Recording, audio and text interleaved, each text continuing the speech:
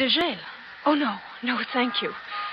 I've changed my mind. I'll come back some other time. Taxi! Some women like to drive you crazy.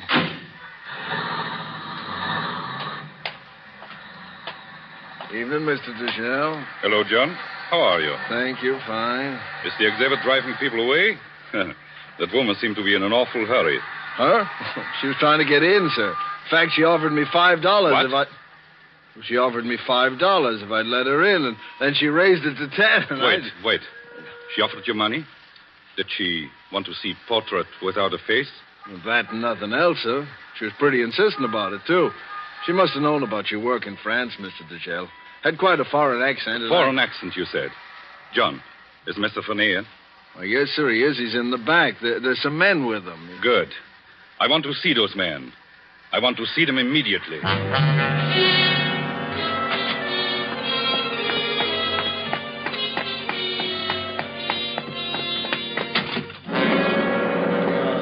Gentlemen. Paul. Gentlemen, the woman we were looking for was here tonight. Really? Paul. Yes, I'm sure of it. I missed her only by a moment. With every brush stroke I made on this canvas, I knew I was bringing her into our hands. I knew she would have to see that portrait.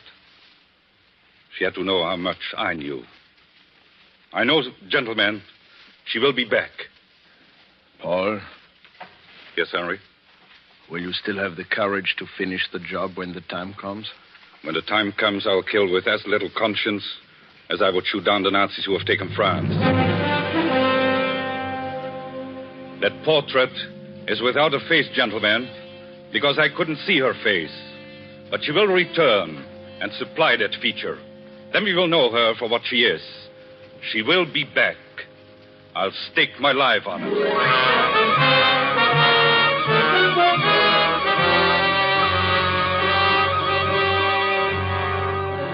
Tonight, for Suspense, Roma Wines bring you as stars Michelle Morgan and Philip Dorn with George Coulouris.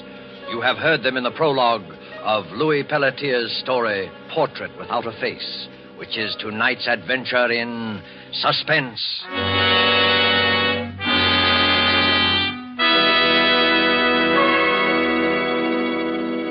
During this intermission of tonight's suspense drama presented by Roma Wines, let us picture a scene in the fashionable restaurant El Patio in Havana, Cuba.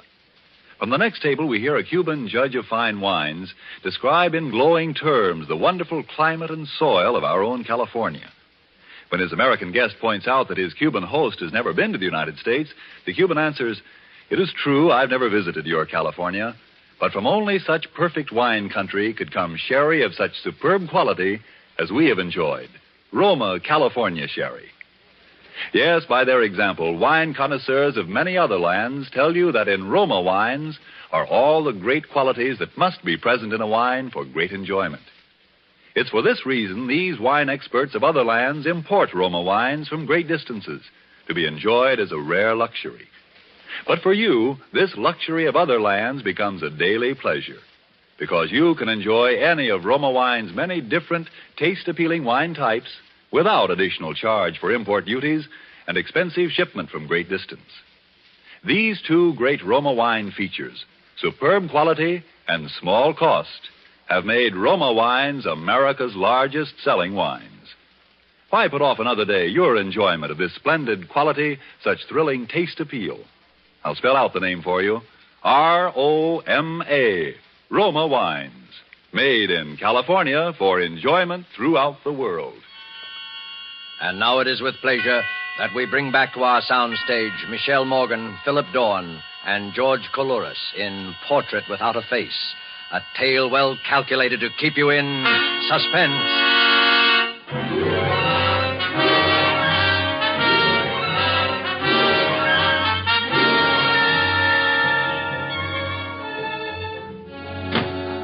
Where have you been, Colette? For a walk, Charles, along Fifth Avenue. I needed a breath of air. You're lying.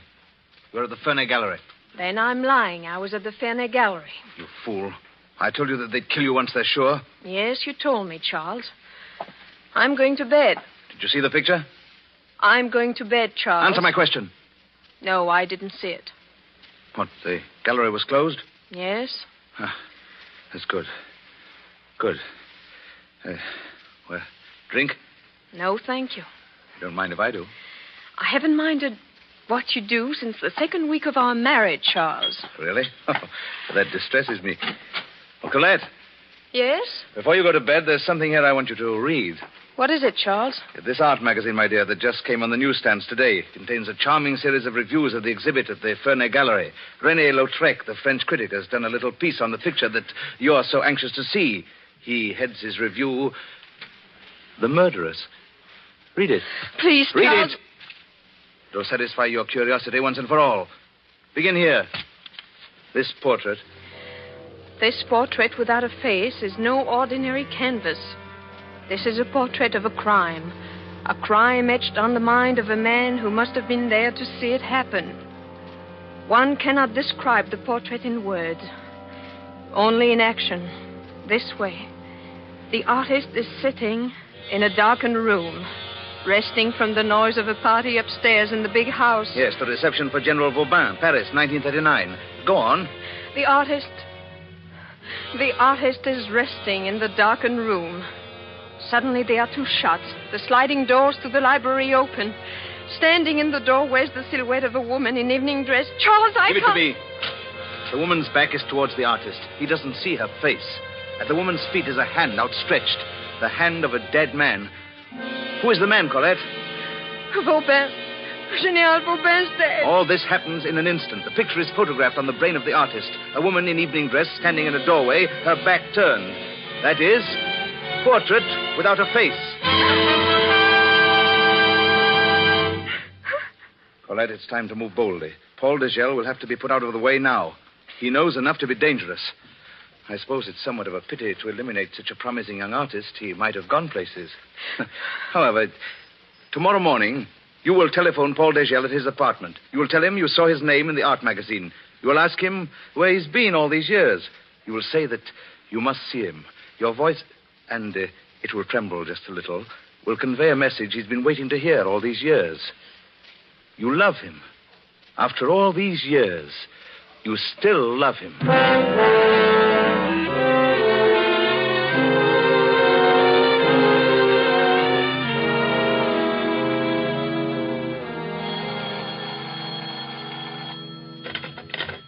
Hello? Yes, this is Paul Degel. Colette. Darling, where are you? Where are you? Yes. Naturally, every day. Every moment. Of course. Anywhere you say. Then the Carlton? The Carlton. What time? 1 or 2? 2. Then at 2 o'clock, dear. Till then... Yes, till then. I'm so happy, Colette. Goodbye. Goodbye, darling. Goodbye, Paul. Oh, that was very convincing, my dear. So much sentiment in your voice. See that it doesn't affect your actions. It's your life or his, Colette. So you've told me. Well, remember it. Stand up. Let me have a look at you. Oh, yes. Oh, you're crying, Colette. How touching. The lovers parted. The lovers reunited. April in Paris. Chestnuts in blossom. Charles, please. Wouldn't he love to know you married me? Me, of all people. And how I'd love to see you two meet. Colette, what will you say to him? What can you say, Colette?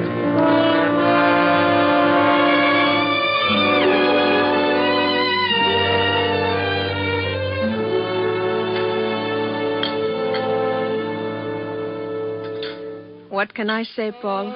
Nothing for a moment. Just let me look at you. Will Monsieur order now? No, not yet. Not just yet. Yes, wait. Bring us 2 sherries, will you? Thank you, Monsieur.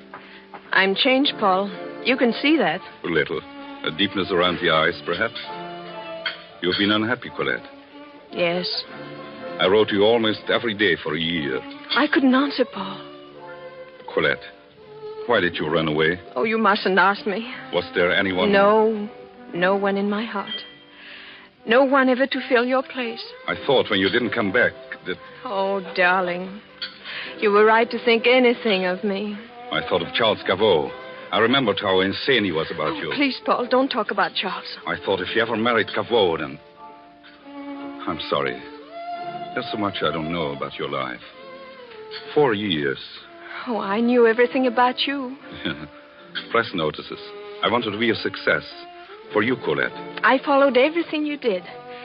The prison camp, I remember that. When you escaped to this country, your first exhibit here. I have all the clippings. Oh, I was so happy for you, Paul. I was so glad they believed in you as I did. Yes, you have been good to me in this country. Very good to me. More than I deserve. No, not more. Only you're just you. I know.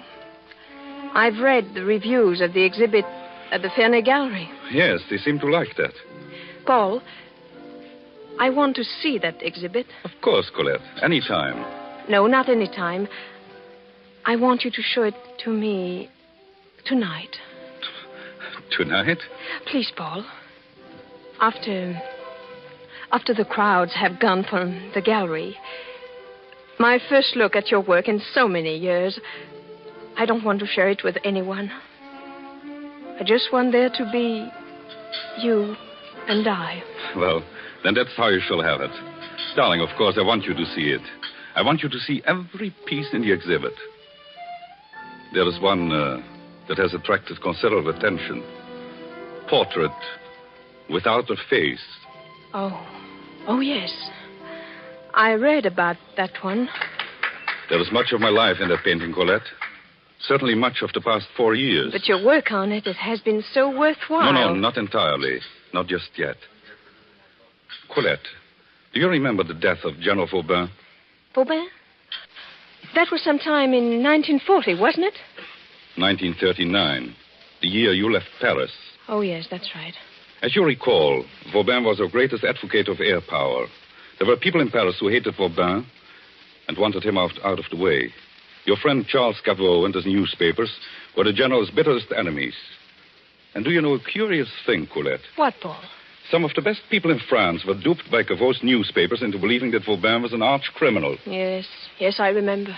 Briefly, some deluded woman fancied herself a modern Joan of Arc and killed Vauban, thinking she was saving her country. A woman? But they say the crime was never solved. It wasn't, but it will be, I think, very soon. Yes, I'm sure that... Forgive me, darling. I hadn't meant to burden you with this. Oh, it is yourself you must not burden, Paul. You have given this matter much of your life. Much of your thought, haven't you? All of my thought, Colette. When I wasn't thinking of you. Or painting. Painting?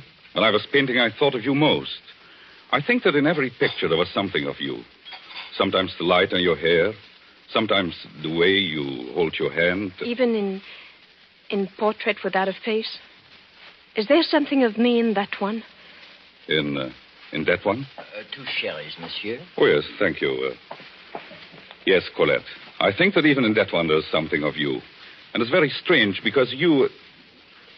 Well, anyway, tonight you'll see for yourself.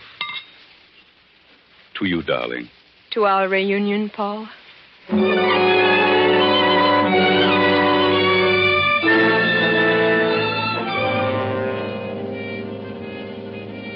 To our reunion. That's what she said, gentlemen. To our reunion. And I wonder if... You are sure, Paul, that she does not suspect? Positive. She is utterly convinced that I am as blindly infatuated with her as ever. She is convinced that in my blindness I shall step out upon the stage she has set for me. We shall see who has set the stage. We shall see who portrays the victim. It will take courage, Paul. Perhaps. There are not many who have your kind of courage. No. There are not many who have my kind of hate, or who have waited so long to spend it. But have no fear, gentlemen. You will see that I do not fail. You will be with me tonight. All of you. With you? I do not understand. I should have said you will be present in the wings just off the stage. It's just 10 now. In less than an hour, my guest will arrive. Before long, he will come into this room to see the portrait. The room will be quite dark. You will be in the background. There There will be no way to recognize what you know.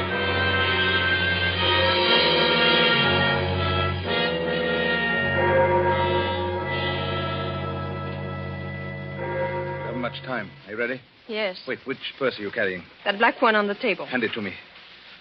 Good. Just the right size. Oh, don't look so wide-eyed and innocent. You've seen a pistol loaded before? Charles, couldn't Colette? we? Perhaps it would be best for me to have a look in on you and Degel this evening. Oh, please, Charles. How do I know that you'll do what you're told? You said it was his life or mine. But you're a sentimental fool. You might... I'll do what I'm told. Very well. Remember, I'll be waiting across the street on the cathedral steps. I'll give you till 11 o'clock. If you're not out at 11... I'll be out. Yes. Yes, you'd better be. It's ready to fire. Here's your purse. The pistol, you see? On top. Watch out when you pay the cab fare. Yes, Charles. I'll be waiting for you on the cathedral steps. And you have till 11 o'clock.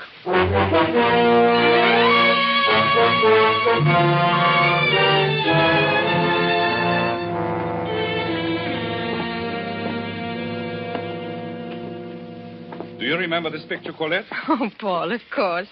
That was the summer we were at Nice. Lovely summer, wasn't it? Oh, so lovely. You see the fishing boat? L'Hirondelle? Remember her? Oh, too well. She made me seasick once. But it was a beautiful summer, Paul. Wonderful summer. Yes. Yes, it was. Well, that's all of the Paris pictures. Now I guess you would like to see the portrait. Yes. Now I'd like to see it. It's in the next room. They have given it a room by itself. Oh. Take my hand, Colette. I've kept the lights out in there. I want you to sit on the bench, then I'll turn the lights on. And you will see the picture as I saw it. I mean, in my mind's eye. Yes, Paul. This way. No, careful. 2 steps down.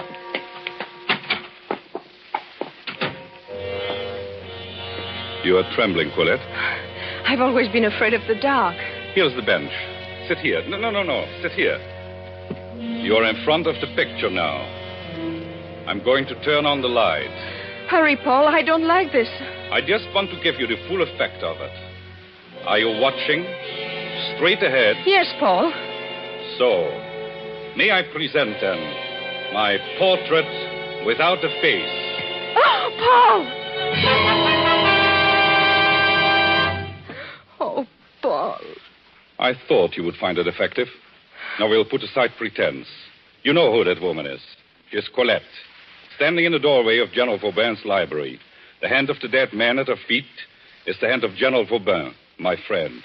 That blood on the floor is the blood of Vauban. The blood that is touching the evening slipper of Colette. Stop it, Paul. Stop it. I've waited a long time for you, Colette. 4 years. I said then that I would make someone pay for the murder of General Vauban. We have a committee, Colette. We formed it back there in Paris in the dark days, just before the war broke out. The committee knows everything about the people who planned the death of Vauban. The committee knows who did the murder itself. Settling with that person has been my special assignment. I have been your special assignment. Your special prize. Is that what you mean? That's what I mean. Oh, I don't care, really. Not now. You cared enough to want to fight back. You came here armed. Oh, no. Don't open your purse. I took the trouble to remove the pistol while you were taking off your coat. No, not this one in my right hand. That's mine. This one. This pistol here. It is yours, isn't it? Yes. French make. Did Charles give it to you? Charles? Yes, Charles. I knew you married Charles. I found it out just before I lost track of you 2 years ago. I knew you married Charles, and I knew why. And you told me this afternoon. Yes, I made you believe that I didn't know about Charles. I want you to come up here to the gallery. I knew you had to come here to find out how much I knew. Charles was right. He said it was your life or mine. He's very clever, Charles. Do you remember when you first met him? I warned you away. I remember. You were impressed by Charles and his politically wise friends. But you didn't know that Charles had sold out his country. I didn't know. You had duped him to believing that Vauban was a traitor. Charles dominated your mind. He controlled you as an hypnotist. They needed someone to murder Vauban, so you were chosen. You were to be the savior of France. You exulted in the role, and You believed it? Yes, up to the very last. Up to the last moment. Then I didn't see how I could go through with it. I couldn't bear the thought of killing a man. You're lying, Colette. No, Paul, no, listen to me. I stood there looking at Vaubin, the pistol in my hand. He looked up. He started walking toward me, telling me to give him the pistol. I felt dizzy. Oh, I wanted to run away But I raised the pistol. There were 2 shots. And he fell at my feet. I dropped the gun. Then you opened the library door to escape. Yes. I ran out on the terrace and through the garden. I ran blindly and fell. Then I felt a strong pair of arms lift me up. Charles was there. You told him you had killed Vaubin. Yes, I begged him to take me away I needed someone desperately. He promised me to take me out of France and let me forget. Oh, Paul. Paul, turn out the light on that horrible picture, please. The light stays on, Colette. I want you to keep looking at the picture. That picture was painted for a purpose. And now the purpose is going to be fulfilled. Paul, will you believe that I didn't want to kill Vaubin? 4 years I've waited, Colette. Now it works out according to plan. I didn't want to kill a man. I didn't want to go away with Charles, but I was in too deep. Paul, listen to me. I've loved you, always. You must know that. After tonight? After you're coming here to kill me? Open my gun, Paul. Open it up. You'll see that it's empty.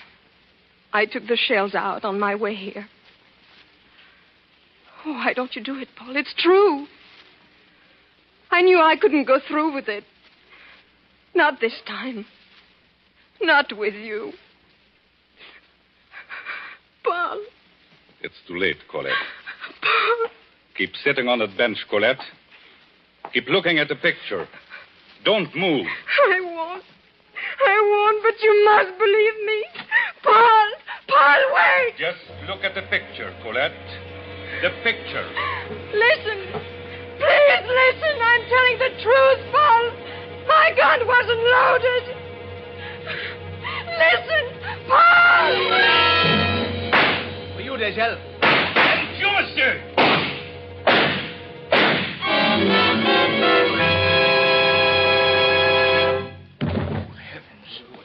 He's all right. Paul, are you all right? Oh. Yes. I'm all right, gentlemen. Gentlemen, may I present the late Monsieur Charles Cavot. 4 years. 4 years of painting and planning and waiting. Paul, take me out of here. Yes, darling. Colette, I'm sorry I had to do this to you. It was the only way to find him. I knew he was here to kill again. Both of us. Charles? Charles killed Vaubin. I picked up the pistol you dropped that night, Colette. It had never been fired. Charles was never certain you would have the nerve to go through with it. At the last moment, he took a hand himself. The shots that killed Vaubin were fired from the terrace. In your terror, you believed that you did it. Charles let you believe it all these years. Oh, Paul. I knew he would follow you here tonight. I left the door open for him. He came downstairs when we entered his room. He could hear us talking. I wanted him to hear. I needed time, Colette. Colette, I'm sorry. That was the only way to meet him face to face. Oh, Paul. Don't ever leave me. Never leave me. Never, Colette. We are together now. For always. But before we go, there's one thing left. You see this knife? For us, that is the end of Portrait Without a Face.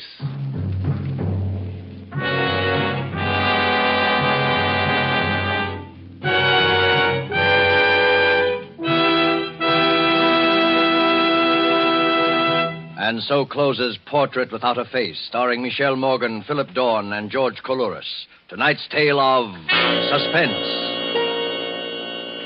Miss Morgan is currently being seen in Warner Brothers' Passage to Marseille. Mr. Dorn appeared through the courtesy of Metro-Goldwyn-Mayer, producers of Madame Curie. You know, if we could bring to this microphone a man typical of all Roma wine dealers, this is what he might tell you. I sell a lot of the good Roma wines. They are, you know, America's largest selling wines. My Roma wine customers, I've noticed, are sociable people who enjoy entertaining friends. Talking with me, they give a lot of credit for the success of their entertaining to the enjoyable Roma wines they serve. They're thrifty people, too, these buyers of Roma wines. What else could offer so much enjoyment for so little cost? Only pennies a glass by actual check. Now, that doesn't leave much for me to add, except this, perhaps. If you are not already one of the millions enjoying Roma wines regularly, make your own taste test of any of Roma wine's many different taste-delighting California wine types, such as the delicious, tangy Roma Sherry, or the hearty Roma Burgundy, or the sweeter, heavier Roma Port. And discover for yourself why Roma wines are winning international praise, voiced in this phrase, Roma wines are truly magnificent. Let me repeat the name, R-O-M-A, Roma wines, made in California for enjoyment throughout the world. Suspense is produced and directed by William Spear. Don't forget, then, next Thursday for Alan Ladd in Suspense. Presented by Roma Wines, R-O-M-A, made in California for enjoyment throughout the world.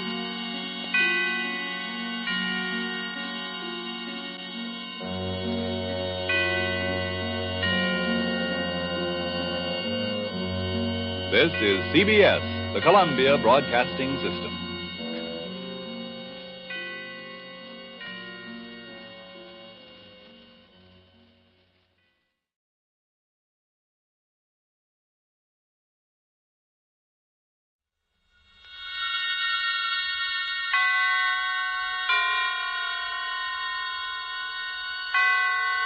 Roma Wines presents Suspense.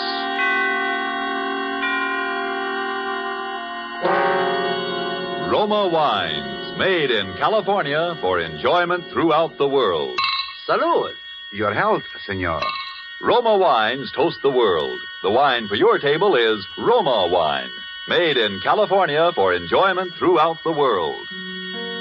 This is the man in black, here for the Roma Wine Company of Fresno, California, to introduce this weekly half hour of Suspense. Tonight from Hollywood, Roma Wines bring you Mr. Sonny Tufts in a suspense play that tells of a murder in Boston and of perilous adventure in Vermont's snow-covered hills. And so with Cat and Mouse, and with the performance of Sonny Tufts as John Guthrie, an engineer, we again hope to keep you in suspense.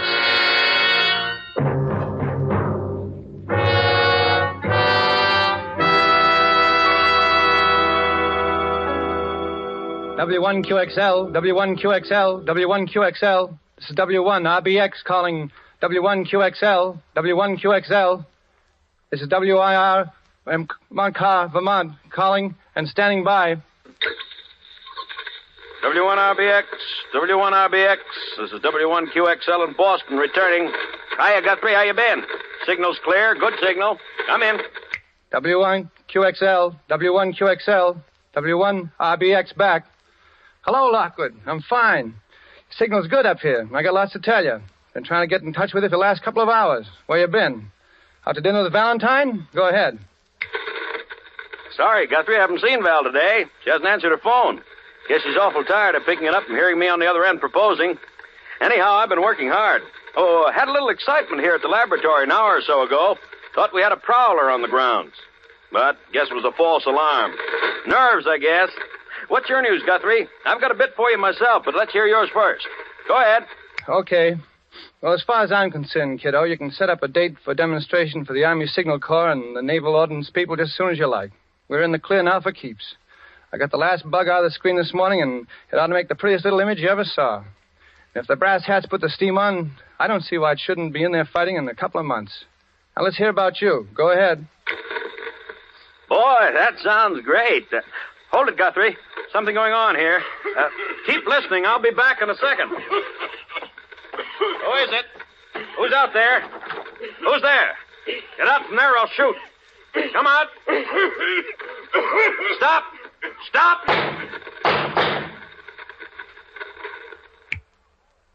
What is it, Lockwood? Howard, what's the shooting? Is that you coughing?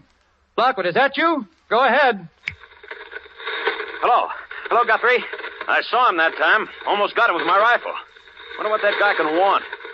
Well, I know one thing he's got, and that's a sore throat. Boy, did you hear that cough?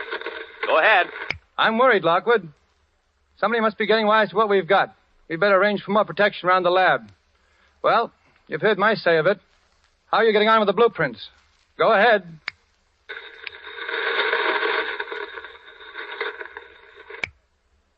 Did you hear me, Howard? Go ahead. W1QXL. W1QXL. What's happened? Come back in. Go ahead. Hello. This is W1QXL. I'm going away. I'm going skiing. I'm going skiing up in Sunbury, Vermont at the Phoenix Hotel. The Phoenix. Have you got that, Frank? Frank? What's all this about you going skiing? You've never been on skis in your life. Besides, I'm coming up to see you, and it's important. We'll get together now in the blueprints, okay? At the Phoenix Hotel. Go ahead, Frank. What's this gag calling me Frank? What's going on? I hear voices behind you. Sounds like interference. You all right? I say, are you all right?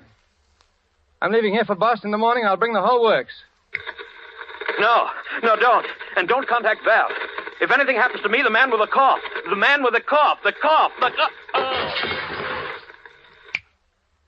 Lockwood, what's up? You still there? Come in. Come in, Lockwood. Lockwood, come in. Lockwood, go ahead.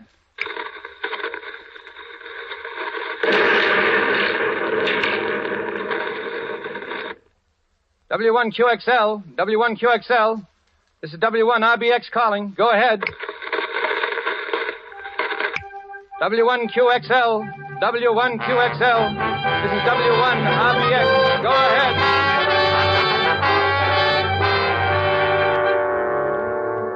Tonight for Suspense, Roma Wines bring you as star Mr. Sonny Tufts, whom you have heard in the prologue to Cat and Mouse by Hugh Pentecost. Tonight's adventure in Suspense.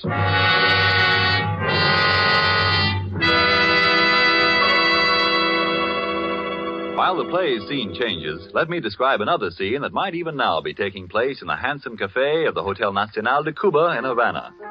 An American visitor has remarked to his Cuban host what great enjoyment the Cuban music and the dancing gives him. Gracefully, the Cuban host returns the compliment, saying, "But your United States makes us a gift that gives great pleasure on many occasions. Your superb wine from the choice wine districts of your California, your Roma wine." Yes, for a wine to give great enjoyment, it must have greatness of character, and it's this that has spread the fame of Roma wines to other lands. Why, otherwise, would these countries import Roma wines to be enjoyed as a rare luxury? How fortunate, then, are you who can enjoy any of the Roma wine's many different delicious wine types whenever you choose without additional charge for import duty, with no high shipping costs added to your small cost for Roma wines. Yet here is a quality so high it has won international recognition. Quality coupled with cost so modest that Roma wines are America's largest selling wines. Why not make your own taste test of these good Roma wines and discover for yourself the fine wine qualities acclaimed by wine experts of many lands? I'll spell out the name for you. R-O-M-A. Roma wines, made in California for enjoyment throughout the world. And now it is with pleasure that we bring back to our soundstage our star, Sonny Tufts, as Engineer John Guthrie in Cat and Mouse, a tale well calculated to keep you in suspense.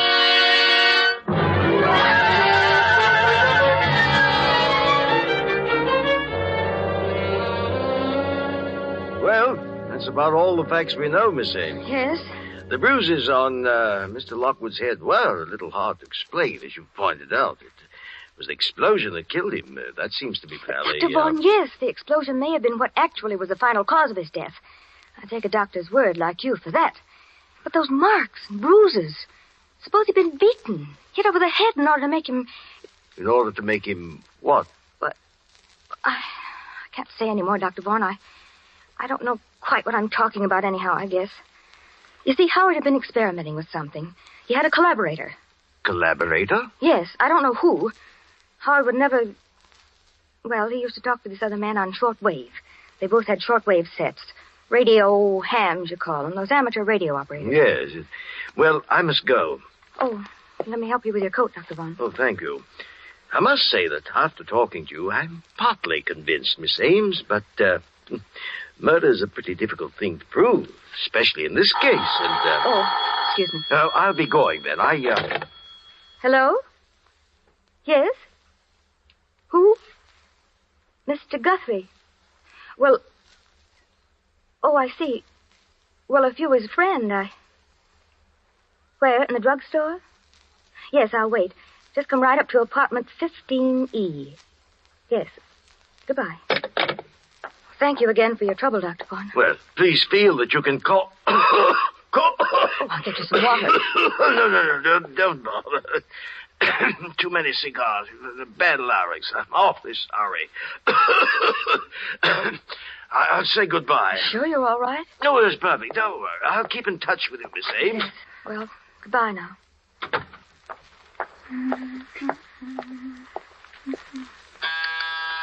Oh, just a minute.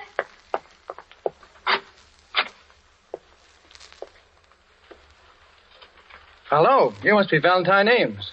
Yes, I am. I'd recognize you anywhere. Well, just, are you Mr. Guthrie? Just throw your things in that chair there. You're just as I pictured you. Lockwood spoke of you so often. Howard spoke of me? To well, you were engaged to be married, weren't you? No, I was fond of him, but never that way. He told me, that is, he said...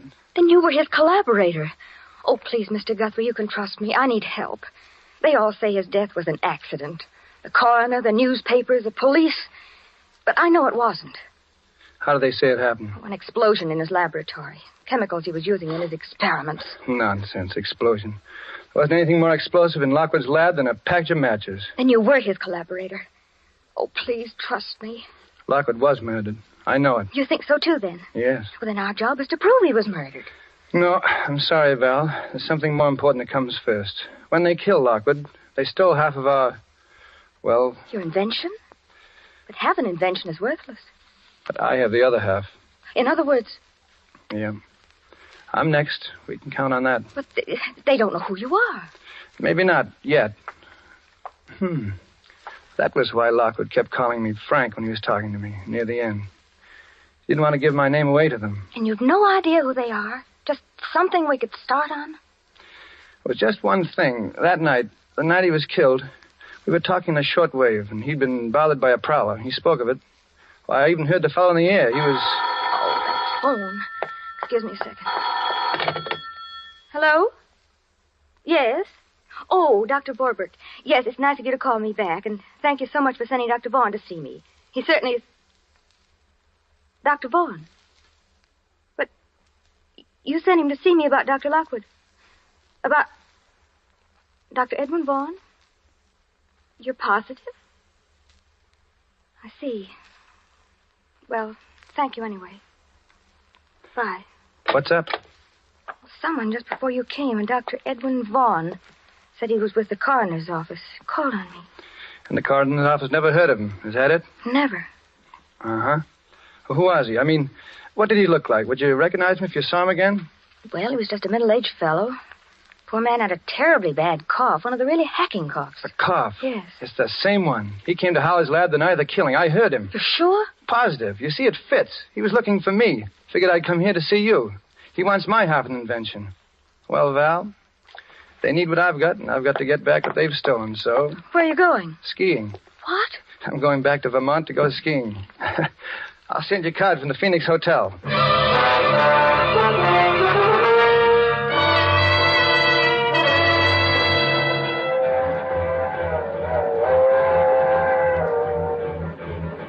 Next up is Sunbury, Vermont. Sunbury. Bring me an orangeade, Porter. Well, hello. You're new up here. Beg your pardon? You're going to the Phoenix Hotel, of course. Heck, get so you know a skiing fan when you see one. I know most all the Phoenix crowd. This must be your first trip to the Phoenix, huh? Yeah, it is. Name's O'Brien. John Guthrie. Excuse me. Do they serve drinks in this lounge car? Yes, they do. Yeah, you're new, too. Well, yes, I've only been in the States a few weeks. Oh, no. I mean new to our weekend skiing contingent. Skiing contingent? Yeah. Oh, yes. I'm O'Brien. This is Mr. Guthrie. What'd you say your name was? Well, Thanks, Porter, thanks. And bring me a couple more cigars, will you? Here, take one of mine while you're waiting, Mr. O'Brien. Oh, thank you. Now, that's what I like about the Phoenix crowd. They're sociable. Everybody pals with everybody else. Sounds very pleasant. Yes, I suppose so. Well, well, anyway, you wait. By Monday, everyone in the place will be calling you by your first name. Oh, really? Well, I guess I'd better be getting back to my compartment.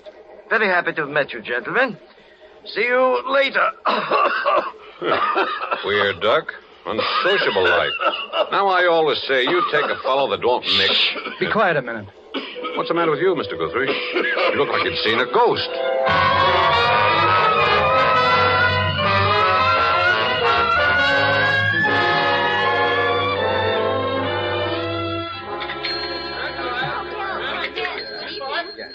Good evening, Mr. Guthrie. I trust you're feeling refreshed now, sir. Yeah, 3 hours sleep and a long walk was just what I needed. Any messages for me? No, sir. Good evening, Mr. O'Brien. Hello there, hello. Ah, there you are. I've been looking for you everywhere. Want to introduce you around to some of the folks here. Well, thanks, Mr. O'Brien. I would kind of like to get acquainted. Why, sure. Be sociable. You see the old lady in the wheelchair? That's Mrs. Garvey. Mrs. Garvey, eh? Yeah. They're new here, too. Legs paralyzed, poor soul. Always sits and knits. The husky man's her husband. Well, hello there, folks. Hello, Irishman. Well, Feels good here. so you're our newcomer. Only one of them, yeah. And this sweet soul, Mr. Guthrie, is Mrs. Garvey. Excuse my not shaking hands. I'm all tied up in this ball of wool. When you can't walk, you compensate by keeping the hands over busy. Well, it's very considerate of you to make me feel at home here, Mrs. Garvey and Mr. Garvey. Surprised a strong young man like you isn't in the army. Really, Daddy, you have to excuse him, Mr. Guthrie. Nosy and fresh. Well, there's no harm done. See, I'm an engineer, and they've deferred me. Theory is I'm doing my share as is, I suppose. Yeah. I'm a promoter myself. Here, Daddy. Hold out your hands. That's it. Now, don't wiggle or my wool will slip. And I'm not in the army because I'm too old. Took advantage of the over 38 law. I'm 59. He's a card, isn't he? Sure is. Just what is a promoter, Mr. Garvey? Careful, Daddy. Those knitting needles almost stuck you then. They're special needles, Mr. Guthrie. Sharp. Why, they could cut ice or pierce wood. Or kill a man. Yes. Yes, I'll be careful, Mother. So you're an engineer, Mr. Guthrie. I knew an engineer. Fine boy. Oh, I remember him. He was a dear boy. Anybody I know? No. I thought I'd try to get him to come up here. Was working on an experiment I was very much interested in. He wouldn't do business with me, though. Yeah? Now, bring your hands together, Daddy. That's a good boy. Fine. Daddy has such big, strong hands, yet they're so gentle. Well, the boy's dead now. Met with an accident, I think. Really? What did you say his name was? Howard Lockwood. Yes, Lockwood. He had a collaborator I've been trying to locate. He and I could really have a long talk. Say, by the way, Guthrie, have you seen that bird, the unsociable one we came up in the train with? No, I haven't. He's probably a big businessman. He seems so nervous. I tell you, it doesn't pay. Be sociable. Business can always wait. Definitely. When I see how little you fellas get out of life, I thank heavens I had the sense to retire. How long have you been retired, Mr. O'Brien? Be 4 years in June. You in business for yourself? No, I was a professional man. Oh, I see. Medicine? No, detective. I was with the FBI. FBI.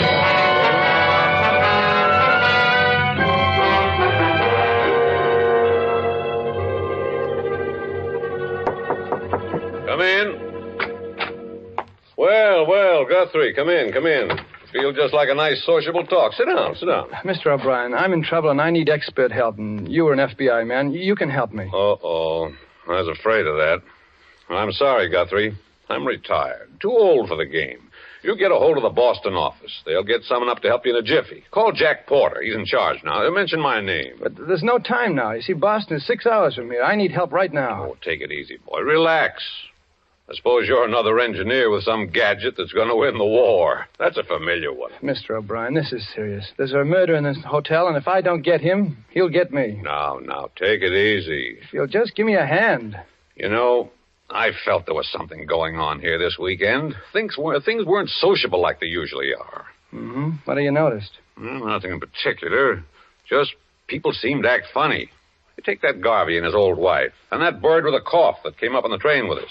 What's he up to, eating his meals in his room?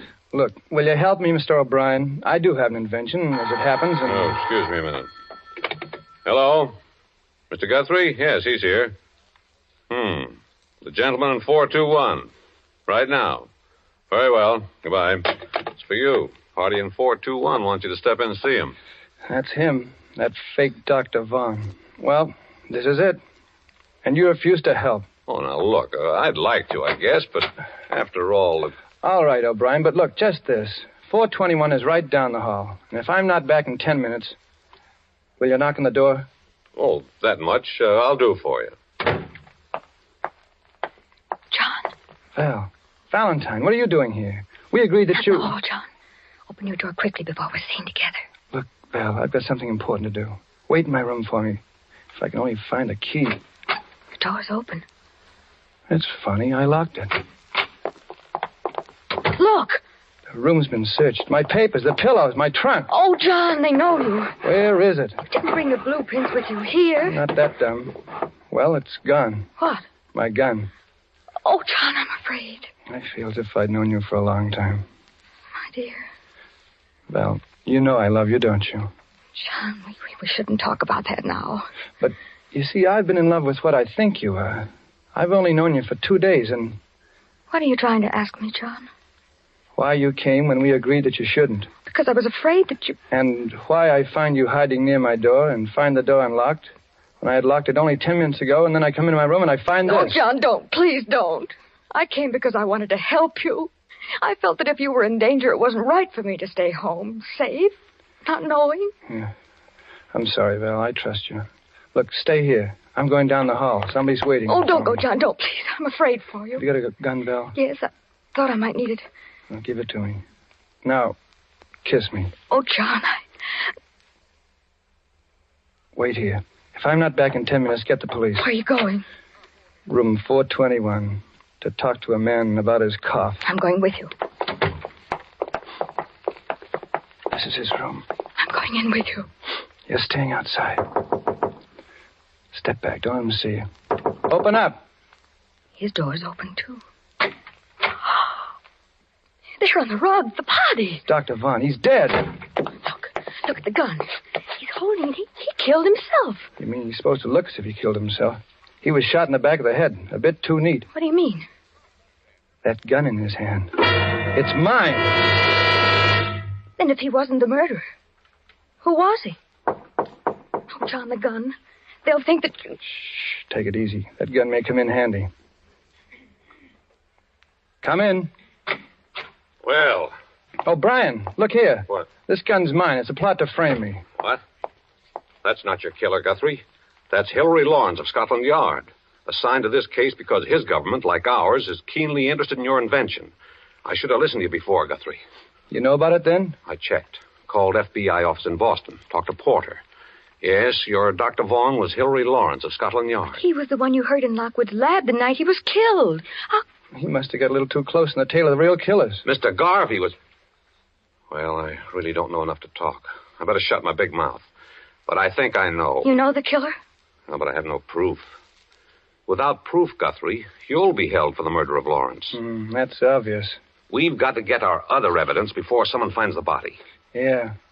You know, there must be a hideout around here they operate from. There's a cabin about a mile to the left from the top of the ski jump. I saw it one day when I got lost.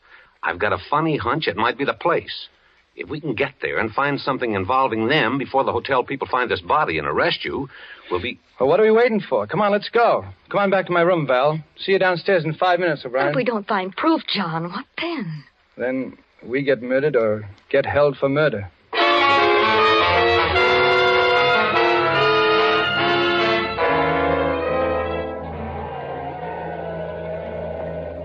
The cabin's dark. Yeah, one of these keys must fit. That one does it. Softly now. Mr. Guthrie, I'll take Miss Ames's gun. You're too impulsive. Thanks. Well, there's no one here. Draw the shade, please. I better keep a lookout on the road. Someone may come. That's a good idea. Now, this is what I call a real sociable evening. Look, a note. It's addressed to me. Well, we're in the right place then. Read it. Guthrie, 200,000 in cash for your blueprints, and you can get the cash first, wherever you designate, with no questions asked as to what government gets them. Why those... Calmly, my boy. You don't have the prints here, do you? No, they're in a safety vault, and my name is San Francisco. What's that there, that panel? It's a radio rig, sending and receiving. Someone's coming. Who? Quick, turn up that light. Sneak a look, John, here through the window. It's Garvey, and he's alone. Alone? Are you sure? Where'd he put that wife of his? Take another look. He's alone, all right. I knew she was a phony. She does too much knitting. I wonder where she is. All right, Miss Ames, out you go, quickly. Get to the foot of the road before he does. Uh-huh. It's your car, understand me. Yes. You're lost, looking for a way back to the Phoenix. Delay him from coming in here. Right. I'll go outside. You search the place, O'Brien, with Val. No, let the girl go. Her best weapon is her charm. Hurry now. Stall him as long as you can. Good luck. Don't worry. I can see them from here. Look at it. Short wave. Yeah. With this outfit, Garvey could hear Lockwood and me talking over our work. Yeah. Pretty clever operator, I'd say. Can you see Val? Yeah. She's getting near him now. Brave girl, that one. The best. There she is. He's seen her. Let me have a look. See them? Over my finger, between that row of trees. Yeah, she's talking to Garvey now. She'll stall him. Yeah. Hey, come on, O'Brien. Let's start searching his place. Wait a minute. Look, they're coming this way. The two of them. Well, I should have known. Val? Oh, no, it can't be. Sorry, Guthrie, but you're seeing right.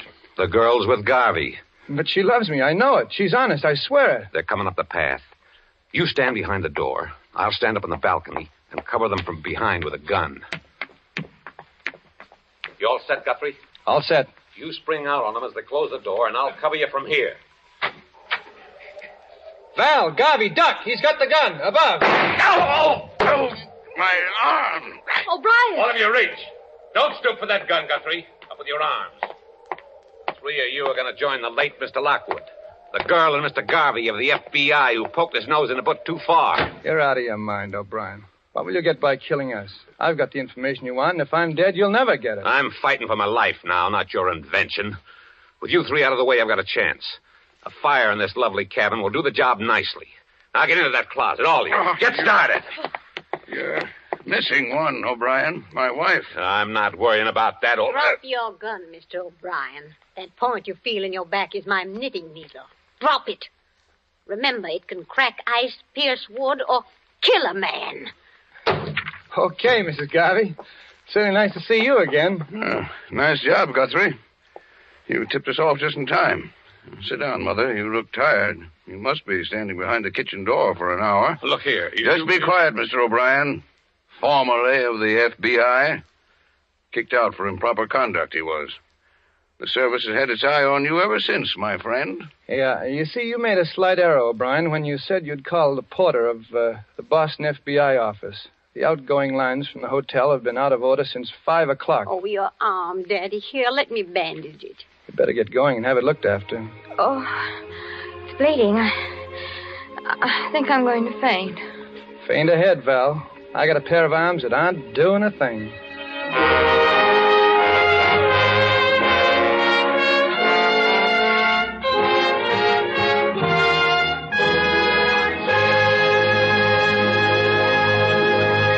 And so closes Cat and Mouse, starring Sonny Tufts, tonight's tale of Suspense.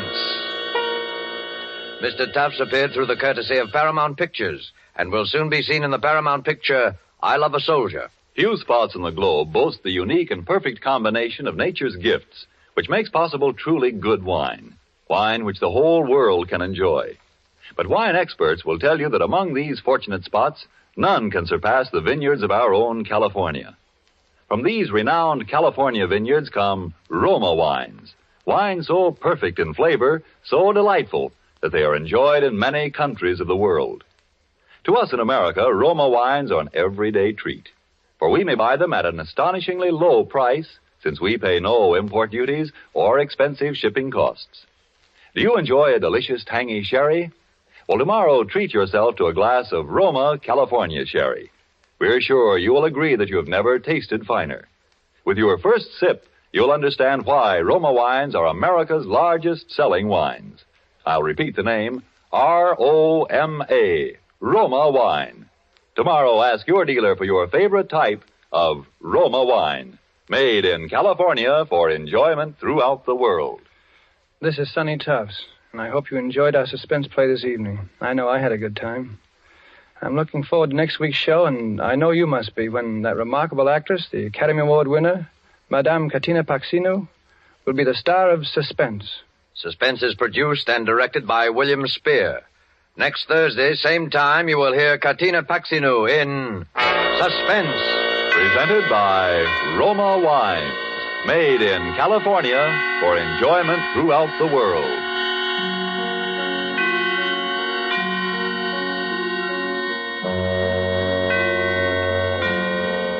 This is CBS, the Columbia Broadcasting System.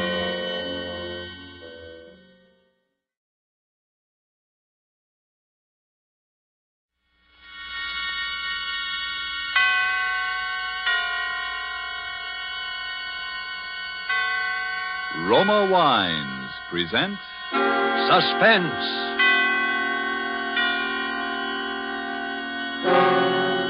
Roma Wines, made in California for enjoyment throughout the world. Salud. Your health, senor. Roma Wines toast the world. The wine for your table is Roma Wine, made in California for enjoyment throughout the world. This is the man in black, here for the Roma Wine Company of Fresno, California, to introduce this weekly half hour of Suspense.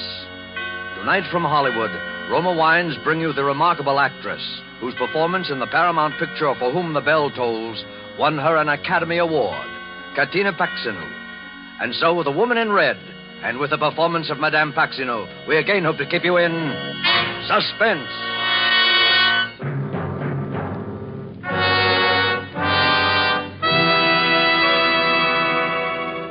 In all of London, few houses were so fine, so correct, so austere, and yet gracious with age as number 30 Henrik Square. That was true of its reception room, true of its long, quiet hallway along which the young man led the girl. Aunt Rita, this is Miss Julia Ross. The woman rested her knitting in her lap and slowly turned around. She was a giant of a woman of 60 in a bright red dress. For several seconds, she stared fixedly across at Julia. Then, in an instant, a soft, gentle smile came on her face. Perfect. How perfect. I beg your pardon? Here. Come over here, child. Let me look at you. That's it. Over there, child. Sit there on the divan. And Carl, I think I shall have my milk now. And Miss Ross will have some with me. Will you? Won't you, Miss Ross? Some milk? Oh, but I never... Some warm milk and a biscuit. Of course you will. I always find it very sustaining. Carl, you heard the young lady. And stop staring at her. You've seen a pretty girl before. Was I staring? Excuse me, Miss Ross. Harry now like a nice boy. Is he your secretary? Let us say that he has been substituting until I found someone like you. You mean you think I will do? Don't you? Well, all I know is when I saw your advertisement in the paper, Miss Crable, I couldn't believe my eyes. Wanted secretary, Irish girl, blonde hair, age about 25. It was all so perfect. It sounded just, well, it was like me. And just like Sheila. That was my former secretary, Miss Ross. You who passed away just recently. Oh. She had been with me many years. I'm so sorry, Miss Crable. I had the feeling that my loss might be lessened if I could really replace her. An old lady's whim, of course, because no one is ever exactly like someone else. You, for example, I'm sure you have friends, acquaintances. Relatives, perhaps, you see now and then. Sheila didn't... But you see, I don't. What I mean is, my parents aren't living, and so far as friends or acquaintances are concerned, I hadn't had much time lately, and... Well, my landlady, of course, I know her, but... Unbelievable, Miss Ross. Because it's so perfect. You see, the less time you have for outside attractions, the more time you have for me. The milk, Aunt Rita, and the biscuits. Will this table do here? That will be fine, dear. And leave us alone. Oh, very well. My aunt is a very domineering woman, Miss Ross. But also a generous one, I think. Your milk, dear. And a biscuit? Oh, just the milk, thank you. Miss Crabo, there's something you must know. Well, don't hesitate, child. Miss Crabo, I'm afraid I'm not quite what you think. I mean, I've never really done any secretarial work before. I've had some business training, a little, but not actual experience. I mean it, Miss Crabo. I lied in what I wrote you. I wanted the position and I needed it so much. You silly girl. You mean you still want me? Certainly. Now finish your milk before it gets cold. Oh. As a matter of fact, there will be very little secretarial work for you to do. I shall want a sort of, a companion. Now, I shall want you to start immediately. You will, of course, live here in the house and... Live in the house? But, of course, you are my companion. Oh, but I didn't understand that Yes. Well, then, I think perhaps I should make plans accordingly. I mean, I'd better leave now. I shall want to go to my boarding house and cancel my lodging. Oh, there will be plenty of time for that, child. Carl and I generally take an afternoon stroll and would like you to... But you see, there'll be other arrangements. People I must see and people? things to... But you said you knew no people. Oh, yes. Well, Miss Crabo, I have no qualifications for this position.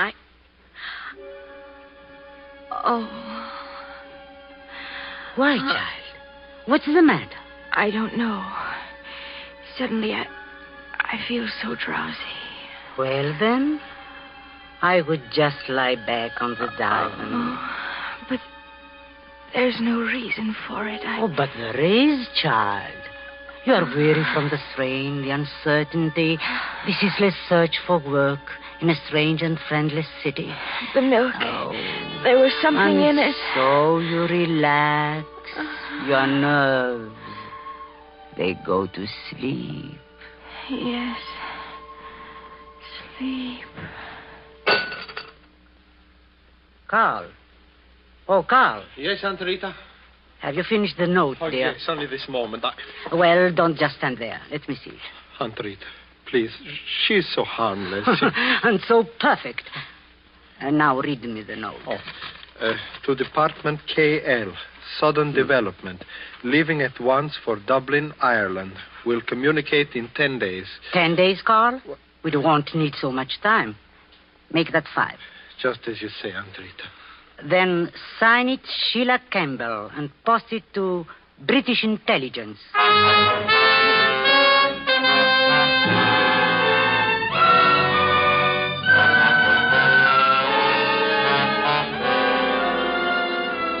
Tonight for Suspense, Roma Wines bring you as star Madame Katina Paxinu, whom you have heard in the prologue to The Woman in Red by Anthony Gilbert.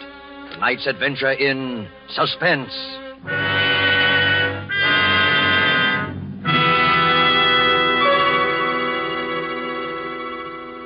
You remember the old saying, the grass is always greener in the other fellow's yard? Well, you might agree with the truth of that statement if you happen to overhear a conversation like this. Let's imagine we're seated in the smart and festive Club Montmartre in Havana, Cuba. An American has just complimented his Cuban friend on the fine quality of Havana tobacco. Graciously, the Cuban replies, "But you of the United States need have no envy of us. Nature has made a great gift of perfection to your country, too. The magnificent wine which we are all so fond of. It is Roma wine, made in your own California." Friends, that little scene is typical of many countries where wine is truly enjoyed. For in other lands, Roma wines must be imported over long distances from our own California. A luxury to be enjoyed on special occasions. While lucky you can enjoy these superb Roma wines as a daily delight, with no import duty, no expensive shipping charges added to your cost for Roma wines.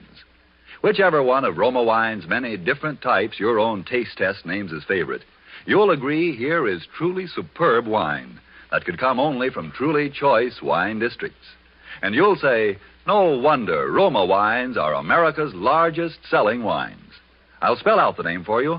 R-O-M-A, Roma Wines, made in California for enjoyment throughout the world. And now it is with pleasure that we bring back to our sound stage our star, Katina Paxinu, in The Woman in Red, a tale well calculated to keep you in suspense.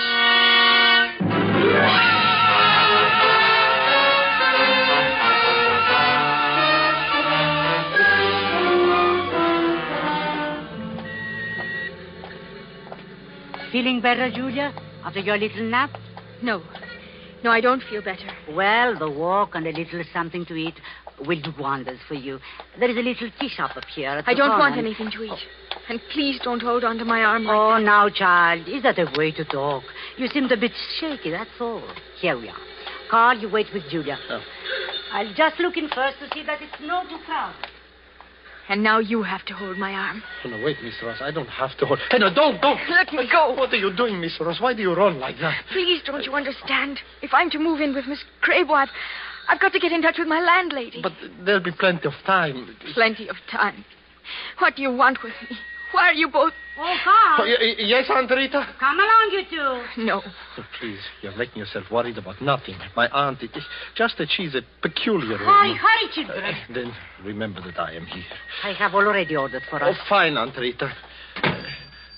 Our table, this is it? Yes, sir. You're in the corner. Miss Crabo. Thank you, Mr. James. And Sheila will sit here to my left. Of course. Miss Sheila. Miss Sheila? What? This is your place here, Miss Sheila. Sheila? Why are you calling me Sheila? What is it? Why are they laughing? Pay no attention, dear.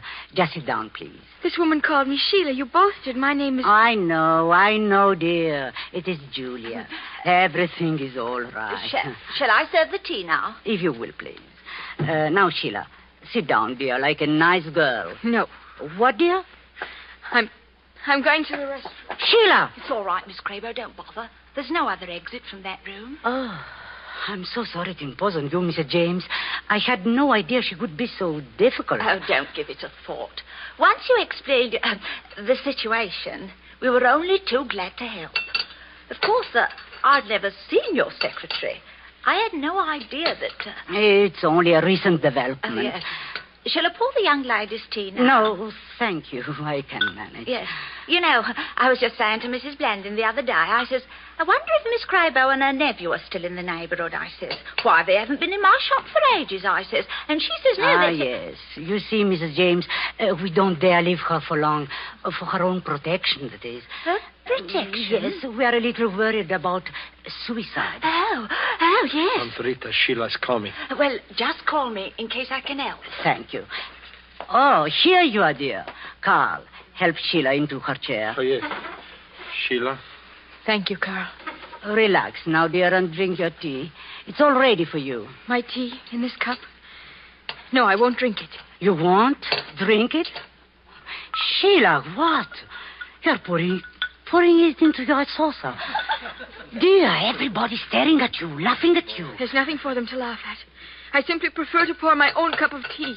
And that's exactly what I shall do. But dear, you don't think I... Do you really believe that I put something in that first cup of tea? Yes. Yes, I do. You did it before, and there's no reason to think you wouldn't do it again. Sheila! Very well, then. Drink your tea. Only hurry. I don't think I can endure much more. Never mind. I shall hurry.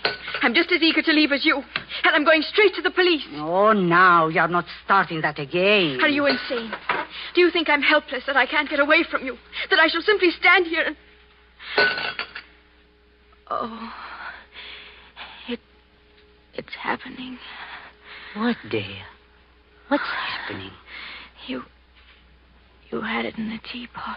Oh, you're tired again, aren't you, child? Is there something I can do, Miss Crabo? These attacks, Mrs. James, they leave her quite exhausted. Oh. If you'd be good enough to open the door. Of course, Miss Crabo, of course. No. No. She must be taken straight to her room, Carl. Please, if you just give her a hand. That's it. That's fine. You are really such a help to me, Carl.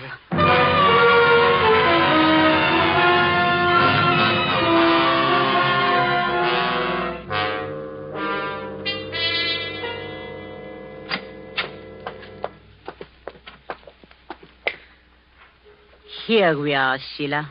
Right here. Now, just go to bed, dear. Let me alone. Come along then, Carl. Sheila is quite tired. Yes, Aunt Rita, I shall. You said you'd always be here. You've got to help me. What can I do? Here. I've had it in my pocket. A note. Are you coming, dear? Right away, Aunt Rita. It's to my landlady. I wrote it in the restroom at the tea shop.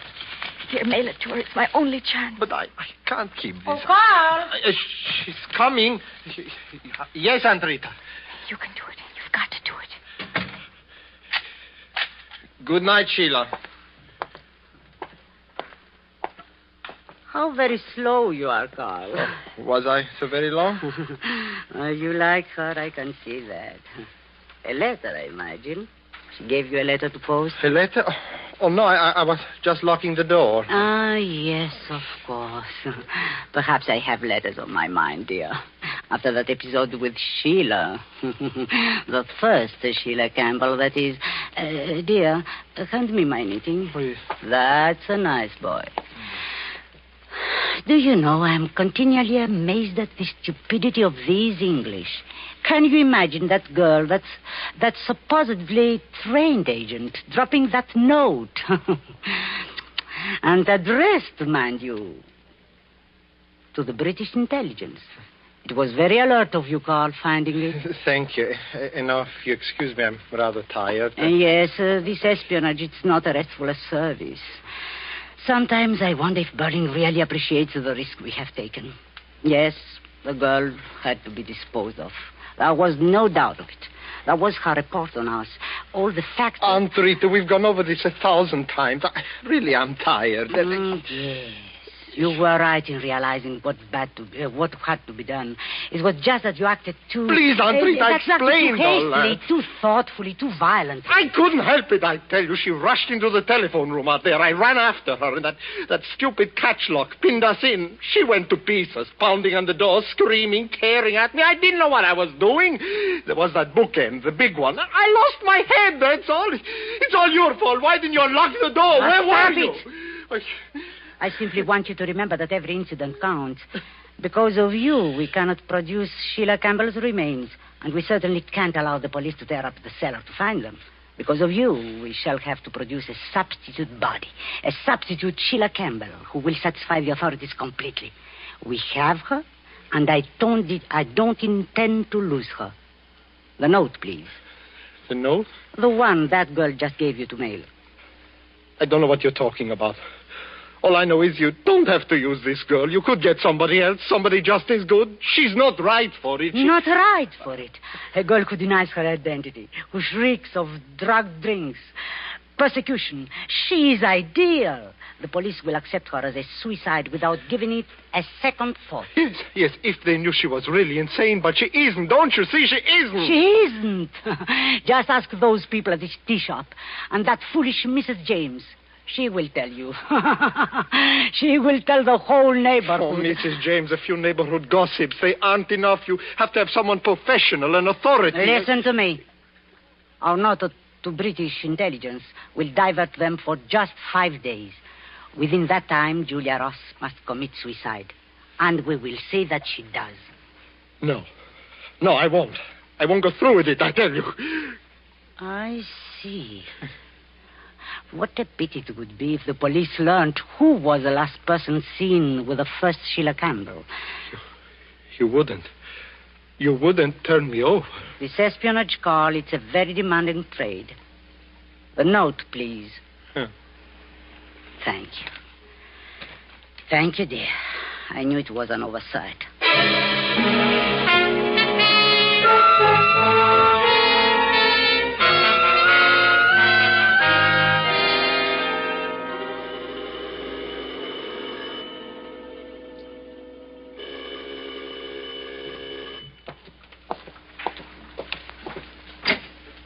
Yes, sir. Could you tell me if a Miss Crable lives here? Why, yes, this is her home, but she's rather busy upstairs, however. Carl. Yes, Andrita?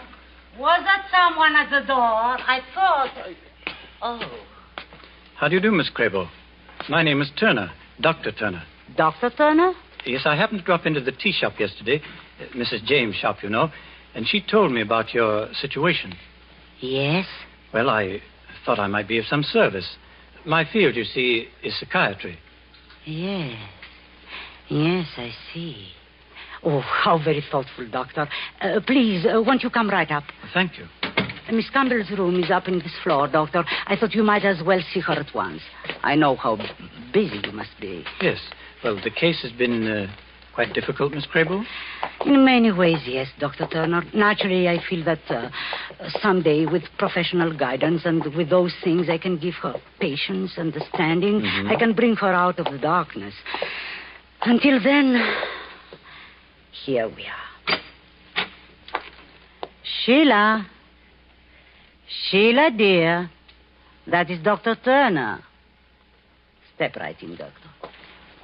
He's coming to visit you, dear. How are you, Sheila? How do you feel?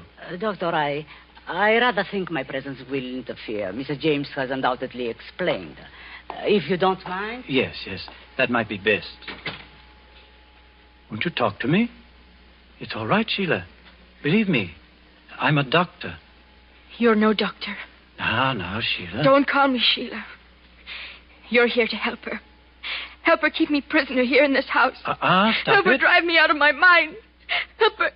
Yes, help her to murder me. Sheila, pull yourself together. She's told you can't afford everything. to act like this. Told you how to act. You must act. Why don't you leave me alone? Why don't you go away? Oh, excuse me, Dr. Turner, but I became a little bit uneasy. Yes, I can understand. Well, Doctor? Yes, it's persecution mania, clearly enough. She has all the symptoms. The deep melancholia, the stubborn, hysterical insistence that she's about to be done away with. Yes? I happen to be attached to the King James General Asylum, and I'm somewhat familiar with this type of case. There is one important thing, Miss Crable. Over here, please. Yes, Doctor? The matter of Miss Campbell's protection. Her protection? Yes, from herself. You undoubtedly are not aware of it, but her type is often inclined toward suicide. How dreadful. In case those tendencies should become apparent, naturally you'd let me know. Naturally, Doctor. She would then require professional care. Meanwhile, I'm sure your own treatment will be as effective as any. Patience and understanding. Torture me like this, will they? Murder me here in this house. Sheila! No, I won't let them. I'll kill myself first. Miss Campbell. I'll kill myself. That's what I'll do. The window. Stop her. Carl, Carl. Yes, the window. Yes, that's it, the window. I'll jump through the window. Young woman, control yourself. Let me go. Don't let me down. Tomato, what's going on here? What happened? Well, this girl, she just tried to kill herself. I'm afraid this changes things, Miss Crable. She must be put away. Put away? Yes, as soon as possible. I'll have the men come at once. You mean take her away from me? But you can't. I've looked after her myself. Why can't I go on doing that? Because it's beyond you now, Miss Crable. No. No, I'm sorry, but there's nothing else I can do. Would you be good enough to direct me to your telephone? Telephone? Yes, I wish to order a car. Some men from the asylum. Of course. There is a small telephone room right on down the hall. This way, please. I know how you must feel, Miss Crable. But you see, it's the sort The of thing- telephone, Dr. Turner, is in this room, right here. Just sit down there at the desk. Well, thank you. You're sure the young man can handle the girl? I mean... I will go back myself and take charge. Well, that will be safer, I'm sure. Excuse me. Hello? Turner speaking. Yes, Dr. Turner. I'd like you to send a car right away. And 3 men. The address? It's number 30... just a moment. Miss Crable. Miss Crable! Yes, Dr. Turner? I can't open the door. It's locked. Oh, sorry, Doctor. I'll have to get the keys from Carl. Keys to unlock this door? This very special lock, Dr. Turner. You don't need any keys. Just open the door from your side. Miss Miss Crable, where are you? Miss Crable? Aunt Rita, she won't stop crying. I just can't get her to stop. I will get her to stop. A clever one, aren't you, child? Pretending to commit suicide so the doctor would take you away. The doctor, where is he? A splendid idea you had, leaping out that window. We'll see if we can help you this time. No, don't come near me. Carl, we've only a very few seconds. Get her across the window. Don't make me do it, Aunt Rita. Please, you don't. You wretched, sniveling coward. Do you want us both to hang? Help me get this girl to that window. You'll be sorry you made me, Aunt Rita. You will.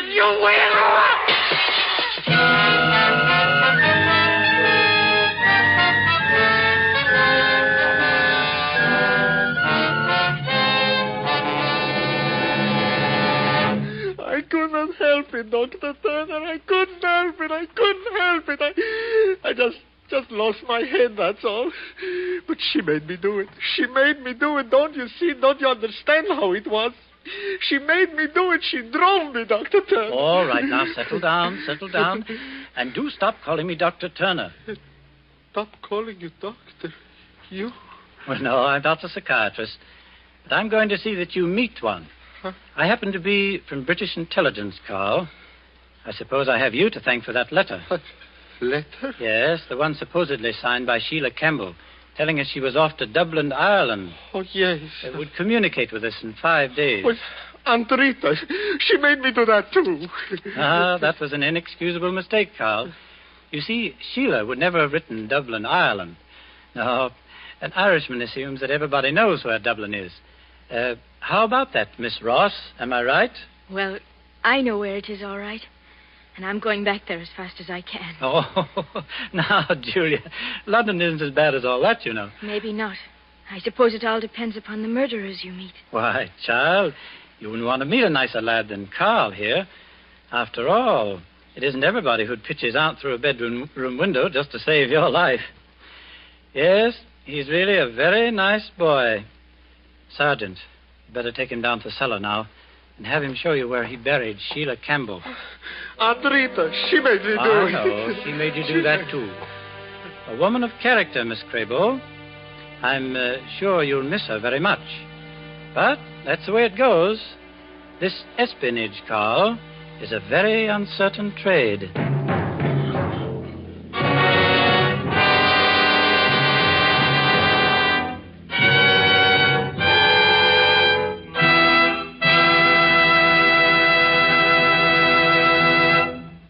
And so closes The Woman in Red, starring Katina Paxinu. Tonight's tale of suspense. Spotted about the globe, wherever wine grapes grow, there are a few wineries whose products are made for world enjoyment. Among such wineries, right here in California, are those of Roma. And we who live in America have the pleasure of enjoying Roma wine at exceptionally low cost. For we buy it free of duty and free of excessive shipping costs. For instance, Roma California Sherry is the queen of appetizer wines. And not only that, but a wine so delicious it is suitable to serve at any time, cool or chilled. But no matter what your preference may be, you will find a Roma wine costing far less than you would expect to pay for such distinguished wine. In Roma, you have the old world art of winemaking, plus the extra care, constant tasting and testing, which modern knowledge adds to that ageless art. That's why Roma wines have a universal appeal, why they are America's largest selling wines. I'll spell out the name for you. R-O-M-A, Roma Wines, made in California for enjoyment throughout the world. This is Katina Paxinu. I hope you enjoyed our suspense play this evening, and that you don't hate me too much. I'm not really as bad as that. Next week, I know you will want to listen when Mr. Orson Welles will be your star. Suspense is produced and directed by William Spear. Don't forget, then, next Thursday for Orson Welles in Suspense. Presented by Roma Wines. ROMA.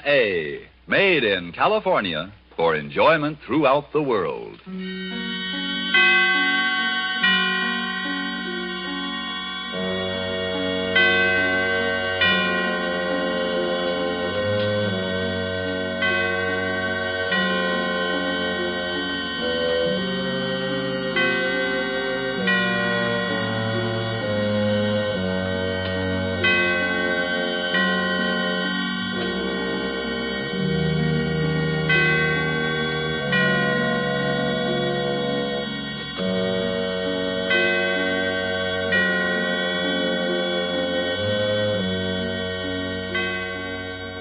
This is CBS, the Columbia Broadcasting System.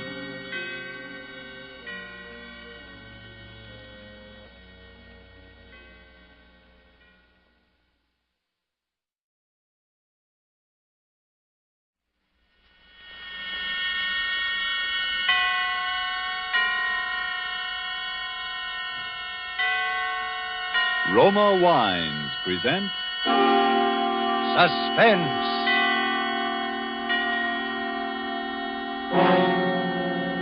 Roma Wines, made in California for enjoyment throughout the world. Salud. Your health, senor. Roma Wines toast the world. The wine for your table is Roma Wine, made in California for enjoyment throughout the world. This is the Man in Black, here for the Roma Wine Company of Fresno, California, to introduce this weekly half hour of Suspense. Tonight from Hollywood, Roma Wines bring you as star Mr. Ed Gardner, better known to you perhaps as Archie, the proprietor of Duffy's Tavern, where the elite are wont to meet to eat. Mr. Gardner tonight makes his debut as a dramatic actor. He will not appear tonight as Archie, but in a role entirely different from any he has ever played before. And so with a suspense play called The Palmer Method, and with the performance of Ed Gardner as a pen-pushing gentleman named Joe Palmer, we again hope to keep you in suspense. Then I will be back at 8 o'clock. Okay, that'll be okay. You will be waiting for me? Oh, don't worry, babe. I'll be here. Oh, will I be here?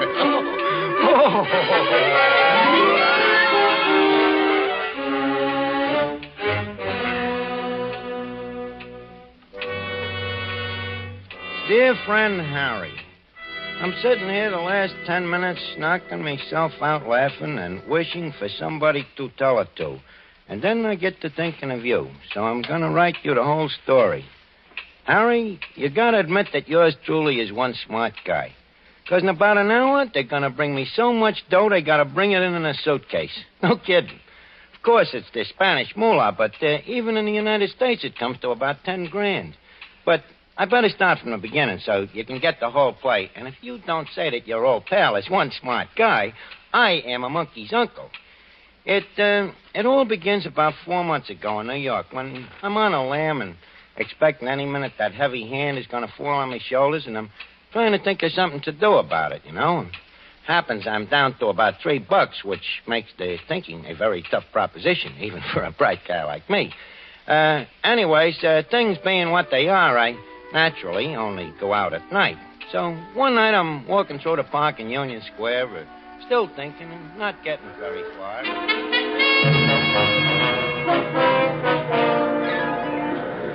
Election X3 here. FDR a landslide. Landed and swamped in 46 states. Election X3. Paper, mister? Huh? Yeah, want a paper? Latest election returns. What election? Are you kidding? The election for president. Roosevelt and Landon. Here, get a paper and wise up.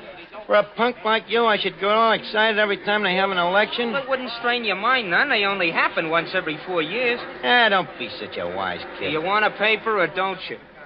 Sure. Give me one. Here, keep the change. Oh, gee, thanks.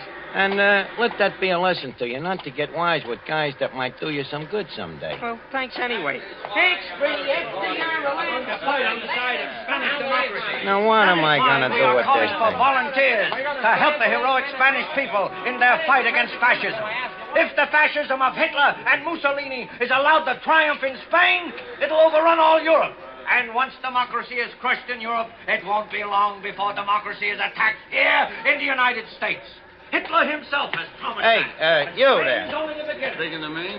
Yeah. What's that guy all wound up about? He's asking for volunteers for the Spanish Loyalist Army. Who they fighting? What's the matter? Don't you read the papers? They're fighting a fascist revolt. Listen, I got a paper here. You think I'm illiterate? I just get kind of mixed up once in a while. Yeah, they put out a lot of propaganda to confuse you. With Hitler and Mussolini on Franco's side, anybody can see what the score is now. Oh, sure. Look at that. Anybody. Fascist bomb Madrid.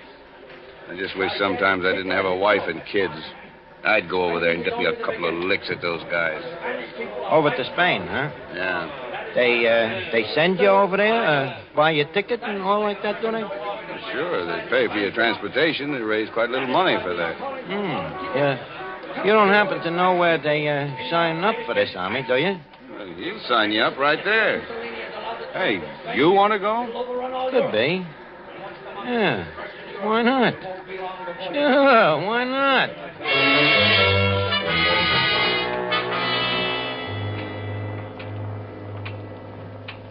You get the play, Harry? Not so dumb, huh? I not only lamb out of the country till I cool off, but I get a free ticket. It's what I always say, Harry. A guy with real brains can always get by.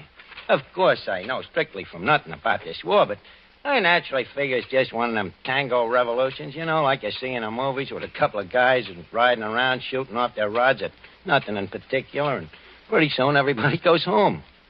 But sometimes I wish I had read more of the front pages of the papers a little more, but when I get off the boat at Spain at a burg by the name of Barcelona, I find out this ain't such a funny war after all.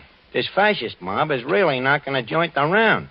There's shooting going on, and they're dropping bombs from airplanes, and the next thing you know, they got me in a uniform.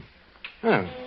So I'm standing there on the railroad station with a bunch of other guys, a whole mob of us, It looked like the $2 window at Belmont. It seems that we're going away somewhere, honey.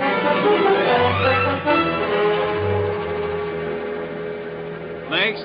Hey, step up here, please. Next. Your name, please? Padway. George Padway. Padway. Your number 336, car 7, compartment 3. Next, please. Palmer. Joe Palmer. How did you spell it, please? Palmer. Like the Palmer method. Oh, yes, Palmer. Jar 337, car 7, compartment 3, with Padway. Next, please. Step up, please. Next. Hey, Padway.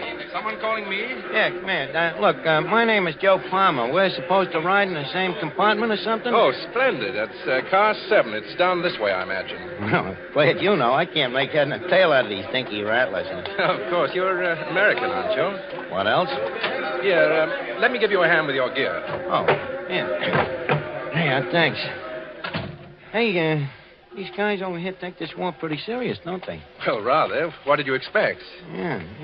See, from what I see around this Barcelona, it looks to me like if they ain't careful, somebody's apt to liable to get killed here. Well, if you think this is bad, what about Madrid? They're dying out there by the thousands. Yeah. Hey, wait a minute. Madrid? Ain't that where this train is going? Well, of course. They're sending us up to keep them out of University City, if we can. And you say they're knocking them off up there by the thousands? I'm afraid so. That ain't good. You're not worried, are you, old man? Well, no, but I'm just thinking that... Papers, please. Padway, 336. No, and no, I'm... Palmer, 337. No, I'm... All in order. Hey, wait a minute. You got us mixed up. Well, how do you like that? It seemed to have got us mixed up, what? Yeah. That would be funny, wouldn't it, if they got us mixed up? You, Padway, and me. Yeah, that would be funny, all right. That would be very funny.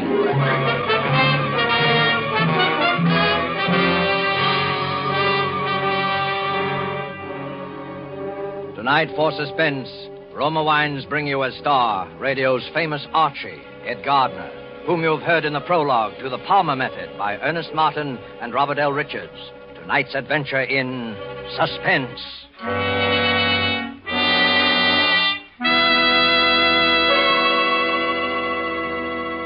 In this brief intermission in the play, let us journey in fancy to Havana and sit at a table in the gay Restaurant Paris. At the next table, we see a farewell party given for an American visitor. The American is wondering how he'll be able to repay in his own country the hospitality shown him in Cuba.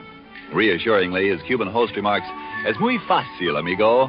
Just be sure to serve wonderful Roma wine. It is wine imported by us from your own country, Roma wines." Indeed, Americans can well be proud that judges of fine wines in so many lands now acclaim the wines of California among the world's most enjoyable of all time. Of these truly superb wines, Roma wines are America's largest selling wines. If you aren't already one of the millions enjoying Roma wines regularly, as a delicious beverage any time, to add sparkle to any meal, to smarten your entertaining, make your own taste test to choose your favorite, choosing from Roma Wine's many different wine types. When you learn their modest cost here in America, with no import duty to pay, no expensive shipping charges to absorb, you'll know why we say Roma Wines are for your daily enjoyment. I'll spell out the name for you. R-O-M-A. Roma Wines. Made in California for enjoyment throughout the world. And now let us return to Joe Palmer as he sits in a hotel room in Spain writing a letter. Ed Gardner is our star in The Palmer Method, a tale well calculated to keep you in suspense.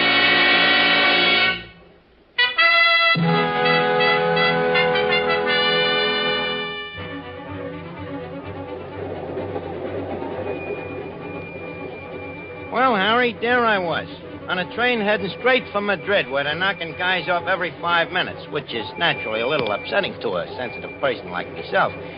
And, anyways, I get to thinking about this Padway guy I'm riding with. I can see there's something different about him from the rest of these guys, so I get to thinking about a plan.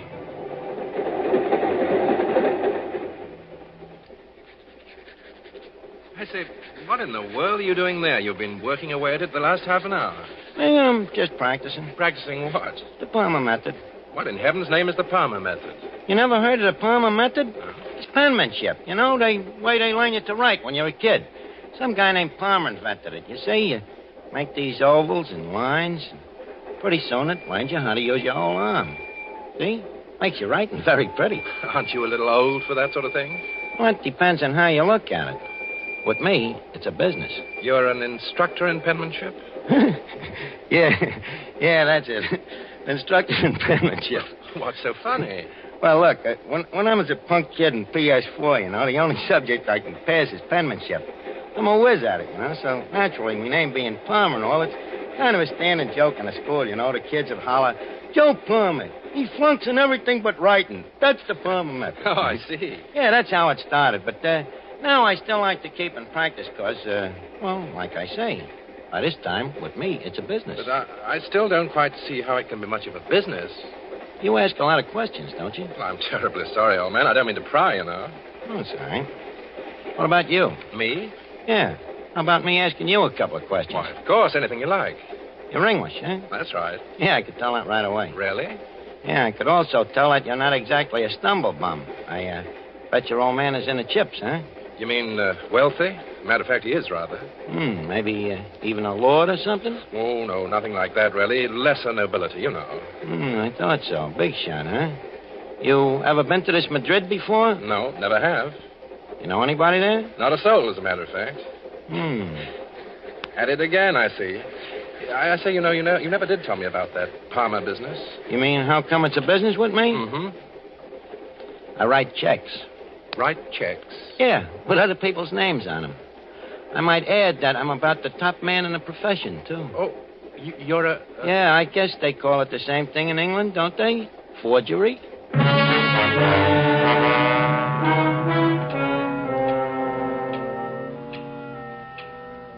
Oh, sure, I told him. So what? He don't know anybody in this Madrid, and I figure he ain't gonna know much about me, and he ain't gonna say much anyhow. Although I still don't know quite how I'm gonna do it. But then I get one of them breaks, Harry, that even a smart guy needs sometimes. By this time, it's night, and we're rattling along with the lights out, blacking on the inside of a nickel cigar, and I wait to see if maybe Padway will go to sleep or something. Well, the next thing I know, I must have dozed off myself. Because I hear a noise, and as I look out, I see it's daylight already, and we're coming to a big berg. Padway's awake, too, and he's looking over at me.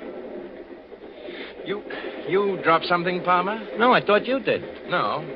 Well, hello. We must be getting into Madrid. Madrid, huh? Sure enough, pulling into the station now. Oh, that's great. That's fine. I say, old boy, you look a bit peevish. Anything wrong? No, I'm fine. Hey, what was that? A bomb, most likely. A bomb? That's it, all right. They're bombing the city, I suppose. Yeah, hey, they ain't gonna bomb us, are they? By Jove, I think they are. Look, what do we do, Padway? What do we do now? Keep down on the floor and hope for the best. The best better be awful good. This is a bit ironic, I must say. Oh, watch out for this one.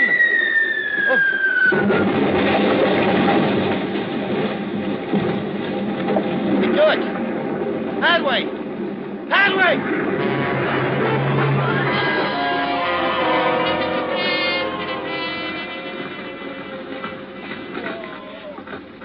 Honest, Harry, what happens to that train should happen to Sing Sing prison. I look around and there's Padway over by the door, out like a light. I can see that he ain't long for this world, the poor guy.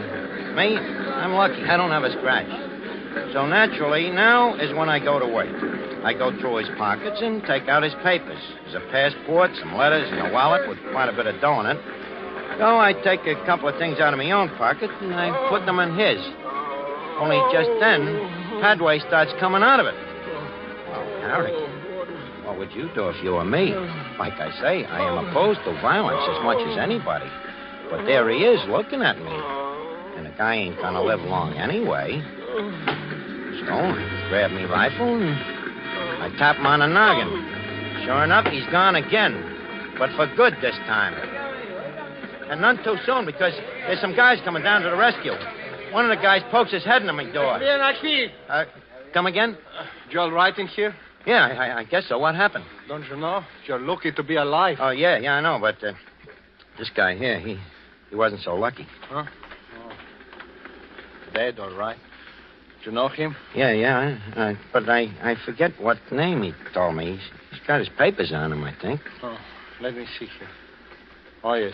Joseph Aloysius Palmer. Oh, yeah, that was it. Palmer, yeah. Poor fellow.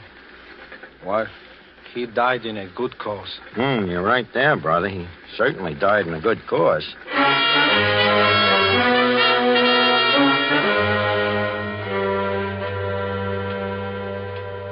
You get it, Harry? Joe Palmer, who was wanted by the New York cops, is dead.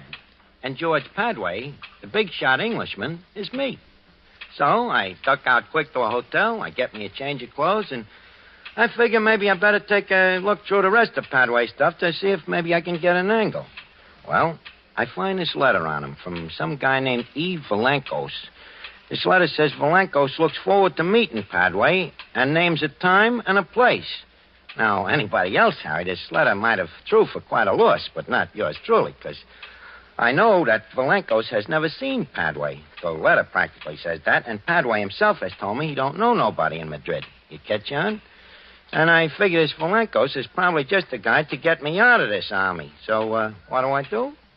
I simply take me pen in hand and I write a letter. Very nice and neat, in George Padway's handwriting.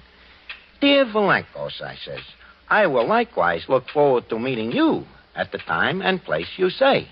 Signed, George Padway. So the next night I go to keep the date. No fooling, Harry. This Madrid is really in tough shape since this fascist mob has been giving it the business. People is all poor and hungry, especially the women and kids, so naturally I feel sorry for them as I brush them off and walk into this hot spot. Well, I take a corner table and I tell the waiter I'm expecting a Mr. Valankos. So I'm sitting there practicing with me pencil and paper, making me lines and circles, and the next thing you know, I ain't alone. Hello. Oh. Hello, Toots. What's cooking? What are you doing? Just practicing. What is it? A secret code? Yeah, that's right. The Palmer code. I like it. It's pretty. Yeah. You ain't so unpretty yourself, babe. Only I got some business tonight. Oh. Aren't you going to ask me to have a drink? Yeah, but, look, how about getting out of here and going someplace else for it, though, huh? What about your business? Well, with a babe like you around, I'm afraid the business will have to wait a little. Well, where shall we go? How about going up to my hotel room? You mean room 359? Yeah. Hey, wait a minute. How did you know? What is your name, senor? George Padway. So what? You are well known, senor. Oh, sure, but, My name is Elena. That's fine, Elena, but, now about... My last name is Villancos. Villancos? Well, I'll be a monkey's uncle. Oh, no. I do not think so. So you're the Villancos I'm supposed to meet here. Well, in that case, Elena, just call me George. Of course, George. But now, George, I think perhaps we had better go to that hotel room of yours after all, huh? Oh, sure. It'd be a good idea. But only for business, George. Of course, naturally. But there is one thing I cannot wait to do. What's that? Congratulate you. Oh, thanks. For what? Why, for that troop train job, of course. Oh, well, it wasn't nothing, really. But there is still something I do not understand. What's that, baby? How did you manage to blow it up while you yourself were on it? Look, let's go up to the room. We'll talk it all over,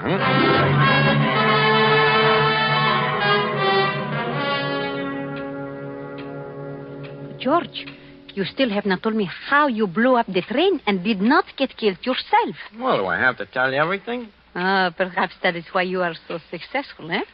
You have your little secrets. Trade secrets. There's secrets in every trade, you know. But, of course, I forget. You got your training with the Gestapo in Berlin. Yeah. They taught me a couple of things. Tell me, were you in contact with the firm of Krupp when you were in Berlin? Well, I saw something of them, naturally. And what about Deutsches Farbenindustrie? Very fine firm.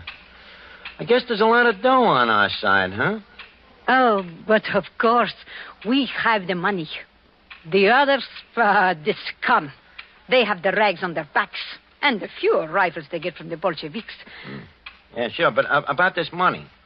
Yes, George? You see, the fact is, I'm a little short myself. Well, we always have more work for you to do. Oh, sure, but first, don't you think that... So that is why you are so suspicious with me. You want first the money. Well, that's the usual way, ain't it? But, of course, I can arrange that. How much do you want? Oh, how much do you figure this job is worth? Well, perhaps as much as 50,000 pesetas. How much is that in United States dollars? I mean, pounds. About 1,000 pounds? I don't think I can do it for that kind of dough. 1,000 pounds is a lot of money, George. Yeah, but think of the expenses. What expenses? Well, things like, this dynamite, for instance. You know, you don't get that stuff for peanuts. Oh, George, you are teasing me. I will get you all the dynamite you want for nothing. Well, how about the element of personal risk? This racket ain't exactly the healthiest in the world, neither, you know. There you are right, George. It is a risky profession to be a fascist saboteur. That's what I'm telling you. How much do you want? Well, I don't see how I can play ball for less than 100,000 of them pesetas. Very well, we will pay it. Well, that's swell of you, Toots. How soon can I have the dough? I will have it here within an hour. Okay, it's a deal. And then maybe you and me will still have time to go out on a little bender, huh? Yes, perhaps we will. Yeah, and look, make it small bills, will you? They're easier to handle. It's a lot of money, but my friends and I will bring it in a suitcase. Swell. And one thing, Alina, before this next job, you might have to help me get out of the country for a little while. You know, I got certain arrangements that I got to make. There will be no trouble there, I can assure you. Well, that's a real pal, Alina. I won't forget it, neither. I know you won't, George. Oh, George, there is one thing. Just a little formality so I can be sure to get the money. Oh, sure, babe. Anything you say. Will you write a little note for me so they will know I contacted you, you see? A note? What does the note say? Oh, just something like, I, Padre, have contacted Elena Villancos And we are agreed on future procedure. Mm-hmm. Well, I guess that'll be all right. Okay. I have contacted Alina Bilyekos. And we are agreed on future procedure. Signed, George Padway. Hey, huh? Okay? Thank you, George. Well, I think you better run along now, Then I will be back at 8 o'clock. Okay, that'll be okay. You will be waiting for me? Don't worry, babe. I'll be here. Brother, will I be here?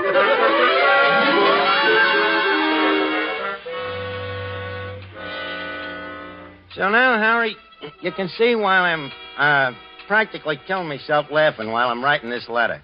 Of course, while I'm writing that note in Padre's handwriting, I can hardly keep my face straight. You know, it's so right up me alley. Only thing that worries me a little is me conscience, if you can call that what I got, a conscience. On account of it really makes me sore the way this fascist mob I'm hooked up with is kicking the rest of the people around.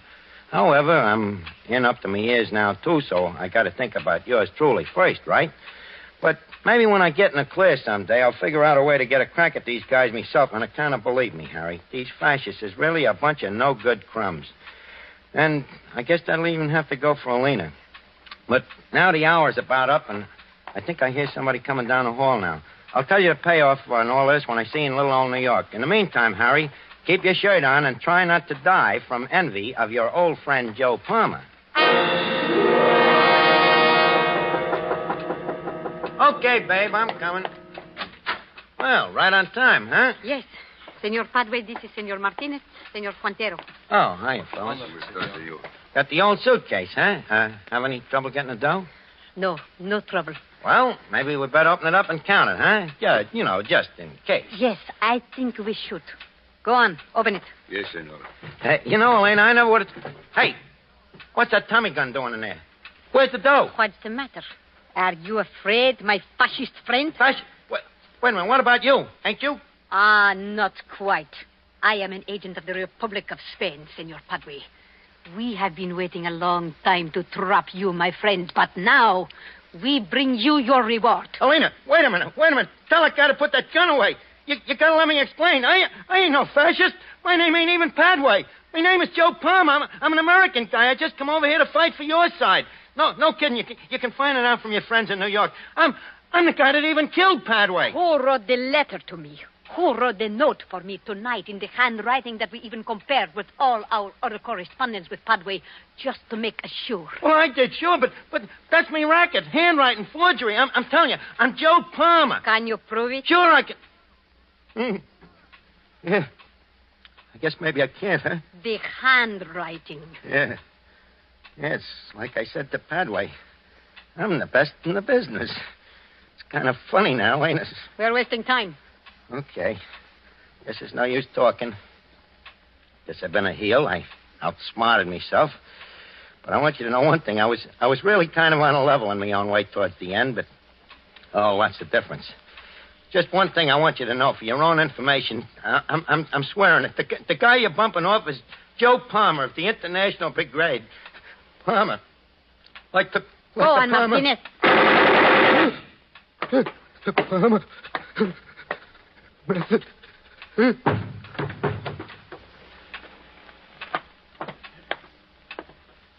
smart agent. One must say that for him. Yes. He was very, very smart.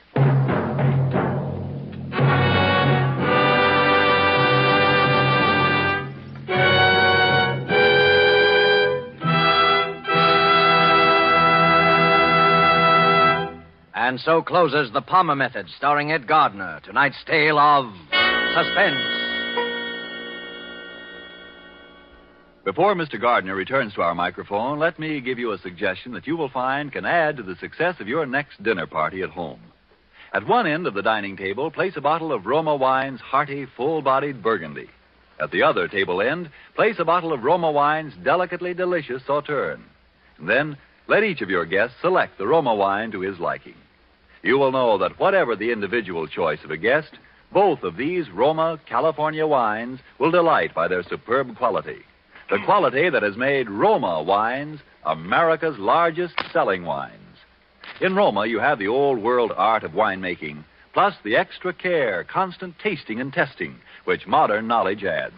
While the superb quality of these good Roma wines will win your full accord with the judgment of wine experts of many lands, that Roma wines are truly magnificent. Let me repeat the name, R-O-M-A, Roma wines, made in California for enjoyment throughout the world.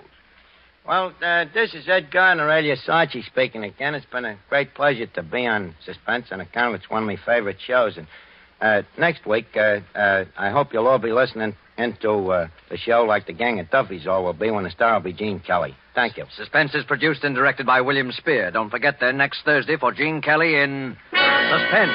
Presented by Roma Wines, R-O-M-A, made in California for enjoyment throughout the world. This is CBS, the Columbia Broadcasting System.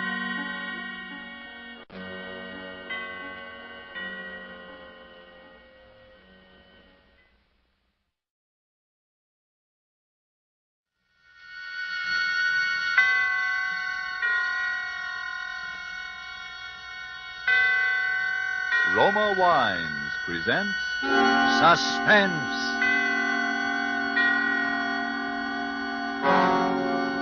Roma Wines, made in California for enjoyment throughout the world. Salud.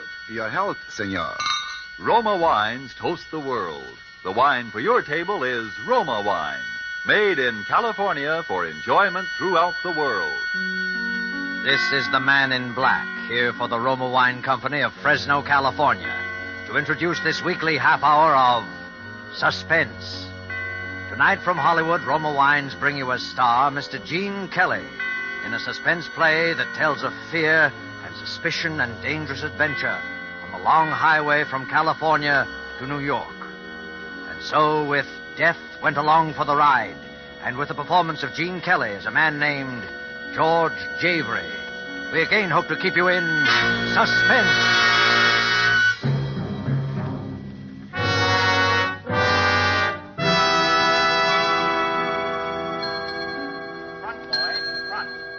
Brown to 314? Yes, sir. I want a room. The name, sir? George Javery, but I haven't got reservations. Oh?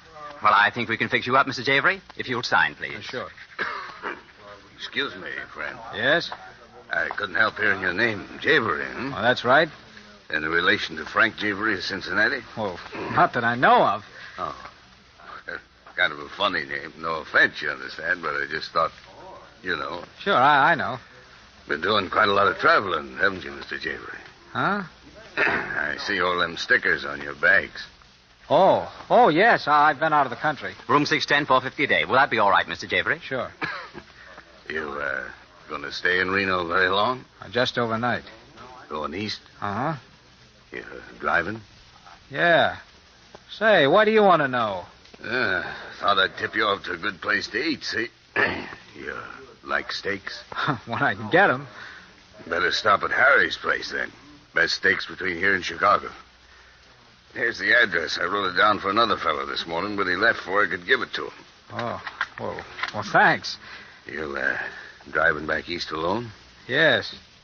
Say, what did you say your name was? I didn't, but it's Brown.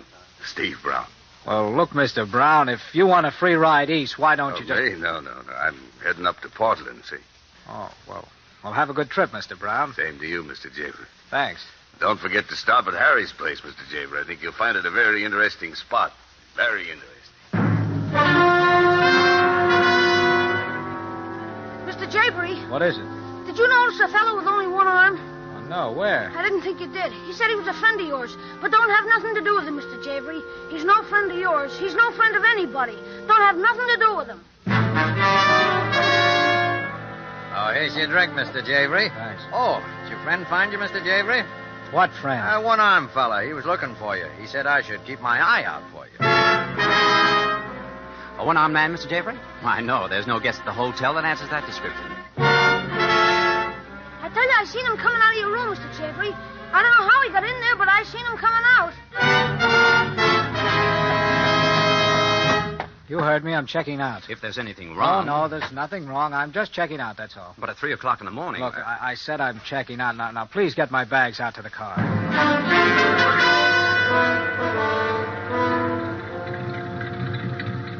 Just put them in the back of the car. Yes, sir. Now, look, kid, for the last time, do you know? I don't know nothing, Mr. Jeffrey. Honest, I don't know nothing. Okay, here. Jeez. Look, here he comes now. Hey, wait a minute. Thanks, Mr. Jeffrey. You, going east, mister? Oh, it's you, huh? Say, what's the big idea? What big idea? Now, listen to me, my one-armed friend. I can't help having one arm, mister. All right. But what's the idea of following me around? You've been following me ever since I got here. Oh, well, I'm sorry about that, mister. So am I. Now, what about it? Well, you see, I'm kind of down on my luck, so I'm hitchhiking. I gotta get east, and I heard you were going east, so... You are going east, ain't you, mister? Well, yes. Yes, I am. Do you mind if I come along a piece? Oh, all right, hop in.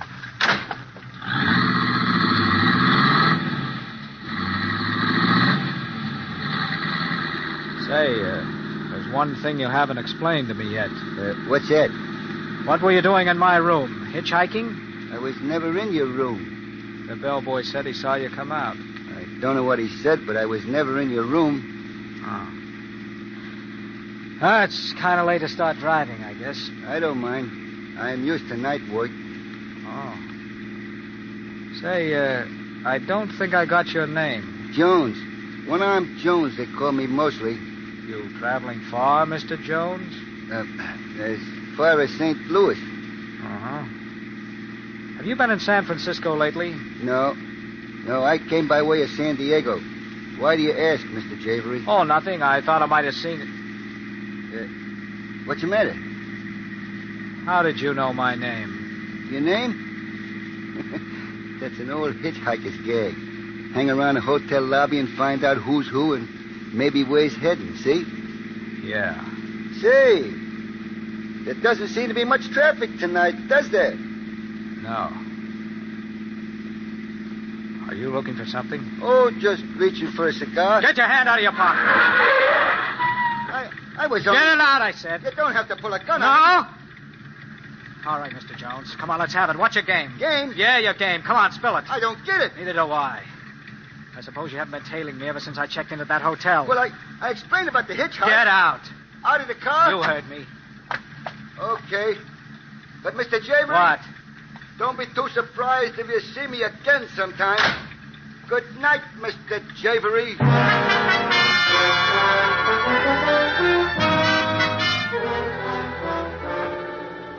Tonight for Suspense, Roma Wines bring you as star Mr. Gene Kelly, whom you have heard in the prologue to Death Went Along for the Ride by Henry Denker and Ralph Berkey. Tonight's adventure in Suspense.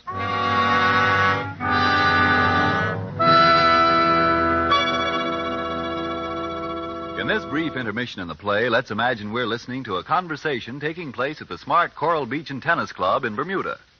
An American about to depart for the States thanks his Bermudian friend for the gracious hospitality shown him, and in particular for the especially enjoyable wine his friend served. He remarks how much he'd like to be able to get some of that same wine at home. The Bermudian chuckles as he says, "But my friend, that wine you enjoyed so much, it comes from the great wine districts of your own California. It is Roma wine." Yes, friends, many Americans are still not aware that Roma wines are so highly rated in many foreign lands that they are imported to be enjoyed as rare luxuries. But here in America, we can still enjoy these superb Roma wines as a daily pleasure, well within reach of the most modest purse, with no high import duty, no expensive shipping costs included. That's why Roma wines cost you so little. Have you been overlooking the enjoyment these richly satisfying Roma wines offer? As a delectable beverage at any time, as the addition that can make any meal an occasion, as a sure-to-be-appreciated offering to your guests when you entertain. You get some idea of the great worth of these fine Roma wines when you learn Roma wines are America's largest selling wines. I'll spell the name for you. R-O-M-A, Roma wines, made in California for enjoyment throughout the world. And now it is with pleasure that we bring back to our soundstage our star, Gene Kelly, as George Javery in Death Went Along for the Ride, a tale well calculated to keep you in suspense.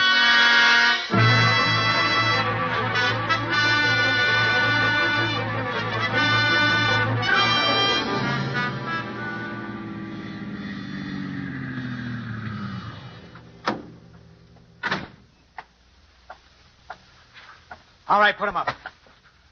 Come on, get him up and step out in front of those headlights where I can see you. Come on before I let you... Shoot, mister. Well, what do you want? Not to get shot right now. Oh, I'm sorry. Kind of jumpy, aren't you? Yeah, maybe. Were you going into this joint here? Well, I was. Well, come on, I'll buy you a cup of coffee. I think I earned it at that. Well, howdy, folks. Good to see somebody out kind of late, eh? Yeah. Black coffee, huh? How about you? The same, I guess. Look, I'm sorry I frightened you. Say, what's your name? Eileen Harrison. What's yours? George Javery. Say, what are you doing walking along 1,000,000 miles from no place at this time of night? I started driving east in a $50 jalopy yesterday like a fool. It just fell apart on me. I was coming in here to phone or something. Well, how far east you going? Greenwich, Connecticut. I'm going to New York myself.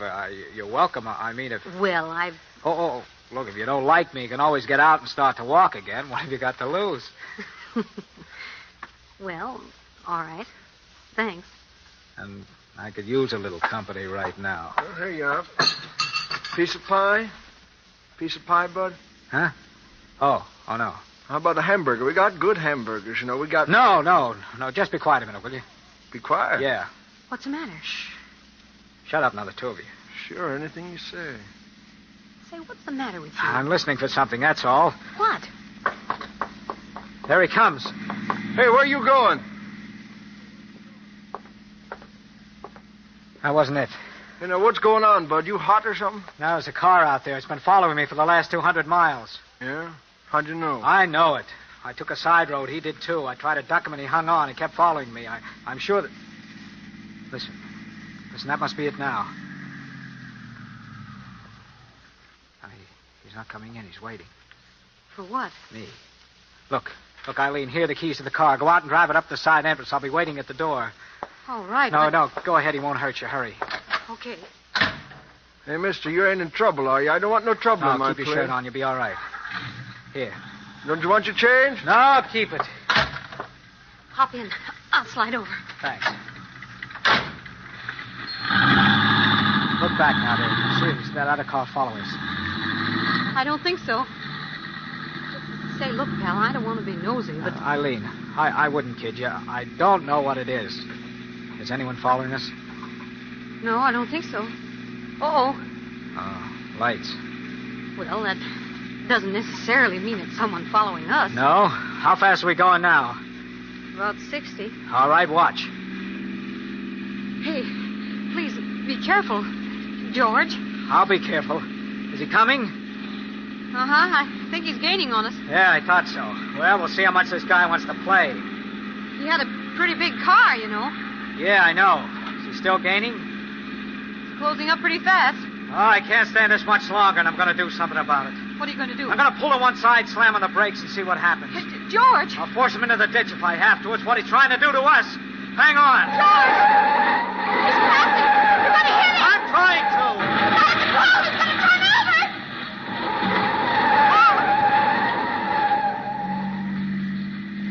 Come on, let's get out of here. He must have been killed. Yeah. Did you see him as we hit?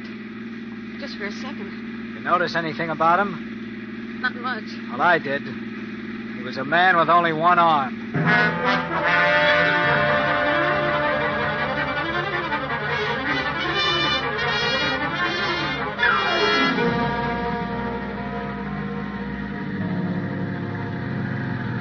Well, this is that Harry's place that guy told me about. You sure you like steak? Who doesn't? Well, it's the place for you, then. Finest steaks this side of Chicago, they tell me. Come on.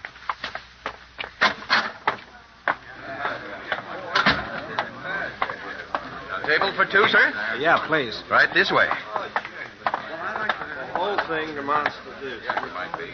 Right here. Here's a nice table right by the window. That's fine, thanks. And, Madame? Thank you. 2 steaks, please. Both medium rare. All right? Yes, sir. Thank you, sir. George, to get back to our little problem.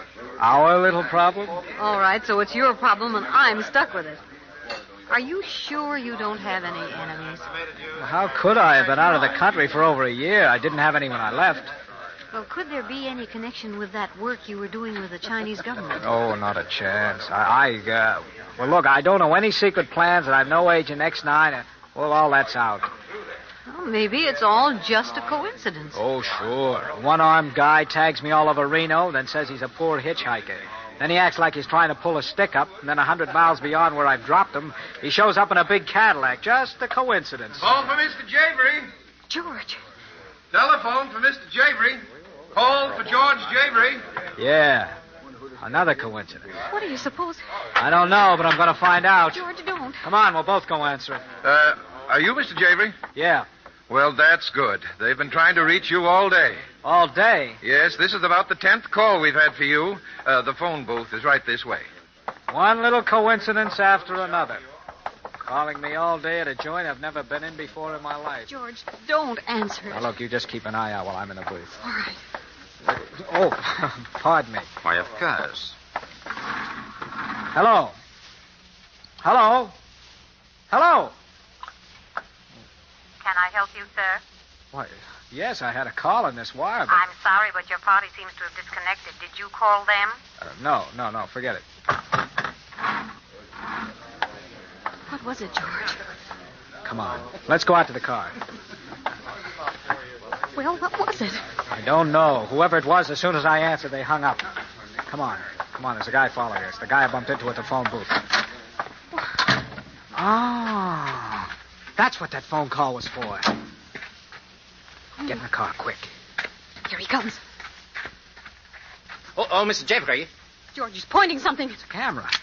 Thanks, Mr. Javery. Hey, what's the idea of taking pictures of me? It's a hobby. I'll send you a print at the morgue.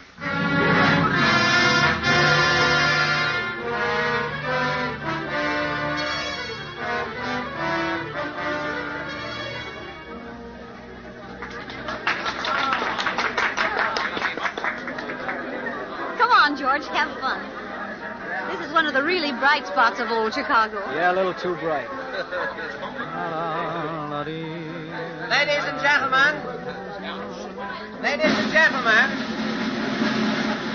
Ladies and gentlemen, we present direct from 10 weeks run in New York, the world-famed sharpshooter, Professor Glittenheimer. This is going to be all right, George. He's good. I saw his act in Hollywood. He's quite a comedian. Well, that's swell. A little comedy had come in handy now. Oh, George, you promised me. Come on, relax. Okay.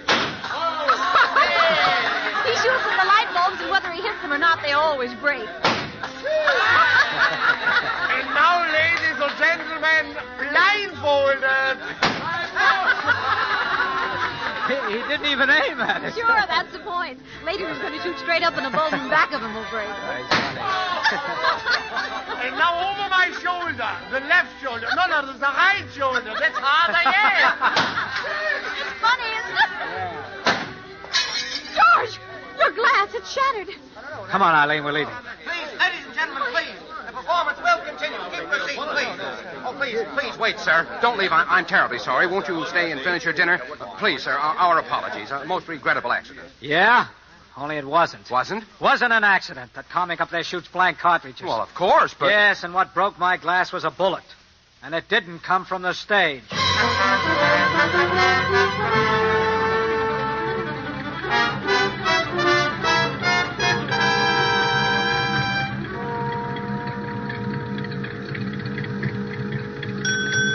$1. Thank you.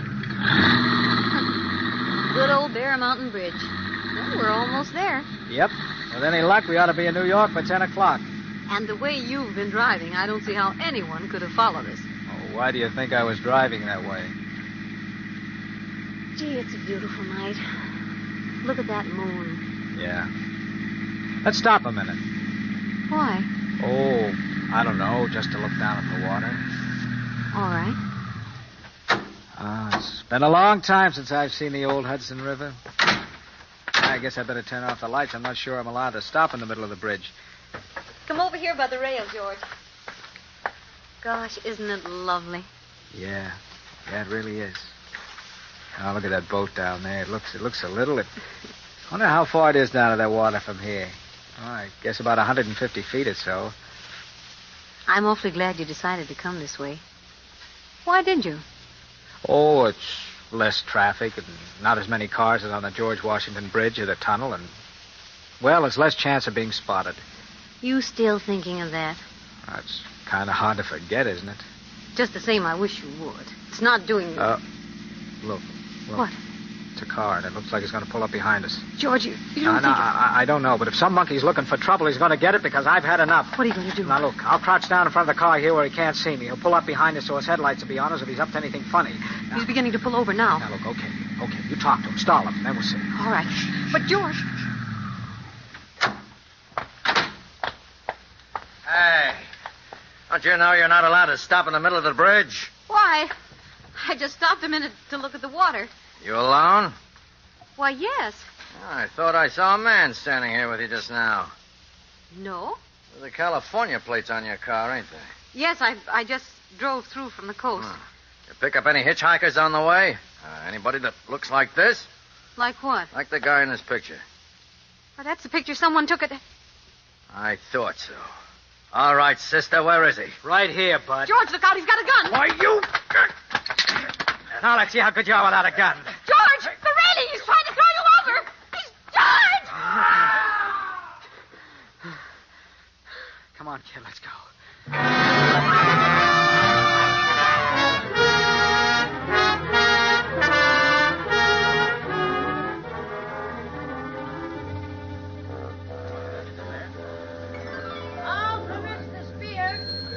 Well, we made it. Home at last.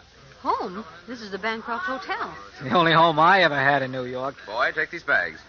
Now, sir, if you leave the key, I'll have your car garaged for you. Yeah, sure. Here you are. Thank you. George, I could go home, you know. What? Travel out to Connecticut this time of night? It isn't that far. Come on, you get a good night's rest right here. Then you can catch an early train in the morning. Well, all right. Yes, sir. You'll wish a room then, sir? 2 rooms, please. Yes, sir. Will you sign here, please? Mm-hmm. Thank you, Mr. Mr. George Javery. What about it? Nothing, sir. Only we have your reservations. Reservation? But I... Oh, I get it. Another coincidence. Sir? Skip it. George. Eileen, look, maybe you're right. You better go on home. George, you're coming home with me. I'm sorry, Eileen, but this is journey's end, and I'm going to see it through. Well, then, so am I. Eileen. Please, George.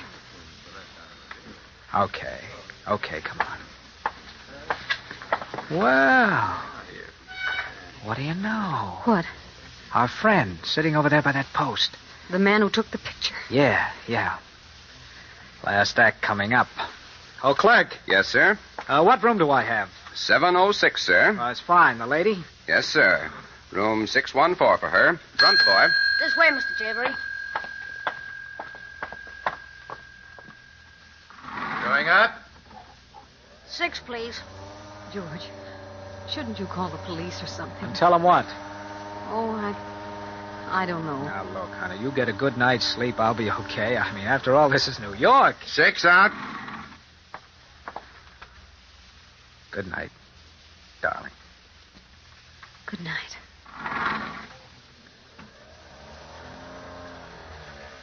Servant? It's right this way, sir, to the left.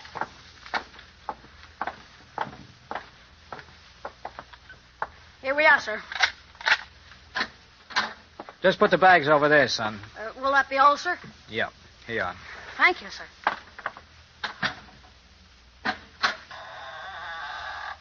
Hello, George Javery.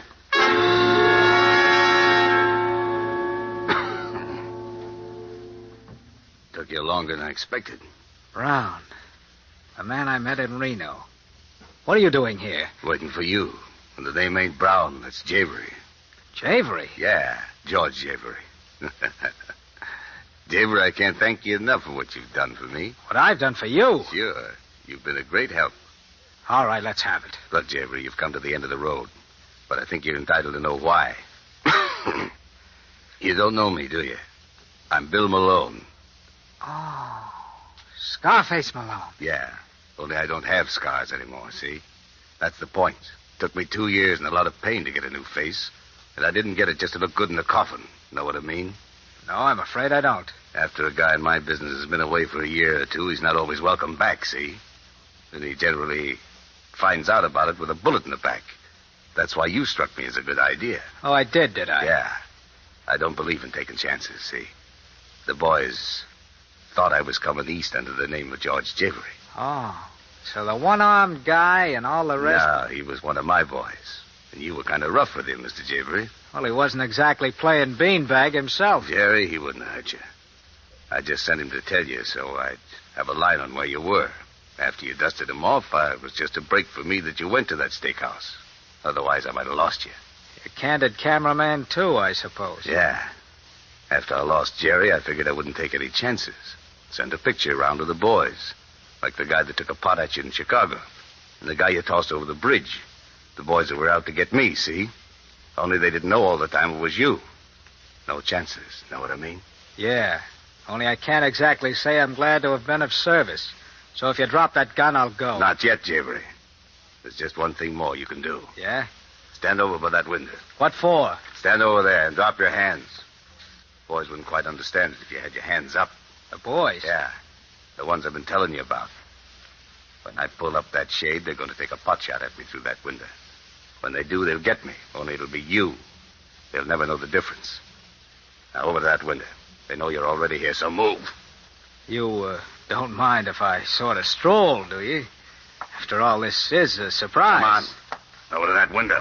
And if I don't? I'll plug you. And if I do? You see, Malone, that's the trouble with your system. No incentive. You know what Don't make a move. George, is anything wrong? George! Get over there in that corner. Don't hurt her, Malone. He's going to lock the door, that's all. Taking no chances, see? Then here's some light so you can see what you're doing. What do you...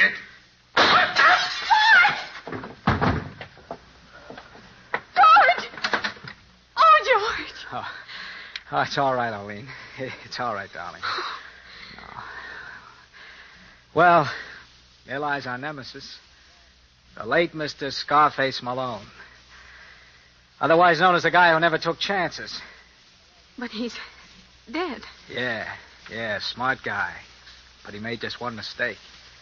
He forgot that the door is right in line of fire with the window. George, what are you going to do? I'm going to call the police and explain this little drama to them. After all, I think it's about time people stop taking pot shots at your future husband. Don't you?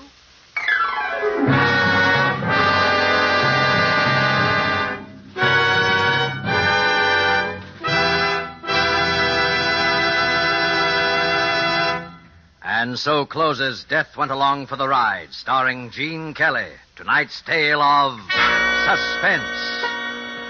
Mr. Kelly appeared through courtesy of Metro-Goldwyn-Mayer, producers of The White Cliffs of Dover. When entertaining guests at your home, are you able to go into your Roma wine cellar and say, which would you prefer, this delightful sherry or this sweeter, heavier port? Whichever of these or any others of the many equally fine Roma California wines you offered your guests, they would find you had poured a world of satisfaction into their glasses. If you are not one of the millions already enjoying these good Roma wines, don't put off this great treat another day. You'll be surprised at the tiny cost your Roma wine dealer will ask for such great enjoyment. Only pennies a glass by actual check.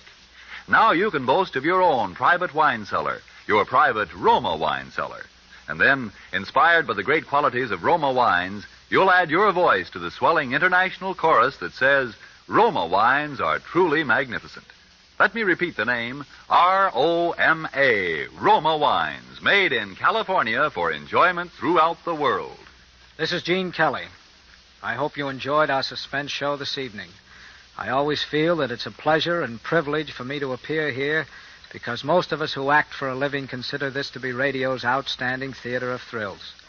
Next week, I know you will want to be listening when your star will be Mr. Orson Welles, who will appear in The Dark Tower, a play written by those two very distinguished gentlemen, Alexander Wolcott and George S. Kaufman. And now just one more word. Fellow Americans, the attack for victory is on. You help make the victory more certain and bring it sooner when you buy more war bonds. Suspense is produced and directed by William Spear. Next Thursday, same time, you will hear Orson Welles in Suspense. Presented by Roma Wines, made in California for enjoyment throughout the world. This is CBS, the Columbia Broadcasting System.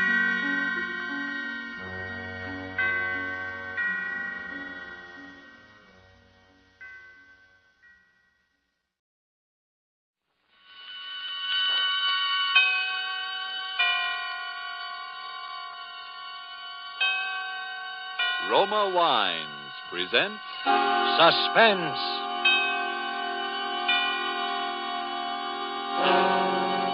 Roma Wines, made in California for enjoyment throughout the world. Salud. Your health, senor. Roma Wines toast the world. The wine for your table is Roma Wine, made in California for enjoyment throughout the world. This is the Man in Black, here for the Roma Wine Company of Fresno, California, to introduce this weekly half hour of Suspense. Tonight from Hollywood, Roma Wines bring you the Paramount star currently being seen in Miracle of Morgan's Creek, Mr. Eddie Bracken. Mr. Bracken appears tonight not as the exponent of comedy, as which he is so deservedly noted, but as a boy over whose head hung dark clouds of suspicion and who was involved in a particularly heartless crime. And so with The Visitor, and with the performance of Eddie Bracken as a young man who called himself Bud Owen, we again hope to keep you in suspense.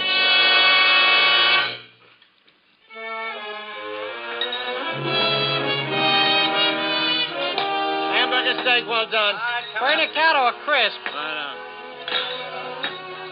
It was around 2 o'clock on a Thursday afternoon. I was right in my usual groove, counting at Al's Coffee Pot, Route 22 out of Baltimore. Not a bad job for a green guy, $18 a week and my meals. But I was aiming to be a short order cook when I really got the hang of things. Of course, I'd only been in the diner a couple of months. Well, as I say, it was the usual afternoon, not especially busy, but busy enough. No kidding, Mike. Where's that restaurant? Here you are. What'll you have, mister? Ham on rye and a cup of coffee. Coming Bud. right up. Ham on rye, draw one. Look, kid, I'd like to talk to you. Yeah, what about? Have you got a minute? I guess so. Hey, Al, take the counter, will you? I'm going to have some coffee. Okay. So what's on your mind, mister? I'm looking for someone. Yeah? Your name wouldn't be Bud Owen, would it? They call me Bill Duncan around here. That's not what I asked. So? I'm looking for a boy named Bud Owen. Well, what about him? Disappeared from his home about 3 years ago. A boy from my town. He'd be about your age now, about 18? 17. That's it. Well, his folks have been worried sick about him. Everyone else gave him up for dead. Then I heard you were working here. Bud? Yeah? Who told you? No one told me. I got a note, anonymous. You didn't write it, did you? No, I didn't write it. You know, I think I'd have recognized you anyway. You're a lot taller, of course, and you look older. Yeah, anyone would, wouldn't they? Same ears, though. I call them wings. That's a good one. Know who I am, of course. Mac Burl. Used to be chief of police. Oh, pleased to meet you again, Mr. Burrow. Well, Bud Owen. A lot of know-it-alls are sure going to be surprised. Surprised? At what? Why, to see you. Edgerton is certain to a man that you're feeding fishes off White's Pier. And when they see you, boy, I can't wait. Look, Mr. Burrell, just what is your proposition? Why, Bud, I want you to come home again with me. Oh? Of course, things have changed some in 3 years, but not too much. If you take it easy, if you have a friend to help you over the rough spots, you'll feel right back at home in no time. I see. This way, you're depriving yourself of everything a boy could want. Good home, lovely parents. Yeah, wealthy parents. You make it sound kind of nice at that, Mr. Burrow. And, Bud, did you know that your father has offered a $10,000 reward for anyone who finds you? No, I didn't know that. Don't you think you ought to come home, Bud? Maybe I should. And think of your folks. Think how your poor mother suffered. Yeah. Think how happy it'd make him. Well, Mr. Burl, if you really think it'll be all right. Why, sure it will. It may be a little tough at first, all the excitement, people staring at you, but that won't last long. You got to expect some excitement. Oh, I suppose it was an event having a hometown boy drowned. Drowned, boy? They thought you were murdered.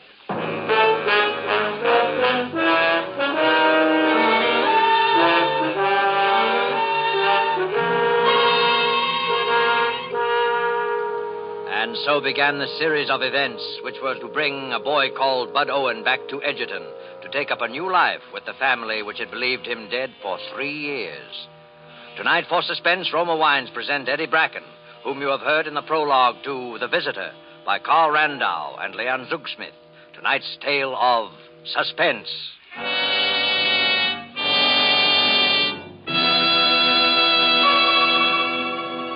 In this brief intermission in the play, let's imagine ourselves for a moment in a flower-garlanded Bermuda, seated on the terrace of the exclusive Coral Beach and Tennis Club.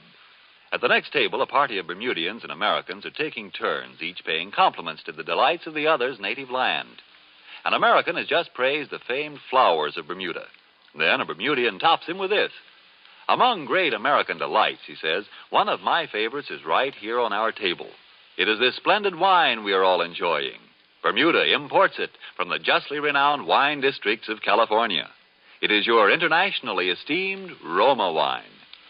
Yes, and Americans themselves have certainly not overlooked the great and enjoyable qualities of these fine Roma wines. Proof is, Roma wines are America's largest selling wines.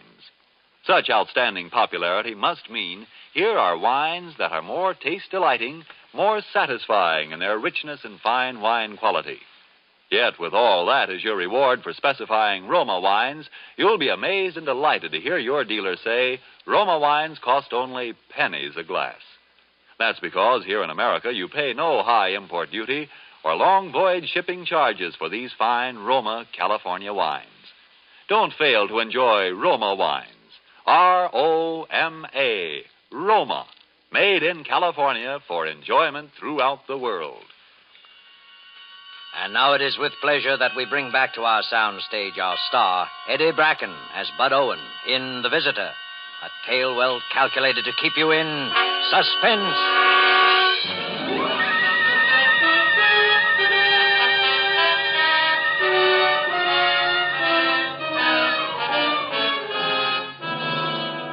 After I talked to Mr. Burl for an hour or so, the whole thing sounded pretty darn good. I quit my job at Al's Coffee Pot the next afternoon and met Mr. Burl at the station. We took the 5 o'clock train for Edgerton. On the way, Mr. Burl gave me the lowdown on what had been going on in the town for 3 years. How the town thought I was murdered and how my mother and David Cunningham, my stepfather, just wouldn't give up hope that I was still alive. And he told me how my mother hadn't changed anything in my room. She was so sure I'd come back. Although she bought new stuff for the rest of the house, new rugs and a couch, things like that, Mr. Burl described it so plain I could almost see it. Well, by the time we got to Edgerton, I was feeling pretty sad for my mother. And when I stood on the dark front porch with Mr. Burl, it was a peach of a warm summer night. I thought if I could make her happy, even if it was tough on me, it was worth a try.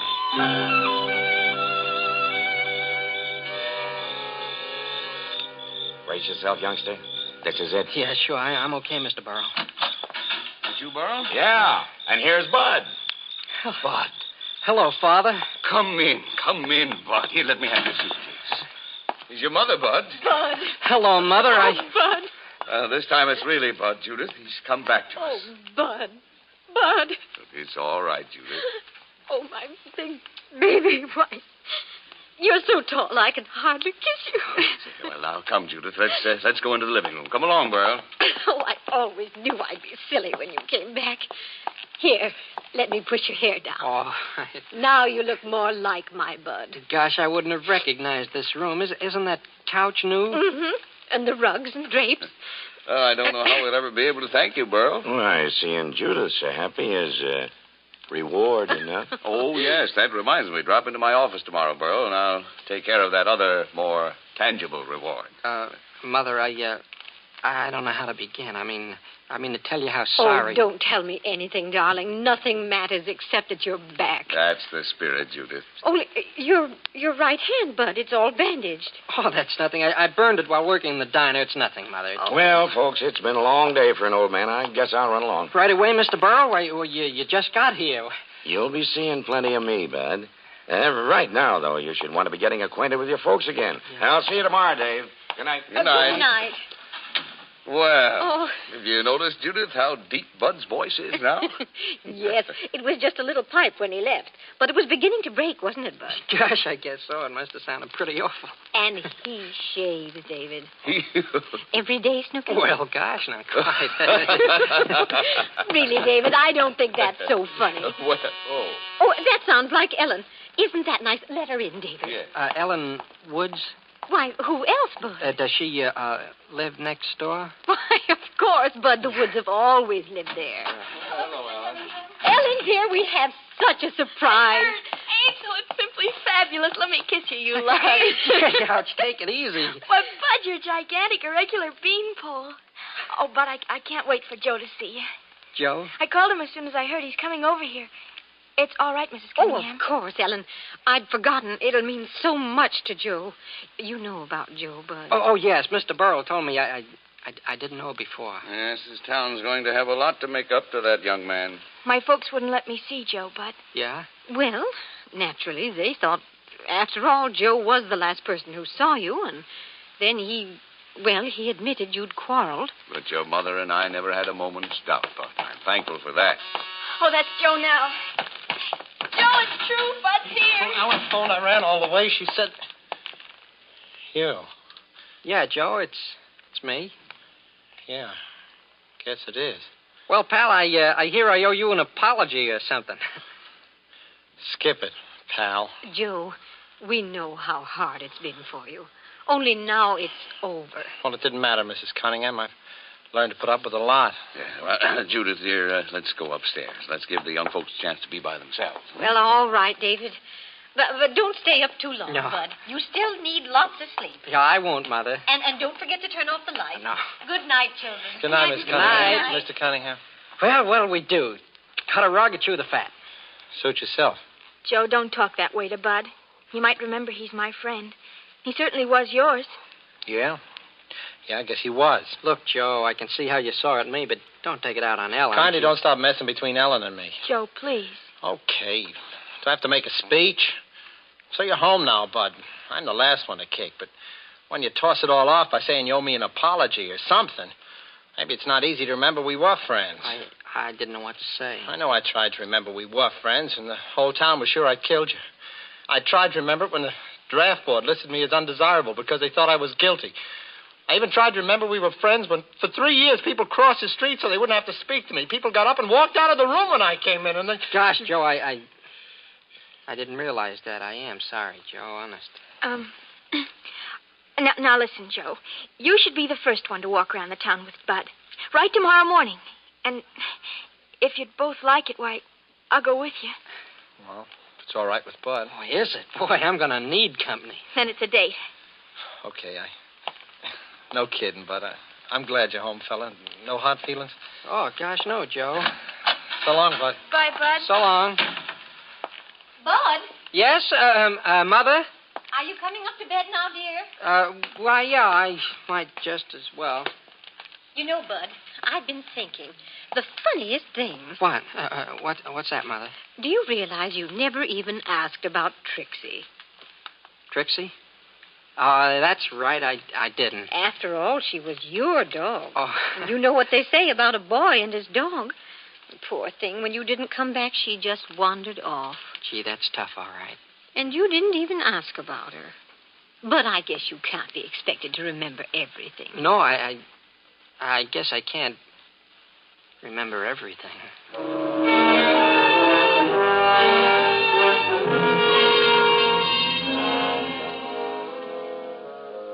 My mother kissed me goodnight. I went upstairs to my room, and it was just like Mr. Burrow told me it would be. Everything seemed to have gone all right so far. I undressed and turned out the lights, but before I got into bed, I locked the door just in case.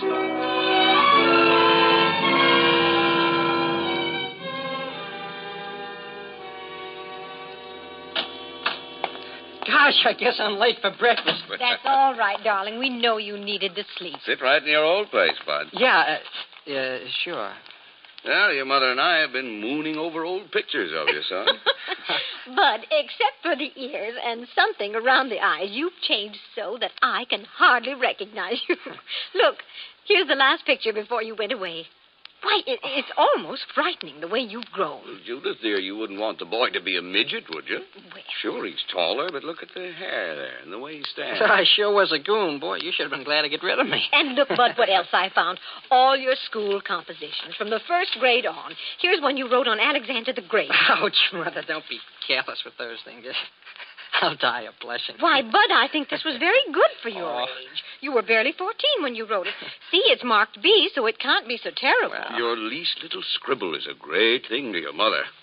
Well, I'd better get off to the office. Drop in to see me if you have time, Bud. Why, sure, Father, I'll do that. Bye, Judith, honey. I'll be home for dinner. Goodbye, David. Now, how about some hot coffee, Bud? Yes, thanks. There, Snooky. Bud, there's something important I want to discuss with you. It's about my will. Your will? Well, you know how your father, David, was about my money, Bud. He never wanted to touch it or even to have me put him in my will. He's so proud about things like that, and I do have so much more than he ever will. Sure, I remember. How much money is it anyway? Why, you know, Bud, there's about $150,000 your grandfather left. Yeah. Then there are those 4 houses on Elm Street that Aunt Caroline left and the income from them. I haven't used any of it, so it amounts to quite a lot by now. Gosh, yes, it must at that. Well, after you left, even though David didn't want me to, I changed the will, leaving everything to him. Why, sure, that sounds fine to me. But now that you're back, I think the best thing would be to just turn it all over to you now. Set up a trust fund. You could use the income when you start to college, and later maybe you'll want to set yourself up in some kind of business. But, and I know it will please David. But, Mother, gee whiz, it's swell of you, but don't you think you should wait? Wait? For what, darling? Well, until you know me better. I mean, gosh, I wouldn't know what to do with all that money, and I might mess things up. Why, silly, the bank takes care of everything. It always has for me. Now, all you have to do is sign these papers here. Sign them? But I can't, Mother. You see my hand, the bandage. Oh, isn't that a shame? Yes, I forgot that you couldn't write. Well, it'll be all right in a couple of days, so I can take the bandage off then. Oh, somebody's whistling for you, Bud. My, that sounds like old times. It's Ellen and Joe. They're going to take me around and show me the town. Well, I guess I have to face the music. Oh, you know you love it. You're going to be a regular hero. Yeah, but I don't feel much like a hero now. Bud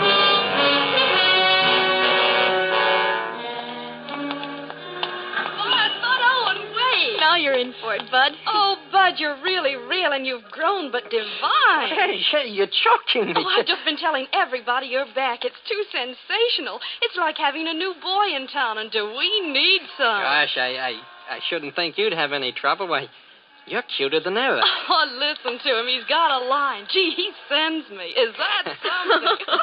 The best thing you ever called her before was buzzard egg. Well, gosh, I called her something beside that once in a while. Well, you did call her Mary Louise. Well, of course I called her that. Gee, it's swell to see you, Mary Louise.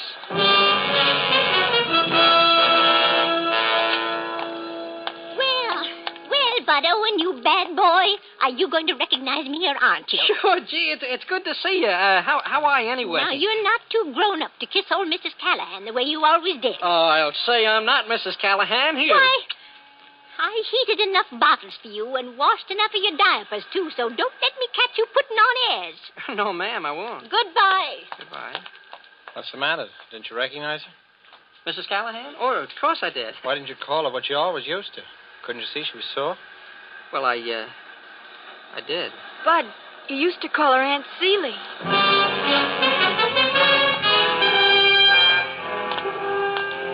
Well. I couldn't believe it, but I daren't refute the evidence of my senses. It's the Owen boy, Bud Owen. Well, I'm glad to see you, sir. I just saw your mother. Heard you were back. She told me she was bringing you down to my office in a day or two. Yeah, she told me. Your mother's 1 in a million, young man. She thinks only of your welfare. I hope you've learned to appreciate her. Yes, sir, I have. Well, I just want to check on the news. And no nonsense, my boy. You do as your mother says. What did he mean? No nonsense. Don't you know? Well, I guess so. Mother told me she was going to take me down to the lawyer's office this morning. Bud. I've been waiting for you to outsmart yourself, and this is it. I don't get it. You sure don't, Bud. Give him a chance, Joe. Because it so happens that's not Mr. Reedy, the lawyer, but Dr. Sterling, the dentist.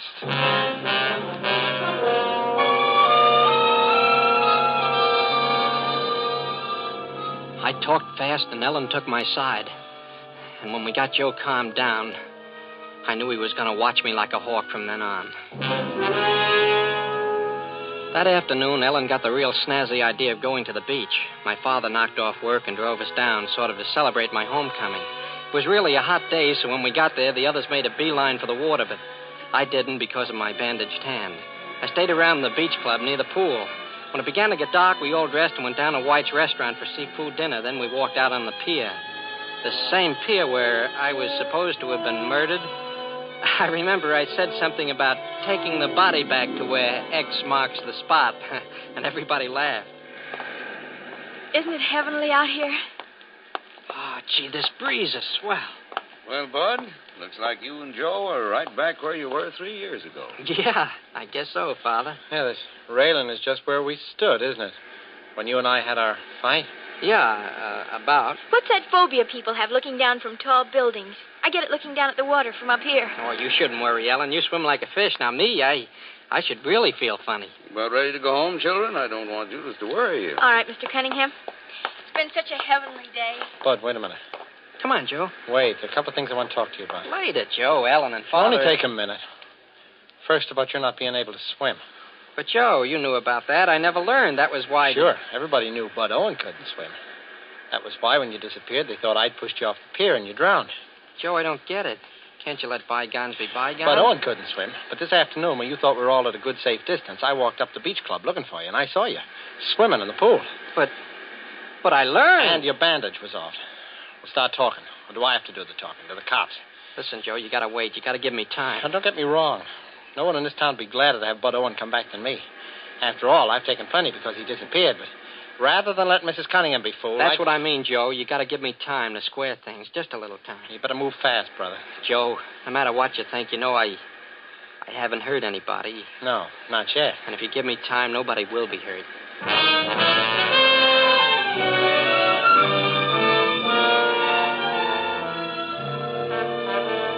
I went to Mr. Burrell the next morning and talked about everything, how people were beginning to make cracks about him and the $10,000 reward and the whole mess. I knew things were moving awfully fast, and I told Mr. Burrell he had to help me. That night when she'd finished her coffee, my mother said she was awfully tired, and my father, David, saw her upstairs to bed. I looked out the window, and I saw Mr. Burrell's car pull up to the curb in front of Ellen's house. I knew he was going to do everything he could, but by this time I was scared. Well, at bedtime, my stepfather fixed some sandwiches and we drank some milk. Then he came up to my room with me and we sat down to talk. Well, I see your mother's been changing your room around. It's not bad. I guess women like to fuss around and so forth. That's a fact. And there's no use opposing them. I guess that's right. By the way, what's your real name? Bud Owen. You don't need to be afraid of me. I've protected you so far. Why have you? I asked you first. What's your real name? Bud Owen. You're stubborn, aren't you? You know, at first I thought you'd work this little scheme out all by yourself or with Burrell. But there's someone else involved, isn't there? Who do you think? What about that bandage? Well... Take it off. Well. Not even a scar. I don't suppose you'd mind writing with it now that it's healed. No, I don't mind. What shall I write? Well, suppose we take this little composition of yours on Alexander the Great. Would you copy this sentence, say, on the top of page 3? Sure. Why not? Yes, and to make it a fair comparison, write your name, Bud Owen. Bud Owen. Here you are. So she taught you Bud's handwriting, too. Who did? My wife. Do you think I didn't know what was going on? Every move she made gave her away. Why is she in such a rush to change her will? I don't know. Why? She thought she was being so smart trying to pass you off, trying to trap me. But I was one person who knew you weren't Bud. Yeah, but what makes you so sure I'm not Bud? I know. Isn't that enough? I see. I know. I see. Well, don't you think we'd better get my mother in on this? Yes. Yes, I think perhaps we'd better. She's asleep. You'll have to wake her. Mother. Hey, she's... Mother!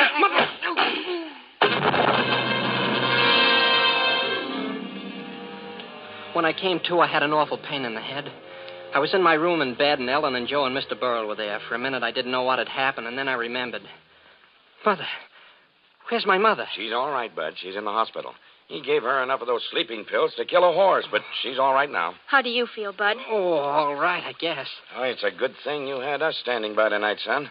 Why, he had you trussed up like a turkey. He was going to hang you. Gee, Mr. Burley must have been crazy. I guess he wanted to get us both out of the way before Mother could change that will. For crying out loud, Bud, why didn't you let me in on this? I thought... Gee, I hated to do it, Joe, honest. But I had to. Someone had to be the guinea pig. It was my idea, Joe. I sent the note to Mr. Burrell.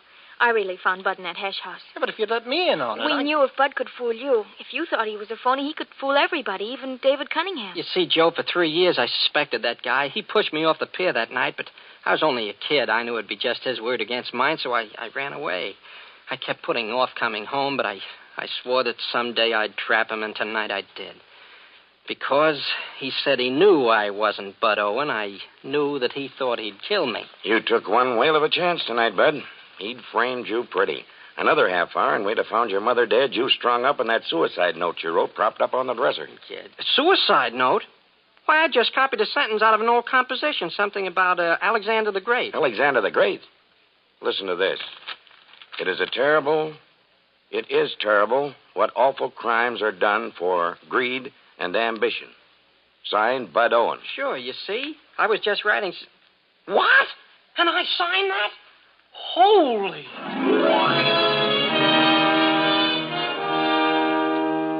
Well, that's about all. I didn't know how my mother would take it, having my stepfather turn out to be such a heel, but once she got over the dope he'd slept her, she was fine, as happy as a lark over me. Joe and Ellen, they got married but quick, and now Joe's in the Marines, and me, I'm just passing the time here in Edgerton till I'm 18 and my number comes up, and then maybe I'll see a little excitement.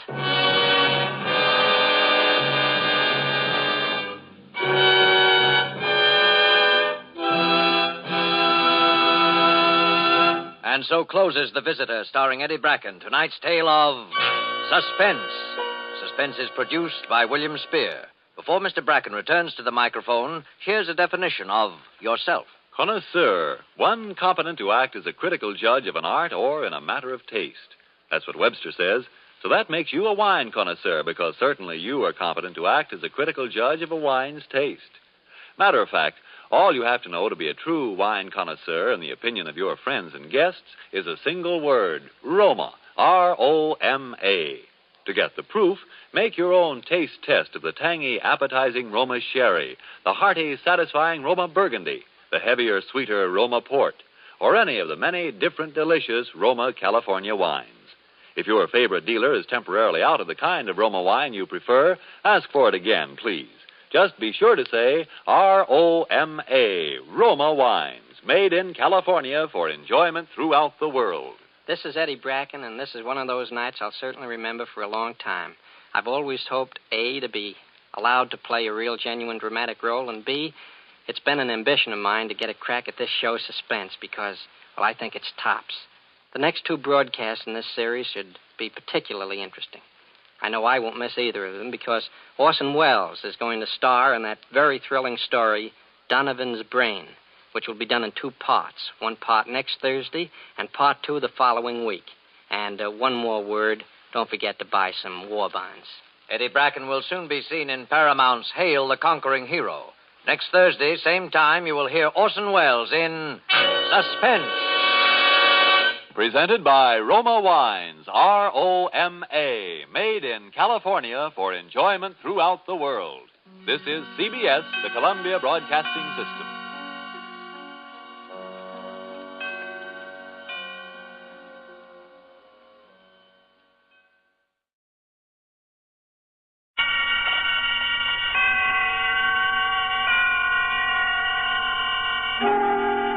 Suspense.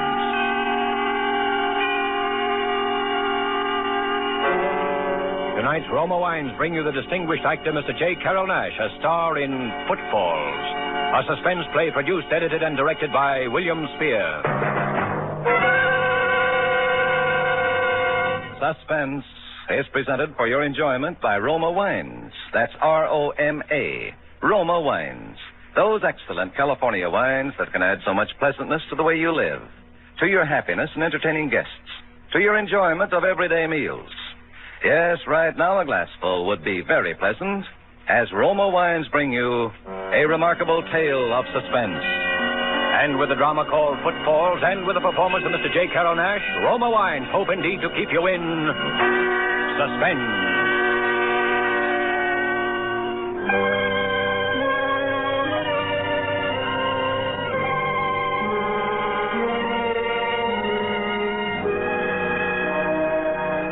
How you feeling, Bose? Good, Charlie. I feel good for a man who is going to die. Oh, don't be silly. What do you want to talk that way for? Oh, it is true. I know. But I do not feel bad.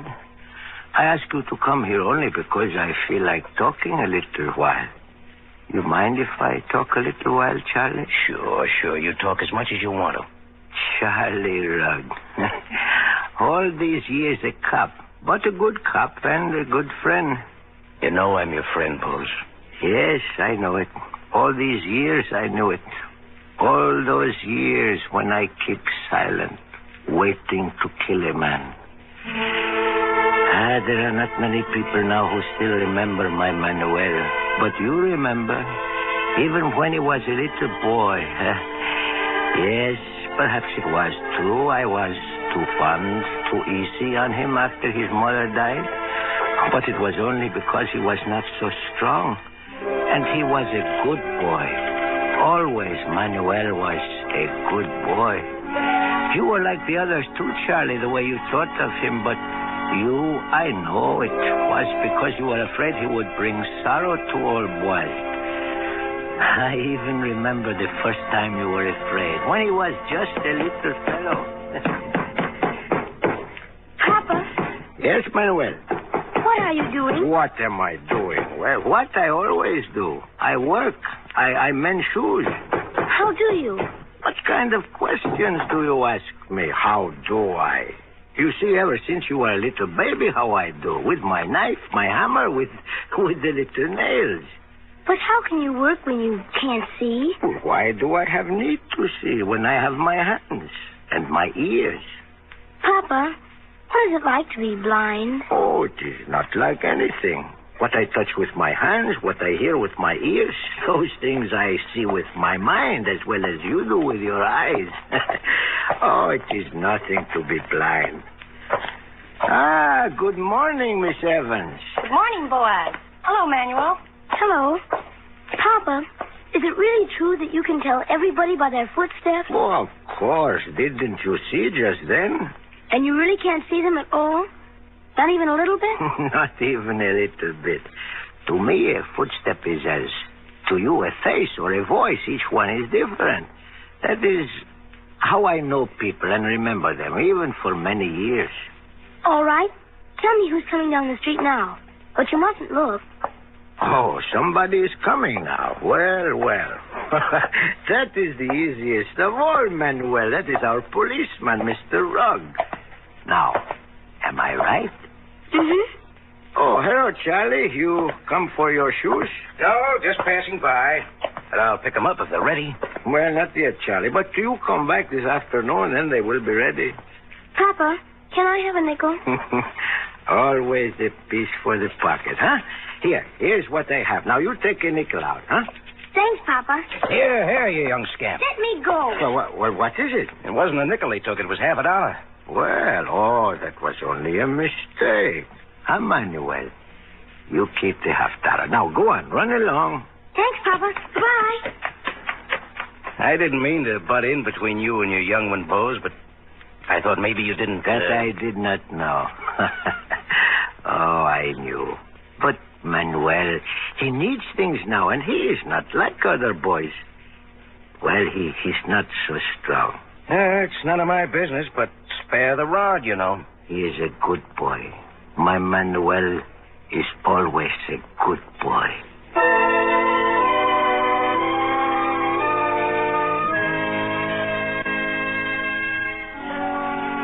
So it was like that through the years, a quiet life, my work, my shop, my house behind the shop, a quiet life until that day he came. My Manuel, he was a big boy now, almost a man. Still, he was not strong. I remember that day, it was evening, and Manuel had just come into the shop. I knew what he wanted. Hello, Pop. Oh, hello, Manuel. Well, have a good day today? Sure, pretty good. So, well, what were you doing today? Oh, just walking around and thinking. Thinking? Uh-huh. Thinking about what? Just about people and things. They pay much for that kind of work, Manuel? You want me to get a job, Pop? Oh, Manuel, no. You do that when you want to. To work is good, but to think is good, too. You're a swell guy, Pop. Well, now, maybe a piece for the pocket, huh? Well... $5, 10 maybe? If it's all right. Sure. Here you are. Huh? There's a stranger coming down our street. You hear? Not the way you do, Pop. Why, he's stopping at our door, I think. Well, I think I'll be going, Pop. Yes, Manuel. Good night. Good night, Pop.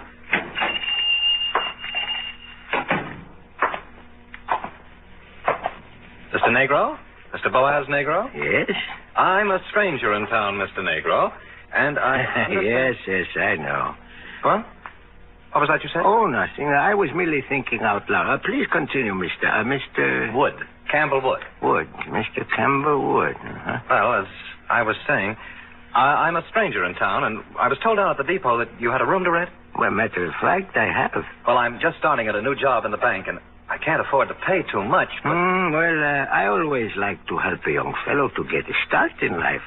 How would $5 a week suit you, Mr. Wood? Oh, that is if you like the room, of course. That'd be just fine, Mr. Negro. Now, if I could see the room? So you are making your start in life, huh, Mr. Wood? Well, I hope so, Mr. Negro. You know, I can tell something about you, Mr. Wood, by your voice, but even more by your footsteps. My footsteps? Oh, that is a sort of specialty of mine. Yes? I think you will, as they say, go places, Mr. Wood.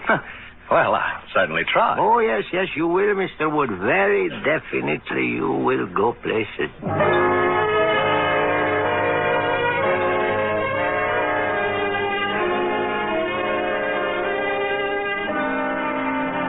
Yes, and I was right. He did go places, maybe even a little too fast, and there was talk. That fine young Mr. Wood who lived with old Boaz Negro, they said, what a contrast to that son, that Manuel, who did nothing. Then that night when he came home late. Oh, good evening, Mr. Wood. You are out rather late tonight. Yes, I had to attend a special Board of Trade meeting. And you're up rather late tonight yourself. Yes, I had to attend to my special shoes. Mr. Boaz, I'd like to speak to you. Well, do you need my permission? Well, this affair is none of my business. Well, go on. Well, darn it, I hate to see a hard-working man like yourself support a lazy son. Oh. Why doesn't he get himself a job? You know, my Manuel is not strong. Well, that's what I've heard you tell your friends, but he doesn't appear undernourished to me. Well, really, Mr. Wood, my Manuel is not too strong. Well, couldn't he learn your trade, then? Shoemaking? Well, it may be good enough for a blind man, but for Manuel... Well, I'm getting a bit tired, so I guess I'll be going upstairs. Oh, darn it. Getting as careless as a newborn baby. Now, let me see. Oh, dear. Gee whiz. Oh, am I glad it's all here. I'm responsible, you know. Responsible for what? Why, for the gold I have in this sack. It's government money for the breakwater project. Indeed, but why have you... I know what you're thinking, Mr. Negro, but I'm keeping the money for the bank until tomorrow morning. You see, Too many people in town know that we received the funds, and I don't trust that old safe we have down at the bank. Well, very, very clever, Mr. Wood. So you take the money home for you with safekeeping, and nobody is any wiser. Very clever. I rather think so myself. I'm glad I dropped the sack in front of you, Mr. Negro, because I know I can trust you as far as I can trust myself. Well, that is a fine compliment for an old cobbler, Mr. Wood. Well, I'm going upstairs now. Remember, I have your word. Yes, you have my word. What's that? Oh, well, a mouse, I suppose. I will have to set a trap. Is Manuel home? No, Mr. Wood. He's not here. Good night.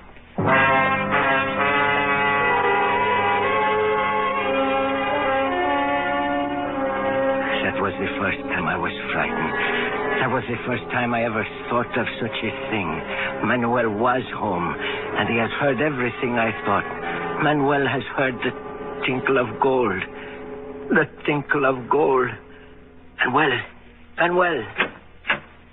Yes, Pop? Did you hear, my boy? Yes, I heard, Pop. You won't say anything. Why should I? You are a good boy, Manuel. Are you short of money? Perhaps $10? Thanks, Pop, but I don't need it now. Well, are you sure, Manuel? A $5 or a $10? Not now, Pop. Some other time, huh? Sure, Pop. Sure, some other time. Some other time. My Manuel was a good boy. Yes, but I wished he did not know about the money. I tried to return to my work, but I could not. And suddenly I knew that I was listening. First I heard footsteps there in the house behind the shop. The footsteps prowling here and there, halting, advancing again. Then others pacing back and forth, back and forth. A door opened. A voice. Low casino or gin rummy? Sure, why not? The steps again. The door closing. And then silence. Oh, how I wished to know what that silence meant. And yet, though I wished to know stronger in me than that, I wished not to know. It was cold, and I pulled my old coat around me, still listening to the silence. A little later, I thought I heard a little sound like the rustling of the wind outside my shop. But I could not tell. And then, perhaps I dozed there in my chair. Yes! There's fire in my house! Fire! Help! Fire! Fire!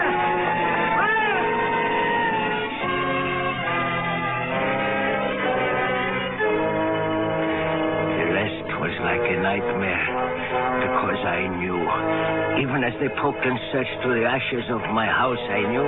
Hey, look here. A body. A man's body. Yeah. What's left of it?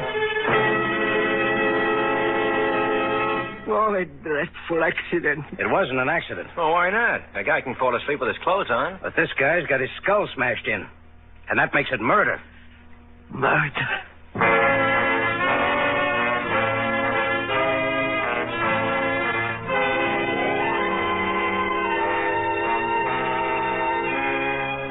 Suspense, Roma Wines are bringing you a star, Mr. J. Carroll Nash, whom you've heard in the first act of Footfalls by Wilbur Daniel Steele, which is Roma Wines' presentation tonight of Suspense.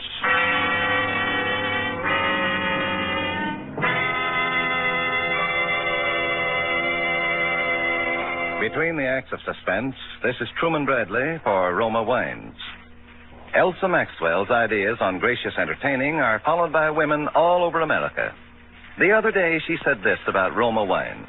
One of my favorite wines is distinguished Roma California Sherry, a glorious golden amber wine, delightfully light and nut-like in taste. Roma Sherry is ideal for any occasion, before dinner with appetizers, or during the friendly evening hours. Yes, good Roma Sherry, like all Roma wines, is always delicious, unvaryingly good. The goodness of carefully selected grapes, brought slowly to perfection in California's choicest vineyards, gently pressed, then unhurriedly guided to flavor richness by Roma's ancient winemaking skill. Yet all this goodness is yours for only pennies a glass. Remember, because of uniformly fine quality at reasonable cost, more Americans enjoy Roma than any other wine. R-O-M-A, Roma Wines. And now, Roma Wines bring back to our Hollywood soundstage J. Carrol Nash, who, in the character of Boaz Negro, the blind cobbler, continues a narrative well calculated to keep you in suspense.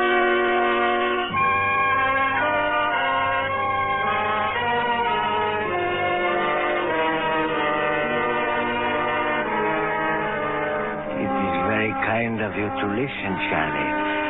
I feel suddenly so old. I feel that it is right for me to tell about it because sometime tonight I am going to go. Oh, but that nightmare day when the body was found in the ashes of my house, when I was forced with my heart breaking to agree with you that a dreadful crime had been committed. You remember, Charlie, you came to me here and... Listen, Bose. We've identified the body every way there is. The clothes, the cufflinks, the watch they gave him at the bank. You know that. And the money's gone. Yes. All right, then. For the 100th time, where is Manuel? Where is Manuel? And for the 100th time, I do not know. Come on, Bose. Quit stalling. Where is he? I am not stalling. I don't know, I tell you. All right. When did you see him last? After supper. He was in the shop. You knew about the government money, Bose? Yes. And Manuel, he knew too? Manuel knew? Yes. I see. Just as I thought. Well, you must not think those things about my Manuel, Chief. He is a good boy. What happened after you saw Manuel? Nothing. He went in to sleep. I stayed in the shop and worked. I see. Did you hear anything, Bose? Yes, I heard the men moving about. What men? Mr. Wood upstairs and my son down here. Ah, then Manuel wasn't asleep. No, he was not asleep. Go on. A while later, the noises stopped and... We must know everything, Bose. Well, a while later, Mr. Wood called down to Manuel and asked him if he cared to come upstairs and play cards with him. You heard him ask that? Yes. Are you sure it wasn't Manuel who asked Mr. Wood? It is as I said, I do not lie to you. All right. Did Manuel go up to Mr. Wood's room? Yes, he went up. I see. Now, did you hear anything else after that? No, nothing. Nothing, hmm? Well? There is something else. Sometime during the night, I thought I heard something, footfalls perhaps, stealing past my shop. I see. That you wouldn't swear in court that you heard them? No, not in court or here in my shop. I cannot swear to something I am not sure of. Bose, you're a good man. We don't want to cause any trouble, but you understand, a man has been murdered, government funds are missing, and your son is gone. What else can we think? As far as I'm concerned, it's an open and shut case. I've issued a warrant for Manuel's arrest. No, you cannot. Yes. And if you know where he is, it'll go easier for him if you pass on that information. I've told you all I wish to tell. All right, be stubborn. Stubborn? Do you wish me to dance a jig? I tell the truth and you do not believe me. What more can I do? Gosh, put yourself in my place, Bose. This is serious business. And will you change places with me? I have lost everything. My house, even my honor. My only son. Well, I'm sorry.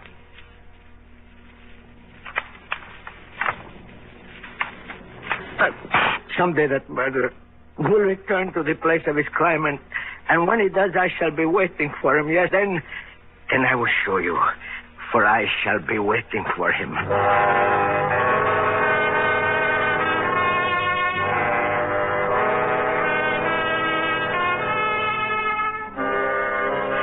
To questions, I gave no answer. To threats, I gave no heed. I scarcely heard them, for my ears were deaf to all sounds save one. The sound of footfalls. The footsteps of a murderer. Patiently, as the weeks, the months, then the years moved by, I listened. For 3 years, I listened, wondering only when they would come. For 3 years more, I wondered if they would come. Only the last 3 years was I troubled by the growing of a terrible doubt. Suppose the steps had come and gone and I had not heard. Suppose I were to make a mistake. Suppose my ears should fail me and I could not remember. Could not remember. From that first hour of doubt, every waking moment, yes, even in my dreams, I lived in a nightmare of echoing, jumbled footsteps. Footsteps slow and halting, footsteps quick and running, pounding heavy footsteps. And those light as a cat's tread, more, faster, footsteps, footsteps.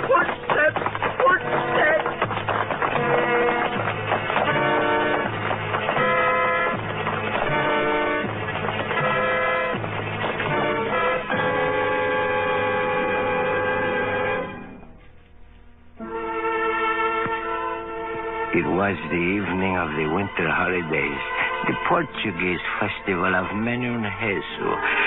Christ was born again in 100 mangers and 100 tiny altars.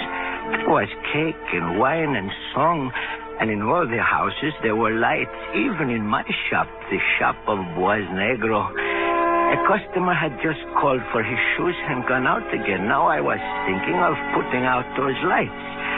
I reached up to turn the switch, then stopped. Someone had entered the shop.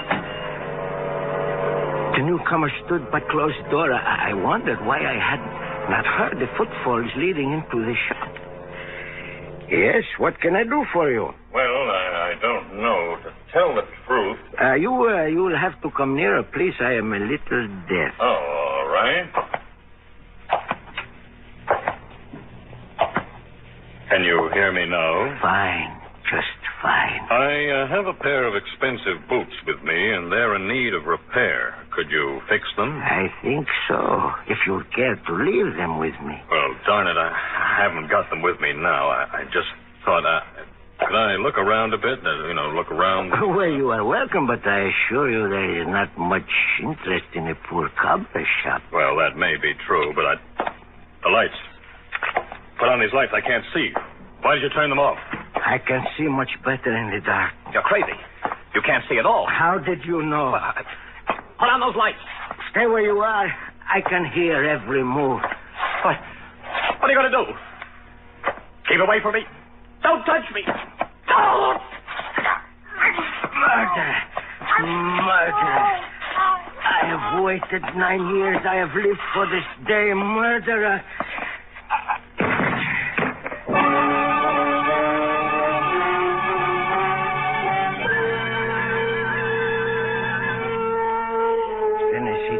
Suddenly I realized this man that I had killed has a beard, a full beard over his face, over his throat where my fingers strangled him. Could have been wrong, but no, the footsteps I was certain of. Then perhaps others would not know him for who he was. If suddenly I knew what I must do. That his last cries had been heard, I knew, for I could hear the crowd gathering outside my locked door. I set about my task as carefully as though he had been alive.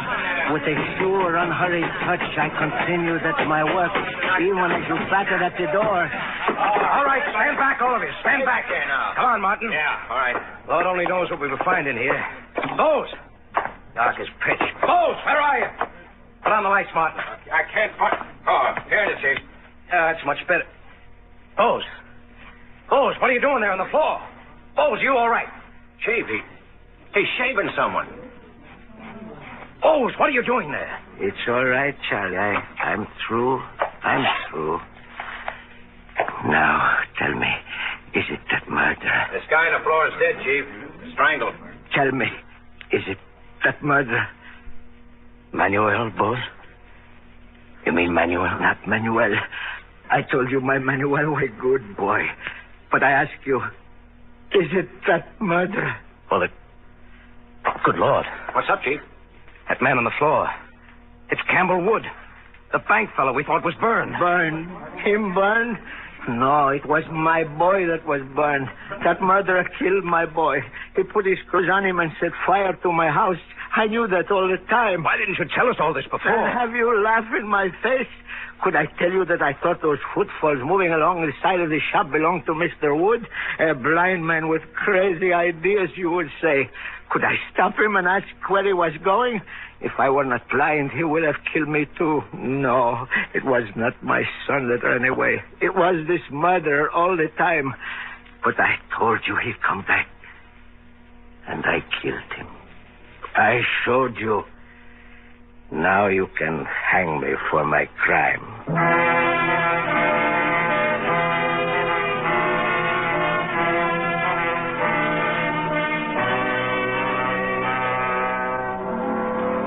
You remember, don't you, Charlie? And you did not even bother to arrest me. Perhaps you did not believe old boys had such strength in his hands, huh? He died of heart failure. Did he? Well, so be it. But you believe now that old boys has no trouble with disease, huh? Ah, yes. I hear everything. Even a voice close in my ear. Pop. Hello, Pop. It's Manuel. Yes, I hear. Oh, Manuel. How are things with you, Manuel? Fine, Pop. Fine. You need a little money? A $5, perhaps? A $10? No thanks, Pop. Not now. Some other time. Pop. I'm waiting for you, Pop. Yes, I know you are waiting. And I am glad to come with you. My Manuel is a good boy.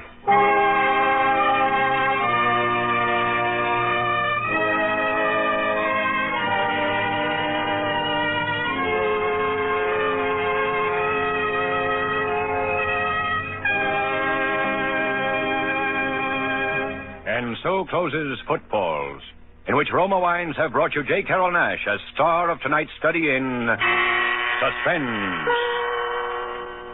This is... Now, the Roma Wine Company of Fresno, California presents...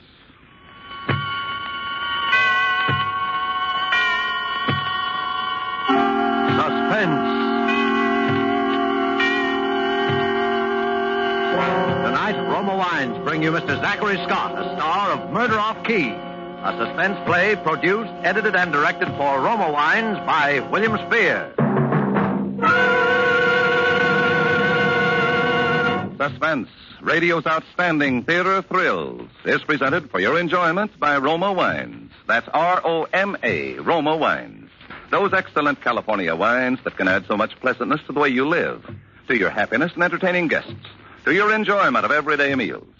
Yes, right now a glassful would be very pleasant, as Roma Wines bring you Mr. Zachary Scott in a remarkable tale of suspense.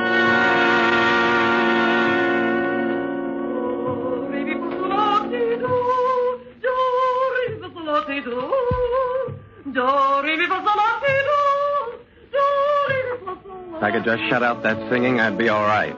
But it goes on pounding inside my head, and I keep hearing Violet screech those desperate, urgent scales.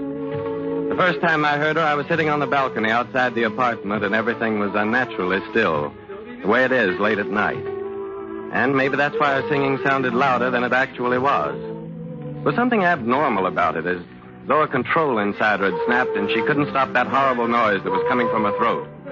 It went on over and over again, rising and falling and scraping the hot night into shreds.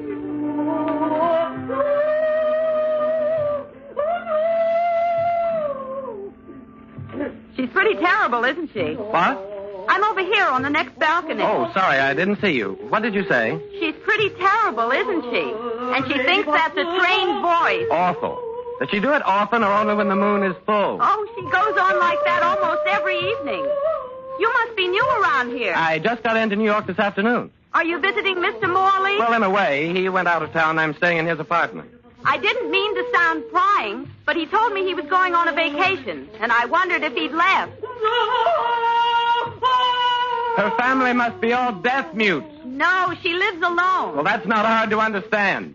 Hasn't the manager done anything about it? She has too much money. They'd never ask her to move. But someone should do something. They could always try strangling her. What did you say? They could always try strangling her. Oh, she heard you. Oh, do you think so? I hope so. Well, I must be going in. Good night. Good night. Roses are shining in the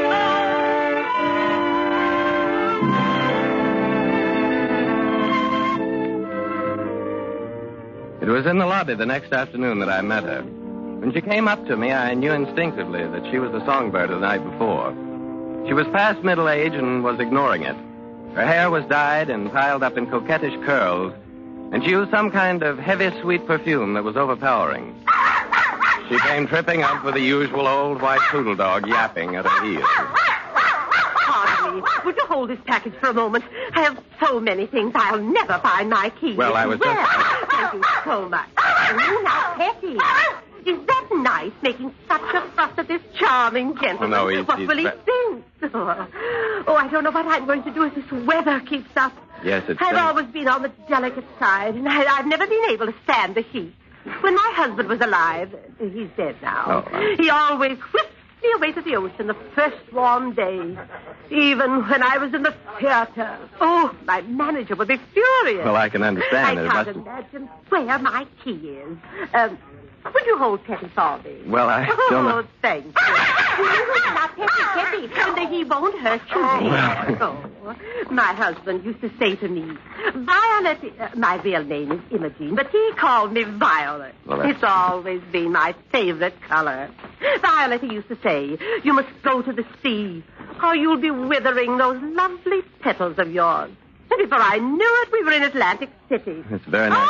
Oh, here's that horrid little key on my key ring of all places. Well, those things sometimes happen. Thank you so much. I don't know what I would have done without you. My husband used to say, Violet, you're a woman who needs a man around. Of course, he was a pillar of strength himself. Oh, and to think of his dying of a gallbladder that way. Well, thank you again. Now, what did you say your name is? Oh, Carlson. Oh, how nice. Carlson. Such a sturdy, dependable name. So suitable for a man. You must come up and have tea with me sometime. Well, I have a special Chinese brand. It smells like dead flowers. Going up? Going up, but au revoir until we meet again.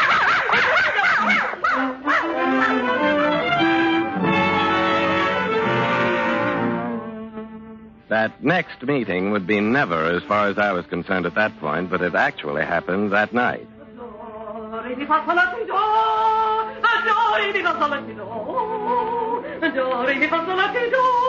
She was at the scales again about 9 o'clock, and there was a desperate urgency in her singing.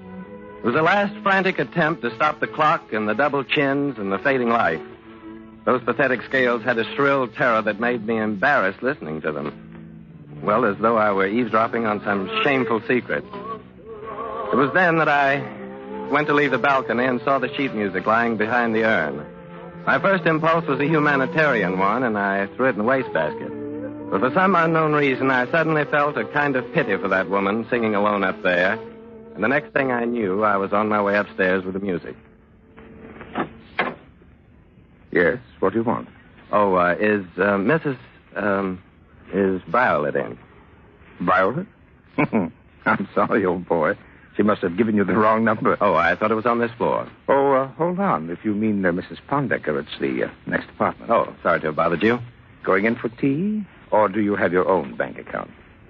Thank you very much. Oh, not at all, not at all. I'm always glad to help a music lover.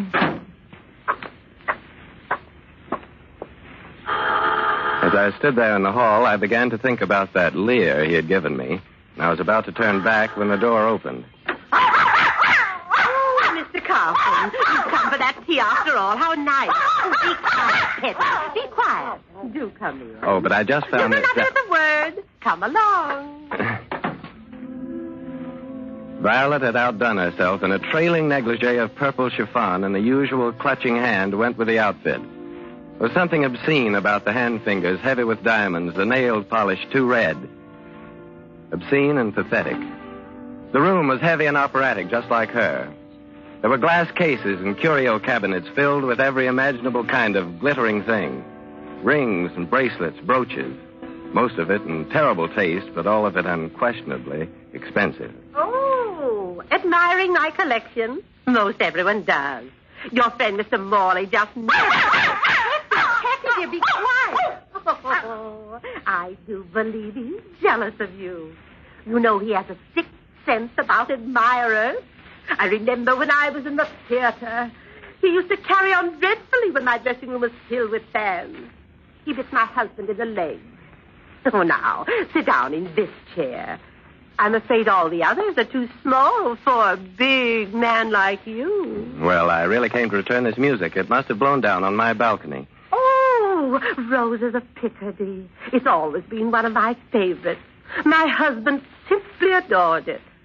I remember I sang it to him on Saturday night. And that Sunday afternoon, he was dead. Well, that must have been quite a shock. Oh, I sometimes wonder that I found the courage and strength to go on. Of course, my music has been a great consolation. Now, you sit right down. I won't be a moment. Petty will look after you. Won't you, Petty, huh?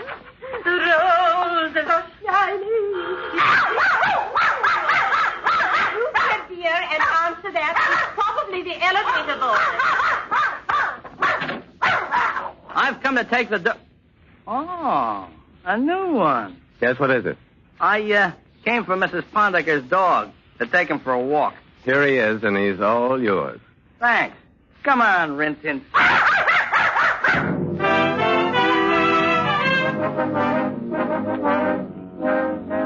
I didn't care for the way the elevator boy smirked. And as I sat there in her apartment with that heavy perfume suffocating me, I cared less for the trapped feeling I was beginning to have.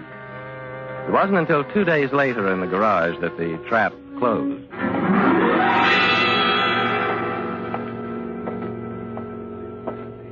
Good morning, Mr. Carlson. Can I do something for you? Oh, no, thanks, Joe. Just want to get my sunglasses out of the compartment. Well, your car's right over here. I cleaned her up for you.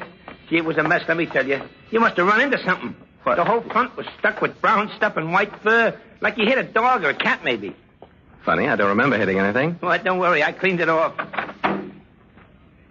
Hey, Joe. Yeah? Wait a minute. What, something wrong? Tell that help of yours my car's in an ash can. They dumped all these old newspapers in the back. Oh, gee, I'm sorry, Mr. Carlson. Well, just give them to me. I'll throw them out. Boy, they sure are a mess. Looks like something out of a butcher shop, don't it? Well, it won't happen again, sir. You bet your bottom dollar on that.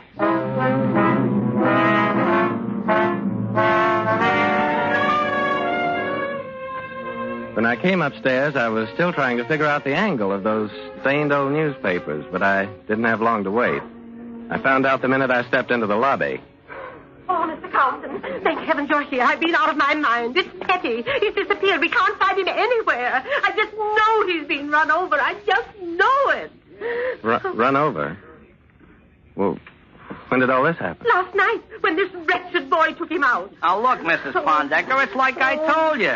I only stopped in for a cup of coffee, and the next thing I know, the dog is gone. Of course he's gone. Some uncouth person in that saloon undoubtedly made off with him. Well, there's only one thing to do, and that is to offer a large reward. Don't you agree, Mr. Carlson? Oh, yes, that's a good idea.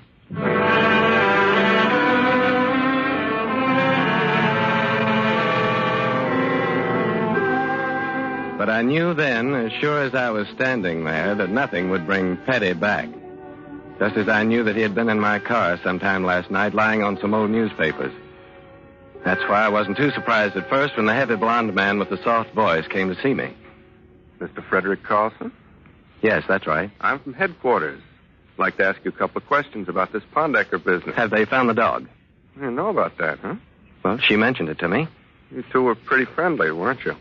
Well, I spoke to her a couple of times. Hey, what is this? I don't... Come into my place full of innuendos. I don't see No need to get excited, Mr. Carlson. I'm just checking up on the people who last saw her alive. I still... What are you talking about? She's dead? Very much so.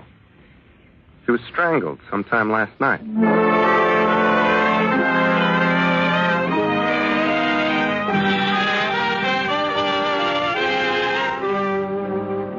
For suspense, Roma Wines are bringing you as star Mr. Zachary Scott in Murder Off Key by Gene Russ Kern. Roma Wines' presentation tonight in radio's outstanding theater of thrills, Suspense.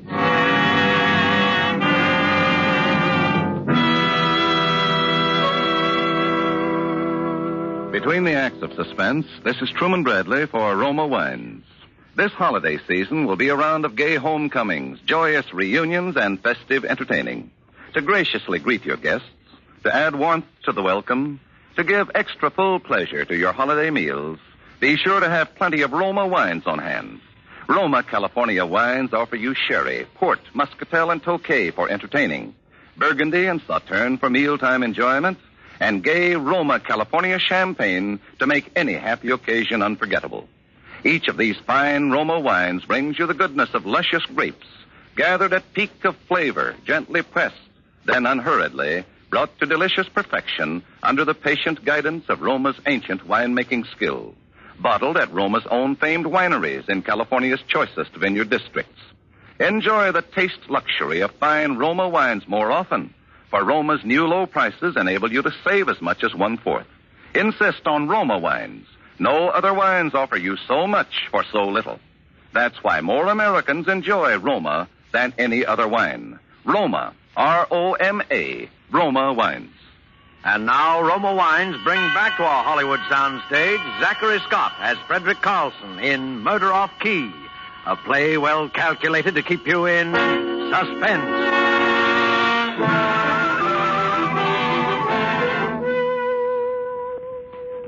The heavy blonde man with the soft voice asked a few more questions after that, and then he left.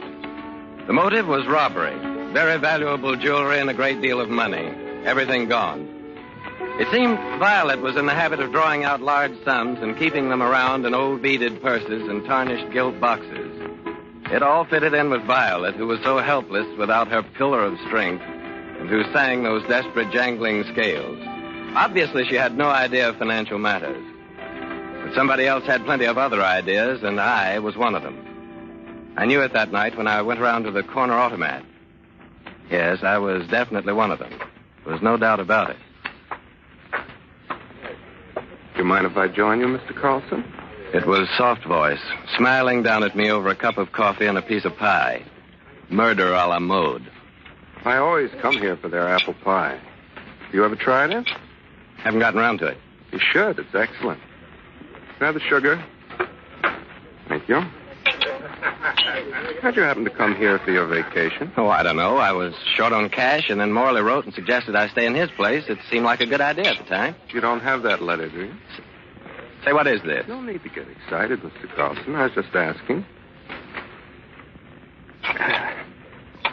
Oh, you really should try this pie.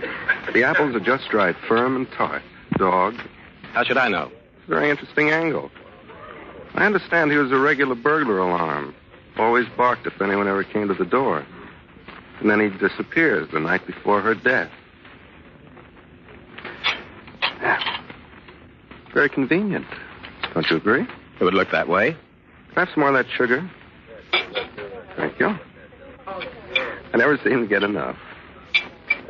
Did you drive up to New York? That's right, and I haven't run over any dogs or anything else, so you can skip that. There's no need to get excited, Mr. Carlson. I never suggested that you did. I was just asking a simple question. If you haven't any more simple questions on your mind, I'll be going on. Of course. Don't let me detain you. I think I'll have another piece of this pie. You really should try it sometime, Mr. Carlson.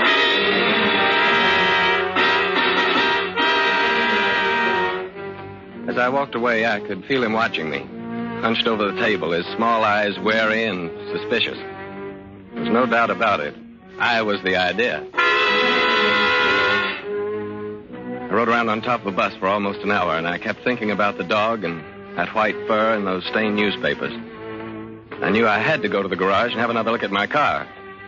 The garage seemed deserted, and only one arc light cut the blackness that stretched silently ahead. It was then I passed the office booth when I first heard the voices. There were two men, and they were standing by my car. It was Soft Voice, full of apple pie and suspicion and wide awake on those 2 cups of coffee. He was asking Joe about my car. It looked like he hit something. But I couldn't say it was a dog. It might have been a cat. But you're certain about the white fur. Huh? Was there anything else you noticed? No. No, I don't think... Well, yeah, there were some newspapers. At first I thought, seeing as how they were all stained, that maybe he had put in them whatever he hit, you know? Excuse me a minute. Somebody must be out there. Well, Mr. Carlson, glad you came in. Perhaps you can clear up a few things for us. Look, I don't know anything about the newspapers or the stain, but I can tell you this much. I never ran over a dog, and I can prove it. Well, then, that's all we're interested in. Haven't taken the car out since I came to New York. Joe here can tell you that. Well, you did take it out once, Mr. Carlson, the night before last. Are you crazy? Well, gee, I'm sorry, Mr. Carlson, but I remember you called me up and asked me to bring it around. Here, you can look at my record book. You must have forgotten about it, because, 9 o'clock. 9 o'clock. That must have been just about the time the elevator boy took the dog for his walk.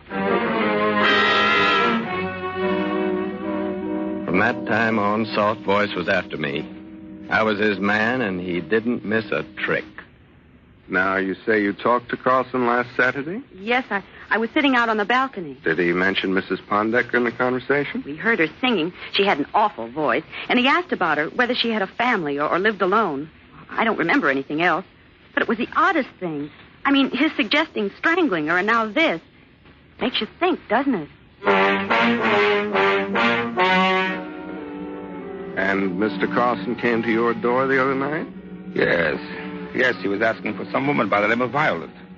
At first, I never connected it with Mrs. Pondecker. She seemed a bit old for him, but you never can tell. Probably mutual interest in music. Yeah, that's right. I came to get the dog, and this Carlson guy opens the door. But I don't think nothing of it. Working on the elevator, you see a lot of that, you know. Oh, some of the stuff I could tell you.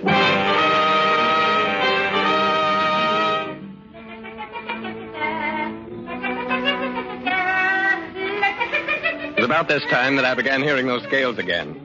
They were so shrill and desperate, I thought everyone else must hear them, too. I even heard her on the elevator. What are you staring at? Nothing, Mr. Carlson. This is your floor. Hey, do you think the police will catch a guy who done it? I don't know. I figure it must have been somebody who knew her and been in her place. Those old dames always go for the young guys. I say, find her boyfriend, and you got to kill her. Am I right? Why ask me? How should I know? Well, you don't have to get sore, Mr. Carlson. I was just asking. Well, what are you waiting for? Me? Nothing. Well, shut up. Stop it, do you hear me? The concert's over. Good evening, Mr. Carlson. Oh. I hope I didn't startle you. The elevator boy let me in. Well, what's on your mind? I just wanted to go over a few points with you. Do you know anything about a resort called Orchard Beach? It's not far from here. Yes, I stayed there for a couple of weeks last summer. Why? Strange you never ran into Mrs. Pondecker. She played in the summer theater there. I told you I never saw her before I came here. If you're trying to pin this on me, you're wasting your time. Look, how could I have planned this thing? I never even knew I was coming here until Morley wrote me and asked me. He'll tell you that. Unfortunately, we can't seem to contact Mr. Morley. You don't have his present address, do you? All he said was something about a camping trip, but he's bound to turn up in a couple of days, and he'll set you straight on all this. That is, if he turns up alive. What do you mean by that? I was just considering a possibility. After all, if anything happened to Mr. Morley, he couldn't back up your story, and he couldn't deny it either, could he? Well, I'll be getting along. Good night, Mr. Carlson.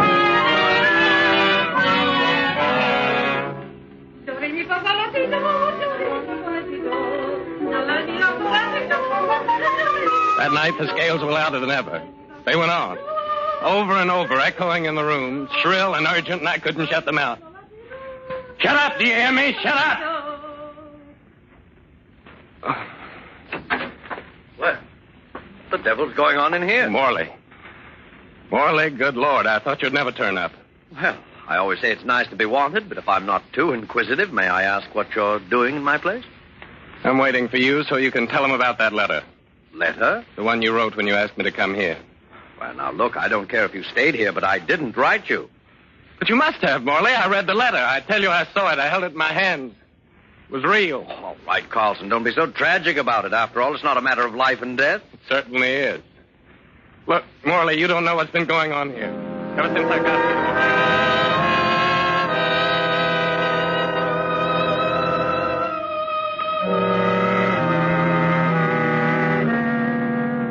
Things got me nearly crazy. There doesn't seem to be any way out. Well, Carlson, there's no point in sitting out here on the balcony all night. No? Oh, I'll admit you're in a bad jam, but it's not hopeless. They haven't arrested you. It's only a matter of time. But they haven't any proof.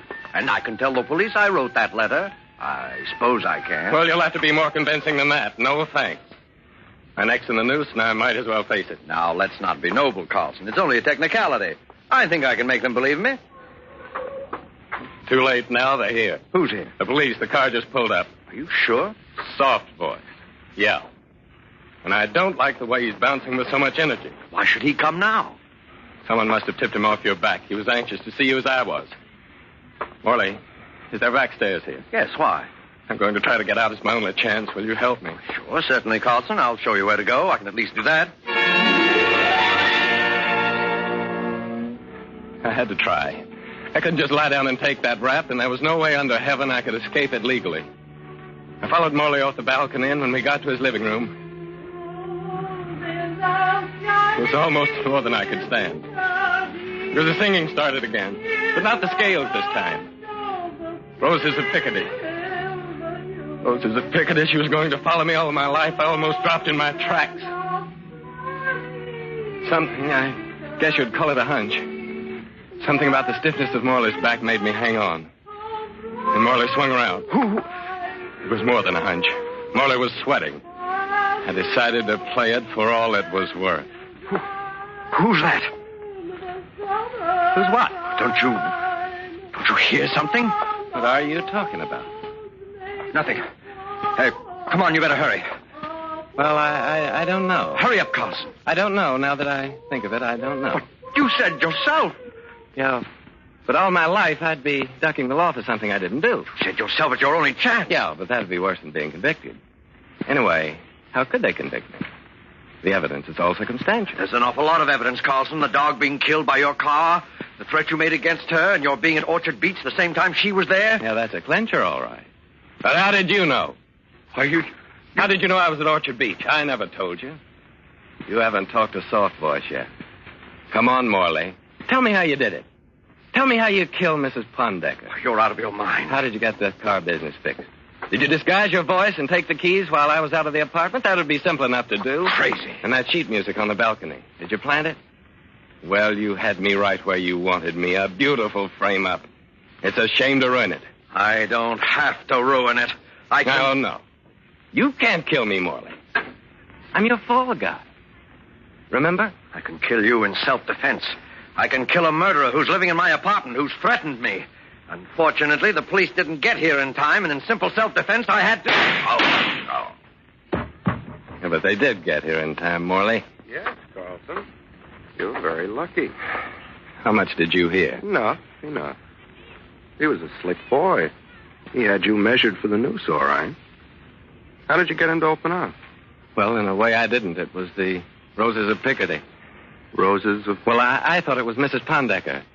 When she started Roses of Picardy, Morley thought so, too. It scared him green. Scared him more than me.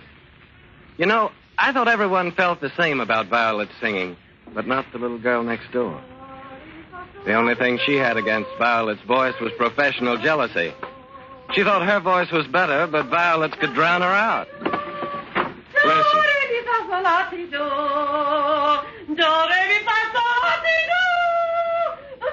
Well, someone else will have to strangle her.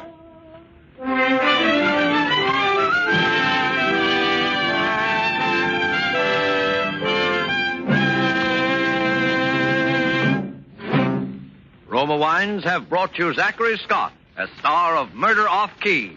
Tonight's study in Suspense. This is Truman Bradley for Roma Wines, the sponsor of Suspense. Are you planning now for that Thanksgiving dinner next week? Well, here's a timely suggestion from famed hostess Elsa Maxwell. This Thanksgiving, many families will be together for the first time in years, enjoying the traditional turkey and trimmings and pumpkin pie. At dessert time, I suggest serving Roma California Muscatel. Roma Muscatel is a glorious ending to a festive meal. Yes, at dessert time or later in the evening, Golden Roma Muscatel is the choice refreshment wine. Served cool, Roma Muscatel is delicious with dessert or later with nuts or cake. A wine mellow indeed, bursting with golden sweetness. Roma Muscatel brings you the distinctive fragrance and the warming taste richness of the famous Muscat grape. Like all Roma wines, Roma Muscatel is a true wine, unvaryingly good always.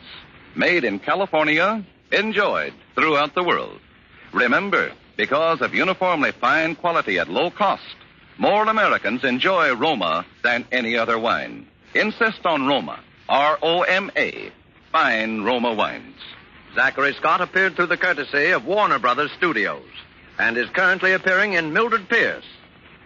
Next Thursday, we bring you Lloyd Nolan in Suspense, radio's outstanding theater of thrills. Presented by Roma Wines, R-O-M-A, made in California for enjoyment throughout the world.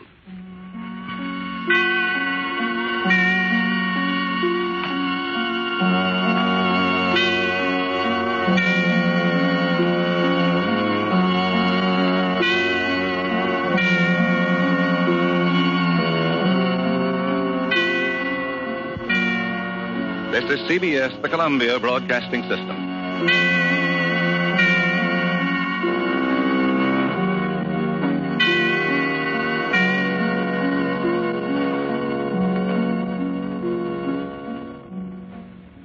Now, the Roma Wine Company of Fresno, California presents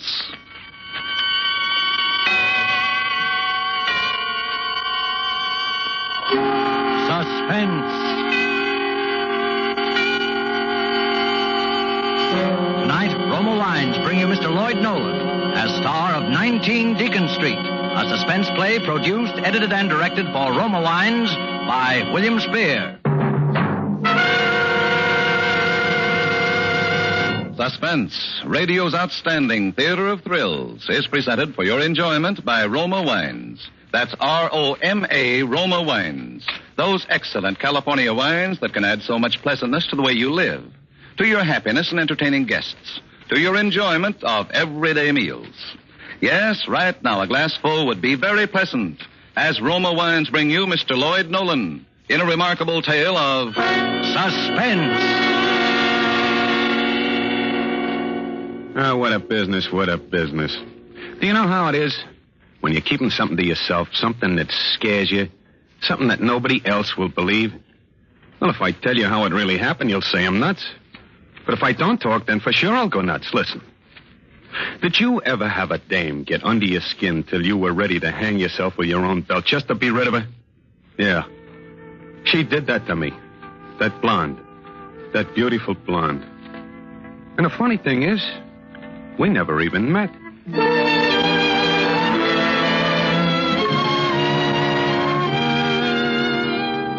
Ties is my business, wholesale. I came to Chicago with a red-hot line and an exclusive to the Middle West, all sewed up. Now, all I had to do was find a place to do business and a place to live.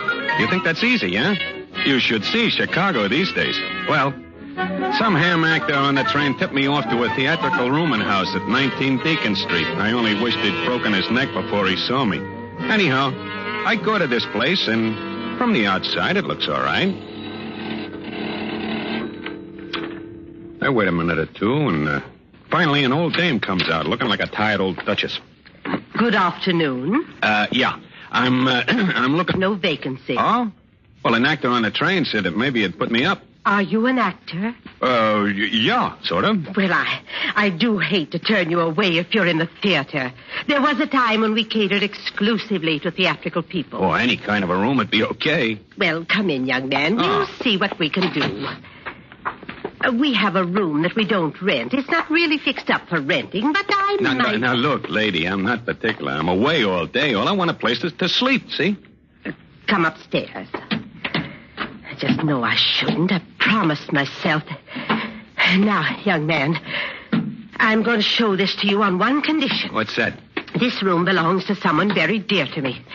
She's away. I've never rented it because, well, I expect her back. Oh, yeah? I want you to promise that no matter what, you'll not move anything or ask any questions about her. That's a funny thing to ask. Some people wouldn't understand. Promise? Okay, it's a deal. I'll turn on the light. Well, do you like it? Well, I don't know. It's kind of feminine, isn't it? Yes. Yellow fluffy curtains and costume dolls, cold cream, grease paint, dressing gown. Nice perfume.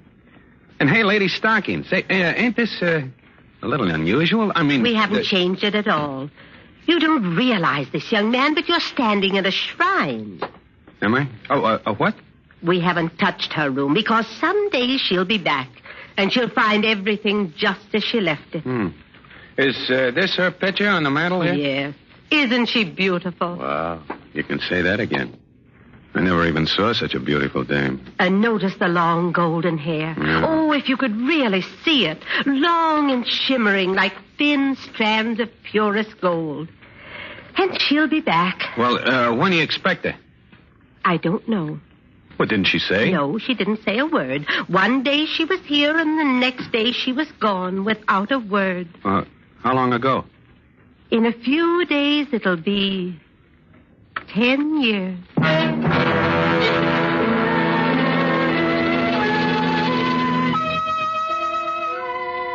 Well, I took the room. If I knew then what trouble it would bring me, I'd have slept in the park instead. When the landlady left, I went over to the mantel and I looked at the blonde's picture. Yeah, she was really one beautiful dame. And there was something else about her. Some little thing I couldn't pin down. Well, I took the French doll off the pillow and flopped down. But from where I lay, I could look right at the picture. I looked and I felt the back of my neck crawl. Finally, I couldn't stand it any longer. I jumped up, I turned the picture to the wall. And then I dozed off. And there she was, crying. Just her face. Soft gray eyes. And her golden hair. Strands of pure gold, like the old dame said, yeah. Well, what was she crying about? What was wrong? I didn't get it. Laverne. What's the matter, Laverne? Mrs. Swartz. Laverne. Mrs. Swartz. What are you crying of? Huh? Mrs. Swartz, are you all right? Oh, yeah. Yeah. Just a minute. I'm all right. It's just a bad dream, I guess. But I heard you calling out. You were calling Laverne. Who? Laverne. That's who you were calling, wasn't it? Oh, I don't know. Laverne. Yeah. I guess I was. How did you know, Mr. Swartz? How did you know her name was Laverne? Well, I don't know. I don't know how I knew. I knew her name. I knew the name of the blonde, but I never met her. I pestered the landlady for details, but the old dame wouldn't talk. So I locked the door. I went to work to find out for myself. I emptied all the dresser drawers out on the bed.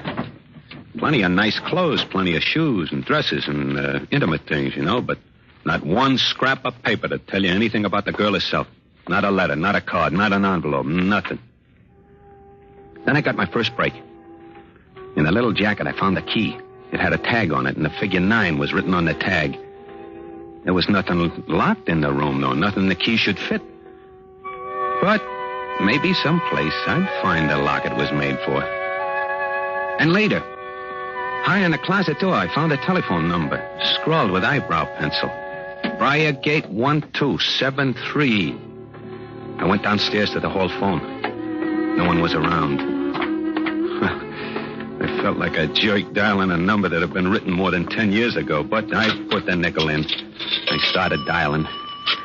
B-R-I 1 2 7 3.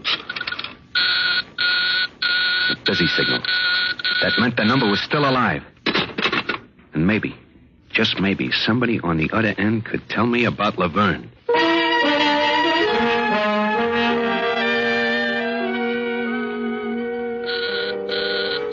An hour later, I was still dialing that number and still getting a busy signal. So I finally give up and went to my room. What business was it of mine if some stale babe wanted to disappear? I had my own headaches. I had 400 dozen fancy neckties to get rid of. Laverne she was still in that room. I felt it in my bones. And I couldn't sleep.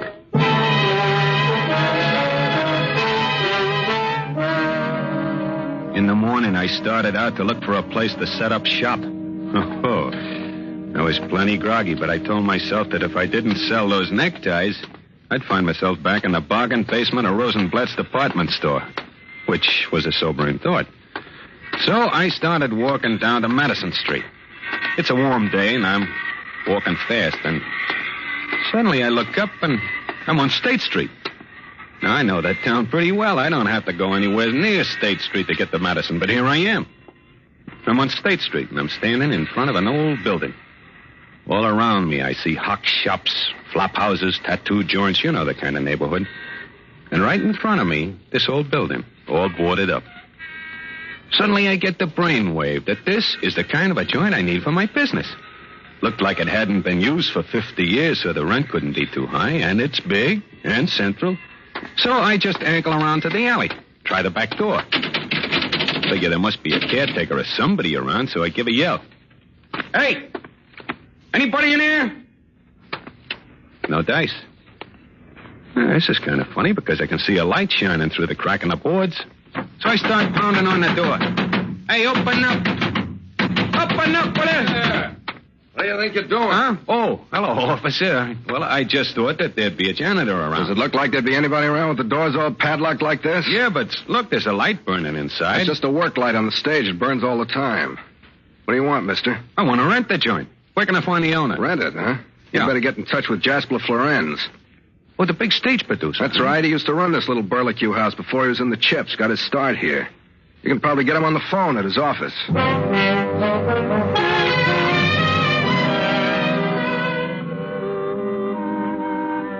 Florenz Productions. Oh, hello. I'd like to speak to Mr. Florenz, please. Oh, who's calling, please? My name's Swartz. What did you wish to talk to Mr. Florenz about, please? He's very busy. Yeah. Now, look, I ain't no ham actor looking for a job. Tell him I want to rent some space from him. Rent space? Yeah, the old Florenz Theater on State Street. Oh. Well? Hello? I'm sorry, but the Florenz Theater is not for rent. Not for rent. But why? Well, okay. Have it your way. I burned up. The nerve of that guy letting his theater sit there empty while I needed it so bad. Well, I wandered back to the house a little later, and as soon as I got within sight of it, I got that queer feeling again. It was just like that blonde was standing there waiting for me. Well, I walked in and went to my room. I got out of detective mystery and tried to pass the time away, but it didn't work. I couldn't think of a thing, except Laverne. Then I lay back on the bed, and I must have been dead tired.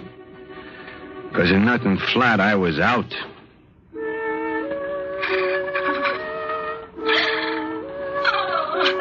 And there she was again. That beautiful girl sobbing. This time I was sure she was trying to say something to me, trying to get a message of some kind to me, but I just couldn't understand.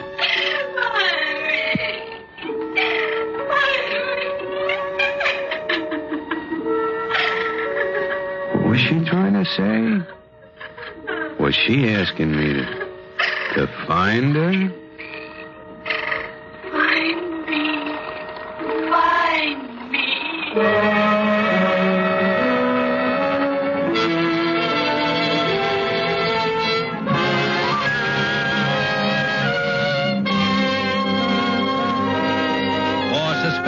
Roma Wines are bringing you as star Mr. Lloyd Nolan in 19 Deacon Street by Larry Marcus and Robert Light. Roma Wines' presentation tonight in radio's outstanding theater of thrills, Suspense.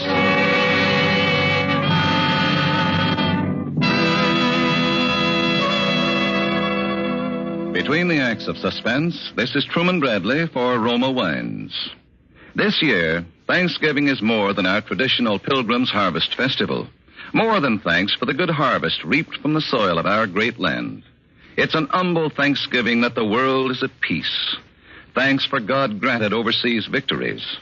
Thanks for cherished freedom at home. Thanks for loved ones with us again. Today, in many American homes, wine, Roma wine, is as symbolic of this day of thanks as the traditional turkey. As millions of Americans feast in hamlets, villages, towns, and cities, glassfuls of Roma wine are lifted in heartfelt thankfulness. How fitting, too, with Roma California Burgundy, a wine grown in the soil of America, reflecting the goodness of nature and the patient toil of free men. Roma Burgundy, a red, robust wine, truly delicious, delightful, distinguished in any company, with any food. Serve cool. Remember, because of uniformly fine quality at low cost, more Americans enjoy Roma than any other wine. R-O-M-A, Roma Wines. And now, Roma Wines bring back to our Hollywood soundstage Lloyd Nolan as Maurice Schwartz, high salesman and raconteur, in 19 Deacon Street, a play well calculated to keep you in suspense.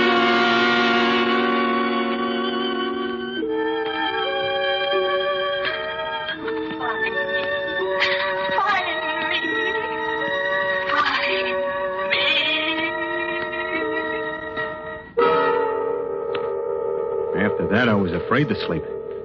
So I grabbed my hat and ran out of the house. I stopped at a joint down the street and ordered some coffee.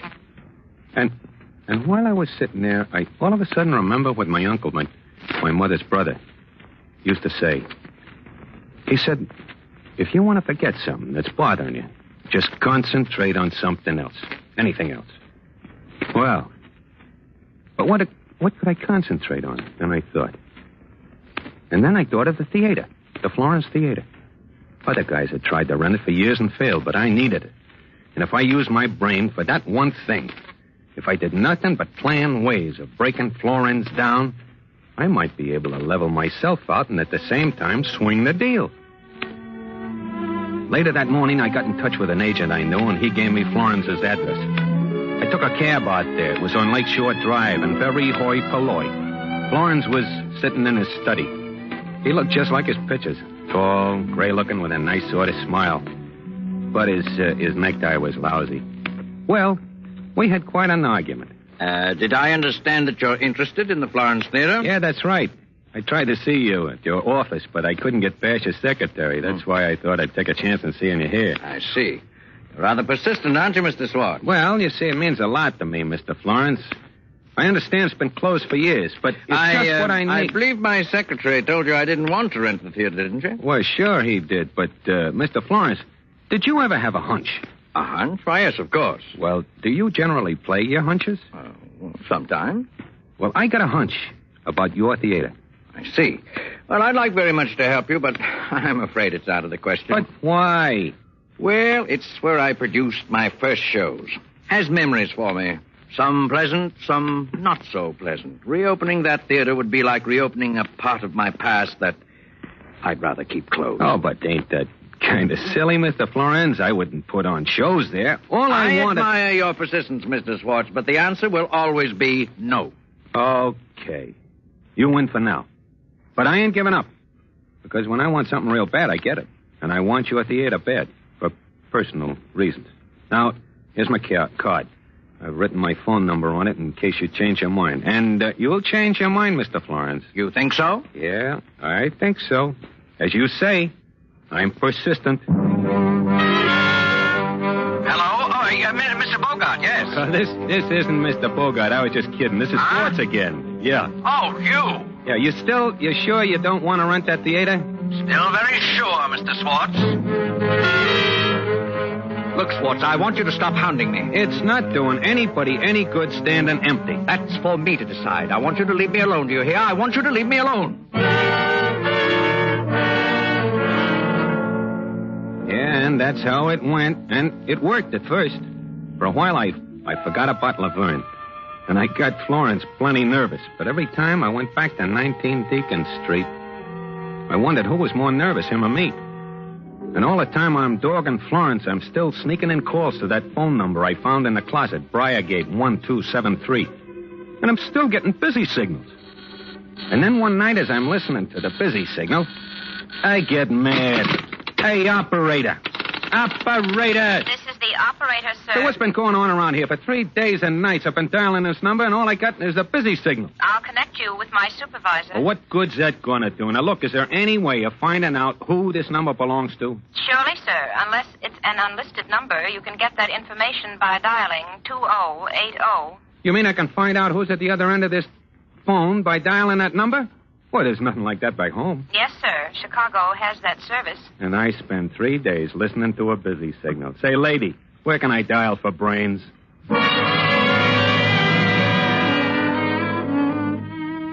So I dialed 2080, and that's how I found the place. It's a little run-down spaghetti joint named Joe's. Over in the corner, I see the telephone that's been giving me the busy signal, and no wonder. It's a public phone booth. Right now, one guy is in it and 2 others are waiting for it. I go over and climb on a stool. What can I get you? You, Joe? Yeah, what can I get you? How long you been in this place, Joe? 14 or 15 a year. Why? Well, you've seen a lot of people come and go, huh? Sure, plenty. What can I get for Look, you got a good memory for faces? Look, you see, I'm busy, mister. I got no time for games. You want something or you don't want something? Here, Joe, take a look at this picture. Sure. Yeah. So what? You recognize her? Yeah, she's been in here a long time ago. What's her name, Joe? I can't remember her name. She was a showgirl, I think. Claire or something. Wasn't it Laverne, Joe? Yeah, that's right. Yeah? Laverne Claire. She's always come in here with the big shot. With the big shot? Well, he wasn't so big a shot then, but he was going to places. And then she jilted him and run off with some other guy. I remember very good because he used to come in here after that and sit here alone all the time. Break him up pretty bad. Hey, and who was this big shot? You remember that, Joe? Oh, sure. The bigger producer, Jasper Florence. And now what can I get to you, huh?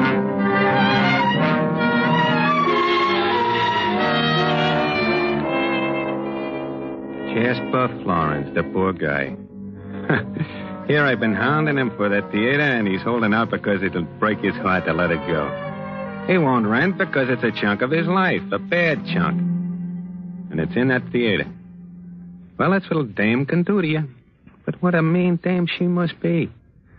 But anyway, I begin to feel better. Now, first thing tomorrow, I'd go out, find another place to do business, and I'd start selling ties. But when I get home, I was in for another surprise. On my door, there was a note from the landlady. Jasper Florence called. He changed his mind about the theater and will meet you there at 8 o'clock. Well, figure that one out. I looked at my watch and it was 5 after 8 already. I get to the theater about 20 past. Nobody's there. So I wait around in front for a few minutes and then I look down at the front door. The padlock I saw on it the other day was gone. I give the door a little push. It swings open. Well, it's just like any other theater lobby. White tile, brass rails, cobwebs all over everything, of course. I go on into the house, and there in the center of the stage is that one big work light the cop told me they've been keep burning all these years. What a queer duck that Florence must be to keep electricity going for 10 years. And in the center of the stage is a big organ. And the light behind it sends screwy shadows up against the wall. I walk down the long aisle and up the stairs onto the stage. And as I walked across it, I could hear my footsteps echo. I never could resist listening to an echo, so I yelled, "Hello!" Acting like a kid whistling in the dark. Hey, look, Maury, you're all alone here. There's nothing to be afraid of. Well, then I see that organ. I walk over to it. Run my hand across the keys. Oh, I quit that in a hurry. Then as I wipe the dust off my fingers, I look up into the flies. I look and I see sandbags hanging. Whoa. They must weigh 150 pounds. I was just looking up at the catwalk, then I see somebody move. I was sure of it. Just off stage. The guy moved in the darkness. Don't ask me why, but I started to walk toward him very quietly. Yeah, he was there. I could see him now. Hey, come out of there, you! He didn't move. So I walked over closer and... It was a dressing room. And the guy I saw reflected was Maury Swartz. That's right, me. Maury Swartz reflected in a dressing table mirror. Well, just then I saw a door to another dressing room across the hall. That door was closed, but something about it made me stare. It was the number on the door. Number 9. I remember the key I picked up in Laverne's room. In a flash, I had it out of my pocket and was trying it on the door. Number 9, the tag said. And it worked. My knees were shaking and sweat was rolling down my face, but I opened the door as wide as I could. I stepped in. And then I stepped on something. It was dark. I couldn't figure out what it was. So I lit a match. There, on the floor, were the white bones of a skeleton. And beside them, long golden strands of hair. And then I knew. My heart was beating a mile a minute as I stole back to the stage. I got there and I started for the footlights. Suddenly I looked up. The master curtain was crashing down on me. I jumped back.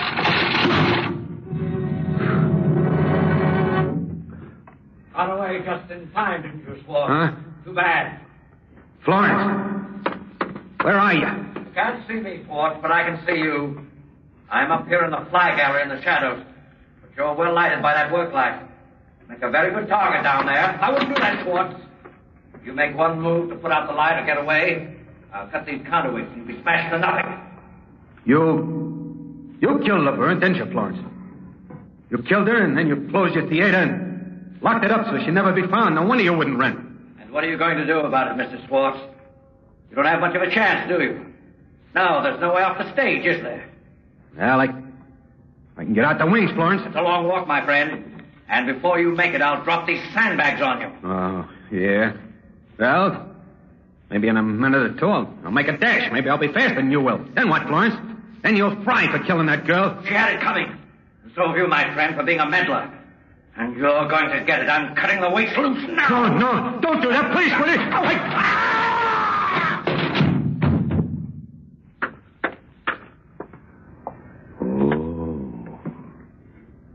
Oh, that's a long way to fall. And an awful way to die. Even for you, Florence.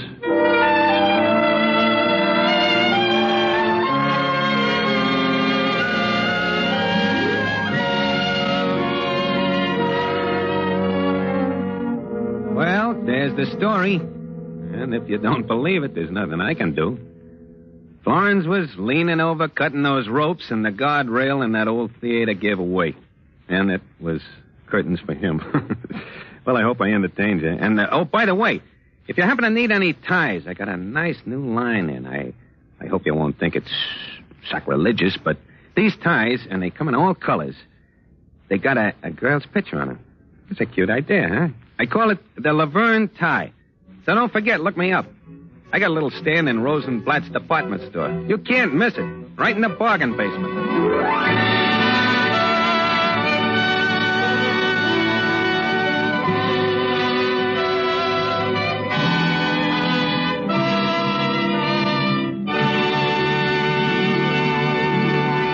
Roma Wines have brought you Lloyd Nolan as star of 19 Deacon Street. Tonight's study in suspense.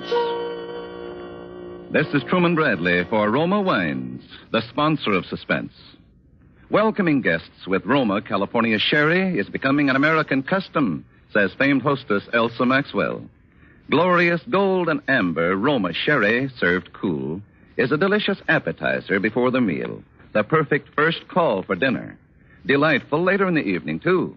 Roma sherry is a happy, mellow wine with natural fragrance, cream-rich with natural grape sugar sweetness and nut-like taste. If you prefer a real dry sherry, get Roma Pale Dry Sherry. Like all Roma California wines, Roma sherries are true wines, always unvaryingly good. You can now enjoy the taste luxury of Roma wines at the lowest prices in years, at savings as much as 1/4. Grown from choice grapes, unhurriedly perfected by age-old skill. Bottled at Roma wineries in California's choicest vineyards. Get your favorite Roma wines now for holiday entertaining. Insist on Roma wines. Roma wines offer you so much for so little. That's Roma, R-O-M-A, Roma wines. Lloyd Nolan appeared through the courtesy of 20th Century Fox Film Corporation and can now be seen in their production, The House on 92nd Street. Next Thursday, Roma Wines bring you Miss Nancy Kelly in Suspense, radio's outstanding theater of thrills. Presented by Roma Wines, R-O-M-A, made in California for enjoyment throughout the world. This is CBS, the Columbia Broadcasting System.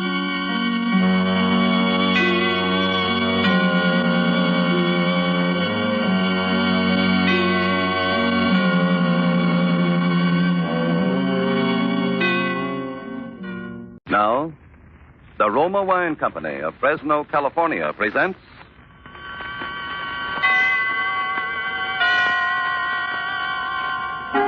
Suspense.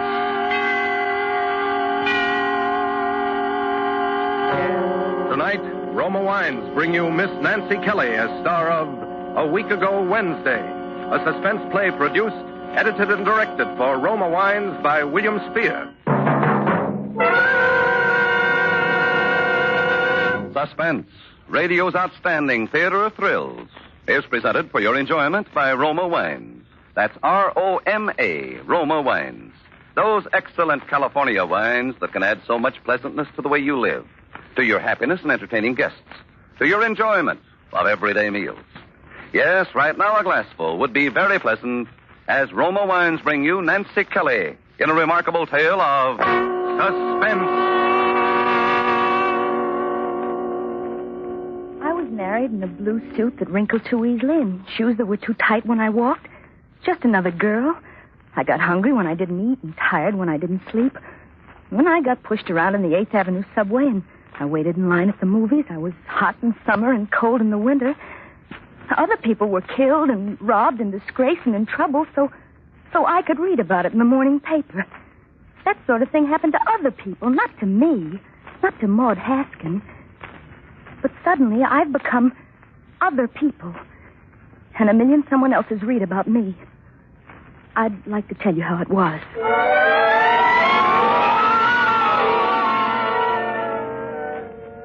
Harry and I had quarreled that Wednesday morning. I've tried to remember why, but I can't. I've tried to think, but... Well, I wasn't in any hurry to get home after work that day, that Wednesday. So I sat for a while on a bench in Central Park. The sky looked moody and had a dirty face. I watched evening happen quickly because it was going to rain. It started to come down, doing my crying for me. And I ran. I knew suddenly that I wanted to go home. I wanted to climb the stairs to the little furnished flat. I wanted Harry to be there so I could put my arms around him and feel him warm against me. I wanted to tell him that I loved him and that I was sick because I hadn't kissed him goodbye that morning. I nearly fell running up those narrow little steps. I stumbled 6 times before I reached the 3rd floor, apartment 3B. I was nervous, and I was too eager to get in. My hand was clumsy, all thumbs, and the key wouldn't fit. It dropped to the floor. I stooped to pick it up, and as I did, the door was unlatched from the inside. Harry! I saw it open, and I nearly sobbed with joy and relief. Harry! Yes, what is it, dearie? But it wasn't Harry. Not Harry looking anxious because I was late and worried because I was drenched with the rain. This was a stranger in our apartment. A small, dark woman with eyes like two shiny brown buttons and a pinched little face. Well? She was wearing a flowered apron, and in her hand she held a limp dish towel. I blinked at her stupidly. Well, what is it? I don't want to buy anything. I'm busy. I'm making supper. Oh, but you don't understand. I'm... Looking for somebody? What apartment did you want? This is 3B. 3B? Yeah. What apartment are you looking for? Oh, but I'm not. I won't be much help anyhow. Better ask down the hall. We've only been living here a few days. Living here? Yes. What's the matter with you, dearie? Are you sick? Don't you feel well? Oh, no.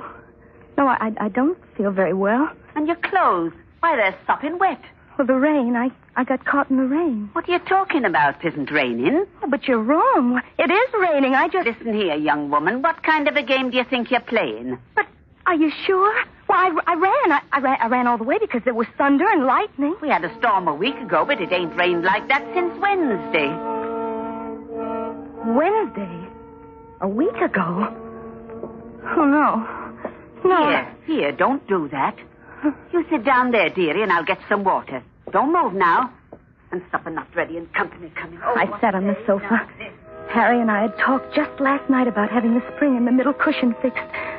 Or had we? I ran my hand over the top, cautiously, afraid. And then I stopped as if I'd suddenly taken hold of a live wire. For my fingers curved over the lumpy roughness of a pillow with a broken spring. Here, drink this. Easy. Are you better now? Don't talk, just drink it. Easy. That's it, dearie. Thank you. Over the rim of the glass, she watched me.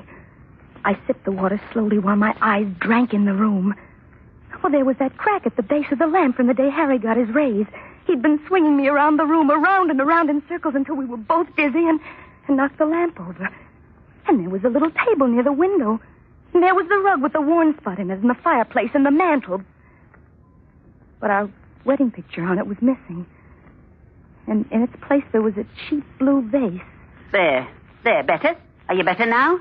Oh, much. Thank you. Want me to call a cab for you? Where do you live, dearie? Why, You were looking for someone when you come. Friends of yours? Huh? Oh, friends. Friends, yes. Yes, friends of mine. Harry and Maud Haskin. Haskin? But don't you read the papers? You mean you don't know? Know what? Why, about the murder, of course. We moved in a few days after it happened. My husband didn't like the idea, but an apartment's an apartment these days. Foolishness being squeamish about those things. But I said to him, Charlie, it's a vacancy. So what if there was a murder here? Don't mean nothing. Murder? Tell me about it. Oh, he looked such a nice young man, too. At least in his pictures. Who? Who are you talking about? Harry Haskin, of course. Murder. Harry? Yes, with an ice pick. Horrible. Right in that kitchen. Don't bother me none, but my Charlie won't eat there. Ice pick? Murdered? Isn't it awful? And everybody says they seem so much in love. And she was so young, they say. What? Did you know them well? Oh, yes. Yes, very well. Must be a shock to you. Can't understand Is it in that paper? May I see it? Sure. Been full of nothing else for almost a week. She was right. Ice pick murderer awaits conviction. The headline screamed out at me. I closed my eyes for a minute to blot it out. Perhaps when I opened them again, the words would be gone. But they weren't. Big and bold as life or death, they mocked me. Ice pick murderer awaits conviction. And underneath, the little black letters pieced themselves together to form the words killer, bloody, motive. And then they jumped crazily on the page. Well, there was a picture of Harry. Harry, my husband. I tried to read under it, but I couldn't. Oh, maybe I shouldn't have let you see that. Better sit down again, dearie. No, let me alone. Oh, I'm all right. Let me alone. Sure. All right. After all, I didn't ask. Oh, I'm sorry. You've been very kind. Please, I'm better go.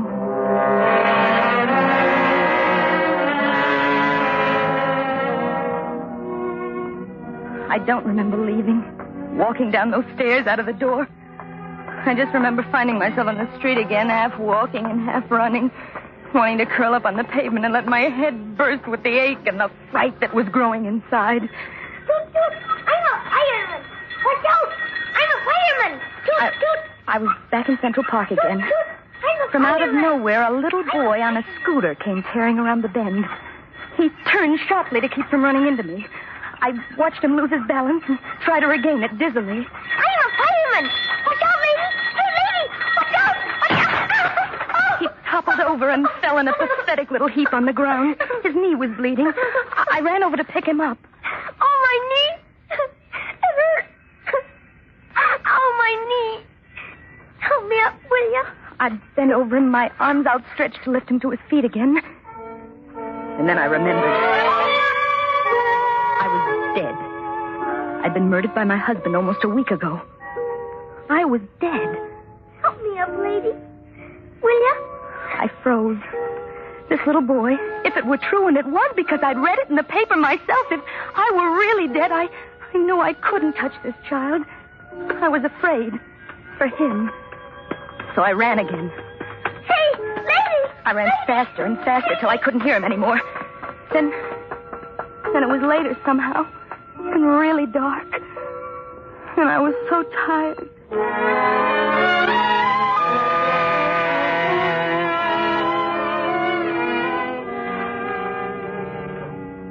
I found myself back on that bench again. The same bench I'd been sitting on earlier that evening. No one was around. I stretched out and tried to sleep. I knew I was awake before I opened my eyes. It smelled like morning, fresh and clean, and I felt the sun soak into me. I thought when I open my eyes, I'll be back in my own bed again. I'll reach out my arm and I'll find Harry there beside me, and everything will be all right when I open my eyes. I did. And it was still Central Park. I sat up stiffly and I smoothed out the wrinkles in my skirt. I wondered where I was going to go or what I was going to do. I tried not to think of Harry, where he was now. Maud, darling. Are you all right? Harry, you. Oh, golly, baby, I've been worried sick about you all night. Where have you been? Honey, I'm sorry about yesterday. Will you come home with me? Home? But look at your clothes. They're still damp from the rain. Oh, if you get sick, I'll never forgive myself. How do you feel? Are you all right? Rain. Yes. Yes, I'm all right. Oh, good. Come on, then. Let me take your arm. His big hand and long, strong fingers pressed against my arm. My head still ached, so I let him lead me. We left the park from the entrance on 72nd Street as a little boy on a scooter came tearing around the bend. Toot, toot. I'm a fireman. Watch out. Toot, toot. I'm a fireman.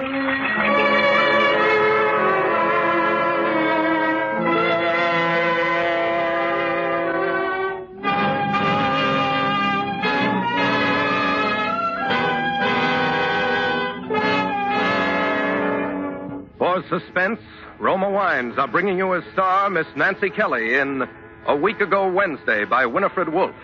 Roma Wines' presentation tonight in radio's outstanding theater of thrills, Suspense.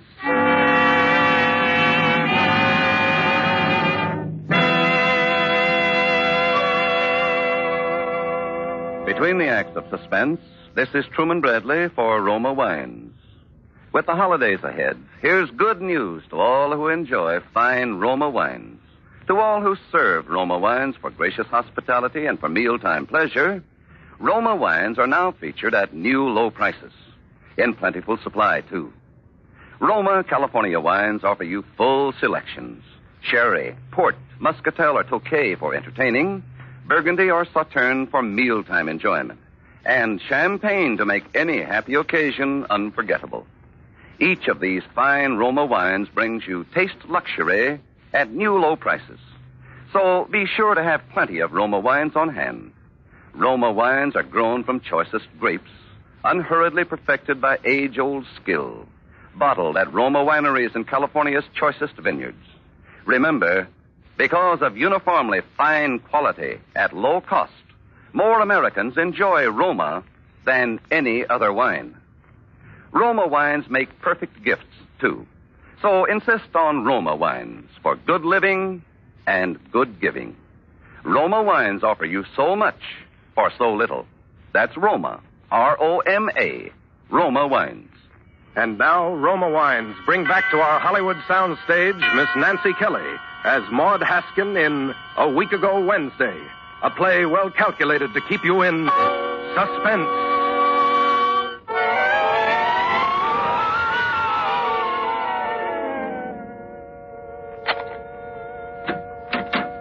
God, place looks awful, doesn't it?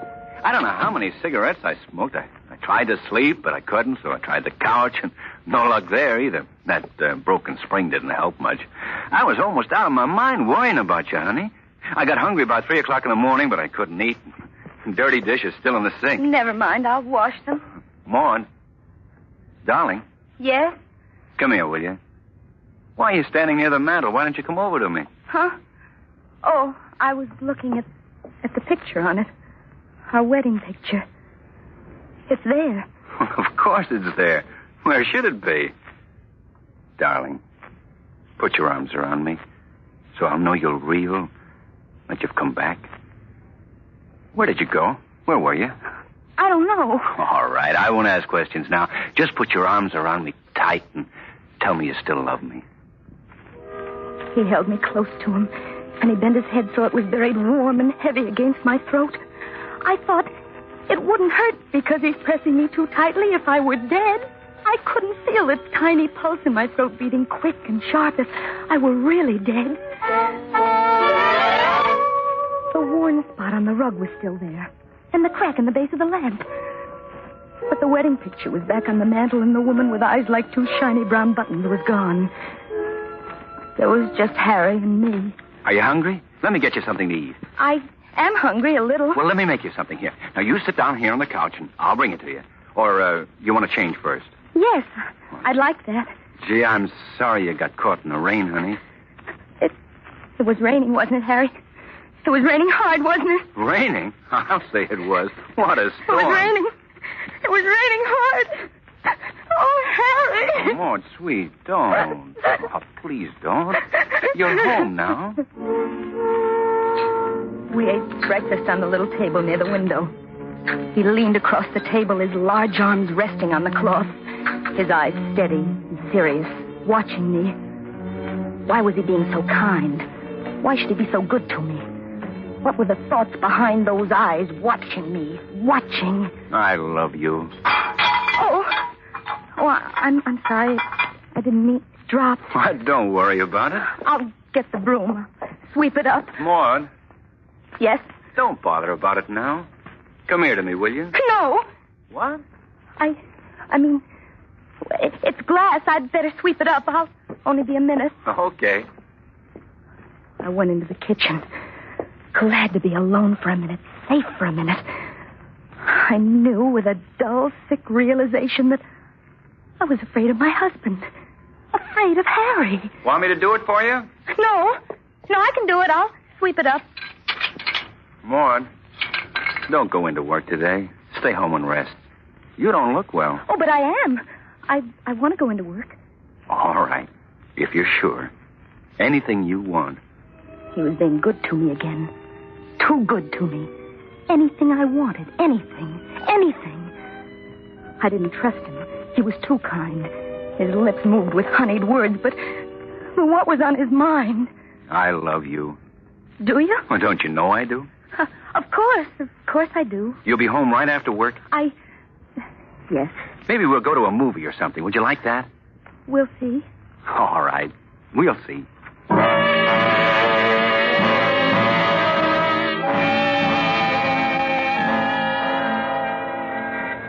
He walked me to the 8th Avenue subway like he always did. And when he kissed me goodbye, a slim tremor of fear went through me. See you tonight, darling.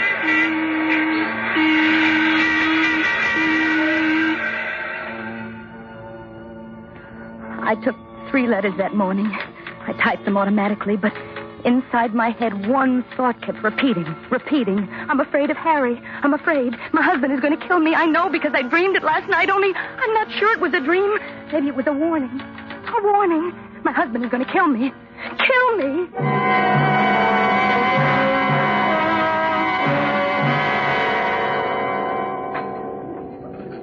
Fry 2, looking at the moon. Wheat down. What'll it be, lady? Ham on rye. coffee. Coming. Ham on rye! The drugstore was full of hungry, busy people reading the daily paper. The paper that screamed the hurts and the pains and the troubles of other people. But not me. Not Maud Haskin. Well, there was nothing in it about a nice pick murder and Harry's picture. I began to feel a little foolish. Here you are, lady. Ham on rye, jab on its way. I'd fallen asleep on a park bench, and I'd had a dream. That was all. Just a nightmare. Afraid? Afraid of Harry? Well, I'd let a silly dream play tricks with me. I wanted to push the minutes ahead so I could go home. Go home to Harry. I kept looking at the clock. 4:30, 4:35. I wanted to get home and tell him I was all right. I was all right now. 4:45, 4:50, 5 o'clock.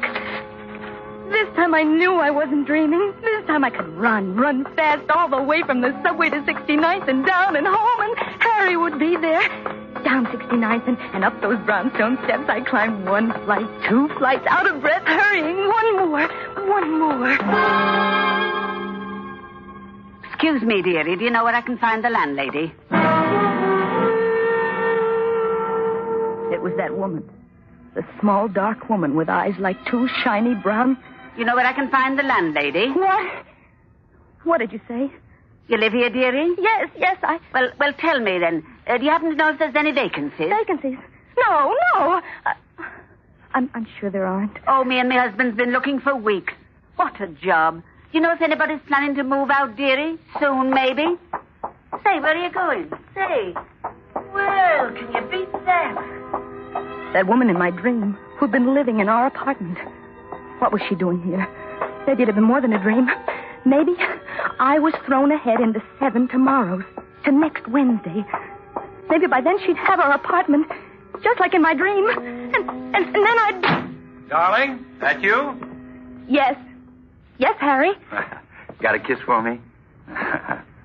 Atta girl. You're home early. I hurried. Did you? So did I. I missed you terribly. Come on in. I got a surprise. What kind of a surprise? Never mind. Oh, Maud, don't ever go very far away again, will you? No. No, Harry, I won't. Good. Now, you wait here. I'll be only a minute. I kept thinking. Not a dream. Not just a dream, but a warning. A warning. Oh, but that was silly. It couldn't be. I heard the sound of... I couldn't be sure, but it sounded like... I felt the blood rush up to my face, and I began to shake all over. I walked into the kitchen. Harry was bent over a small bowl. I could see the muscles under his thin shirt move up and down as his arm rose and fell again and again, and in his hand he held a knife.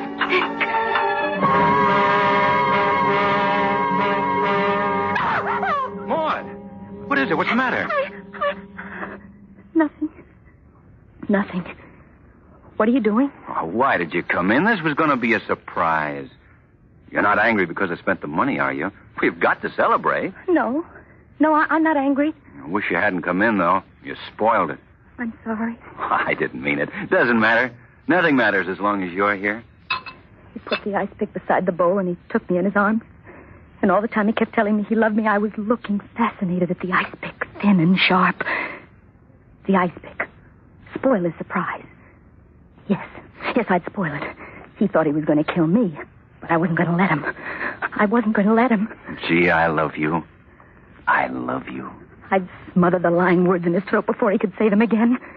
I'd been warned, and I wasn't going to let him do it. I reached out, and I felt my fingers creep around the handle of the ice pick. I was strong and safe now. That dream wasn't going to come true. I'd make sure. I held it tightly, and I raised it behind his back, and I saw it over his shoulder, poised like a serpent ready to strike. Ready. Darling, I love you. I'd done it. I put all my strength into that blow, and the ice pick half disappeared into him. Maud, His arms, still around me, grew limp. I felt him slide heavily, big hands dragging at my body as he desperately tried to stay on his feet. His long fingers clutched at my belt, and he tore it from me. And then he fell, still holding it in his hand. He was still on my feet, a red circle of blood on his white shirt, and in that circle, the ice pick.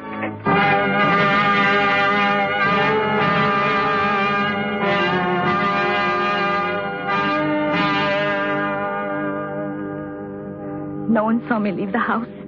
It was a clear, cold night. Overhead, a plane made its way past the stars. I remember looking up at it and thinking, you can't even see me. You don't even know I'm here. And that I've just killed my husband and left him lying dead on the kitchen linoleum. But I knew. And somehow I didn't care. All I kept thinking was, not me. Not me. It wasn't me lying dead with an ice pick in my back. I'd been cleverer than he. I'd done it first. I stumbled into the park. And then I dropped from exhaustion. I slept all night on the grass.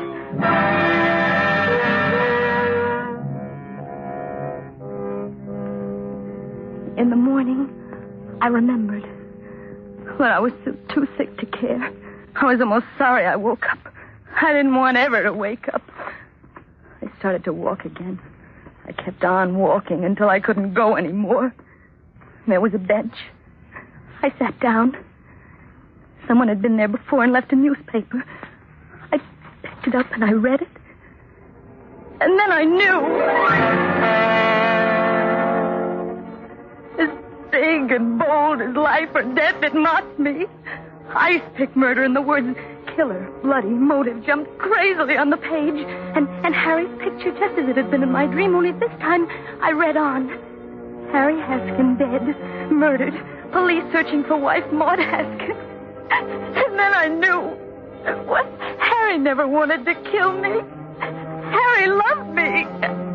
I tried to run away from a dream, just a dream, and instead I made it live, and now Harry was dead.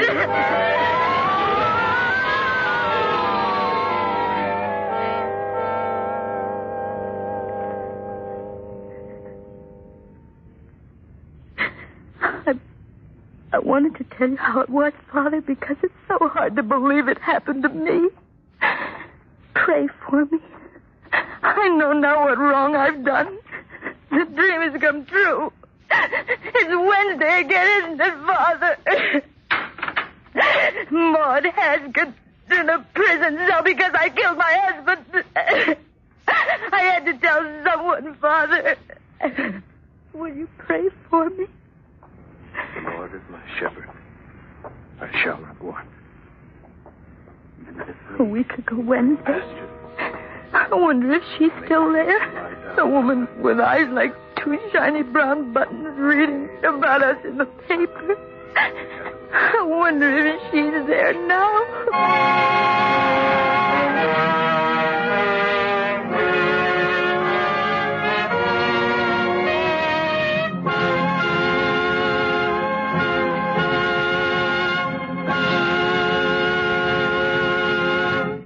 Roma Wines have brought you Miss Nancy Kelly as star of A Week Ago Wednesday.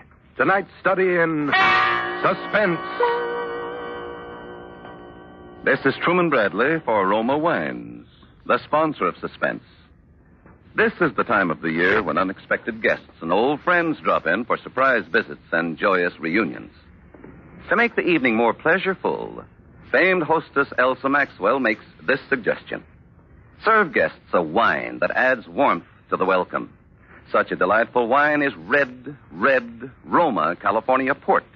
A heartening wine, a gracious wine that adds so much to the enjoyment of an evening with friends. Roma Port is vibrant with the rich brilliance of a precious ruby, the softness of velvet, with the fruity fragrance of the fresh grape, and a delicious nectar-like taste of natural sweetness. Roma Port is a proud wine in a family of California's finest.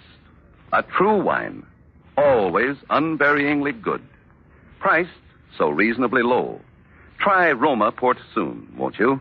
That's R-O-M-A, Roma Port.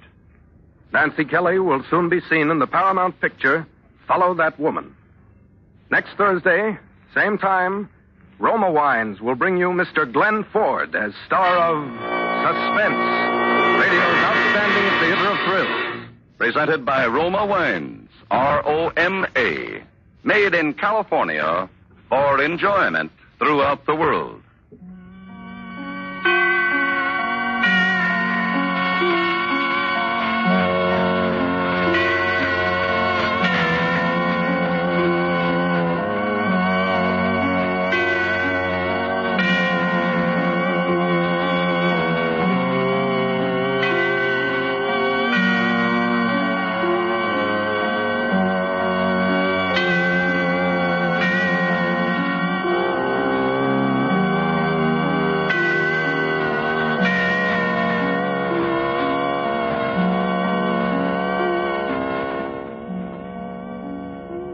This is CBS, the Columbia Broadcasting System.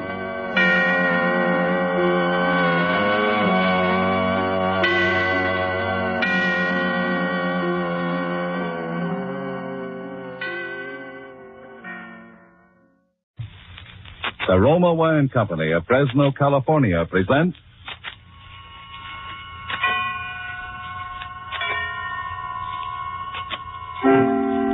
Suspense.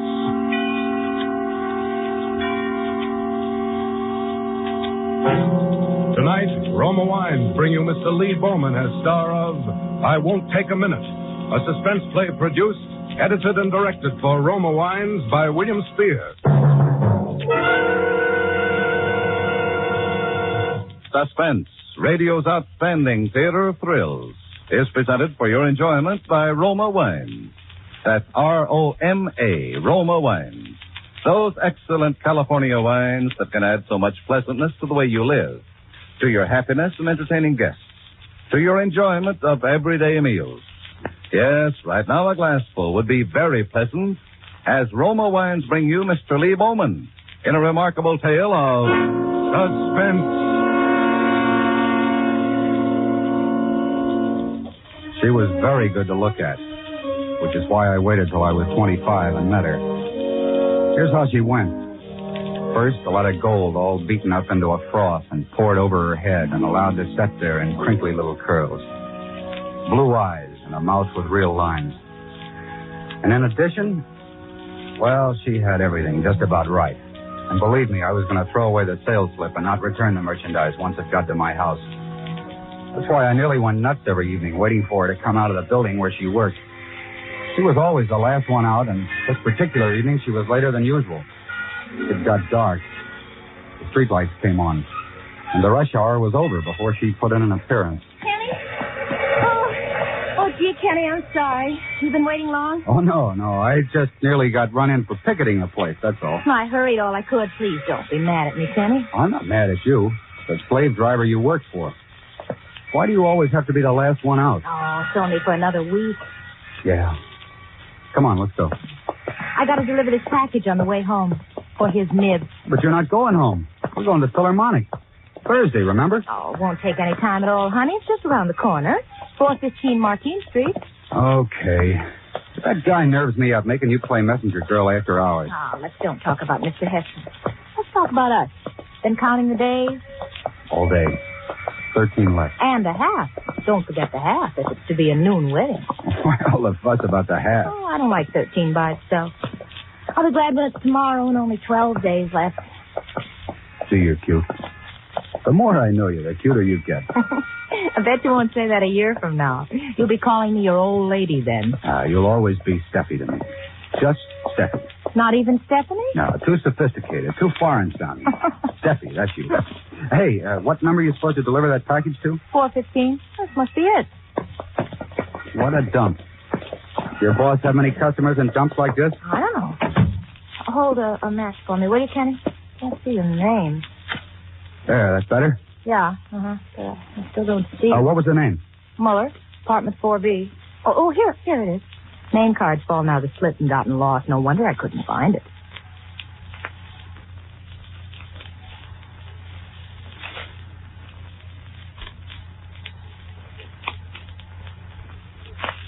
Maybe they're not home. I'll ring it again. There it is. I don't like those automatic door latches. You never know who's up there. Oh, don't be silly. Wait here, honey. I won't take a minute.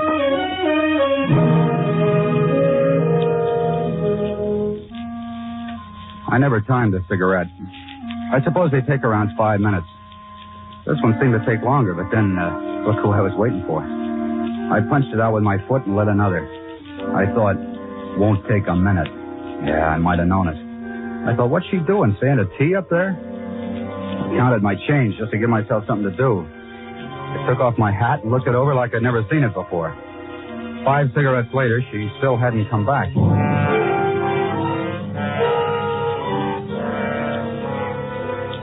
Things happened. Nothing much. Little things that were to last so long. A stout lady in a ratty-looking fur coat came in holding some candy in one hand and a little boy by the other. Oh, you shut up or I'll smack you good. I'll carve your head and put it in the garbage can. Now, Dwighty, I don't want to hear another word. If you don't hush up, I'll... After they'd gone, more waiting started in. I commenced tracing patterns with my feet. Circles, diagonals, Maltese crosses. Finally, I got fed up. I stepped over to the bell panel, picked out 4B, and nearly sent the button through to the other side of the wall. I could hear it ringing away off somewhere. Quiet house. Too quiet. I leaned on the bell till my thumb joint got all white down to my wrist. Then something did happen. I heard the door of the automatic elevator open. I waited, nonchalant-like, filing my fingernails. I thought I'd play a little hurt when she arrived. I could see it was her, all right, walking toward me. She opened the door and then walked past me like she never saw me before. I let her go on. Figured she'd turn around by the time she got to the door. But no. Steffi. Hey, Steffi, wait. Steffi. Hey, Steffi, what's the big idea? I beg your pardon. Oh, I thought you were... I mean, you're dressed just like... I would advise you to be sure to whom you are talking before you go to grab a strange girl by the coat. Oh, no kidding. You look a lot like her, even the clothes. That little tam and the red shoes. Really, I don't find this amusing. Okay, sister, pardon me for living. Next time, make sure it's one of the girls that live here. It was a shock. I didn't like the looks of the place from the beginning. Up to then, I was just sore. Now I began to get scared. Maybe there's some guy up there trying to get funny with her, I thought. I better get up there fast and find out what this is. So I laid my hand flat over all the bells in the place so somebody'd open up.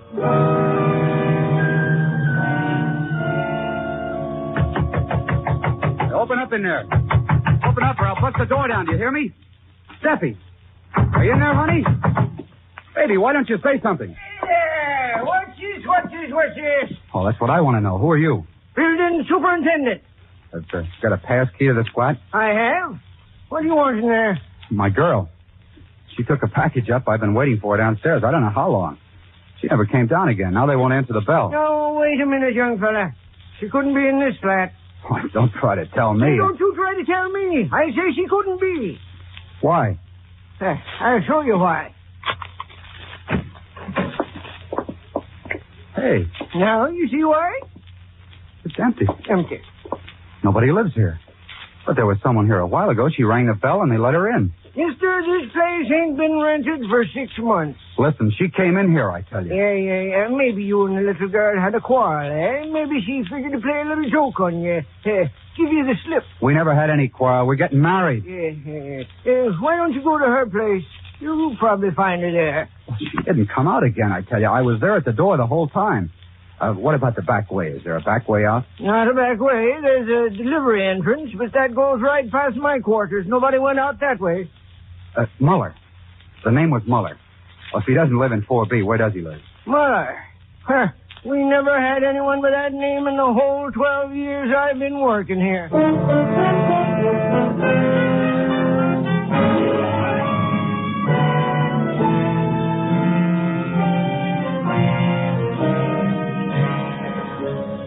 For Suspense, Roma Wines are bringing you as star Mr. Lee Bowman in I Won't Take a Minute. Roma Wines' presentation tonight in radio's outstanding theater of thrills, Suspense.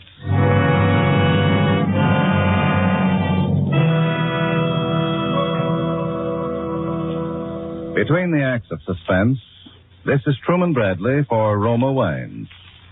In the hurried, hectic shopping weeks between now and Christmas, there will be many a night when you'll be glad to relax in the warmth and comfort of your own home. And what more delightful way to enjoy a quiet, restful evening than with a glass full of Roma California Muscatel and nuts or cake.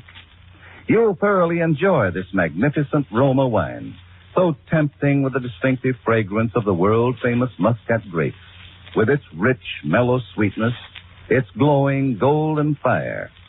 Roma Muscatel is delightful with desserts, too. Famed hostess Elsa Maxwell says, Roma Muscatel is a sure to please, easy to serve entertainment wine when guests drop in.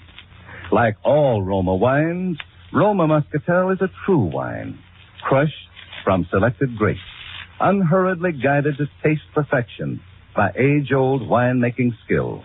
And Roma's new low prices save you as much as 1/4. Get Roma Muscatel tomorrow. Insist on Roma, R-O-M-A, for uniformly fine wine quality at low cost.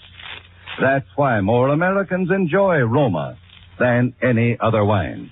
And now, Roma Wines bring back to our Hollywood soundstage Lee Bowman as Kenny in Cornell Woolrich's story of a vanishing lady, I Won't Take a Minute.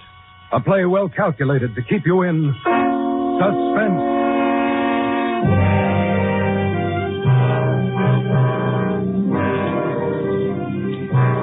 The cop on the beat was a nice guy. He rang every bell in every flat of the building and questioned the occupants.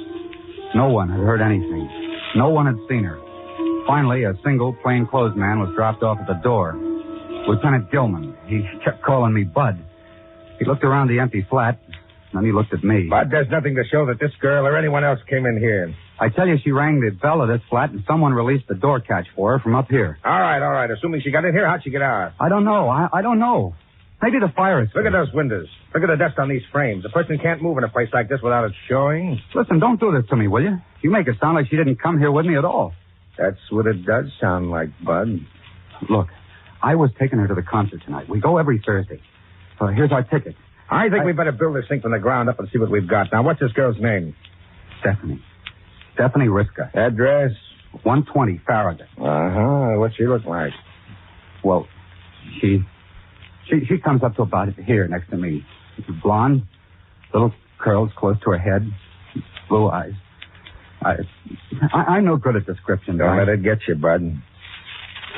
I'm not scared because she's gone. I'm scared because she's gone in such a crazy way. I can't get a grip on her. Now, you say you met her at 615 outside the Bailey Goodwin building with a package to be delivered here. Who'd she work for?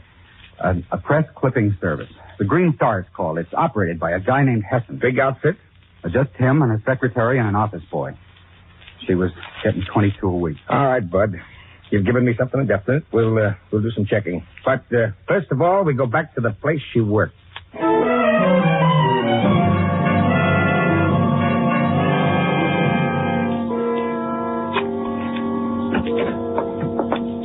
Oh, what a telephone booth.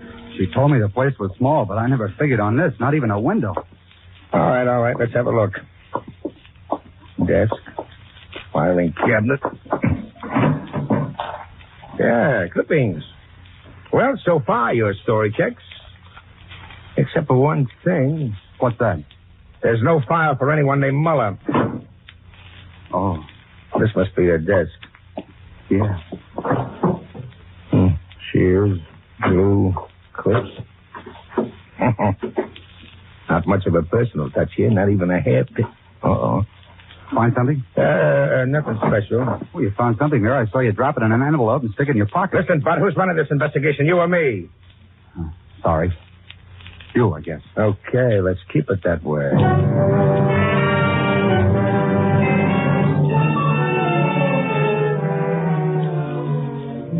Our next stop was one of those bungalow-type places in the outskirts. That was where Hessen lived, the guy she worked for. Oh, good evening. Good evening. You Mr. Hudson? That's right. I'm from police headquarters. May I come in? Oh, why, certainly. Won't you sit down, gentlemen? We won't take up much of your time, sir. First of all, do you know anyone named Muller at 415 Martine Street? No, I don't know anyone by that name. I think we have a Miller, a Mrs. Elsie Miller on our list, who divorces and marries quite frequently. Will that do? She owes us $29. You didn't send a package over to Muller, apartment 4B, 415 Martin Street at 6:15 this evening? No, I'm sure I didn't. But wait a minute. It's easy enough to confirm that. Oh, Stephanie. Did you call me, Mr. Heston? Yes, my dear. Oh, this is my assistant gentleman, Miss Stephanie Riska. That isn't Steffi. He's calling somebody else by her name. My dear young don't man. understand. She came out of that building while I was waiting. I spoke to her. We'll discuss that later. Now then, miss, how long have you been working for Mr. Hessen? Since October of last year. About 8 months now. And your name is Stephanie Riska? Why, yes, of course. Have you any identification on you? I don't know. Maybe there's something here in my handbag. You mind if I look? It's all right, my dear. He's from the police. Oh, well, in that case. Thank you. Listen, I don't know what these two are trying to pull, but she's not Steffi. You've got to believe me. She came out of that building dressed like Steffi. The way Steffi was dressed when she went in. Stop that, will you? Thank you, Miss Riska. I'm sorry to inconvenience. It's quite all right. I noticed they have quite a supply of chewing gum there. That's hard to get these days. I make a hobby of it. Have some? Oh, thanks. My mouth's kind of dry. Well, Mr. Heston... It's quite all right. I don't know what this young man has got himself mixed up in, but if we were able to help... Oh, you did help a lot, sir. Now, come along, Bud. I've got some more checking to do. This time, it's on you.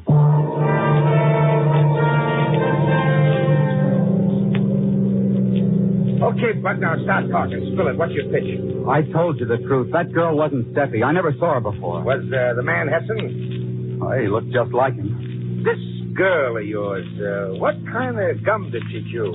She didn't chew gum. She hated it. You asked me what it was I picked up back there in the office. Well, here's what it was. A wad of gum stuck under the edge of the desk. That girl back there at Heston's place belongs in an office, Bud. She had a letter addressed to herself in that handbag and her initials on the outside of it. It wasn't a new one and it wasn't fake. What's your racket, Bud? Are you a pushover for mental observation? Or did you do something to some little blonde, blue-eyed number, and are you trying to pass the buck before we even found out about it? I don't know. Maybe I am nuts. Things like this... But things like this just don't happen. They can't.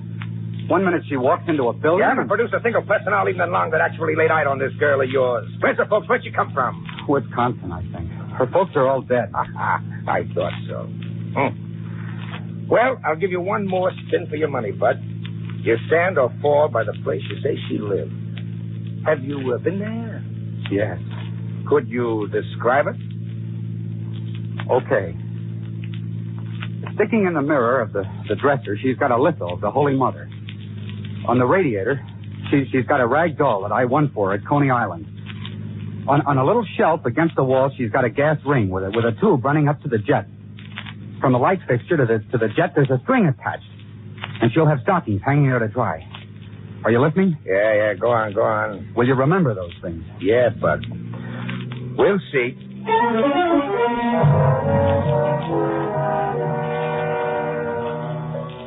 Now listen, Bud.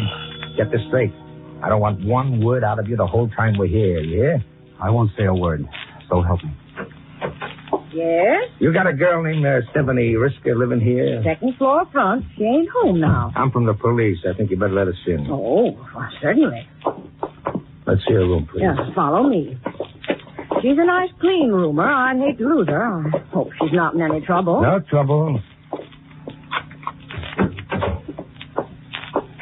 Now, Gilman, right over there. Hey, it's changed. They've changed it all around. Shut up. Has she always had it fixed this way, ma'am? Well, since the first day she's here. Only one thing I got to complain about. There it is again, chewing gum. She leaves it all over. Let's see that. I thought so. Exhibit C, Bud. Same as the other two. She belongs in that office and she belongs in this room. Look out. You better hold your friend. Let him hold. This isn't anything to the falls he's going to be taking 5 or 10 minutes from now. What'd he do? Murder her? Not her, but I've got a good hunch he murdered someone and picked the wrong number and name out of a hat. I didn't hear any more they said while we were going down the stairs. The light bulbs in the place were doing funny things, turning red, spinning around in spirals. I was still on my feet, but I suppose you'd notice it. The spinning didn't stop till we got to the foot of the stairs. The thing that stopped it was an umbrella stand beside the front door. It had a knotty walking stick jutting up out of it. I grabbed it in my free hand as he walked me past it. Watch out, Lieutenant. He's going to... Hey, you.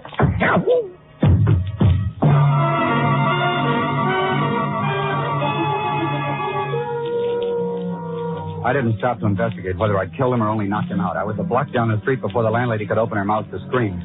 I made for the Martin Street flat. That was instinctive. The place I'd last seen her, calling me back. When I got there, I ganged up on the janitor's bell and waited 1,000 years. Oh, it's you again. What is it? Didn't you find it yet? What happened to that detective fellow that was with you? He sent me back to take another look.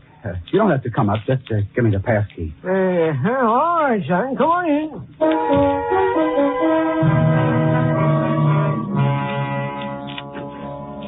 My head was still spinning when I let myself in at the door of apartment 4B. I don't know what I was looking for. Some clue, I guess. Some magic clue that would pop up and give her back to me. I tested the walls for secret panels. What a laugh, and a $50 a month flat. I dug out plaster with my bare nails, cased the cracks between the floorboards. I'd been there about 10 minutes when I heard steps coming up the hall. I held my breath. All right, Sonny. Come out of there with your hands up or I commit to... Give me a minute, please. 1 minute. Maybe I'll find it. Find what? Please, 1 minute. If you want out of there by the time I count 10, I commit to... Do you hear me? Yeah. Yeah, I hear you. 1, 2, 3. I didn't stop to think. I crossed the room and threw open the window. The one that opened on the fire escape. Down looked too far, so I started climbing. Hey! Come out of there, you! I'll break every bone in your body. You won't let me get into headquarters. I didn't yell back at him. I was saving my breath. Come on, after him. Keep that light on him. On the roof, I took a quick look both directions. There was about a yard-high partition wall dividing it from the next roof over. But before I could get it... Hold the phone. He won't make it. Keep that light focused on his eyes. He may be thinking. I think I busted my leg. Yeah? Well, let's see. Now, just bark your shin a little. Oh, wait till I finish with you, wise guy. Oh, what are you waiting for? Go ahead. You promised me a beating. Go ahead. Don't you worry. Hey, where did that come from? What? That package there beside you. Package? Package. That's it. The package you took inside with her. Hold that light steady. What's in it? What is it? Newspapers. Newspapers. It's a dummy. Look, those papers.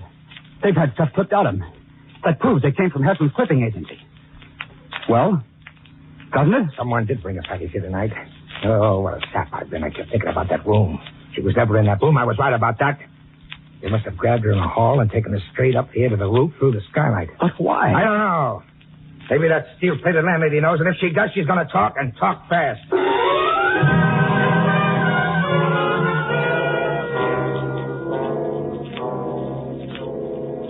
All right, Grandma, come on, spill it. You can't scare me. I've got bigger men than you on my side. What do you mean, your side? Wouldn't you like to know?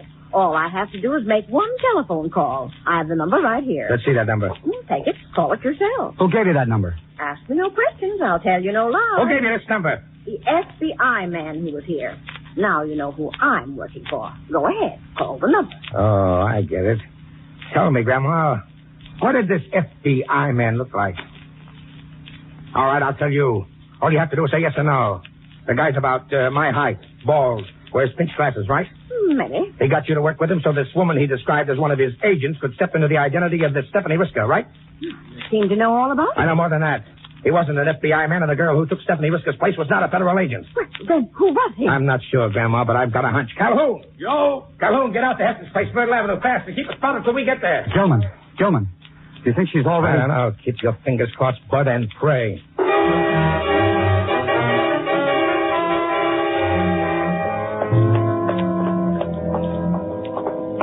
Where are they? I told them to keep this house covered. Gone. Nobody here. Yeah. Hey, douse that light, douse it. Stand back against the wall. Somebody's coming. Gentlemen, you in here? Calhoun, what's the big idea? I told you to keep this place spotted. Now they're gone. I trailed them. They piled into a car, locked up the house, and left. Where to? Pier 7, North River. They got some kind of a fuzzy tramp steamer and it shoved off in less than a quarter of an hour. I tried to reach her. Was the other girl with him? No, 2 men and a stringy blonde they call Auger. That's all. Too late. We're too late. We can pull them off at quarantine. I'll make them talk. Come on, let's get out of here and get some fresh air. Thanks, don't it? Yeah. Smells like they'd had the place fumigated or something. Hey, What's the matter? that smell. That's gasoline. Gasoline. I hear something. A clock. The basement. Come on. Yeah, she's down here, all right. Go back upstairs, bud. I'll pick her up. Tell me now. Don't wait till you get her. Yes, she's alive. Come on, get her out of here. Don't you hear that ticking? I better wet that bomb. Come back here, Calhoun. You'll never make it. That bomb will blow you.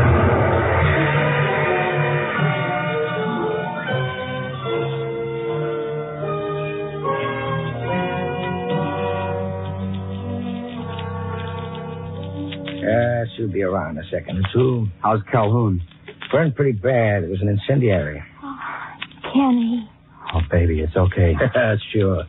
Everything's okay now, Steffi. Who are you? This is Lieutenant Gilman. We owe a lot to him, Steffi. Thanks, Lieutenant Gilman. I'm just a dumb flatfoot, Steffi. And I had to be conked over the head before I got wise to what was going on. Even then, I didn't figure it right. I figured Hefton and his pals were a bunch of spies or something. Well, weren't they? Well, Hefton became an American citizen in 1929. Up to now, his record's absolutely clean. Oh, I'm glad of that. I'd hate to be working for a spy. But I don't get it. Why did they want Steffi out of the way? That was Olga's doing, the girl who was impersonating you, Steffi. You see, she's Hefton's sister. She's a fugitive from a couple of war crimes and figured the least her brother could do for her was to furnish her with a nice, clean nationality. Their original plan was to bump Steffi off in that empty flat and leave her there without anything to identify her. Only they figured on her coming there alone. There was no time to work out a plan on the spot, so they scrammed over the roof, taking Steffi with them. Hey, Gilman, we're due at headquarters. You coming? Yeah, run away. Well, I gotta go, kid. Thanks, Gilman. Thanks for everything. I'm glad to help you out. Hey, another thing, Bud, you weren't lying about. She is pretty. No hard feelings? I mean, about me hitting you over the head? Oh, say, I almost forgot. Something I meant to give you before we say goodnight. Oh, you've done enough. Oh, that's what you think.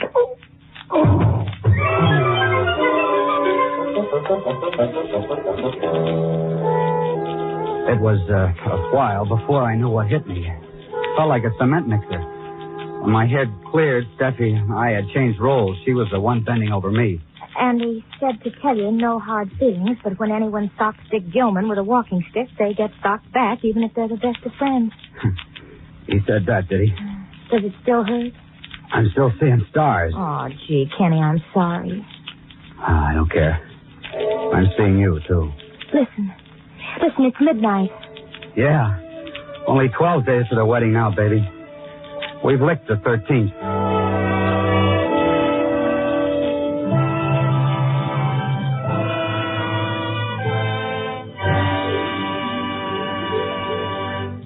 Roma Wines have brought you Lee Bowman as star of I Won't Take a Minute. Tonight's study in Suspense. This is Truman Bradley for Roma Wines, the sponsor of Suspense. This year, you're probably having difficulty finding the Christmas gifts you want. Why not solve your gift problems with famous Roma Wines? You flatter your friends, save both time and money shopping. Roma offers you a full selection of choice California wines. For entertaining, Roma Sherry, Port, Muscatel, or Tokay. For added mealtime enjoyment, red, robust Roma Burgundy, or delicate pale gold Sauterne. For happy occasions that demand the best, sparkling, unforgettable Roma Champagne. Each of these fine Roma wines is a true wine. Each a superb, unhurriedly perfected masterpiece of the vintner's ancient art. Delight your friends this Christmas with gifts of Roma wines. Give one bottle, several, or a case. Remember, more Americans enjoy Roma than any other wine. And Roma wines now offer you the same uniformly fine quality at the lowest prices in years. Insist on Roma, R-O-M-A, fine Roma wines for good living, good giving this Christmas. Lee Bowman appeared through the courtesy of Columbia Pictures and will soon be seen co-starring with Rosalind Russell in their production, She Wouldn't Say Yes. Next Thursday, same time, Roma Wines will bring you Mr. Robert Taylor as star of Suspense, radio's outstanding theater of thrills. Presented by Roma Wines, R-O-M-A, made in California for enjoyment throughout the world.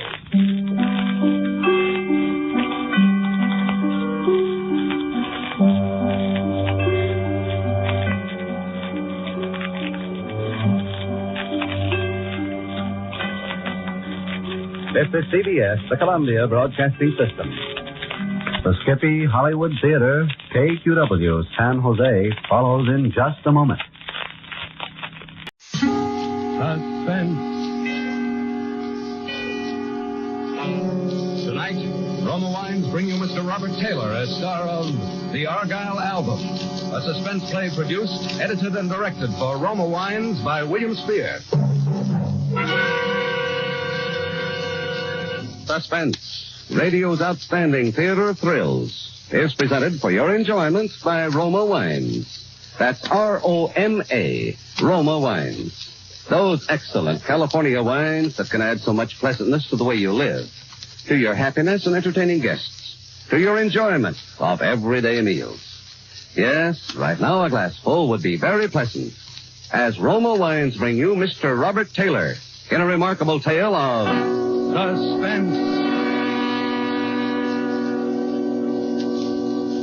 Back when I got my first job on the Herald, Alan Pierce was its star reporter. A little later, he went to Washington and became top dog of all syndicated political columns. Pierce could tell you what the president said when he didn't like his breakfast and who was getting paid off, for what, by whom, and how much.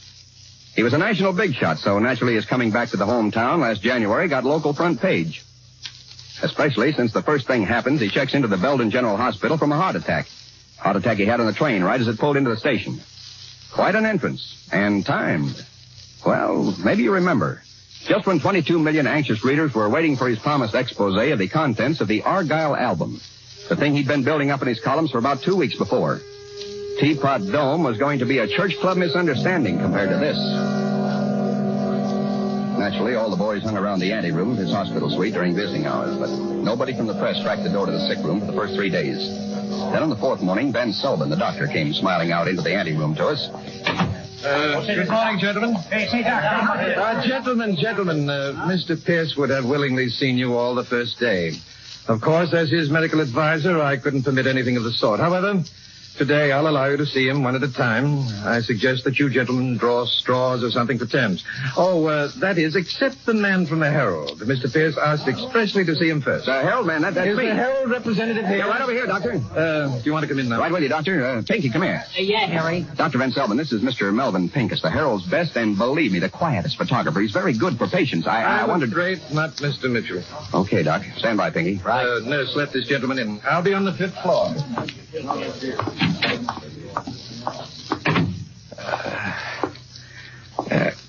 Hello there.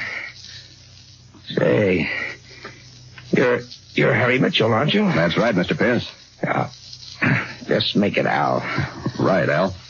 So you're young Mitchell. Well, how time flies. I spoke to the old man on the phone. I said, send your next Alan Pierce over. And he sent you. You consider that a compliment? Compliment? I'm going to hit him for a nice fat raise. Well, Harry, have you got your questions all written down like a good reporter should? No, I don't work that way. Neither do I. I suppose you want to know what the Argyle Album is. Yeah, that's about it, only it's your business, whatever it is, so I can't ask it. You're a smart boy. But I'll ask anyhow. What is the Argyle Album? Good. Now, how shall I begin? You're not really going to tell me. Harry, not to use this unless I'm not in a position to. It's a deal. Well, you know what an album is. This is quite a fancy-looking one. White-tooled leather bound, and a flaming crimson double-headed eagle crest etched on the cover. It's an impressive item. Maybe you better take it easy, Mr. Pierce. You were going to call me Al. Okay, Al, maybe you better just... No, I'm all right. It's... I guess I'm a little dizzy. You want the doctor? No, Now, just a drink. A drink of water, please. He lay back on his pillow, breathing terribly. There was a thermos on the bedstand that turned out empty. I grabbed a glass and ran into the bathroom, filled it from the tap. I'll be right there, old boy, I called, and when there was no answer, I just about guessed what it was.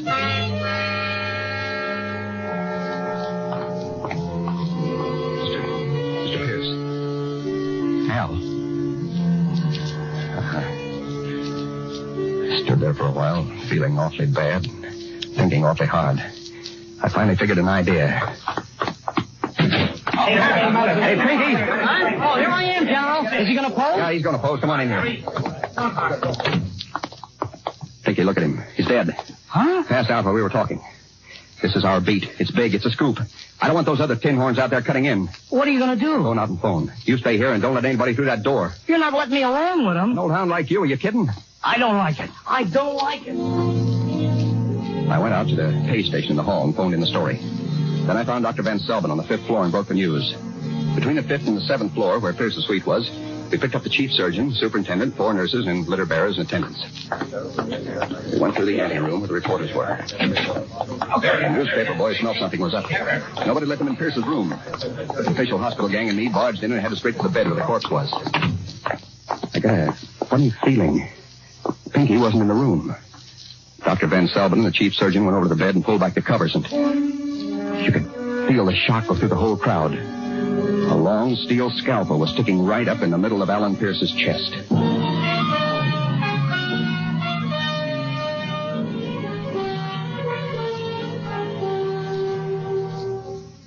Lieutenant Horselip Sampson, who was top man in homicide, strutted in and took over.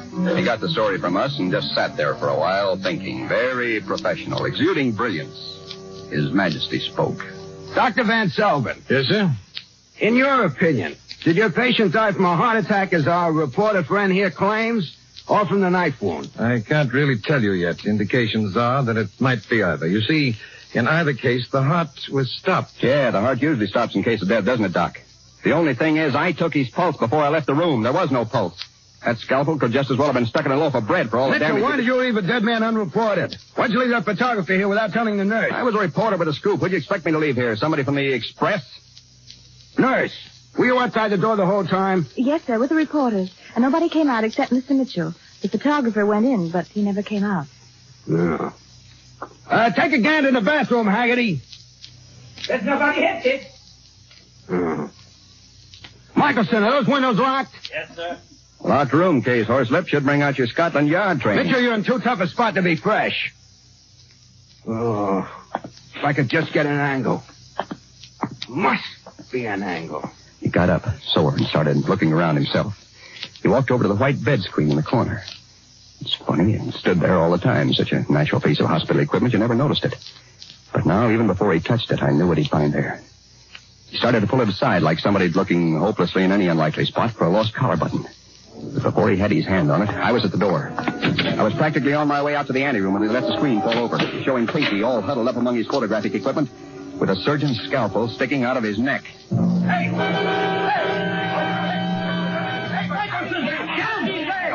I yelled at the reporters in the anteroom that they could go in now. The crowd coming out after me met the crowd going in, and I was in the corridor while they argued it out. I was around the corner in the elevator before they got to the car. And I was in a borrowed ambulance before anybody could ask embarrassing questions.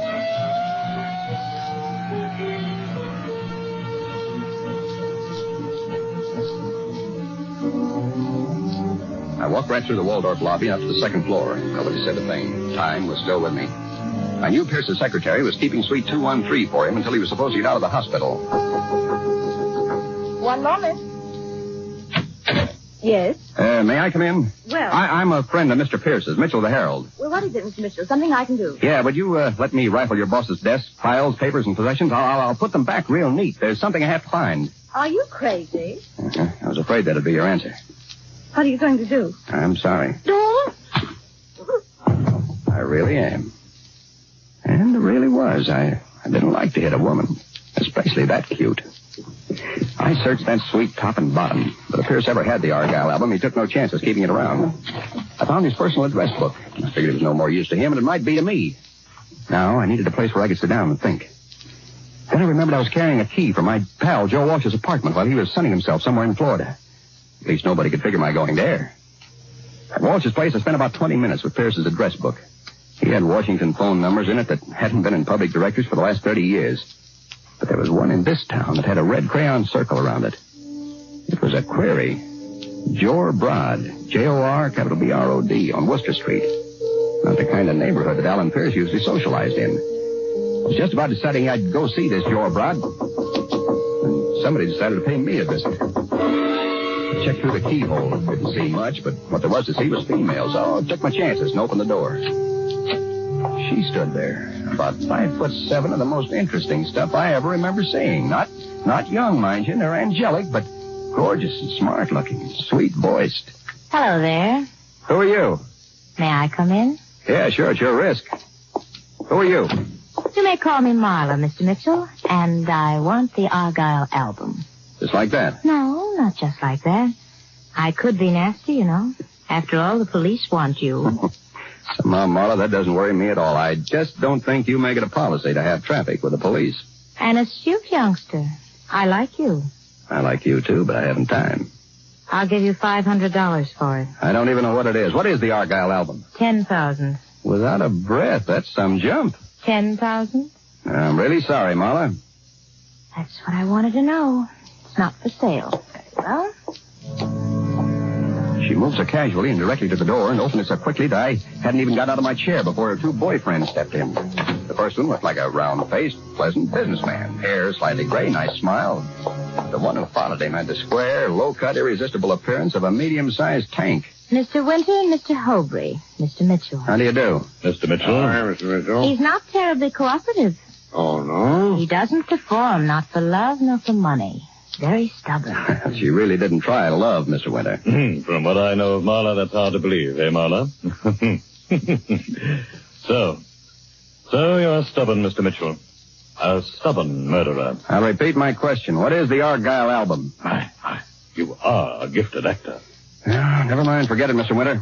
Isn't $10,000 enough? That's the best we can offer and still make a profit. Let's not waste time. Have it your way, son.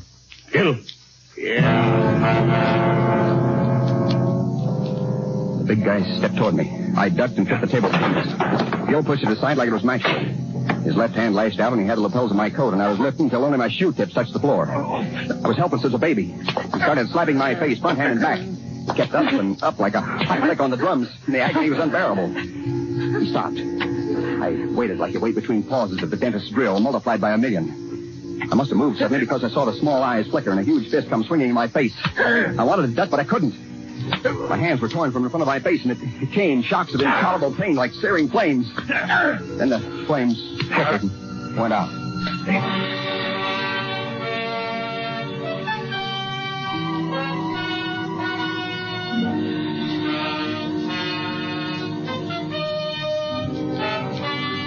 Now, Roma Wines bring back to our Hollywood soundstage Robert Taylor as reporter Harry Mitchell in The Argyle Album, a play well calculated to keep you in suspense.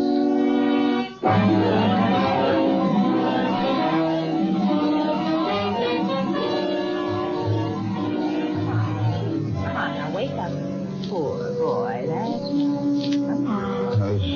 Come on, wake In the up. bedroom of the apartment. Marla was bathing my forehead with a damp handkerchief. That's right. I was very quiet until things cleared up a bit. That's it. Rest a little, that's the boy. Marla. Where's the album, darling? Where's the album? I swear, I don't know. I don't know. You don't want me to call him again, do you, Harry? No, please. They're both in the kitchen. I'm supposed to help you wake up and then call. No, don't. If you haven't got it, do you know where it is? I swear, Marla, I swear, I don't even know what it is. All I know is it's 2 white letter or something. You don't? You don't? All right. Here's what I know. Winter found it originally. He was in occupied Europe then. He doesn't admit it, but I think he was the leader of a looting party after an American raid. It was a sheaf of documents recording the transfer of large sums of money by certain individuals, both German and American. Big men who wanted to make sure that they'd come out right no matter whose armies won. Winter knew that he found a fortune that day, a fortune in blackmail. What happened?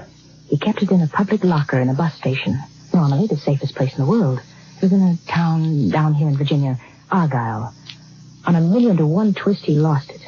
A gang of young hoodlums blew open that section with a dynamite stick. And it's been missing ever since, until Alan Pierce started hinting about it in his column and the international scandal it involved. So, when Pierce died, you see, Winter had a right to suspect that Pierce's murderer might have the album. Naturally, the big men wanted too. Lots of people wanted badly. Including me. You? What for? Resale value. I see. That's a decent motive. I'm a decent person. Yeah, you are. Come here. You're nice. You're a nice boy. You know, I could just press my thumbs here at your windpipe and you couldn't even yell. You don't think I'd have given you a chance like this if I really cared? You're not kidding me. That's the excuse I'll give to Winter. That you choked me and I couldn't yell. You go down the fire escape. I'll give you plenty of time before I call him. I don't figure. What's in it for you? We'll see each other again, won't we? You'll find it. Hurry up. Okay, honey, you ask for it. Not too hard. It was a fine experience choking the woman deliberately. I squeezed pretty hard, stuffing bruises at her throat to make it look good. I got so mixed up I didn't know what I was doing, and I took her once and kissed her very hard. I ripped her clothes a little and mussed her hair, and when she looked pretty battered, I kissed her again and crawled out on the fire escape and down. I gave the cabbie the Worcester Street address from Pierce's book. It was a junkyard. Joe Broad's junkyard.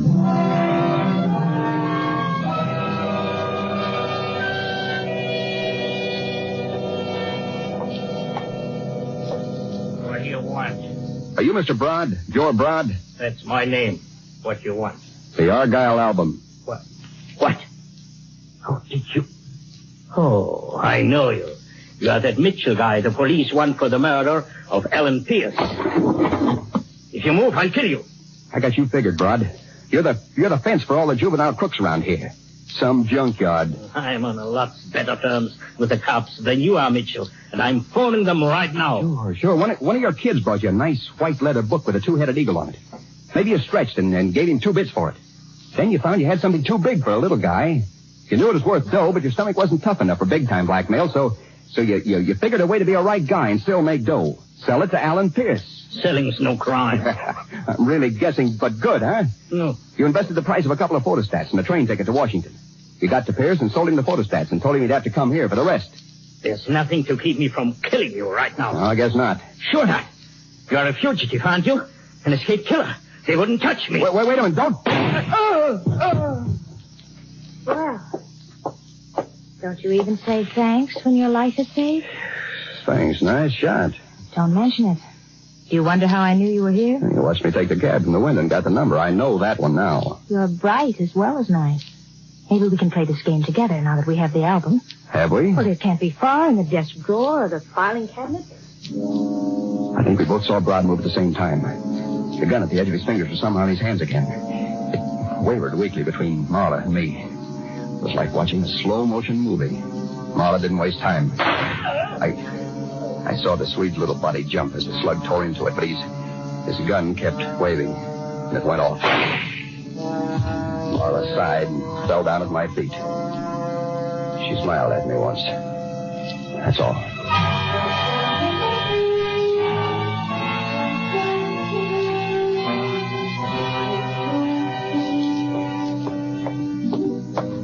I walked through 3 cops in the halls of the police station, getting no more reaction than a nod of greeting, and entered Horselip Sampson's office. Oh, thanks for the phone call, Mitchell, but you gave us a bum steer. What's your angle? Bum steer? I saw the shooting. We found the woman very dead indeed, but there was no man. Sure, Brad. He didn't look alive when I saw him last. No, he wasn't there. Well, I'm only telling you what I saw. What do you expect us to do with you? Oh, booked me on suspicion of murder. The murder of who, might I ask? Alan Pierce, naturally. Hey, do you want to confess? It's not bargain day today, Lieutenant. Well, it's just an angle. Say, did the autopsy on Pierce come through? I was wondering why you gave yourself up, yeah. He died of heart failure like you claimed, only because he was so loaded with dope even a normal heart would give out. Dope? You mean poison? Same thing. Too much medicine. And Dr. Van Selben, the one who dosed him, has disappeared. Took a powder. You're not even runner-up for suspect now, Mitchell. Hey, maybe the one who stuck the scalpel into Pierce just wanted to create suspicious circumstances around the death just to be sure there'd be an autopsy. That's an angle. How about Pinky? And how did the murderer get in and out of the room? Well, that's an angle. Hey, look, Mitchell, do you want to be held? No, I don't. Then stop asking questions I can't answer. Go on, beat it.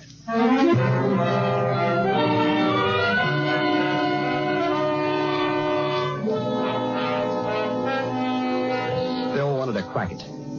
I found myself nursing a deep belief that there must be equal justice for the murders of a man I loved, another I respected, and a woman I admired. There was only one place I could figure where to start. I picked my way through Joe Broad's junkyard. The shapes of skeleton cars stood out dark in the moonlight. At the far end of the yard was a lighted shack. I went up to it, almost to the door. Somebody pushed from behind, and my own body knocked the door open. Get in there. Rod was propped up in a chair facing me, his eyes wide. Winter stood beside him, and Gil walked up from behind me alongside. Get in there. Come in, Mitchell. Thanks. Well, Mr. Mitchell, this is a proper ending. Another demonstration of the ascendancy of will. Is he alive? Oh, Rod here. No, not now. He was very weak and had no resistance. But we learned what we needed. He had the album, quite cleverly hidden. But we have it now. Here, want to see it? Thanks. Say, who hired Dr. Van Selbin to kill Pierce? A very powerful and very wealthy individual, most concerned with retrieving the album, Mr. Mitchell. But you didn't want it to be heart failure.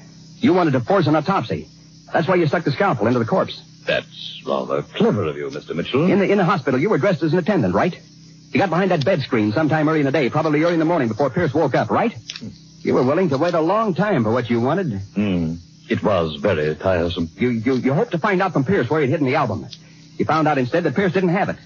But you knew that Pierce was going to die anyhow from the overdose. So you decided to put the doctor in a compromising position with a scalpel, forcing the autopsy. There's only one conceivable reason for you to have placed yourself in a hazardous position just for the sake of compromising the doctor. And what, may I ask, can that conceivable reason be? That you are the powerful and wealthy individual who got Dr. Van Selbin to do Pierce's murder. That you're no more Mr. Winter than I am. Well, the original Mr. Winter who smuggled the album out of Europe, you eliminated when he first tried to blackmail you and your fellow thieves. By that line of reasoning, I was able to do a little research in the files of my reporter's memory. And in spite of the fact that you have no mustache and that there are several other slight physical changes that could easily be adjusted, you have an amazing resemblance to the very powerful, very wealthy Mr. Gerald K. Avery. Huh? What's that? A theory. But isn't this indulgence in violence a strange occupation for a man like Gerald Avery? Not at all, Mr. Avery. A man doesn't become an international power by going to Sunday school every week. You decided nobody could do your dirty work for you better than yourself. I suppose you felt you needed help, so you got a professional adventuress like Marla to work with you, on the grounds that you yourself were an adventurer, a blackmailer. Same goes for Gil here. Your time's run over, Mitchell. And Pinky. Of course, it doesn't bother you that you killed a nice guy with a nice family. To you, he was only in the way. You stuck the scalpel into Pierce's corpse to save yourself some more trouble. The trouble of paying off Dr. Van Selbin. He'll probably show up floating. You dragged Pinky behind the screen and you got behind with him and hid. Then when all the doctors and attendants broke into the room and rushed around Pierce's bed, you stepped out casually from behind the screen and mingled with the crowd. You were dressed for the part. As a reporter, Mr. Mitchell, would you describe that exploit as daring or brilliant? No, Mr. Avery, I'd use the words selfish, traitorous, foul. Your morality sickens me. No, Mitchell. There's only one more thing you didn't count on. Gil here. Gil has nothing to do with this. Oh, yes, Keep he has. your mouth I'll do nothing of the sort. I'll tell you. Let him talk. Why, Gil, you fool. Let go of my arm. Let him talk. Thanks, Gil. And just keep hold of his arm, will you? Talk. Okay. As I was saying, Mr. Avery, you forgot that Marla and Gil have been playing along with you because they figured you were their kind. There's a certain honor among little crooks, but not among you big-timers, Mr. Avery. Now you have the album that couldn't hurt anybody but yourself. Who's to blackmail? Where's the payoff? Gil's wondering what's going to protect his interests, aren't you, Gil? He knows now what's happened to Dr. Van Selbin. You see, he figured you for an honest crook, not a big-timer. You're not listening to him, Gil. He's only playing for time, only trying to save his own miserable skin. I'll pay you off, Gil. I'll pay you more than you ever dreamed. Oh, you really are Gerald K. Avery, huh? Don't be an idiot, Gil. You cooperate with me.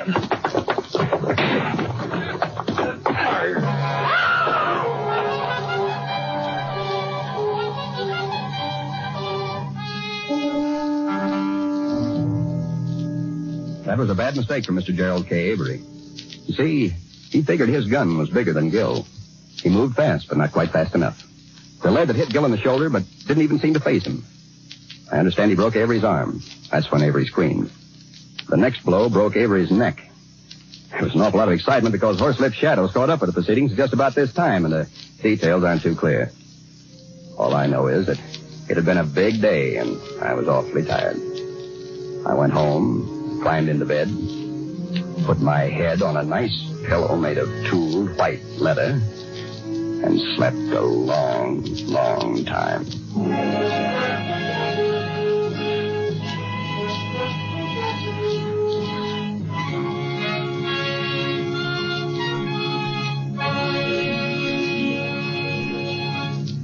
Suspense, starring Robert Taylor in the Argyle album. Presented by Roma Wines, R-O-M-A, made in California for enjoyment throughout the world.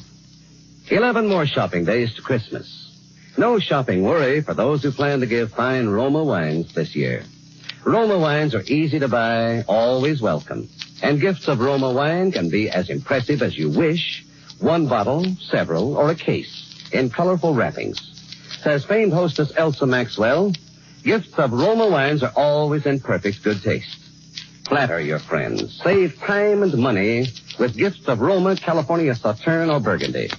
Delicate, pale gold Roma Sauterne. Red, robust Roma Burgundy. Make meals more flavorful, more friendly. Remember, all Roma wines are true wines from selected grapes. Unhurriedly guided to taste perfection. Then bottled at the wineries in California. Now, Roma's increased sales make possible new low prices. No wonder more Americans enjoy Roma than any other wine. Insist on Roma, R-O-M-A, Roma wines for good living, good giving this Christmas. Robert Taylor appeared by courtesy of Metro-Goldwyn-Mayer, producers of They Were Expendable. Next Thursday, same time, Roma Wines will bring you Keenan Wynn and Hume Cronin as stars of Suspense, radio's outstanding theater of thrills. Produced by William Spear for the Roma Wine Company of Fresno, California. This is CBS, the Columbia Broadcasting System. KQW San Jose. A day and night water heater gives you any temperature of water you want automatically. Now, Roma Wines, R-O-M-A, made in California for enjoyment throughout the world. Roma Wines present Suspense.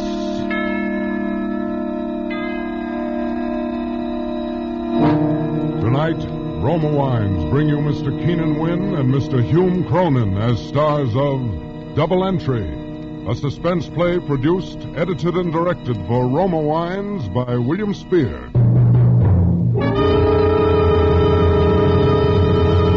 Suspense, radio's outstanding theater of thrills, is presented for your enjoyment by Roma Wines. That's R-O-M-A, Roma Wines. Those excellent California wines that can add so much pleasantness to the way you live, to your happiness in entertaining guests, to your enjoyment of everyday meals.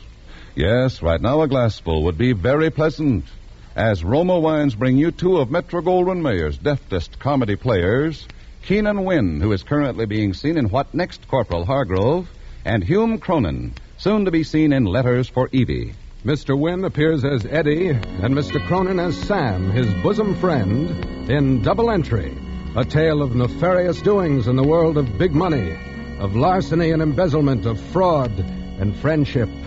Altogether, a most remarkable tale of suspense.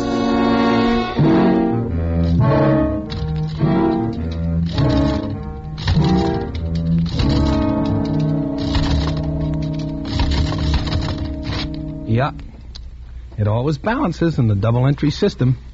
If it don't, you hang around till it does. That's what I've been doing all my life, keeping books. Oh, it's fascinating. Positively fascinating. You know, I'll bet in my day I've written billions of figures. Hundreds of billions. And cash? Say, I've handled so much cash my fingertips are calloused. Once I even got water on a thumb from licking it to count money. But so what? What's cash? Handling cash is just the same as adding figures. A job. Then, one day, something happens that makes you look on things different. There's no excitement in an office. No danger. No heroism, no adventure. not much chance to risk anything, to do something for a pal. Behind an adding machine, you can't tell men from mice without a scorecard. So, if a guy gets in a jam, and he gets a chance to do a favor to help a pal out who is in a jam, well, maybe you look on cash a little different. All of a sudden, cash is more than pieces of metal and bits of green paper. It's socially significant. That's what it is. Eddie, hand me the Dixie cup, will you? Yeah. Your ulcer's bothering you again, Sam? Yeah, bad. These ledgers are driving me nuts. You got the wrong temperament for an account. You shouldn't let it get you down. Things can't go on like this, Eddie. Huh. Hey, what's the matter? Alice?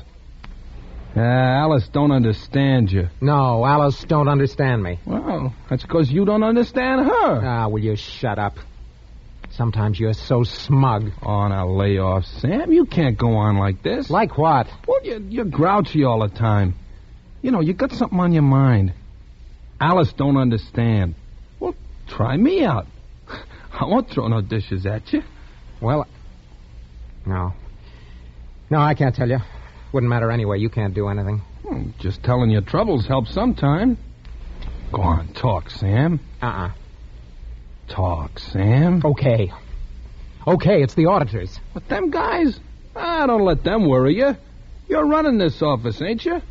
You tell them, don't let them tell you. I'm telling you, Eddie, they're getting awful close. What are you talking about? They're driving me nuts. Well, why, Sam? I'm light, Eddie. You mean? The books. They're light. They're short. You mean? I'm a crook, Eddie. An embezzler. And they're going to get me. Those auditors, they're onto me. I know they are. I can feel them getting closer. Now, after 9 years, they're on my trail. You a crook, Sam? I don't believe it. I wish I was dreaming. Why, Sam, you're the fair-haired boy around here. All you gotta do is ask. Ask who? Bartholomew? That tight-fisted... It's Alice. She's to blame, I know. She wasn't satisfied with your salary. She wanted ermine capes, diamonds, a box at the opera. Oh, I know. She drove you to it. 9 years.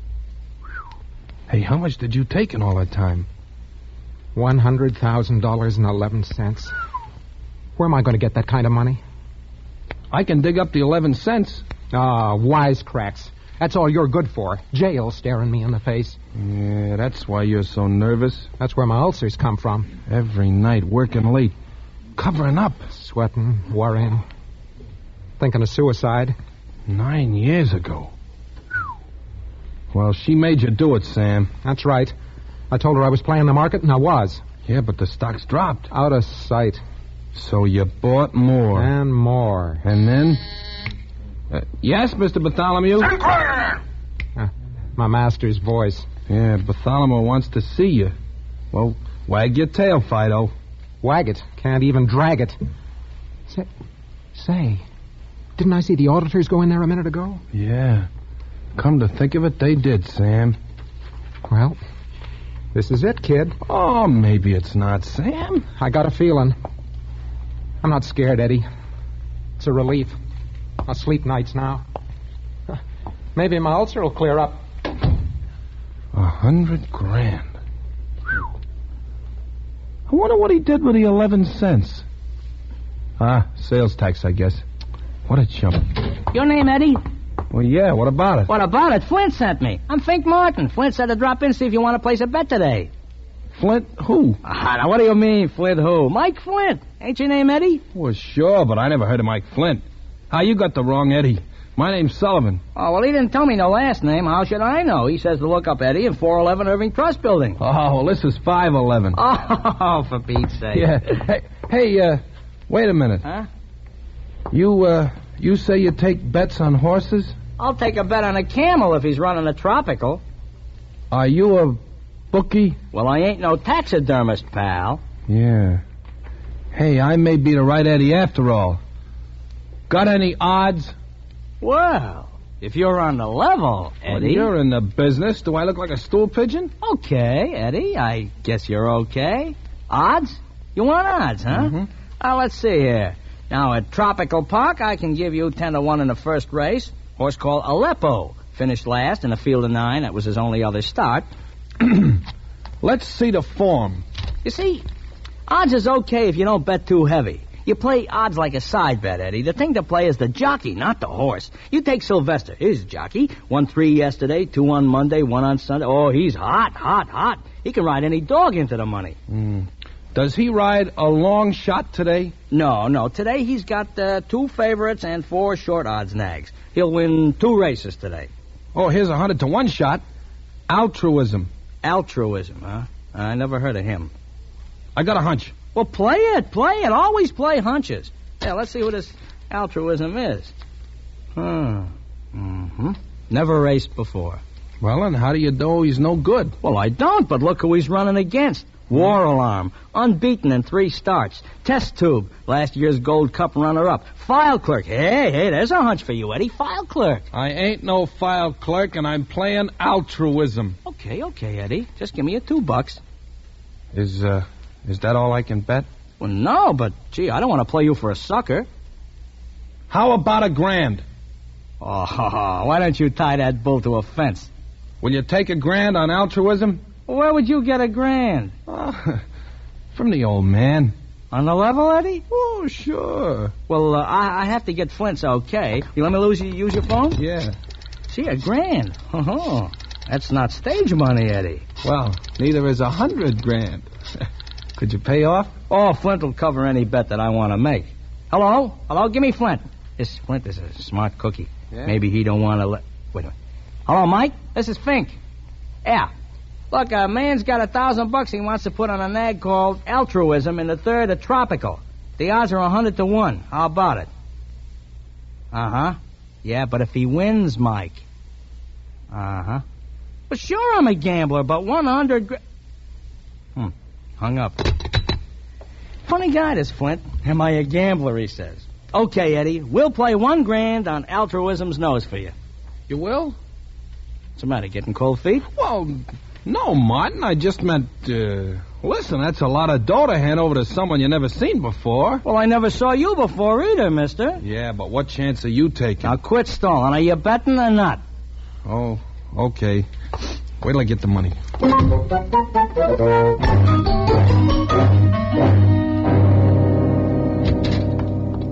Here it is. You got it? 100, 2, 3, 4, 5, 6, 7, 8, 9... And 10 makes 1,000. Thanks, Eddie. What's the matter? What you shaking for? Is this your life savings or something? Oh, no. There's lots more where this come from. Of course. The old man has a wad of it behind his ear. Yeah, that's it, Fink. Hey, you're a card. Hey, what are you rubbing them bills on that sheet of white paper for? Well, if the green don't come off, the bill is no good. No good? Counterfeit. Hey, look at this. A phony. You better tell your old man to give you another one. Is this counterfeit? Certainly. Look at General Grant there. His nose shouldn't happen to Jimmy Durante. Yeah, well, wait a minute, Fink. Oh, what a setup. Just like that. Give me $1,000, Pop. I got a hunch my ship is coming in at Miami this afternoon. Oh, what a setup. Here, Fink. Yeah, thanks, Eddie. That's more like it. You tell your old man to pass that phony C note in church. Yeah, well, here's my card, and here's your ticket. Now, you hang on to that. Might be worth $100,000. Okay, Martin. Hey. Are you all right? You look kind of green. Oh, you just been looking at too much dough, Martin. Well, maybe.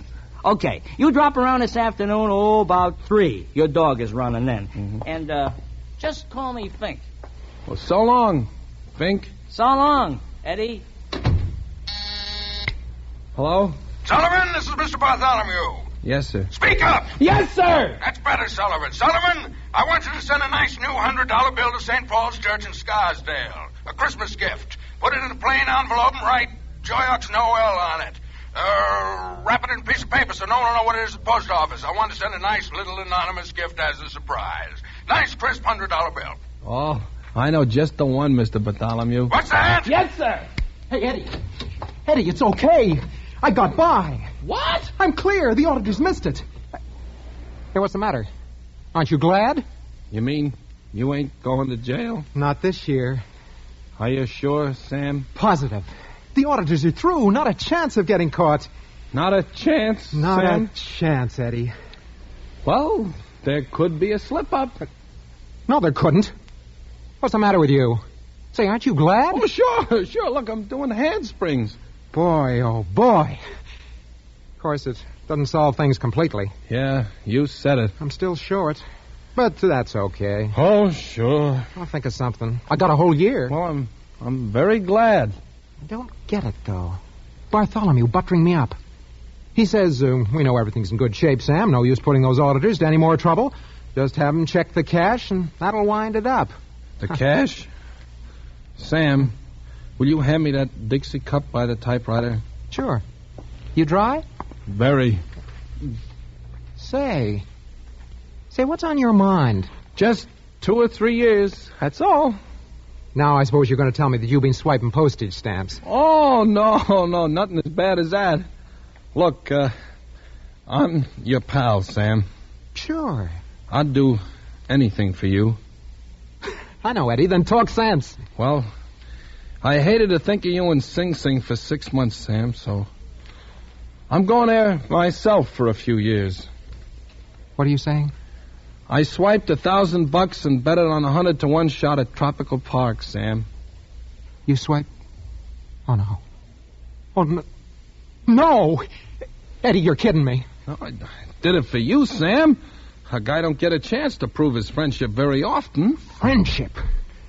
You talk to me of friendship at a time like this? Oh, we might as well be in Sing Sing right now. Yeah, and me the longest. I hope so, of all the dumb tricks. Didn't make any entries, I suppose. Nope. I just took it. How'd you come to bet on a horse? What bookies do you know? Here's his card. He just happened in by accident. A 10-ton truck should just happen in by accident and run over you. Well, maybe he'd give it back, Sam. Oh, sure. Bookies are that way. Philanthropists, all of them. Probably no such address as this. Now, don't be hard on me, will you, Sam? After all, I risked my own neck to save yours. No greater love. And maybe this horse will win. Yeah, maybe Alf Landon will, too. Well... Oh, shut up. Take an entry in the books. Then we'll pay Mr. Fink Martin a call. Friendship. Yeah, friendship. Well, we're in this together, pal.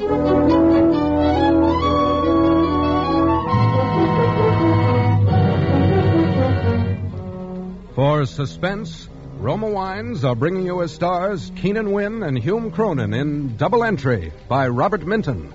Roma Wines' presentation tonight in radio's outstanding theater of thrills, Suspense.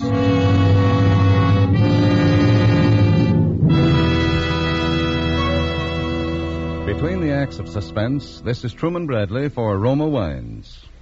One of life's most embarrassing moments is to be caught with nothing in the house when guests drop in, especially during the Christmas season. That's why smart hostesses make sure of gracious hospitality by keeping delicious Roma California port on hand all the time. Yes, Roma port adds true warmth to any welcome. So pleasureful, too, at the end of a meal. Enjoy Roma port often with its glowing ruby brilliance, fine fruity fragrance, and rich nectar-like natural sweetness. Like all Roma wine, Roma port is a true wine, crushed from choice grapes, grown in California's finest vineyards. Then, unhurriedly, guided to glorious perfection by Roma's age-old winemaking skill, bottled at Roma's famed winery. Get Roma port tomorrow and enjoy Roma's delightful taste luxury. Insist on Roma, R-O-M-A, for uniformly fine quality at low cost. Discover why more Americans enjoy Roma than any other wine.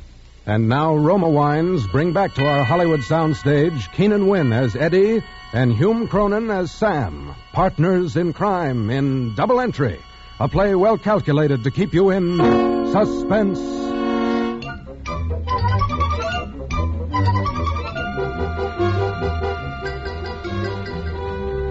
On the subway up to the bookie's place, I didn't say a word. I just stared at the ads, and I kept thinking of how I'd messed things up and wondered what Sam was thinking. The window we sat near had bars on it, and I felt like I was already in jail. Well, we got there. It was a great big large room. Well, if it ain't the millionaire bookkeeper. Hi, Eddie. Hi, there, Fink. Welcome to our humble joint. Of course, it ain't like Hialeah, But it's as close as we can get to it in New York. Yeah, I know. Oh, this is Sam Crockett, Fink, and my boss. Oh, glad to meet you, Mr. Crockett. Smart man you got working for you. He's going to make himself a pile of dough this afternoon, ain't you, Eddie? Look, Martin. This is all a mistake. Eddie had no business betting $1,000 on a horse. The fact is, it wasn't his money. Oh, I know that. It was his old man's. He stole it from the company. No, Eddie, would you do a thing like that? Uh-huh. Well, I am surprised. I thought your old man ran the place. He was trying to help someone, so... So he helped himself to $1,000, huh? Martin, give us a break and return the money. We'll both go to jail if we don't put it back. At Tropical Park in the 6th, scratch Doughboy, number 624. Gee, I'm sorry, fellas, but I can't do nothing about it. I've turned in the dough already. I just work here. I can't get it back. You gotta help us, Martin. Well, I'd like to, Crockett, but, gee, how can I? Look, this is a business. Supposing I ask the boss. He says it's a contract. He can't back out, neither can you. Where would we be if we asked you to take your money back? Yeah, but don't you see we'll go to Sing Sing 1 Fink? minute to post time for the 3rd at Tropical Place. You bet Look, now, boys. maybe those bills were counterfeit, huh? You know, you can tell the cashier the dough's no good, huh? Oh, how can I, Eddie? He can spot a phony from 50 yards. The auditors are checking our books now, Martin. Well, all I can say is I'm sorry, and, well, I hope this nag wins for you, but I can't do a thing about it. Park. We're sunk, Eddie. You sounded like you meant it, huh? Well, so what? Let's go. Well, ain't you interested in hearing the race over the loudspeaker? No. Well, I am. It's me that started this whole thing, and I'm going to get my money's worth. In the 3rd, a correction. Sylvester is riding altruism. Hey, did you hear that, Sam? You mean we got a jockey? Oh, now, don't be funny. This guy Sylvester's hot. He's winning 2 or 3 races a day. In the 3rd, they're away at 3:17. Hey, they're off. I got ears. Yeah. At the quarter, it's a Warlon by a head. The Dive Bomber is 2nd. Calumet Palace 3rd by a half a length. Dunnan is 4th. The Westwood Ho is 5th. The File Clerk is 6th. And the Valiant Ned 7th. The Mashie Niblick is 8th. Timid Soul is 9th. Golden West is 10th, and Test Tube Auction Block, Early Riser, and Altruism. No wonder you got 100 to 1. There's 100 horses. Yeah, that's not a race. It's a caravan. Last place. Now, are you satisfied? Well, okay, Sam, let's go. Man of War couldn't win in a crowd like that unless he cut across the infield. Oh, you sure pick him. Well, come on, what are you waiting for? I'm not waiting. Hey, quit pushing me. Am I pushing you? Listen. By a length, War Alarm is 2nd by 2. Test Tube is 3rd by a nose. Dive Bomber is 4th, and Dunnan is 5th. Calumet Powell, Westwood Ho, File Clerk, Timid Soul, Golden West, Early Riser, Mashie Niblick, and Altruism. Auction Block has dropped out. That nag has taken the pause that refreshes. Well, he's come up. If enough drop out, he can win. Yeah, the race would have the last 2 days, huh? Why didn't they run it in heats? Well, might as well hang around till the end, huh, Sam? Oh, well, I guess so. It's Valiant Ned still leading by a length. Test Tube is 2nd by a nose. War Alarm is 3rd. And coming up on the outside is Altruism. Hey, did he say altruism? He said it. Get the results. Hey, Porky, how about the finish? Coming over the wire. Oh, Sylvester, ride, boy, ride! Don't wring your hands. It's too late to pray. The race is over. Yeah, well, who won? I know who won. The wire's always a minute behind. We got a chance. It's too close for comfort. Oh, why did Flint let me take that bet? The winner of the 3rd at Tropical Park is, Altruism. Oh! How do you like that? He won! Am I a chump now? Oh, you're a champ, Eddie, a champ! Oh, it was nothing, Sam. Only a sap could do it. Oh, thanks. Holy smoke, this doesn't. Oh, Fink, I almost forgot. You got to fork over. Oh, that just about busts this joint. Hey, how about calling it off? Remember what you said about contracts? Yeah, but gee, if I'd have known they were switching Sylvester onto that dog. When do we get paid off? Right now, Crockett. Come on over to the cashier. Cash? We have to take cash? Oh, absolutely. We ain't got no bank account. First thing you know, we'd have to pay income tax. Well, you can deduct this loss. Yeah. All right, give me your ticket. Here. Here's a cashier at this window. 100 grand, Speed. Hey, the cashier don't bat an eye. I'm gonna... Hey, the cops! The cops!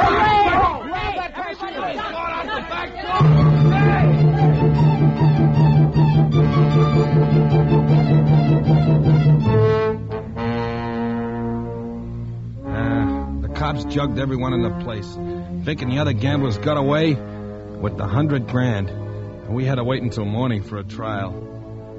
Every silver lining has a rip in it. I don't see how they got away. I'm sore. We sit here in the can, and they're off with all that dough. Well, we were framed. This whole thing was planned. You're crazy. How did Martin know altruism would win? Can't turn on a police raid like a shower bath. Well, how are we ever going to find those guys? We won't. And if we do, it won't do us any good because you haven't got the ticket anymore. Even if you have, you couldn't force them to pay. Gambling isn't legal, you know. Oh, that's nice, dreary music. Might as well get used to it. We'll be living in quarters like this for quite some time. Hey, here comes the keeper. You got a visitor, boys. Huh? An auditor. Name of Martin. Think Martin. Hiya, boys. Well, you coming to pay us off? Well, not exactly, no. You see, Mike, the boss, he don't want to pay. Oh, you wouldn't chisel, Fink. Oh, no. On the level. I thought this guy Flint was square. Now he's welching on all his debts and he's blowing town. He's got $1 grand of mine. Oh, that's a great story, Martin. Well, I don't have to tell stories, do I? I could have stayed away from here, Crockett. It's nice to see you again, Fink. Still taking bets? All right. Will this shut you up, Eddie? Hey, $1,000. Yeah, $1,000. It's all I got. It's my own dough. Well, that's the best I can do, Eddie. Hey, guard, let me out of here. Well, gee, I don't know what to say, Fink. Say no to the next bookie you meet, Eddie. Them nags is poison. Well, it was fun for a while, Fink. I wouldn't take your dough, but... Say no more. Put it back where it came from, Sam, and try to forget you ever seen me.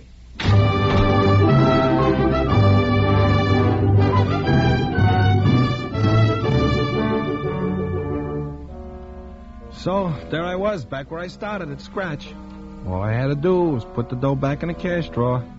The next morning, after paying a $10 fine, we took the subway downtown. Sam read the paper, and I just stared at the ads as usual. Quite a story about altruism. Picture Sylvester here, just a kid. 19, weighs 105. Hey, look at that ad. It says, spell it backwards. If they want you to read it that way, why don't they turn it around? Hey, Eddie. Eddie, look. Well, what is it, Sam? This picture. It's Bartholomew. They've arrested him. Well, what for? Embezzlement. But that's you, Sam. Hey, listen to this. Mr. Bartholomew confessed to having embezzled company funds to the tune of $250,000 when auditors discovered a shortage in cash of $1,000. So that's why he was hurrying those guys around. Well, let me see. What a business. Everyone in it is a crook. What? Hey, Sam, where you going? Back to the police station. I'm giving myself up. Giving yourself up? You're nuts. No, Eddie. I'd never sleep again if I escaped scot-free. Besides, I'd like to get away from Alice for about 6 months. Yeah, but Sam!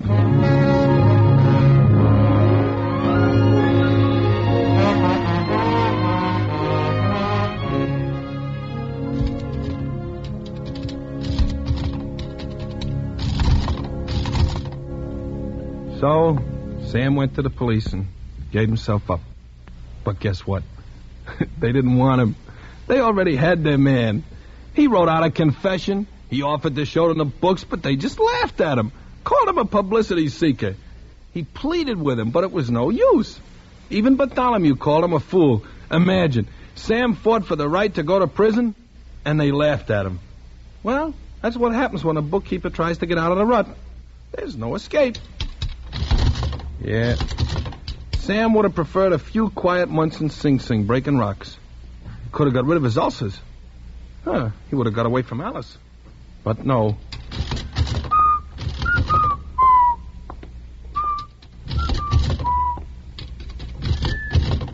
Hey, Eddie. Hand me that Dixie cup, will you? Oh, your ulcers bothering you again, Sam? Yeah, something awful. These ledgers are driving me nuts.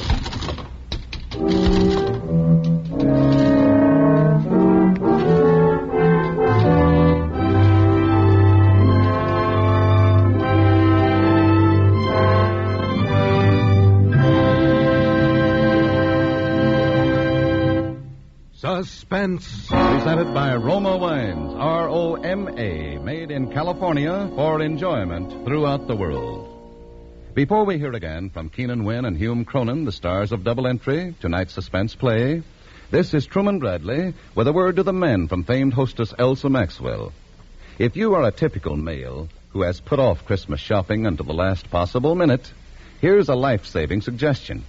Delight your friends, complete your shopping in an hour, and know your gifts are in excellent taste. Give Roma wine. Yes, there are taste-tempting Roma wines for every occasion. For entertaining, choose Roma California Sherry, Port, Muscatel, or Tokay. For added mealtime pleasure, give Golden Roma California Sauterne or Red Burgundy. And if you want to say Merry Christmas in a grand style, say it with the continental smartness of Roma California Champagne or Sparkling Burgundy. Whether your gift of Roma wine is a bottle, several, or a case, you know when you give Roma, you give a true wine, unvaryingly good always. And Roma's low prices will surprise you pleasantly. So, for good living and good giving this Christmas, insist on Roma, R-O-M-A, Roma wine, made in California for enjoyment throughout the world. This is Keenan Wynn. And this is Hume Cronin. Joining together to wish you a very Merry Christmas. Next Thursday, same time, Roma Wines will bring you Miss Marcia Hunt as star of Suspense, radio's outstanding theater of thrills. Produced by William Spear for the Roma Wine Company of Fresno, California.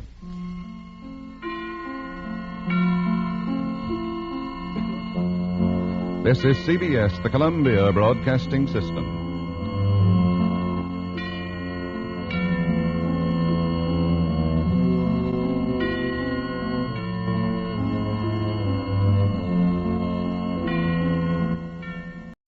Roma Wines, R-O-M-A, made in California for enjoyment throughout the world. Roma Wines present Suspense.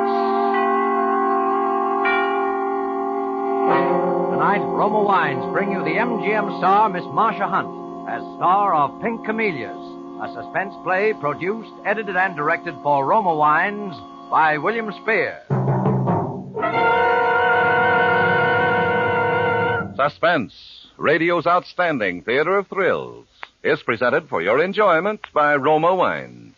That's R-O-M-A, Roma Wines. Those excellent California wines that can add so much pleasantness to the way you live, to your happiness in entertaining guests, to your enjoyment of everyday meals. Yes, right now a glassful would be very pleasant, as Roma Wines bring you Miss Marcia Hunt as Martha in Pink Camellias. A remarkable tale of suspense. It's not often a woman can look back and see the events of her life like tiny, confused pieces of a jigsaw puzzle, meeting finally and neatly to form one picture. I can do that tonight. I can see so clearly, and I must make you see, too. If only I have time, if only I have enough moments left. The years I spent with Aunt Abby were long and dull. She was an invalid. Her heart was bad, so she lay in her bed day after day, making the most of it, ordering and complaining. Well, I was an orphan, helpless, so what could I do? Aunt Abby took me in, and I worked for my keep. Worked hard. It was I who kept the house running. I who went into the village 2 miles away to buy the cakes and candy she grew fat on. It was I who sat by her bed and read the sickening love stories to her.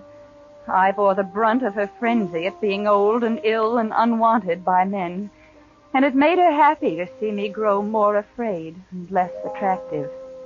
Then, about a year ago, one afternoon when we were having tea.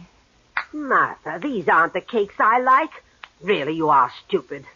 It was the little chocolate ones I wanted, the ones with the center scooped out and the frosting inside. They didn't have any, Aunt Abby. I asked for them. Well, if they can't do better than this, we'll change to another pastry shop. Caramelizing. Ugh.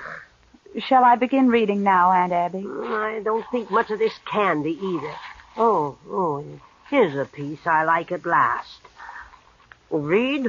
Oh, no, Martha, not now. I have some news for you. News? Yes.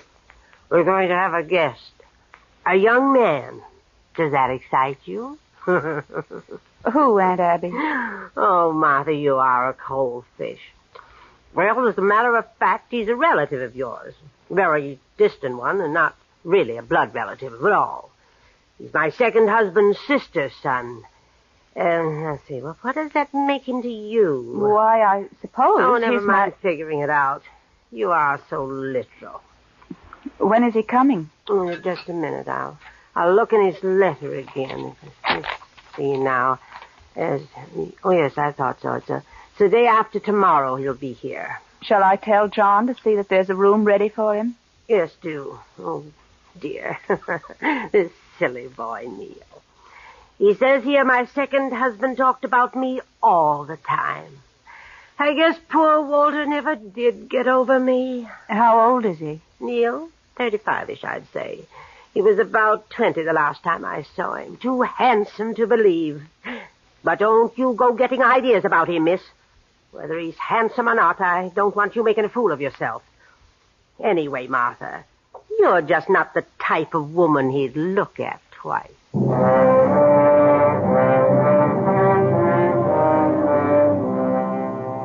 She went into detail. She compared me to herself and told me no man who had known her had ever forgotten her. And I looked at her, lying there, fat and old with a fleck of chocolate on her chin. Neil came 2 days later. I watched him make over Aunt Abby. I watched him hold her hand too long and smile too sweetly at her. And I knew from the first moment that Neil Garson was weak and without a shred of principle. I knew he wanted something from Aunt Abby, and that he would flatter her and fawn on her until he got what he wanted. But I also knew that for the first time in my life I was in love. As foolishly in love as a heroine in one of the cheap love stories I had to read aloud.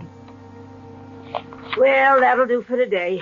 I do wish, Martha, that you could learn to read with some expression. I'm sorry, Aunt Abby. I'm no actress. You're the dullest girl. I think she does very well, Abby, and I don't think she's dull. Of course she is. No, I think she has great depths, unexpected depths. You're talking like a fool, Neil. Do you want me to do anything else for you, Aunt Abby? No, you can leave now. You do get on my nerves sometimes. Oh, just a minute, Martha. Why is it you always wear your hair pulled back so tightly? My hair? It looked wonderful falling to your shoulders. It's a beautiful shade of red, you know. Like her mother's, isn't it, Abby? Neil. My mother? How do you know anything about my mother? Why, even Abby told me about her. Showed me a picture, too. But, Aunt Abby, you never showed me a picture of her. Where is it? Back in the trunk where it belongs. Now, Neil, my dear, would you please leave us alone? I have something to discuss with Martha. But please, I'd like to see Abby. it. I've never seen... Now, Missy, I have something to tell you that I don't expect you to like. Yes? You know that Neil is a writer. No, I didn't know. His things are very artistic. He's read some to me. Oh, but of course, it's hard to make a living when you write things that most people are too stupid to appreciate. Yes, I guess it would be. Well, I've decided that he shall have his chance to do what he wants to do without having to worry about scrabbling for a living. I've left him half my estate. Only half? Don't be sarcastic, Martha. There'll be plenty for you. Of course there will. I don't need much. I'd have no way to spend a great deal of money. I do believe you mean it. But you're right. You'll just go along the same way after I've gone. You'll certainly never marry. No. No, I won't marry. Aunt Abby, my mother wasn't plain like I am, was she? She was beautiful, wasn't Ah, she? you're going to stop that again. But why won't you tell me about her? Because she wasn't like us. She didn't fit into our family at all. No, you're not like her, Martha. And you can get down on your knees and thank heaven that you're not.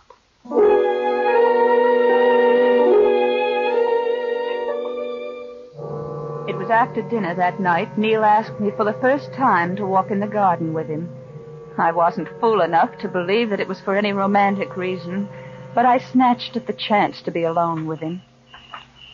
Let's sit on that bench by the birch tree. All right. There. Nice night. Mm-hmm. Cigarette? No, thank you. Well, don't mind if I smoke. Mm-mm.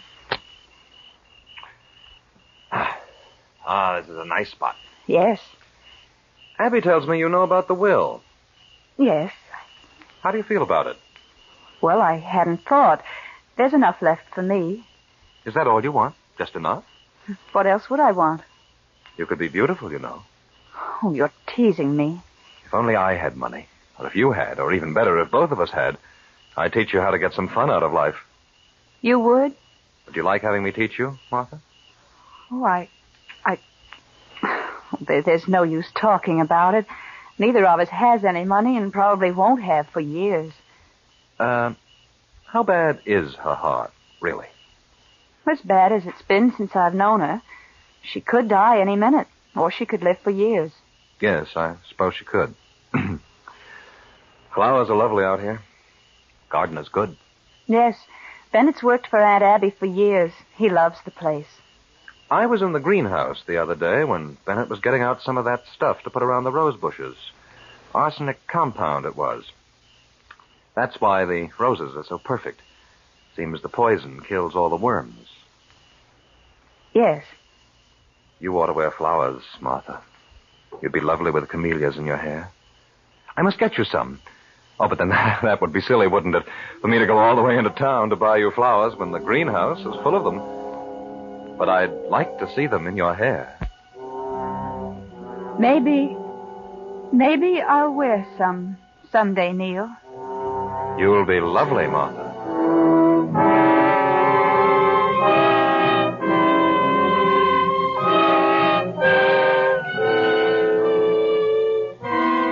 For Suspense, Roma Wines are bringing you as star Marcia Hunt in Pink Camellias by Charmian McGurk.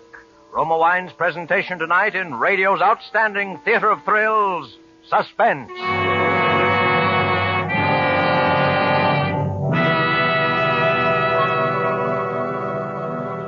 Between the acts of Suspense, this is Truman Bradley for Roma Wines. If any week in the year deserves the name of Hospitality Week, this is it. Christmas to New Year's, the golden days of the year, when welcome is the watchword and gracious hospitality is everywhere. Says famed hostess Elsa Maxwell, I keep the festive spirit bright by entertaining with Roma California wine. Whether I serve glorious amber Roma sherry, warm heartening Roma port, rich golden Roma muscatel, or flame bright Roma Tokay, I know I have chosen a wine my friends thoroughly enjoy. Like all Roma wine, these Roma dessert wines are true wines, crushed from choicest grapes, grown in California's finest vineyards. Then, unhurriedly, guided to glorious taste perfection by Roma's ancient winemaking skill, bottled at the winery. So, to add warmth to your welcome, or for a perfect ending to your holiday dinners, serve a fine Roma wine. Get Roma wine tomorrow. Only Roma gives you so much taste luxury for so little. Remember, because of Roma's uniformly fine quality at low cost, more Americans enjoy Roma than any other wine. And now, Roma Wines bring back to our Hollywood soundstage Marcia Hunt as Martha in Pink Camellias, a play well calculated to keep you in suspense.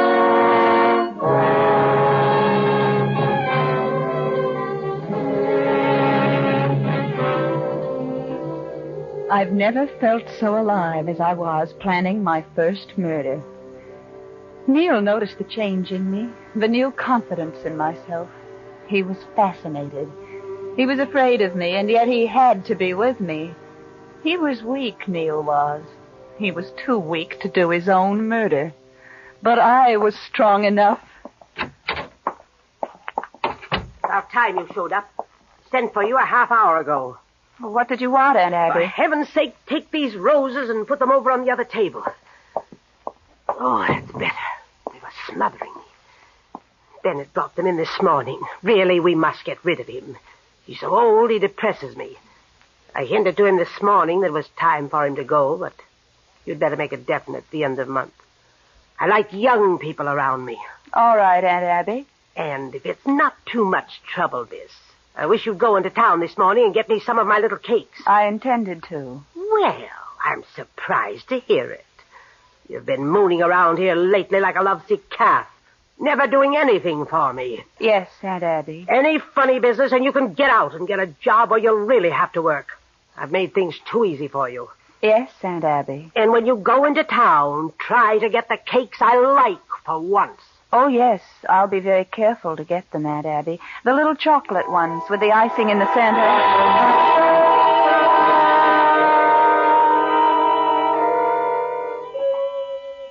The cakes she loved best. The icing in the little hole in the center was soft and chocolate brown. The arsenic lightened it hardly at all, but then it took so little. Hardly more than enough to kill one of the worms on the rose bushes. I dressed carefully that day. I wore a dress that made my eyes green and brought out the red of my hair. I have never looked so well. Just before I got the tea tray lunch, I walked out to the greenhouse and picked 2 camellias of the faintest pink. They looked lovely in my hair. Well, where have you been? Here's your tea, Aunt Abby. I've waited long enough. But you got so few cakes. Only enough for today. Honestly, Martha, I have few enough pleasures in life. I should think you'd show me some what's in that dish? Strawberries? Yes, Bennett sent them in for you. Oh. They're the first of the season. He's trying to get around me so he can stay. Well, it'll do him no good. Put plenty of cream on them. That's it. And a cake, Martha. Here you are, Aunt Abby. Where's Neil? He's working. He'll be in later. Is this all the strawberries? Yes, but Bennett said there would be more in a few days if you want them. He has them set up in boxes in the greenhouse. Just one more cake, Martha. That's it. Why are you all dressed up? I'm not. It won't do you any good. You'll never get him. You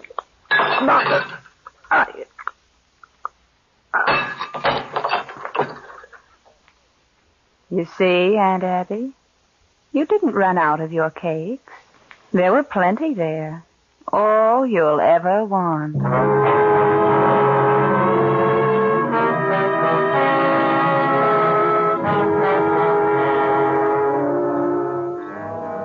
There was no investigation into Aunt Abby's death. It was surprising, the doctor said, that she hadn't been carried off by a heart attack before. There were no surprises in the will. She had left small bequests to the servants and the rest of the estate to be divided between Neil and me. Very soon now we'd have our money. And I'd have Neil. I had a hold over him now, for the knowledge of murder shared is as strong a bond as love. For a while, Neil was in the best of spirits. But gradually, as we waited for the money, he changed. A few more days in this house and I'll go off my head. Nothing to do but sit around these gloomy rooms and read musty old books. You're jumpy, Neil. Well, what if I am? There are things that would make anyone jumpy. I know. You don't know. You like remembering. When that little smile comes on your face, I know you're remembering. Shh. John's coming. What do you want, John? I brought tea, sir. Well, put it down here. Beg pardon, Miss Martha. Yes, John. I thought I'd better speak to you about Bennett. Bennett? What about him, John? Well, he hasn't been himself, you might say, since your aunt died. I don't know the last time I saw him eat a mouthful of food. He just sits and stares into space. And today's down on his back. Really sick? Half-starved, I'd say, miss. And brooding about something. Brooding? I don't know what about, miss. He doesn't talk.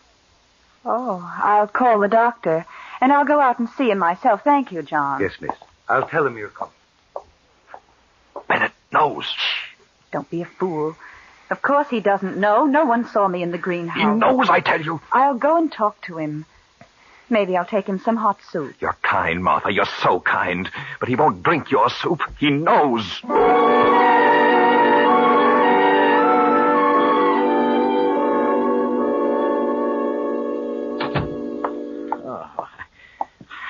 sorry I can't get up, miss. It was good of you to come. The doctor will be in to see you tomorrow, Bennett. But can't I do something for you now? Is there something you'd like to eat? No, thank you, miss. No, thank you. Is something bothering you, Bennett? Would you like to tell me about it? Your aunt was going to let me go. After all these years, she as good as told me I was through.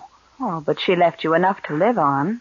She was going to take my flowers away, but she didn't manage it. She died before she could get rid of me. Yes. Yes. That poison works fast on bugs in the garden, don't it, miss? Yes, it does. Did it work fast on her too, miss? Bennett. It just came to me all at once. The stuff was out in plain sight there. Bennett, you can take care of the flowers for as long as you live. I won't sell the house. I am too tired, Miss Martha. But I feel better for talking to you. You and I are the only ones that know. Oh, your aunt was a mean woman, miss. I didn't care much for her. She never paid any attention to how pretty the flowers was. The only time she was ever nice to me was when I took her something I'd grown for her to eat. Oh, don't feel bad about her, miss. Her and the bugs, they should have been killed.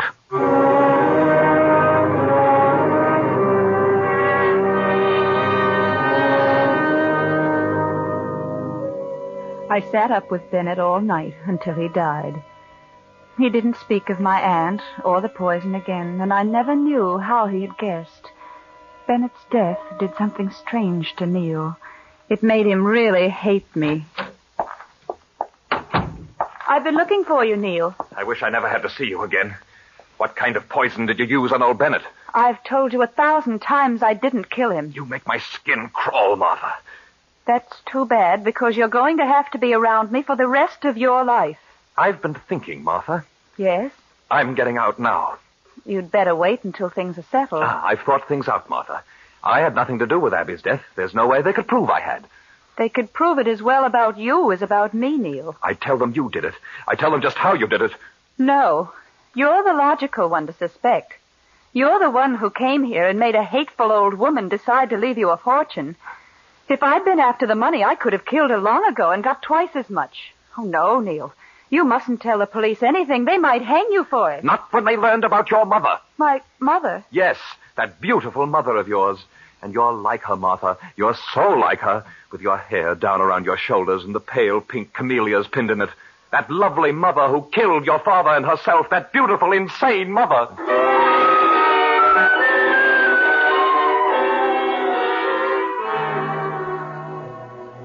Even in the first moment of shock, I knew it was true. Neil wasn't lying. That was why I had never been told about my mother. That was why murder had seemed so right and easy for me to do. Neil thought now he was the leader once again. I let him think it. I pulled my hair tight at the back of my head and shrank back into the colorless woman who couldn't possibly be a threat. Say, Martha. Yes? Come in here a moment, will you? What is it, Neil? I wish you'd ask around and find a good doctor for me to see. I'm having trouble with my eyes.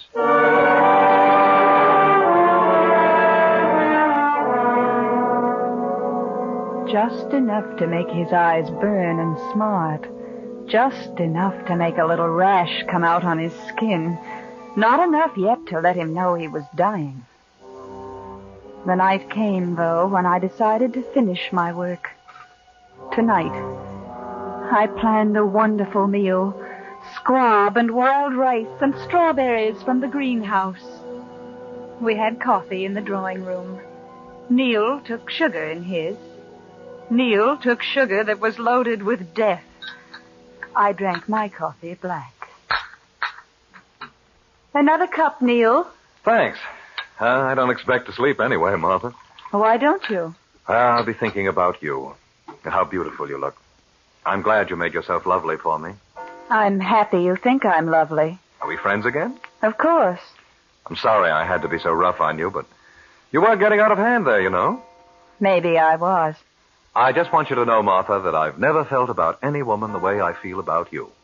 If things had been different... I thought I sickened you. I was afraid of you, the way you were then. You were so cold. I wasn't cold. I loved you very much. And now? I don't feel quite the same. It's too bad. We would have been wonderful together. But you can understand how I feel, can't you? I mean, knowing about... Yes, I can understand. What's the matter? The pain. Nothing. Oh, dear. What is it? I knew I'd forget something. Oh, what's that? Flowers for my hair. Oh, well, there's some over here in this vase. I brought them in this afternoon. There.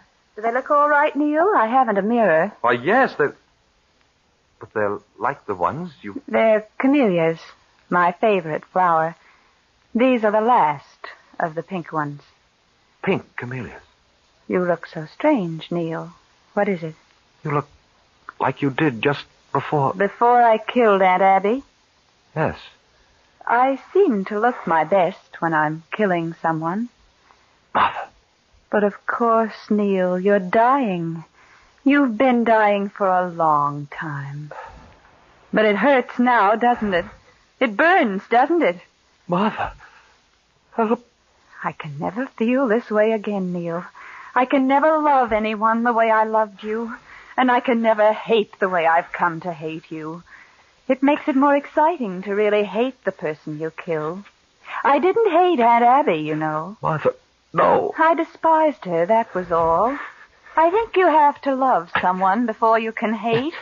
Aunt Abby was the first person I killed, so I was interested in watching her die. Oh, but it wasn't like this. And she didn't know that I was the one who brought death to her. You know, though, don't you, Neil? You know. Neil? Neil? Oh. But it didn't take very long. It didn't take long at all.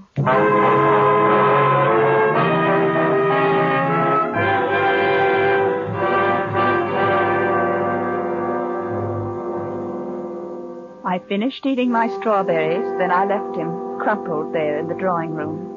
John would find him and call the police. But it was while I was walking up the stairs to my room that I knew I wouldn't be able to tell them how I had worked things out. I had intended to be here to tell them. I thought I would have years of life in a quiet little room where I could remember everything. They don't execute the insane, you know. But as I was walking up the stairs, I knew I wouldn't have years. I knew I only had a little time.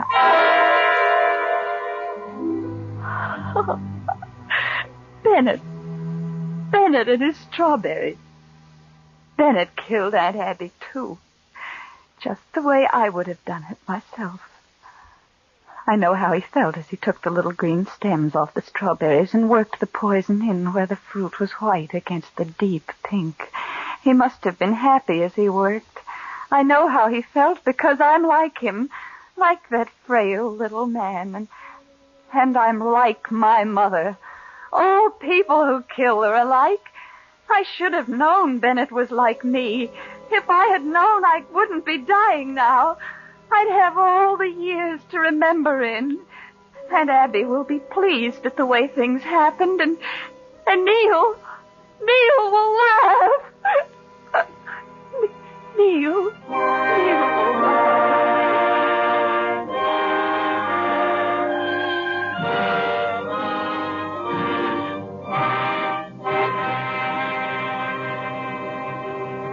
Suspense.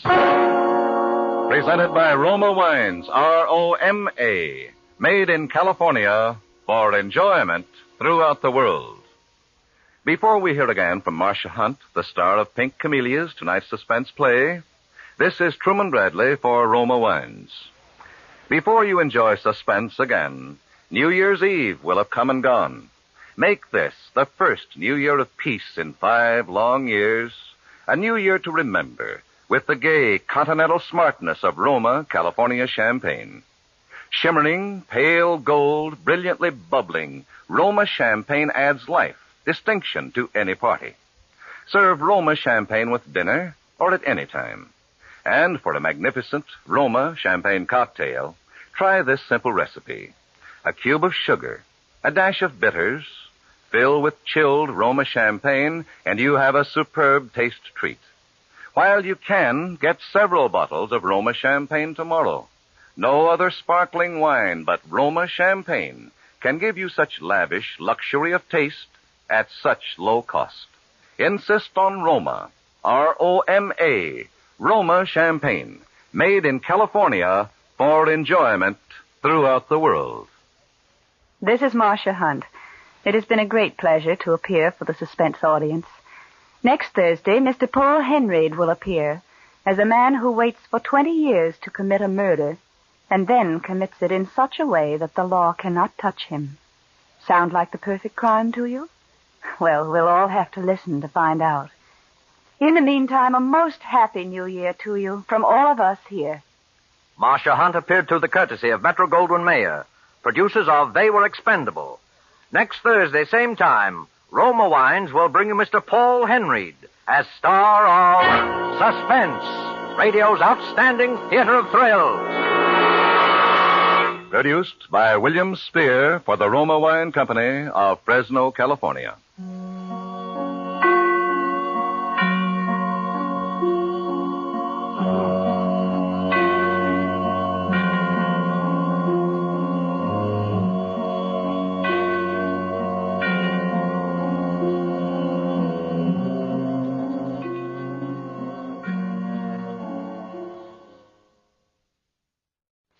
Now, Roma Wines, R-O-M-A, made in California for enjoyment throughout the world. Roma Wines present Suspense. Tonight, Roma Wines bring you Mr. Paul Henreid, a star of The Angel of Death, a suspense play produced, edited, and directed for Roma Wines by William Spear. Suspense, radio's outstanding theater of thrills, is presented for your enjoyment by Roma Wines. That's R-O-M-A, Roma Wines. Those excellent California wines that can add so much pleasantness to the way you live, to your happiness in entertaining guests, to your enjoyment of everyday meals. Yes, right now a glassful would be very pleasant as Roma Wines bring you Mr. Paul Henreid in a remarkable tale of Suspense. December 31st, New Year's Eve. I shall identify myself as John Forsyth, my true name, as I have no reason to fear its being known nor to assume one of a different character. My early life has no place in this narrative, save only to point out with the utmost objectivity that I have always been possessed since my tenderest youth of extraordinary intellectual powers. As witness, my acquisition at the age of 16 of degrees from not one, but 3 of the leading universities of Europe, where, despite my British nativity, I spent my formative years. But this fact has no special significance other than as it applies to those events which were set in motion on another New Year's Eve in London 15 years ago. For it was on that evening, as I had planned some weeks before it should be, that I stood outside a door and listened for confirmation of the relationship I knew existed between my best friend and my wife. Oh, darling, darling, darling. It's all right now, Pam. It's all right. It's all over now. Yes, Are you happy? yes, now that we've decided. Yes. Almost for the first time since I can remember. I know, darling. I suppose we should feel sorry for him, but I can't. Not after the way he's treated you. Raymond, what do you suppose he'll do? It doesn't matter, darling. Tomorrow we'll be on the Atlantic Ocean, and within a month we'll be on my uncle's plantation in Brazil, where he couldn't find us if he'd looked for 100 years. No, I suppose it doesn't really matter. How long will it take you to pack? Oh, an hour. Well, I ought to be back by then. I've just got to pick up the tickets and a few things. All right. Hurry, darling. I will, darling, I will. Goodbye. Goodbye, darling.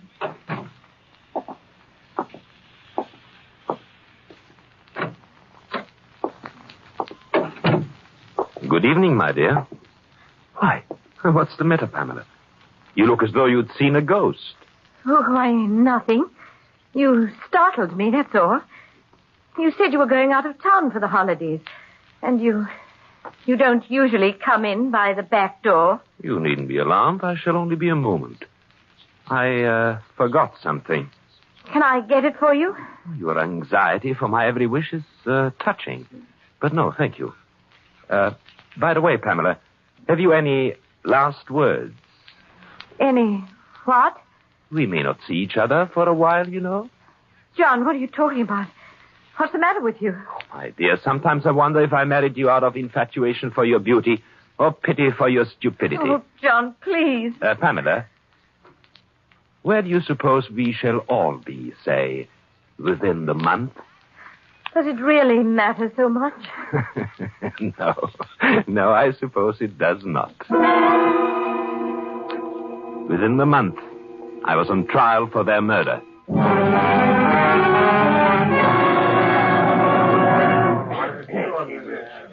You are Henry Jenkins, proprietor of the Crown and Lion, number 17, Buxton Street. I'm that one, sir. I am. Henry Jenkins, sole owner and proprietor of... Now, will you kindly repeat the words spoken by the prisoner in the dock, while in your place of business several weeks ago? Yes, sir. Excuse me, sir. About 2 weeks ago one night, Mr. Forsyth there, who's a steady customer of mine, although not what you'd call a sociable man. Yes. Well, sir, all me other customers had gone home, and I was asking Mr. Forsyth to leave also, just so I could close up me shutters, you know. When all of a sudden he looks up at me and he whispers, kind of hoarse-like, "Jenkins, I did it. I finally did it." Not knowing what he did, sir, I naturally asked him what he did. And what did the prisoner tell you, Mr. Jenkins? He said, sir, wanting me to keep it quiet, sir. I found them together, and I killed him. And then he laughs in a crazy way and added, "And Jenkins, I've hid the bodies where no one will ever find them." Well, that's what he said, sir, so help me a tit. I saw him burning what looked to be a lot of bloody clothes. In the furnace it was. And he didn't try to hide them either. Just stared at me kind of odd-like. And went right on as brazen as you please, he did. He wasn't worried at all. He said the two of them won't ever get away together, except if they are dead.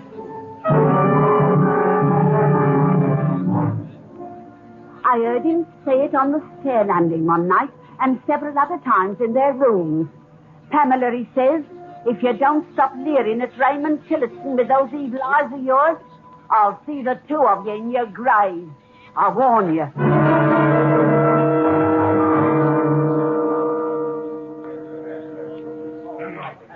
The court feels that it is its duty at this time again to remind the prisoner that he has so far made, nor allowed to be made by counsel in his defense, no cross-examination of witnesses, nor rebuttal to the charges made by the prosecution of any kind, and that this attitude can only result adversely to his cause.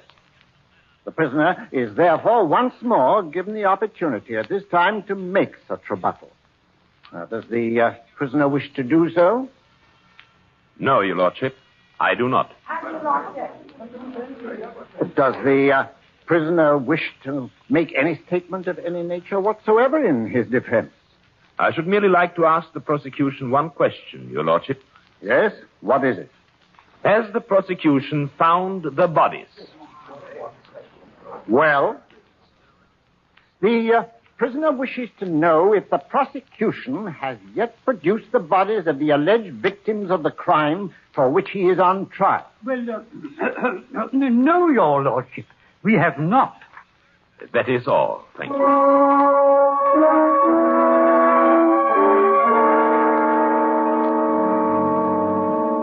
To kill them had been my plan and my intention, naturally. But not in the usual stupid way such things are done, where men gamble their own lives against the lives of those whom they destroy. Every faculty of my intelligence revolted against such a thought. And so, for me, the gambler's risk was needless. So I planned it. It was therefore without fear or question that I stood before the court to hear the verdict which, in all the writing of it, I had contrived against myself. Order!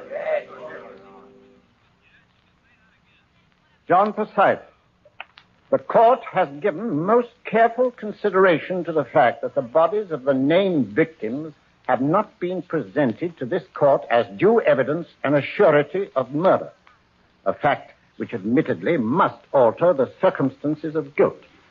But this Crown Court, no matter how deeply it desires to aid you, cannot but recognize the fact that you have allowed every shred of evidence and element to point to you as a cold-blooded killer. Under such circumstances, questionable though they may be, I can do only as the King's law directs me to do, tempered with the mercy of His Majesty's court. I hereby sentence you to no more than 20 and no less than 10 years at hard labor for the suspected and willful murders of your wife, one Pamela Felice Forsyth, and one Raymond Elton Tillotson. And may God protect the Crown and the jurisprudence of this court of His Royal Majesty.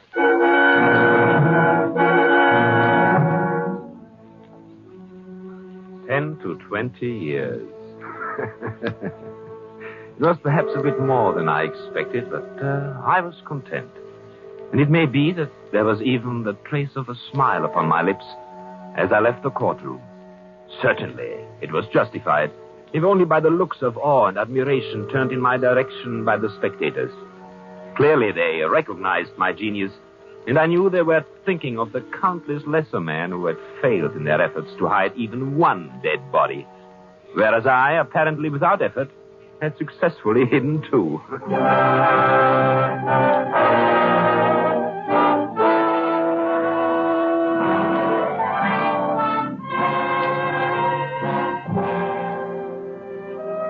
For Suspense, Roma Wines are bringing you as star Paul Henry in The Angel of Death by Alan Cameron.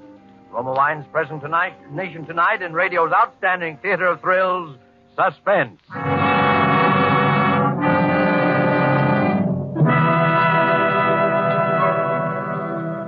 Between the acts of Suspense, this is Truman Bradley for Roma Wines.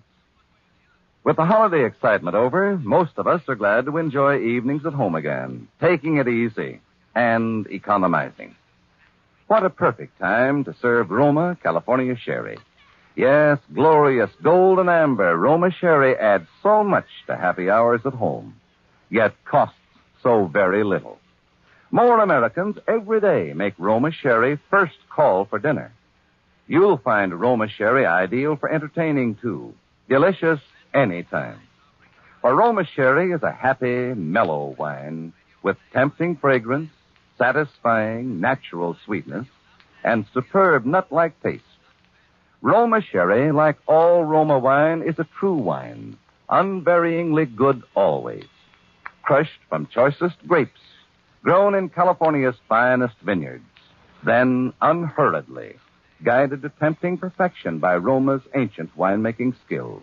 Bottled at the winery. Get Roma Sherry tomorrow, now selling at lowest prices in years. Insist on Roma, R-O-M-A, Roma wine, for uniformly fine quality at low cost. Remember, more Americans enjoy Roma than any other wine. And now Roma Wines brings back to our Hollywood soundstage Paul Henry as John Forsyth in The Angel of Death, a play well calculated to keep you in suspense.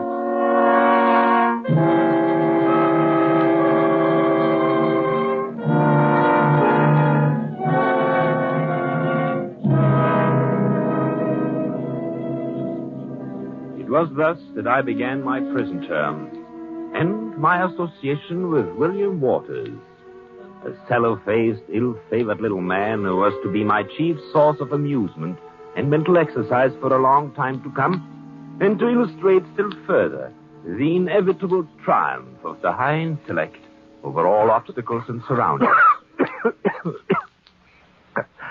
So you're the great John Forsyth, eh? You've heard of me, then? Not off, I haven't. The luckiest beggar that ever cheated the hangman. Luck? There is no such thing as luck. Now? And how is it you're sitting here safe and sound, and out as free as air in 15 or 20 years, instead of stretching your neck at the end of a rope, eh? I'm here because I choose to be here. That is all. Because you choose to be, eh?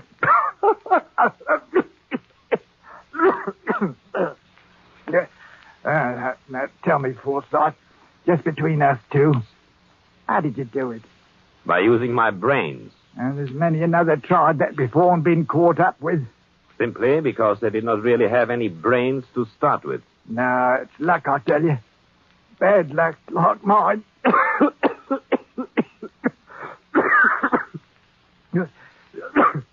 You want to hear the worst bit of luck ever ruined a man's life? Well, if you wish to call it that, why not? It was like what happened to you in a way. A sweetheart, Agnes her name was, with the biggest, bluest eyes. Oh, the prettiest little thing you'd ever hoped to see. And you'd killed her? Oh, I didn't mean to.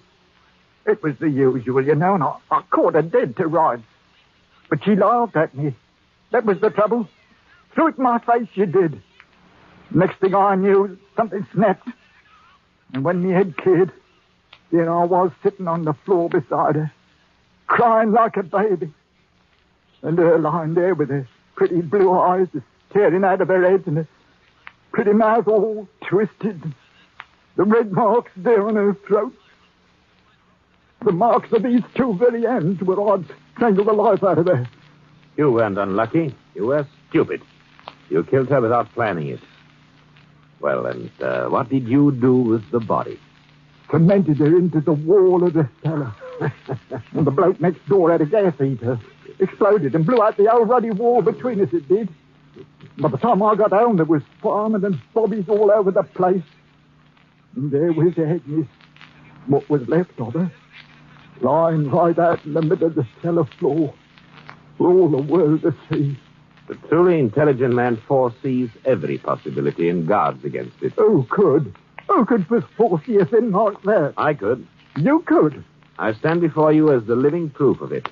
In 10 or 15 years, I shall be free because I'm intelligent. Whereas you will rot and die here because you are stupid. Oh, pretty clever, ain't you? Know just about everything there is to know, don't you? No, not everything. But quite a lot of things. For instance, I know something about that cough of yours. What about it? The color of your skin, the look about your eyes, the way you breathe. I hope you're not afraid to die, Waters. Oh, Ravage, what are you talking about? Have you ever heard of retribution, Waters? What? Oh, the inevitable fate that pursues and at last destroys the criminal mind. Vengeance, you might call it. What? You don't think anything's going to happen to you or me, do you? And not to me, Waters. For the intelligent man foresees and prevents even that. But to you, Waters. Most certainly to you. Oh, indeed. And who's going to do all of this? Well, he is known by various names, Waters, but best known as the Angel of Death.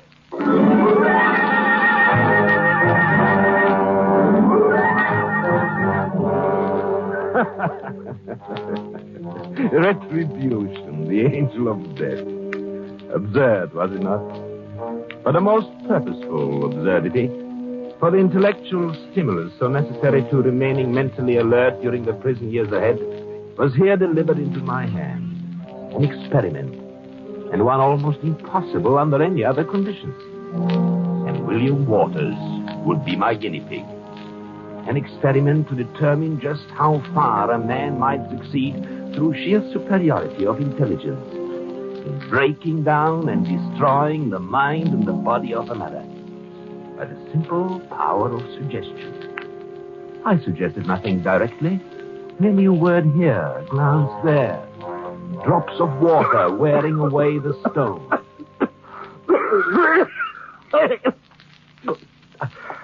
I got a fever again tonight. Haven't I, John? No. A touch, perhaps, but that is all. The head feels up. It's that blasted cough. What does it? No. You mustn't worry about it. It's very bad for people with your condition to worry. What condition? What condition, John? Why, nothing. People with a cough like yours, people who feel, indisposed, that's all. Oh. What's that book you're reading, Mikey? Just a book. A scientific book that I got from the prison library. What sort of a scientific book? General book on medicine. Things like that, you know. Hey, let me see it. Oh, no. You wouldn't understand. Here, give it here. No, please, give it back to me. You wouldn't be interested. Oh. You had it open at this place here, didn't you? This is what you've been reading, ain't it? Well, yes, among other things. Tuberculosis? Is that what I got, John? Tuberculosis? Oh, don't be silly. There's nothing seriously wrong with you. John, you've got to tell me.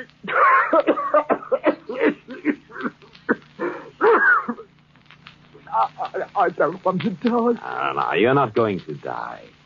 You take care of yourself. Why should it come to me? I've always been healthy. I'm not old yet. Of course you are not. You're just imagining things. Imagining things? You're worrying too much, that's all. Oh, what makes you think I'm worrying? Oh, I don't know. Sometimes when you're asleep, tell me, do you ever have dreams? What sort of dreams? Oh, well, about the past or... Oh, you mean about her? Yes. Do you ever dream you see her lying there on the floor with her eyes bulging out of her head and her mouth all twisted and her tongue all black and swollen? John, don't stop it. And your fingers digging into her throat? Stop it! Stop it! Here. What's the matter here? Oh, he seems somewhat disturbed in his mind this evening, Guard. Oh, his mind, eh? Oh, that reminds me. Doctor said we was to try to prevail on him to get out of his bunk tomorrow and get outside, get a little exercise and fresh air. Oh? You tell him, eh? Oh, all right, yes, I will. What was you two muttering about? Oh, he was just telling me what the doctor said about you. What? Oh, he wants you to stay in your bunk and get plenty of rest.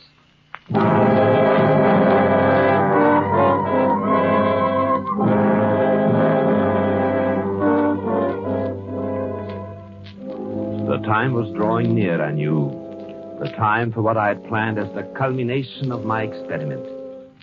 Waters was having periods of definite delirium. But I waited. I waited for them to become more pronounced.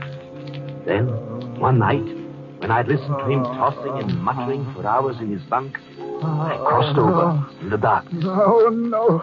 Wait. There ain't time yet. I don't have to go yet. No. William Waters. Yes? I've come for you, William Waters. What? She sent me, William. She sent me with her eyes staring out of her head, with her black, swollen tongue. No. I'm the angel of death. I'll kill her. I'll kill her. Take your hand from my throat. Take your hand. I'll kill you. Perhaps that will quiet you. What's going on here? I had to hit him. The man is out of his mind. He thinks I'm some angel of death or something. Yeah, you. Come on. Up on your feet. Come on there, Waters. Now, what's the matter with you? Buster, it's you what done this to me. Oh, I told you he was out of his mind. It's you what's done it to me. I'll see it now. Come on now, you're coming with me. I'll kill you, Buster. I'll get out of here after this for a moment. Even 600 years. Come on. I'll kill you. I'll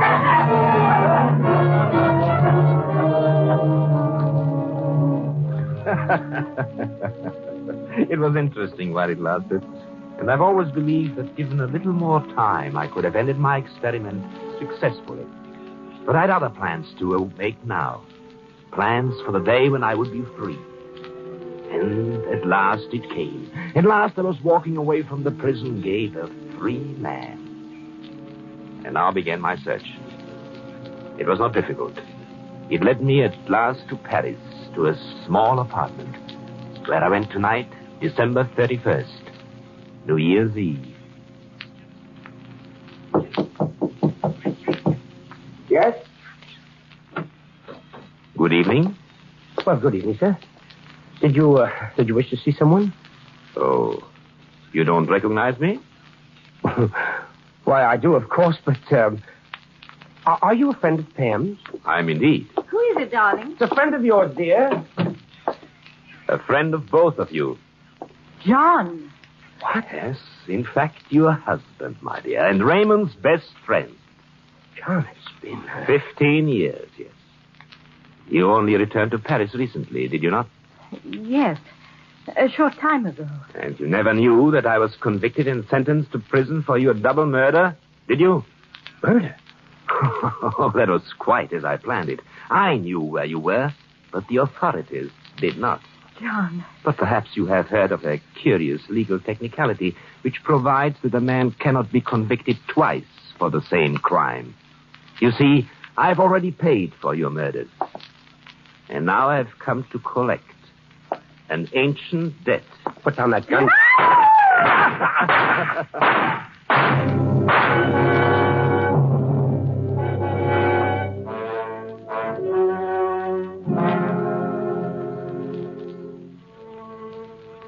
I then walked calmly from their rooms. I made no effort to hide my face, my trail, or my identity. I can now defy every element in life and in law.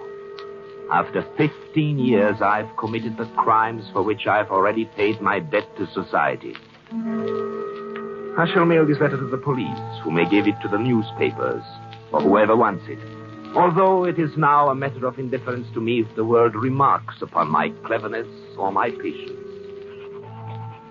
For my life is complete. No man has ever known such happiness. John Forsyth. Yes, come in, Madame Leclerc. I have the letter now that I wished you to mail for me.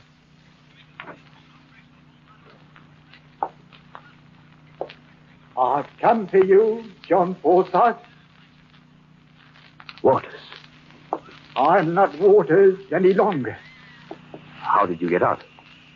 They said I was insane, so I hadn't been responsible when I killed her. Then they said I was cured, sane again. And then they let me out. But there was one thing they never knew. They never knew who I really was. What are you talking about? That's why I've come to you, John Forsyth. I am the chosen messenger of an higher power. Look here, Waters, Die, John Forsyth!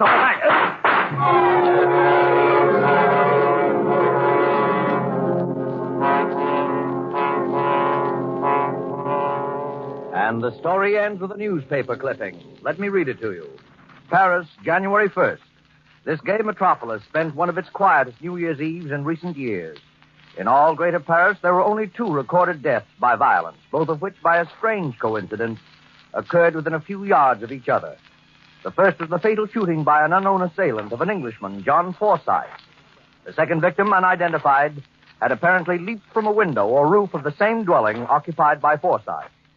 Police were at a loss to explain a weird black silk robe and cape worn by the man. Geneviève Leclerc, concierge of the building, alleges to have heard a voice repeating an English phrase, "I am the angel of death," just before the suicidal leap. However, this can hardly have any bearing on the case, since the said phrase was undoubtedly uttered by New Year's revelers in the neighborhood.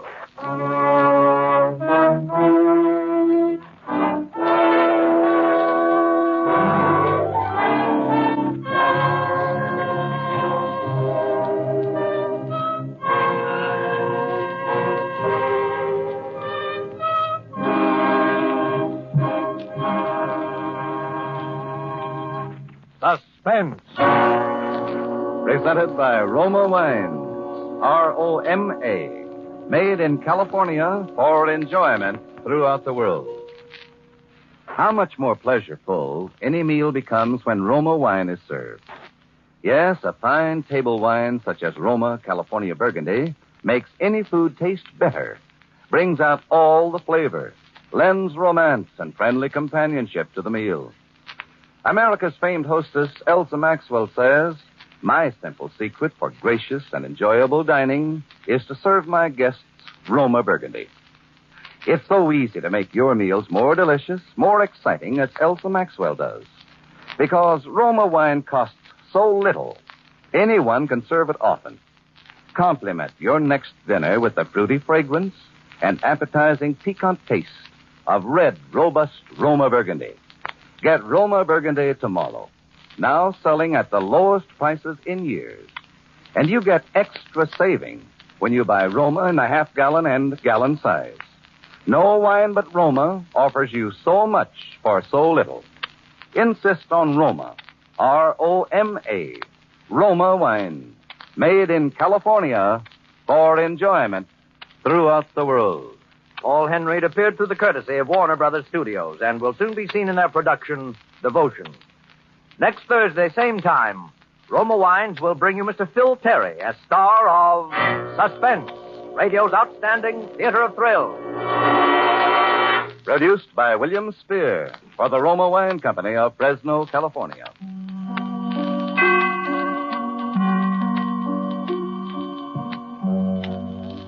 This is CBS, the Columbia Broadcasting System. KQW, San Jose, the Columbia station for the San Francisco Bay Area. Suspense.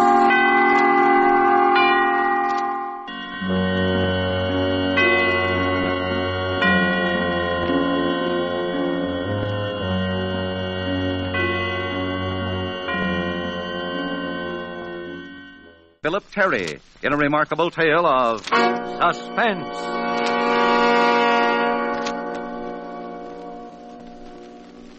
It was a dirty trick. Why did they have to send me?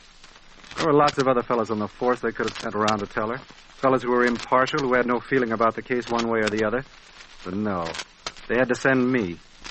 I remember riding over there in the prowl car that night. Jack Hurley was driving. I said, "Oh, look, Hurley, why don't you go up and tell her?" Nothing doing, Norris. The old man said you. Oh, but you haven't any connection with the case. I know, but it happens to be one part of the job that always makes my stomach crawl, too. Oh, come on. No, thanks, Norris. This is your party. From mixing the cake to blowing out the candles. What'd you say the number of the house was? 6427 Locust Drive. Now, let me shoot this spot around, see if we can catch the house numbers. Ought to be pretty close to it. You read what the number on that door says? 6411. Must be that third house from the corner. Okay, Norris, there she is, 6427. I'll wait here for you.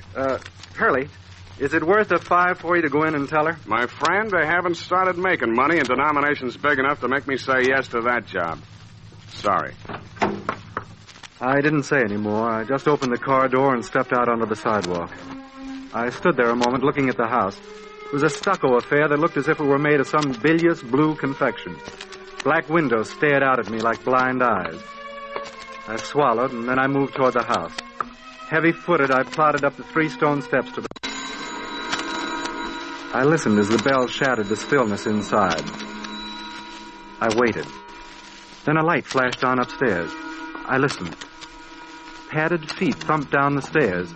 The hall light came on, and the feet padded toward the door. Then the knob rattled, and the door swung open. She was small and frail and had auburn hair that was piled high on her head, although at first I didn't see any of those things. The first thing that hit me were her eyes. They were big and brown and filled with a sort of dread anticipation the moment they clamped onto my uniform. In fact, it may sound ridiculous, but her eyes screamed when they saw me. I could hear them scream, just as if the sound came from her throat. I swallowed again and felt my scalp tighten at the back of my neck, like someone had just laid a handful of icicles there. She made it easier for me in a sense because, well, she spoke the first words. Yes. What is it?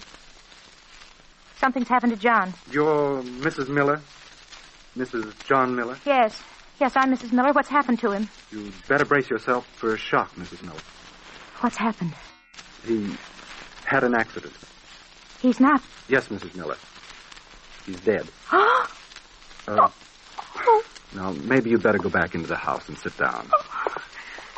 Yes. Come in. You better sit here in this easy chair. Thank you. How did it happen? A car? Fell? Ma'am, You're sure you're okay to listen? Of course. Well, it isn't very pretty, Mrs. Miller. Maybe something of a shock to you. What are you trying to tell me, officer? Your husband was shot. Shot? How? Where? In a holdup, ma'am. A holdup. Oh. At Stover's warehouse. Oh. Did you catch the man?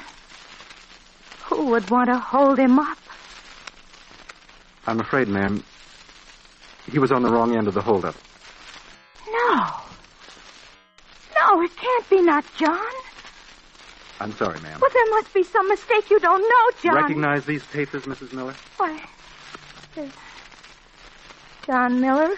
Why, yes, that's his old driver's license. He was going to get it renewed. And this is a photostatic copy of his discharge papers, right?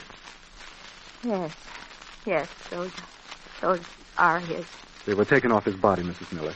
Those and this blank application for unemployment insurance. Yes, he was going to fill it out and file it if he didn't find something to do by the end of the week. He wasn't working? No. That's where he went this afternoon, left home quite late, said he wouldn't be back until very late, told me not to wait up. I can't believe it, John. Maybe there's been a mistake. Maybe, ma'am. But you'll be able to tell for sure in the morning. In the morning? Yes. You'll be asked to go to the morgue to identify him. But I wouldn't hold out too much hope, Mrs. Miller. Why? I saw him, and he matches the description on that driver's license to a T. Oh. Well, you better get back upstairs to bed and try to grab off some sleep. Tomorrow will be a bad day for you. Yes, I'll see you to the door. If there's anything I can do to help. Thank you. You've been very kind. Well, good night, Mrs. Miller. Good night. I was very kind. That's what she said. Very kind. Yes, I was very kind. But wait until tomorrow morning when she found out that I was the guy who killed her husband.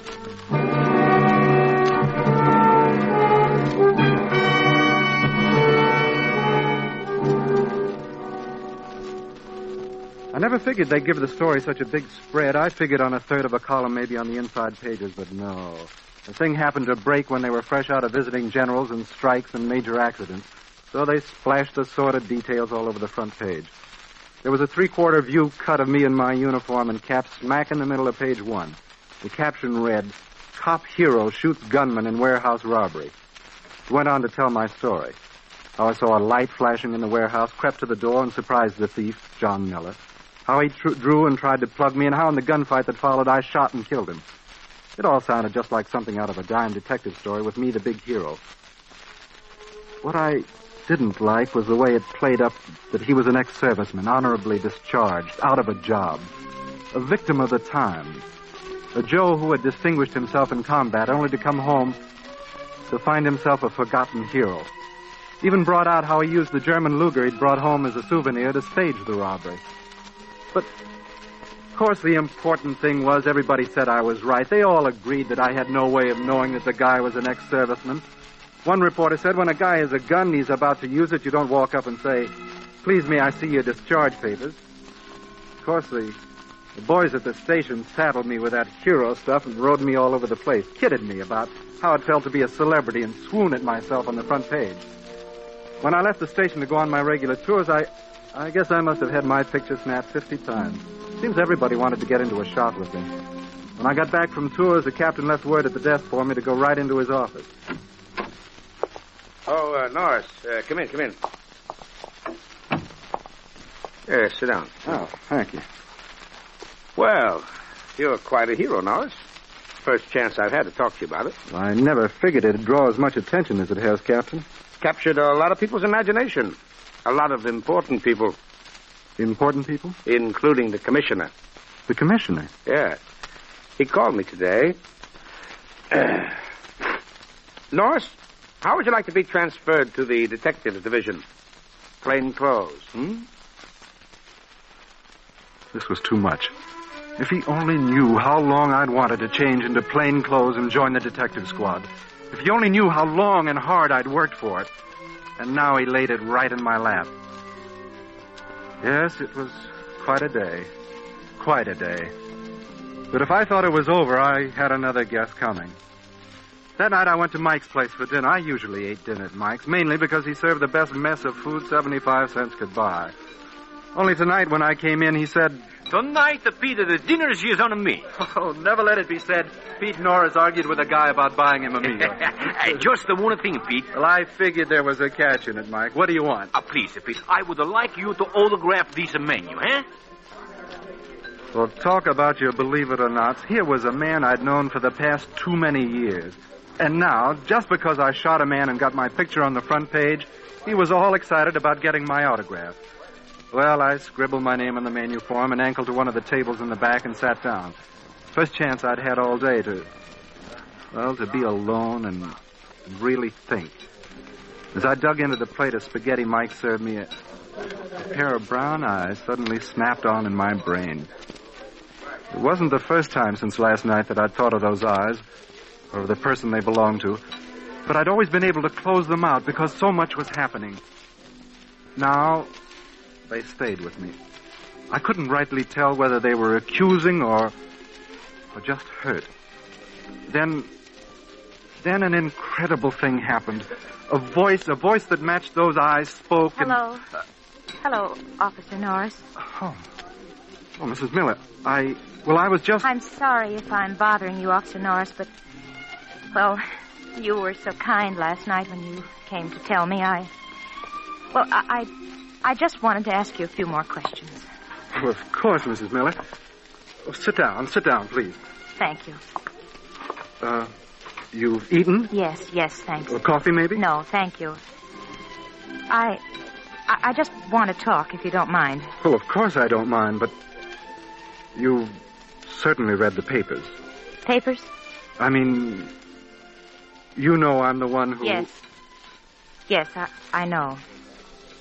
I'm not blaming you, Officer Norris. Pete, if you don't mind. Everybody calls me that. I'm Betty. No. It's pretty decent of you not to blame me, Betty. A lot of women wouldn't feel that way. It was your duty. You saw someone robbing the warehouse, and, well, it was your job to stop them. But what? I can't believe John would do such a thing. There must be a mistake someplace. A mistake? Yes. Probably John saw the light flashing the same as you did. Maybe he went to find out what was happening, too. John was like that. You mean maybe I shot the wrong person? It's possible. Maybe the other person, whoever it was, fired the first shot and ducked. You maybe thought it was John, and he thought it was you. Can't you see, Pete? I've got to believe that's what happened. Yes. Yes, it would make things easier for you.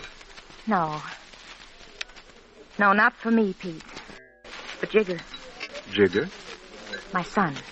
Oh. I didn't know you had a son. 3 years old. Born a few months after his daddy sailed for Europe. You see now why I've got to believe that way for his sake?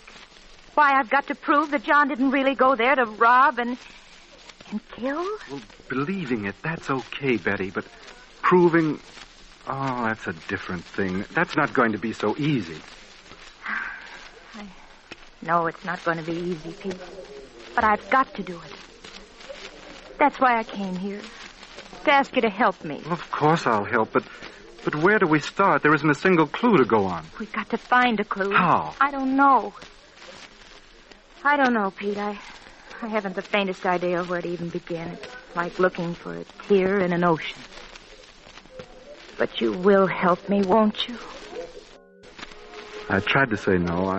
I wanted to say no, because I knew it could all lead to only one thing. But her eyes, big and brown and full of pleading, grabbed at my heart.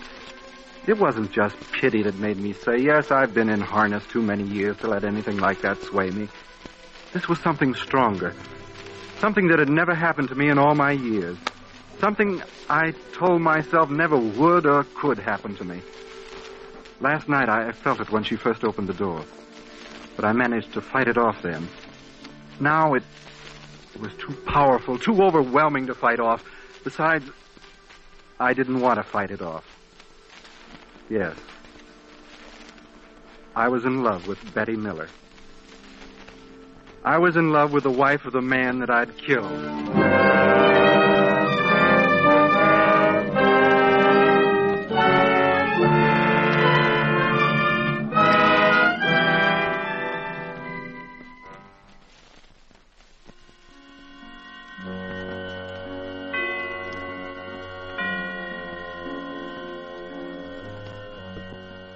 Philip Terry as Officer Peter Norris in This Was a Hero, a play well calculated to keep you in suspense.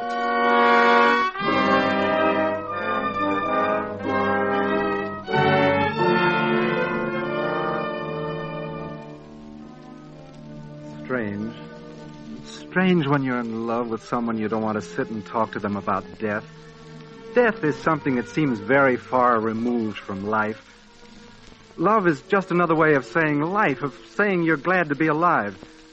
At least that's how I felt about it. But Betty, she wanted to talk about death. The death that had thrown us together. The death she said she wanted to prove was an honorable one. So we sat there in Mike's and talked about it. There are several things I don't understand, Pete. And they are? Well, first of all, John wouldn't take anything that didn't belong to him. Well, a man will do a lot of things he never did before if his wife and child need something. But the fact that he didn't even want to take the unemployment insurance that the state was willing to give him proves how proud he was. Well, sometimes a man can hide his pride and not let anyone know. Besides, he did have a gun on him, a German Luger. Yes, I know, but that only strengthens his case. Well, how come? Well, he took that gun with him to pawn. It was a souvenir that he brought back with him from Germany. He figured he could easily sell it. But he didn't. But that's just it, Pete.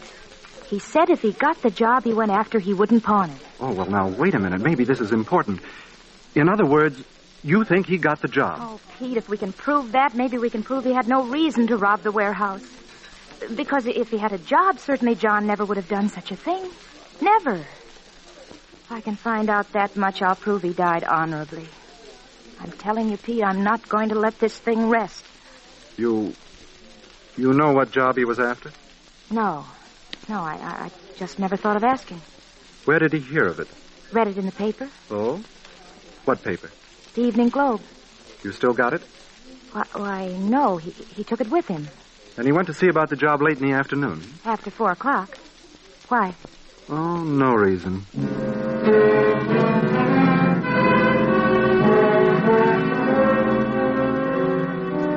Well, I saw Betty home. I had full intention of leaving her at the door, but she insisted I come in and meet Jigger, her son. Betty's sister was there, a kid about 16. She'd been minding Jigger and had put him to bed, and we went upstairs to the bedroom to see him. He was sitting there in his bed in some kind of kid's nightclothes with the feet and hands sewed in. On one side of him was a big, fluffy, floppy-eared dog, and the other side was a big pink and blue elephant. I'll never forget the way his little eyes fastened onto my face. I felt like turning and bolting back down the stairs. But I knew he had no way of knowing that I was the guy who had killed his father. In fact, Betty had told me that he'd seen so little of his father that he hadn't had time to even get used to him. And I knew as soon as he crinkled the corners of his mouth in a smile that I was foolish for thinking the way I did. I knew, too, that this was something I'd missed. Some part of life that had passed me by. Something I suddenly wanted more than anything else in the world, but did I dare take it?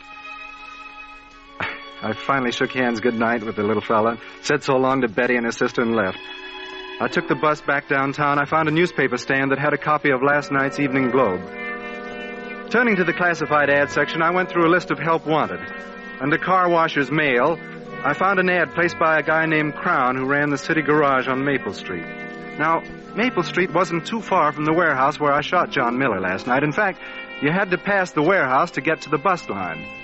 Half an hour later, I was talking to Al Crown while he squirted a hose on a muddy blue-black sedan. Yeah, I'm the guy that put the ad in the paper. For all the good it did.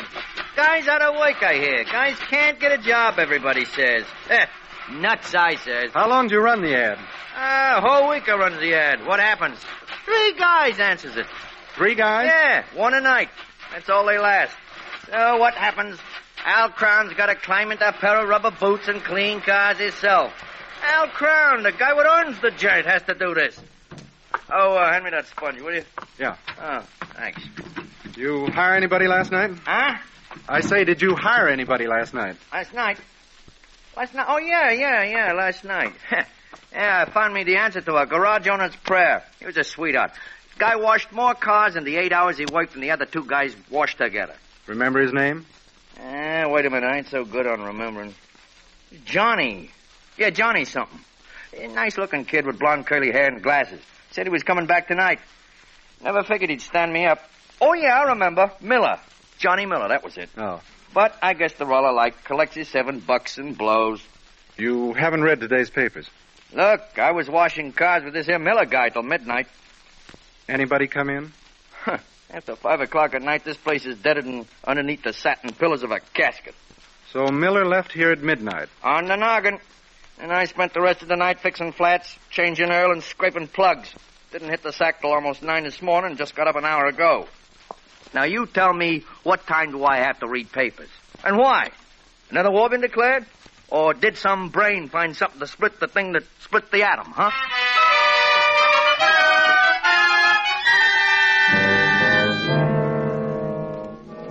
The next morning, I picked up the paper, and on the second page, I see a picture of none other than Al Crown, the fellow I spoke to last night.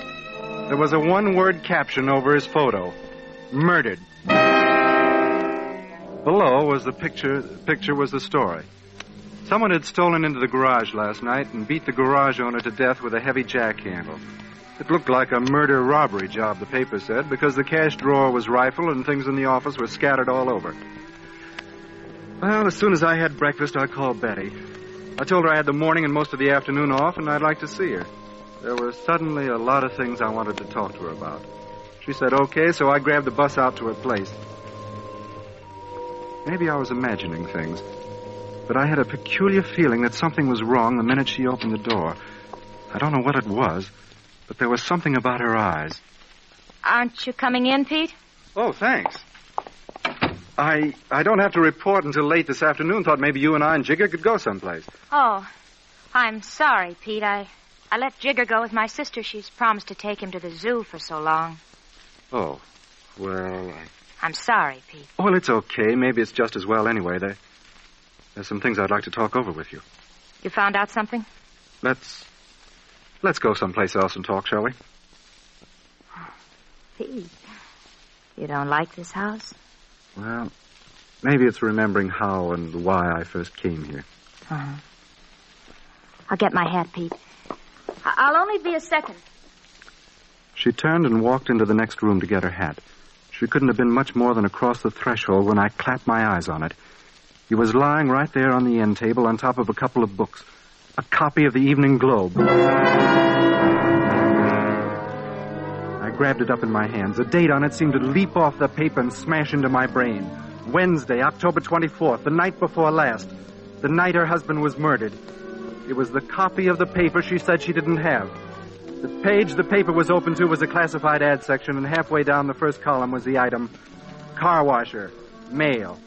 It was the same ad I had read, and it was circled with red lipstick. I blacked out completely for about 30 seconds. I couldn't move, couldn't think, couldn't see. Everything before me was just a black curtain, and then from the doorway... So you found it? I don't know what I did first. I don't know whether I tried to turn or hide the paper or tried to speak, but when I did turn, I saw her eyes. Wide, fierce, murder stabbed out of them and fastened on the paper in my hand. Well, Pete, what now? So you know where he went? Yes. You know he got the job? Yes. You read this morning's papers? Yes. Well, Betty, I'm sorry. You are? Yes, Betty. I am. Really, I am. What are you going to do to me? What is there left to do?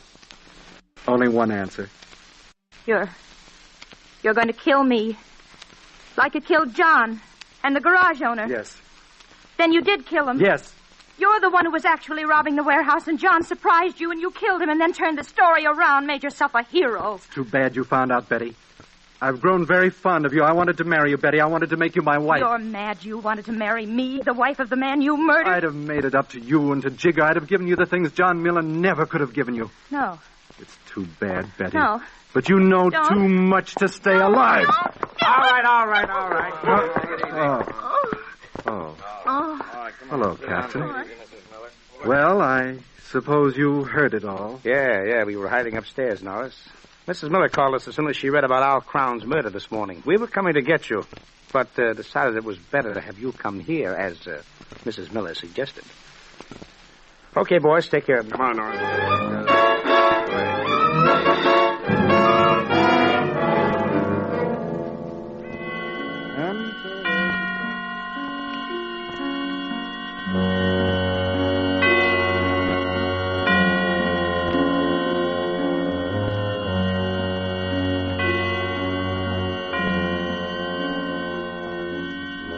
This is the Armed Forces Radio Service.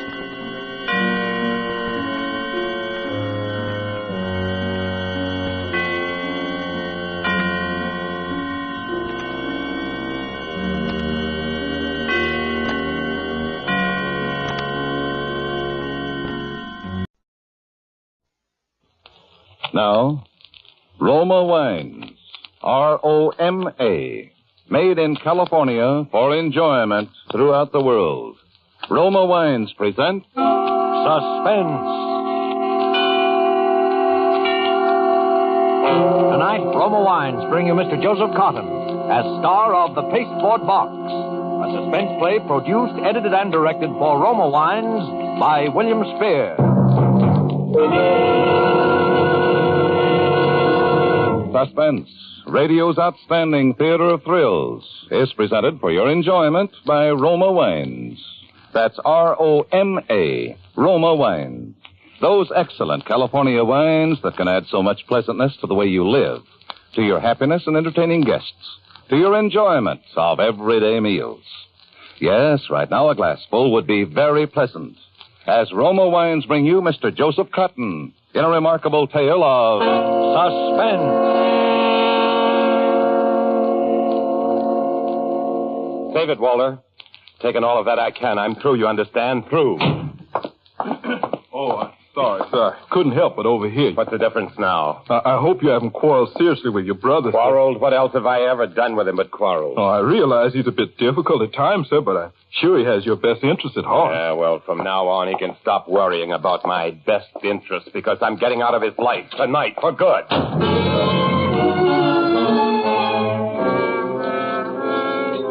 Grabbed my hat and coat and rushed out of the house looking wild-eyed and distracted. I caught a taxi right in front of the door and told him to go to the 23rd Street ferry.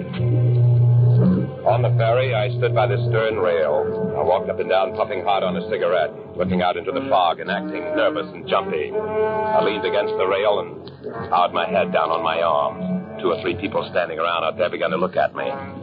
Then, when we were about a third of the way out in the stream, I took off my coat, had my name and address written with indelible ink on the label, and my hat that had my initials stamped in gold on the sweatband, and laid them down on the deck, climbed up on the rail, and jumped.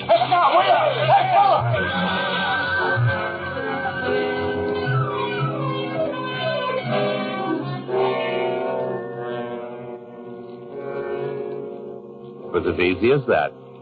A fight with my brother that was loud enough so the houseman couldn't help but hear it. A jump off the 23rd Street ferry, leaving plenty of identification behind. An easy swim back to shore where I had planted my dry clothes. And a phone call to the news to report my own suicide. It was just as easy as that. On Friday afternoon, I waited across the street until I saw Williams, the houseman, leaving for his usual weekend. And then I let myself in the front door and walked back to the study. Come in, Williams. I thought you'd gone. Hello, Walter. Jack. What's the matter, Walter? You look as though you'd seen a ghost.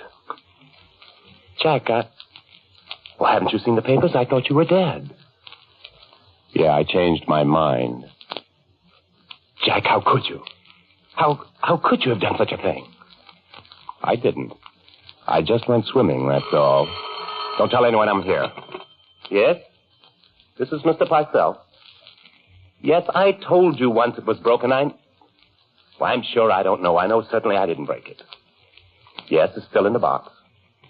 Well, I'll send you the pieces if you like. Well, that's a little late, I'm afraid. Well, it doesn't matter anyway. It's the principle of the thing. Besides, I'm going out of town. Yes. Yes, I suppose there'll be someone here to receive it. All right. Silly. Goldfish bowl. What? Oh, you know, I ordered a larger one, and it arrived this morning, all smashed up, and they were arguing about sending me a new one. There it is in that big square box. You can see for yourself it's smashed. That's certainly like you, Walter. At the last minute, you worrying about a $2 goldfish bowl. What do you mean, the last minute? Well, you just said over the phone you were going out of town. Yes? What's the idea? Well, Jack, I was terribly upset when I heard that, I thought... I'll bet. Where are you going? Well, I hadn't quite made up my mind. I just wanted to get away. Taking quite a lot of luggage for just a little trip out of town, aren't you, Walter? Clearing the papers out of your desk, too, huh? Well, I simply thought I could get a little work done while I was away. Or were you thinking of staying away for a while because somebody might ask questions about why I jumped in the river and the answers might make you look like a heel? Of course not. Such an idea never entered my head. You always were yellow. You'd run away from anything. Jack, that's quite enough. That's right. Those are the truest words you ever spoke. And I wouldn't bother about packing luggage anymore if I were you. What? Why not? Because where you're going, you won't need any luggage. What do you mean? This is what I mean. Jack, don't, you're choking,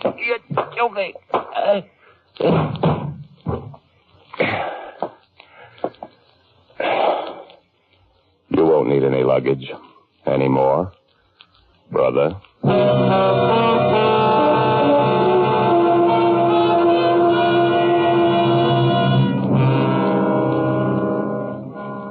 Like Cain felt about Abel, I suppose. There he was, lying on the floor, looking as though it was me lying there, only it wasn't. It was him, and I was glad. It's a funny thing about twins, being one yourself. You notice them more than most people would. And all the twins I'd ever known had got along good, extra good. But not me and Walter. I hated him ever since I could remember. I hated him because the old man was about the only one who could tell us apart. And it was Walter he always called to him, not me. I hated him for what he got and what I didn't. I hated him because he was always good and I was bad. I hated him because the old man left everything he had to him, and it wasn't hay either. And because I couldn't do anything about it on account of that forgery rap I'd taken. And I hated him for the way he'd taken care of me since I got out of jail and thrown it in my face every chance he got. I hated him for all those things and a lot more. And I was dead. And I'd killed him. And I was glad. You don't believe me? Brother, I felt great. I went over to the mirror and combed my hair over to the left side like his. And I locked the study door and went upstairs to the bathroom and shaved off my mustache. He was clean shaven. Went back in the bedroom and put on one of his suits. And when I got through and stood in front of the big full-length bedroom mirror, I looked the spit-in image of him. No one in the world could have told that I wasn't Walter Parcell. In fact, I was Walter Parcell. I went back to the study. All I had to do now was dispose of the evidence. But first, I couldn't resist looking around. It was mine now. All mine. Those stupid fish he had all over the place in glass tanks, the books he never read, and all the rest of it. In his desk was a list of all the bonds and securities and the number of his safe deposit box and the combination to the safe and the bank book, all nice and neat. And on the desk was a picture of Helen Winters, the little vixen he was engaged to. And I made a mental note that I'd at least have to call her before I left town. It looked funny if I didn't. I might even do more than call her. Well, there's no use stalling any longer. It had to be done. I got the body over my shoulder and carried it upstairs and put it in the bathtub. I locked the bathroom door from the inside. Then I got to work.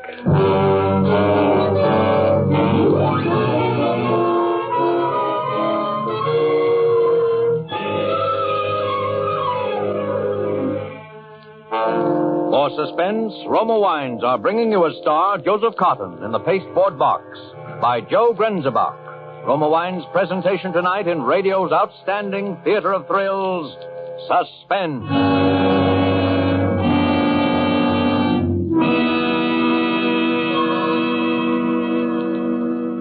Between the acts of Suspense, this is Truman Bradley for Roma Wines.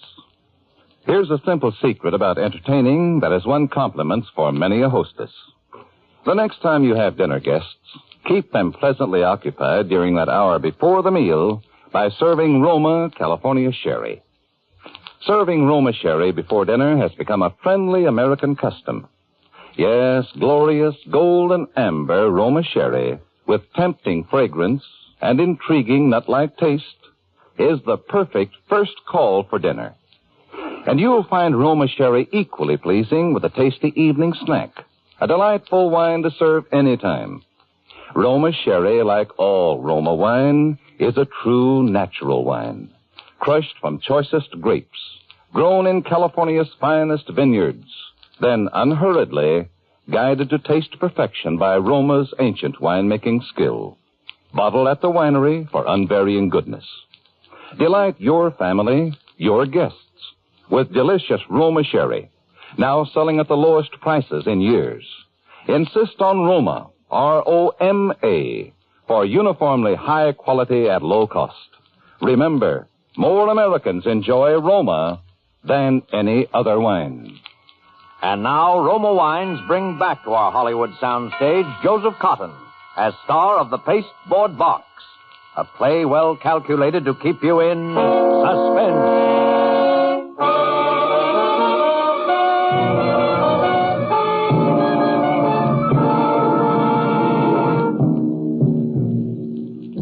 It was early morning before I was able to leave the house.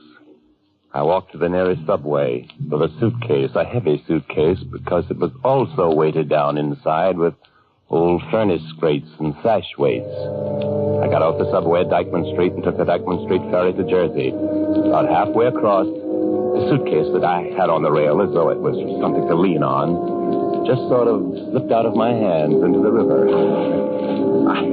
I looked mad and then foolish, and the people that saw it snickered behind their hands. Well, that was that. About an hour later, the same thing happened on a 42nd Street ferry, and the mortal remains of Walter Parcell were gone. All but his head. At first, I hadn't known what to do with that head. It wouldn't fit into either of the suitcases, no matter what I did. And then I thought of that box. That big pasteboard box that the goldfish bowl had come in. It was still sitting there in the corner of the desk. I weighted it and wrapped up the outside in the paper it had come in and started out again, the 14th Street ferry this time. I had it balanced up there on the rail just like I've had the others, and then... Hey, look out! Hey, it's all right, mister. I got it. I let go. Oh, I've got it.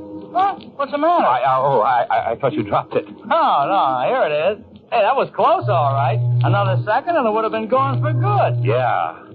They've been gone for good, all right. Walking across 14th Street on the way back from the ferry, people were pushing behind me, and the next thing I knew, I was in a department store. I was walking down one of the aisles just to keep moving and not to attract attention when it hit me right between the eyes. There was another box. A box just like mine. It was sitting up there on one of the counters, and next to it was an old guy looking at some bow ties. I walked over and put my box on the counter next to his, and I pretended I was waiting for a clerk. Then, after a couple of minutes, I pretended to change my mind. I picked up the box, his box, of course, and started for the door. Hey, I say there. I say, sir, you've taken my box. Oh, what do you mean, your box? Let go of me. But it is. It's my box. You left yours there on the counter. Oh, you crazy. Let go, I tell you. What's the trouble here? Why, this man's got my package and won't give it back. Oh, shoplifter, eh? No, it's not that. He left a package of his own there, but he insists that mine is his. What's in it? A parchment lampshade. I bought it in your furniture department just now. Mm-hmm. The girl will confirm that. All right, what's in yours? Mine? Yes, what's in your box? Why, Well, we'll open it up and see. No, you can't. The only way to tell, open them both up. If you think this is your package... No, wait, I made a mistake. It isn't, Here, now give me mine. Oh, just a minute. Give it to me. Just a minute. Give it to me. Oh, give it to him. It's his. I saw him put it there. Oh, very well, Thank you. Why, he acted like a madman. Maybe I did act like a madman. I guess I did because I was pretty close to panic when I got out of that store. I started walking. I just walked. I don't know how or for how long or what, but all I could think of was, what'll I do now? What'll I do with it? What'll I do with it? I didn't snap out of it until I found myself a half block from home, and not knowing how I got there, all I knew was I still had that box and I had to get rid of it. Then I saw the sewer. A corner sewer with a big wide opening. I crossed over to it as though I were going to step on the curb. Stumbled. I gave it a good kick. Slid in and I heard it fall. I got home. A half hour later, I was just beginning to relax. And the doorbell rang. I went out in the hall, switched on the vestibule lights, and opened the door. There stood a couple of kids. Guess this is yours, ain't it, mister? What? We were standing across the street when you dropped it. Then we saw you come into this house. That's how we know. We got some string and a fish hook and pulled it out. It is yours, ain't it? No.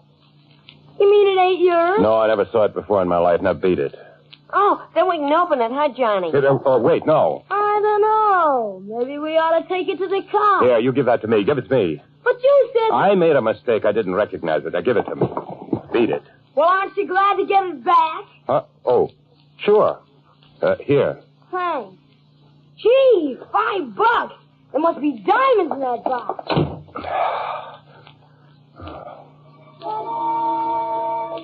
It was back. The kids were hardly down the steps before I was out the house without a hat, a coat, or anything running toward 2nd Avenue. I didn't care who saw me now. Didn't dare stop for a taxi. I had to keep running. I couldn't stop for a second. I kept on running up 2nd Avenue to 59th Street, going out onto the bridge. I was still running, and I didn't stop until I got nearly to the middle. And then I blew it. Out over the railing as far as I could. I watched it arc down and saw the white splash in the darkness as it hit the water and a couple of 100 feet below. It was gone. No matter what, it was gone. Somehow I got home. But it was daylight before I could get myself to sleep.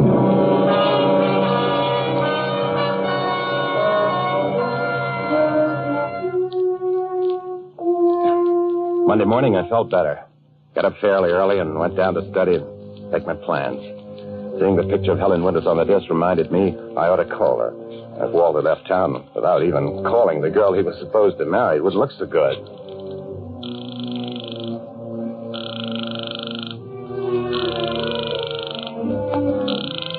There was no answer, so I hung up. Then I rang for Williams, the house man. Yes, sir? Oh, Williams, I'm sorry to tell you this, but I'm going to have to let you go. Oh, I'm sorry to hear it, sir. If it's anything I've done. Quite the contrary. I've found our association most pleasant, but the death of my brother has been quite a shock, of course. Of course, sir. I'm going away. I don't know how long I shall be gone, or when I shall be back, or if I shall come back here at all. So I thought it was best this way. Yes, sir. When will you be leaving, sir? Within a few days. There's no hurry, but I wanted you to be able to make your own plans. I'm making arrangements this afternoon to sell the house and the furniture. And the associations here are painful, you understand? I understand, sir. My brother Jack had his faults, of course. We all do. I know how you feel, sir. But after all, Williams, he was my brother. Yes, sir. Blood is thicker than water. You're so right, Williams.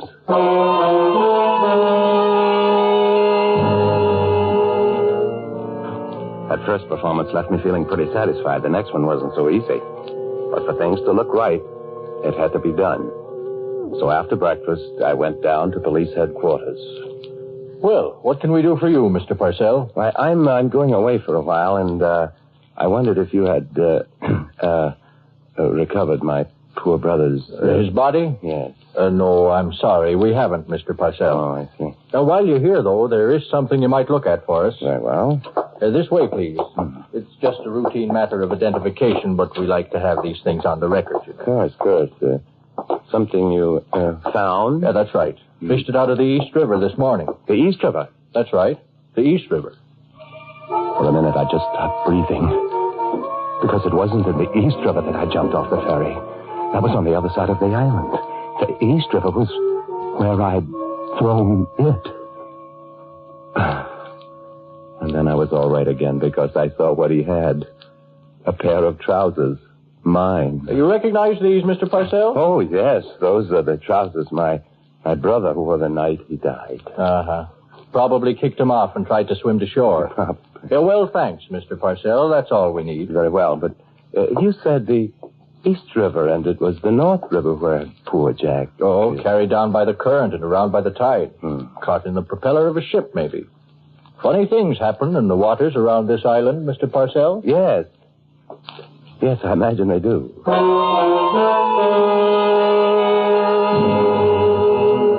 So, that was all right, too. When I got out of headquarters, I went across the street to a pay station and phoned Helen Winters again.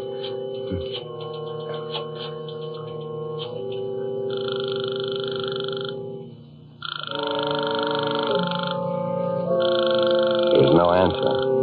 I hung up. Then I went uptown to the bank, Walter's Bank. I'd never been in it before in my life, and I'd been wondering how I'd know who to be chummy to, but I needn't have worried about that. Well, good morning, Mr. Parcell. Good morning. We're all terribly sorry to hear of your bereavement, Mr. Parcell. Yes, thank you. As a matter of fact, that's what brings me here. I see. Something about the estate? Oh, no, but I shall want to get into my safe deposit box. Why, certainly, Mr. Parcell. Thank you. By the way, do you happen to know what my cash balance is? Just roughly. Roughly between $32,000 and $33,000. I want $5,000 in cash. I'll make out a counter check. You can forward the rest when I've made banking connections in Mexico. Oh, Mexico? Well, do you expect to be in Mexico for any length of time? Oh, yes, for quite a length of time. Oh.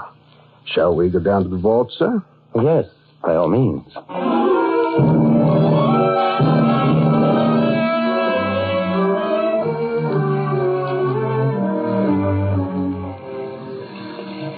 When I got out of the bank, it was raining, but I didn't care. I liked it.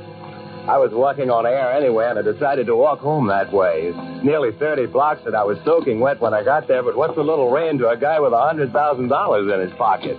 Front door wasn't locked. In I went and hung up my hat and coat in the hall and was wondering whether to have a nice hot bath before calling Helen Winters. And when I saw it, the box, that horrible pasteboard box, it had come back. For a second, I thought my mind had gone.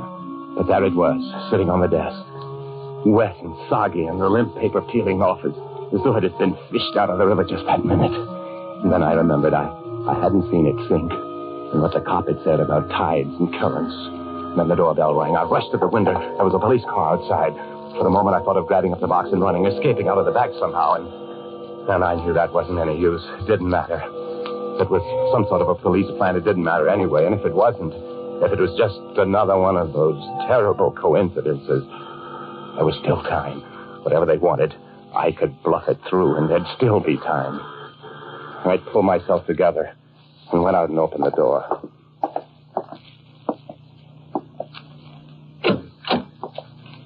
Yes?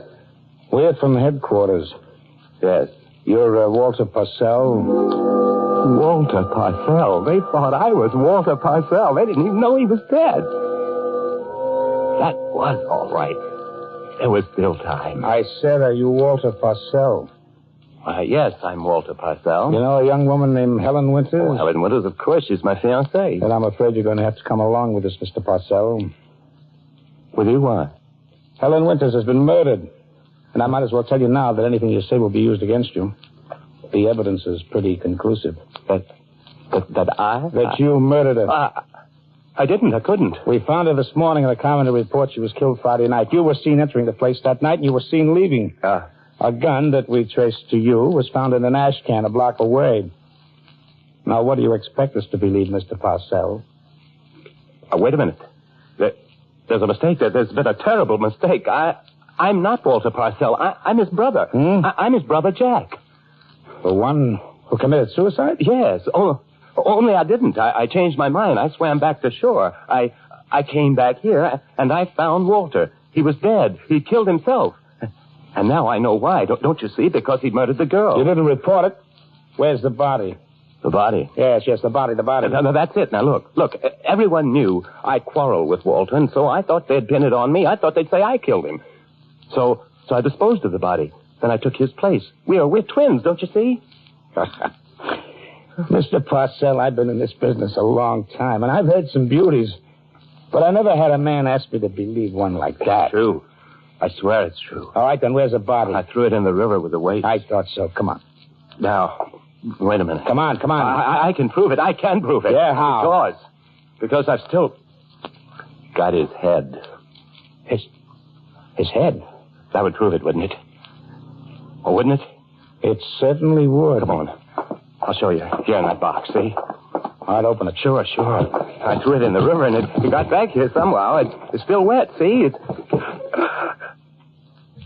That doesn't look like anybody's head to me, Mr. Parcell. To me, it looks like just an ordinary goldfish ball.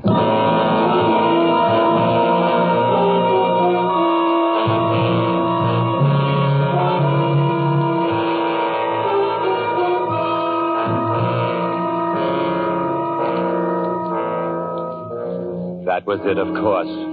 The goldfish bowl he'd been arguing about on the telephone when I came back and found him packing up, running away, because he'd murdered his girlfriend. So, I don't know where Walter is now in those swirling tides and currents, but I know one thing. Wherever he is, he must be laughing his head off.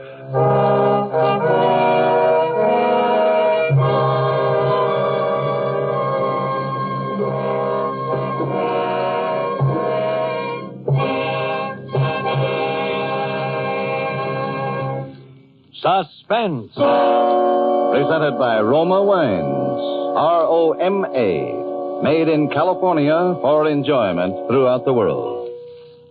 Before we hear again from Joseph Cotton, the star of the pasteboard box, tonight's suspense play, this is Truman Bradley for Roma Wines. Each day, more Americans are switching to Roma and discovering what a wonderful help Roma wine is in making simple home entertainment successful.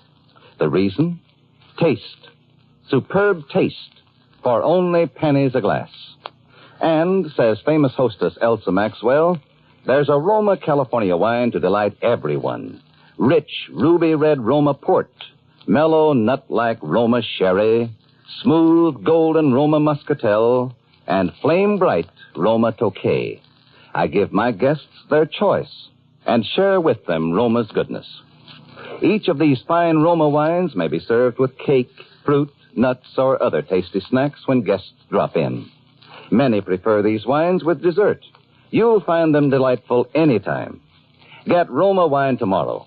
You'll be amazed how little such taste luxury costs. For Roma wine, famed for uniformly fine quality, is now selling at the lowest prices in years. Insist on Roma, R-O-M-A, Roma wine. Made in California for enjoyment throughout the world. This is Joseph Cotton. I've enjoyed my appearance on Suspense as I always do.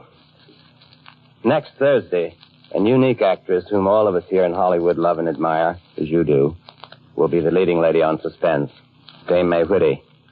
Miss Whitty will appear as a kindly lady whose advertisement requesting genteel part-time employment involves her in a predicament which threatens first her freedom and then her very life. I'm sure we'll all want to make it a point to listen. And by the way, if you feel that the character I played tonight was a little, what shall we say, extreme, please forgive me. I've never played twins before, and I guess I just lost my head. Joseph Cotton appeared through the courtesy of David O. Selznick, in whose production Duel in the Sun he will soon be seen. Next Thursday, same time, Roma Wines will bring you Dame May Whitty as star of Suspense, radio's outstanding theater of thrills. Produced by William Spear for the Roma Wine Company of Fresno, California.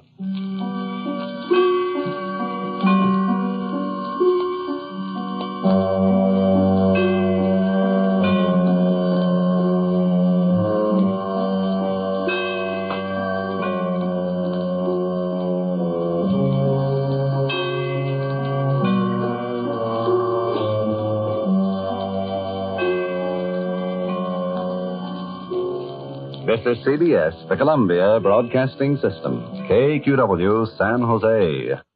Now, Roma Wines, R-O-M-A, made in California for enjoyment throughout the world. Roma Wines present Suspense.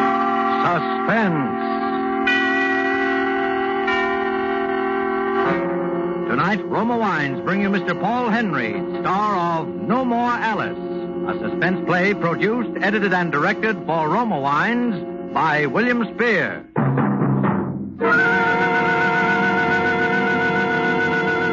Suspense, radio's outstanding theater of thrills, is presented for your enjoyment by Roma Wines.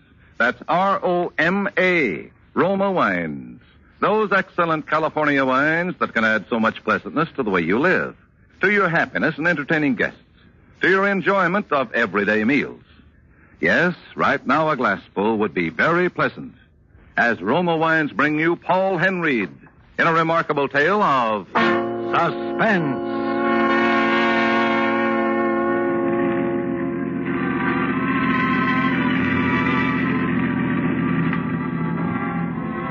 Driving along there, I had the radio on, but I was thinking of Alice.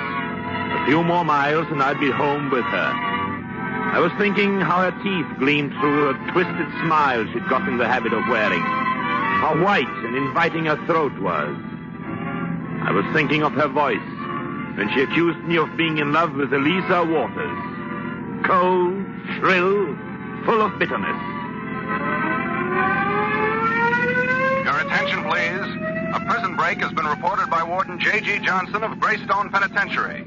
At 9:15 tonight, less than 1 hour ago, the notorious Frankie Tatum shot his way out of the death house at State Prison, killing 2 guards and wounding 2 others. All state and local police, as well as all motorists in the vicinity of Greystone, are warned to be on the lookout for this escaped convict. Once again, the name is Frankie Tatum. He is armed and dangerous.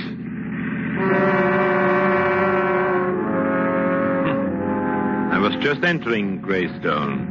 And somewhere in these mountains was that escaped convict, a condemned murderer. It seemed such a cliché somehow. I've heard that situation worn threadbare on cheap mystery broadcasts. The escaped murderer announced over the radio, the innocent listener. Well, I began to think about it. And all at once, Alice got mixed in those thoughts. I slowed down the car and pulled over to the side of the road. I kept the motor running and the lights on. And just sat there. I don't know how long I waited there. Maybe 15 minutes, maybe an hour. All I did know was that so long as that siren screeched, Frankie Tatum was still at large somewhere in these mountains. I was in no hurry. Finally, someone was coming. I sat very still and kept my eyes focused on the overhead mirror. The figure was materializing out of the thick brush that lined the road, moving stealthily toward the car. I waited. Presently, the handle on the door nearest to me turned. All right, don't move, you. I had no intention of moving. Shut up. Get out of the car. And don't try anything. The car isn't going to do you any good, Tatum. The highway is patrolled and blocked off for miles. I told you to button up and get out. 2 motorcycle troopers just went by here, looking for you. I said get out of that car. But I want to help you, Tatum. Why do you think I sat here with the lights on and the motor running? Huh? I knew the lights and the sound of the motor would attract you. God, don't give me that. There's miles of country here. How could you tell I'd come this way? This is the shortest and safest route to the old stone quarry on the other side of the mountain. If I just escaped from prison and wanted to hide out until my pals could get to me, that's where I'd head. Yeah? Hey. Cops. Yeah. There's a rope on the back seat. Get in. Lie on the floor and cover yourself over, quickly. What kind of a shot do you take me for? You haven't much choice in the matter, Tatum. In a few seconds, that trooper will be here. If you pull that trigger or try to get away without pulling it, you won't get 20 feet in those bushes. Now, get in and fast. Okay. Okay, I don't know what this is all about, but it better be on the level, pal. Get in. All right back there? Yeah. And don't forget this gun.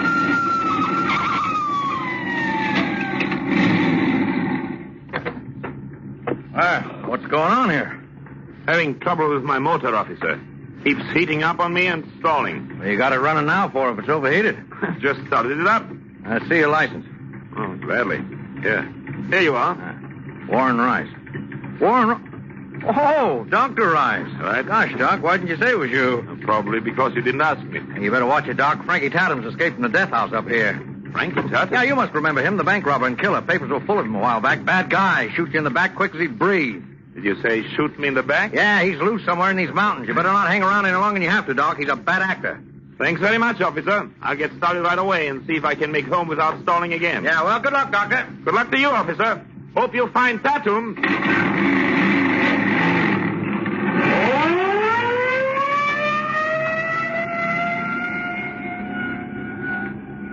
All right, Tatum. He's gone. So you a doc, huh? Sawbones? No, I'm a doctor of psychiatry. Yeah? Well, let's see what I'm going to do now. I'll take over from here. You'll take over? Look, Doc, you seem to forget which one of us is holding this gun. Look, if I figured out you'd head for the quarry, eventually the cops will, too. I ain't afraid to shoot it out with no cops. There is no profit in shooting it out with them. You got a better idea, I suppose, huh? I think so. All right, what's this all about? You waiting here for me, hide me under the robe, now figuring out an escape for me.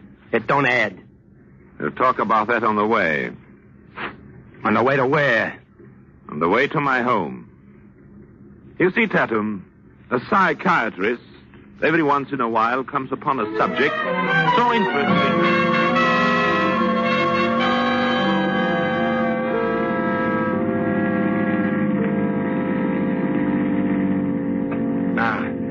In other words, Doc, you're trading me a safe hideout and a chance to make a clean getaway for the opportunity of using me as a guinea pig. That's right, Tatum. I want to study you for a while.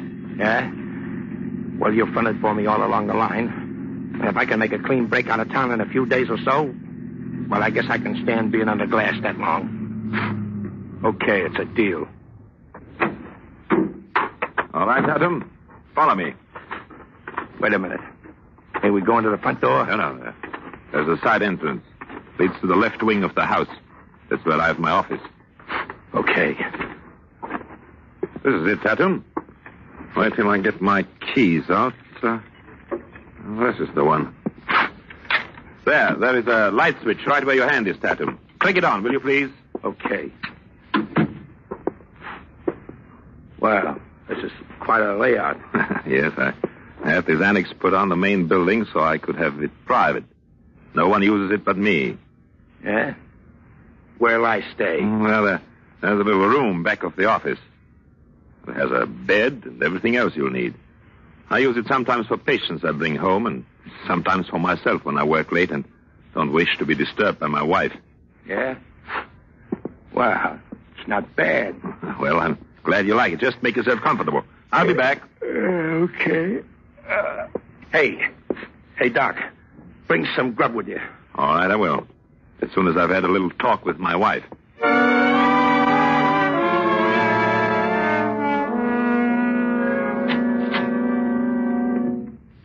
Good evening, dear. So you got home? Yes, Alice, I just got in. I didn't expect you until morning. I finished the case earlier than I thought. Had anything to eat? No. I'll call Greta. It's her night off. Dooley, too? Yes. Oh. I'll get you something myself. Oh, no, Alice. Don't bother. Please. Bother? Why, it's a pleasure, darling. Oh, thanks. Oh, yes, I almost forgot I have someone with me. Not Lisa, by any chance. Alice. I'd hoped you'd forget about the other night and all the disagreeable things we said. Disagreeable? I found them rather enlightening. Did you? Yes. It isn't every wife whose husband is so honest, telling her that he's in love with someone else. Oh, I'm sorry about that, Alice. I didn't mean to say it, really. I can believe that. I mean, it isn't true. I'm not in love with Lisa. I've never been. Is that why you wanted a divorce? I said that in the heat of the argument, Alice. I've no reason to want a divorce. Especially since I told you I'd never give you one. I'm not going to argue with you anymore, Alice. I told myself that on the way home. I'm going to try to make our marriage the way it was 10 years ago. A very pretty speech, darling. But I'm afraid it will take a great deal more than the power of words to convince me of that. Well, I think I convinced you, Alice. If you'll give me time, I'm sure I can convince you.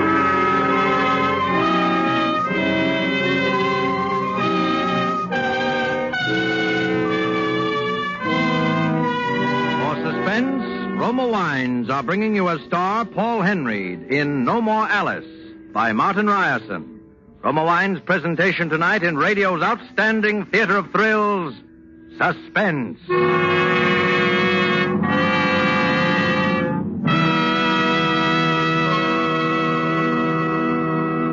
Between the acts of Suspense, this is Truman Bradley for Roma Wines.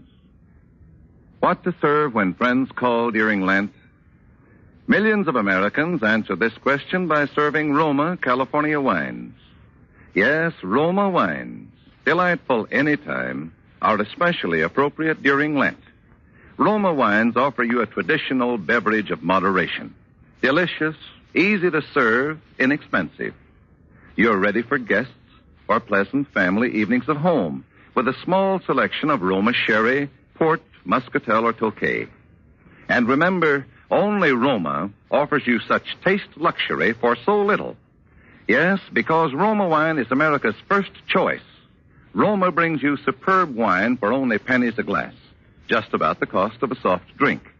With Roma, you enjoy true wine, nothing but the natural, juicy goodness of tender grapes, grown in California's finest vineyards, every drop carefully, unhurriedly, guided to taste perfection by the ancient skill of master vintners, then bottled at the winery to seal in unvarying goodness always.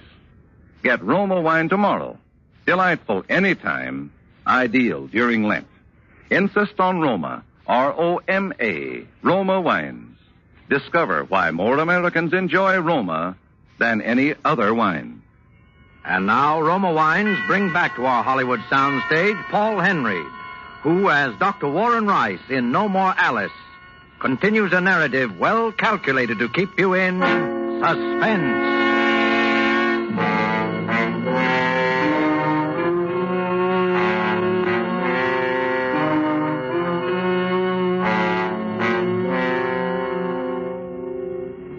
One might suppose there are no particular advantages to hiding an escaped convict in one's home, and a convict who is a murderer at that. But there are, under certain circumstances, sometimes. The morning I began the procedure of winning his confidence, making him believe I'd really brought him there for the purpose of using him as a guinea pig. It was an interesting deception. School? Yeah, sure. I went to school. A farm school for 6 whole years. How long did you bury your nose in books? About 20 years. 20 years? Mm-hmm. What's there to learn that would take 20 years? I went through college. Then I took several postgraduate courses. You sure had plenty of time to waste. What did your father do for a living, Tatum? He was shot in a Chicago stick-up when I was 2-year-old. How about yours?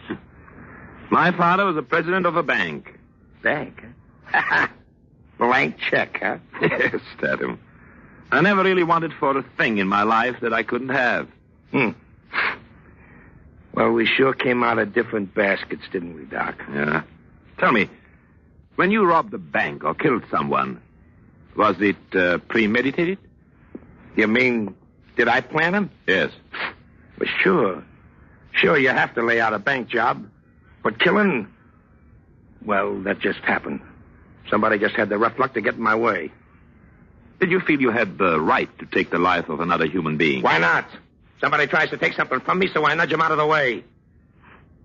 But you... well, you wouldn't understand that, Doc. You just said you never wanted anything you couldn't have. Ever feel remorseful when you killed someone? Remorseful? What's that? Well, did you ever regret it? Did it ever bother your conscience? No. Why should it? Why, I'd kill my own brother if he ever got in my way.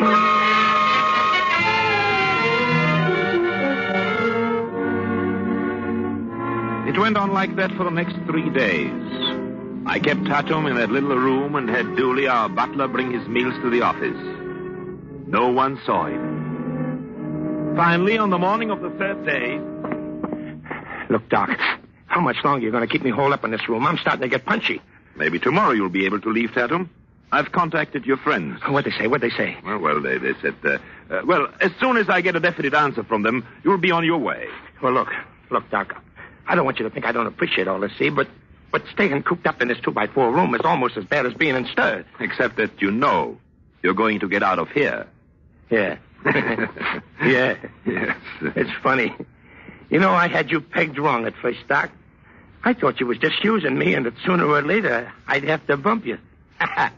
But I guess that won't be necessary now, eh, Doc?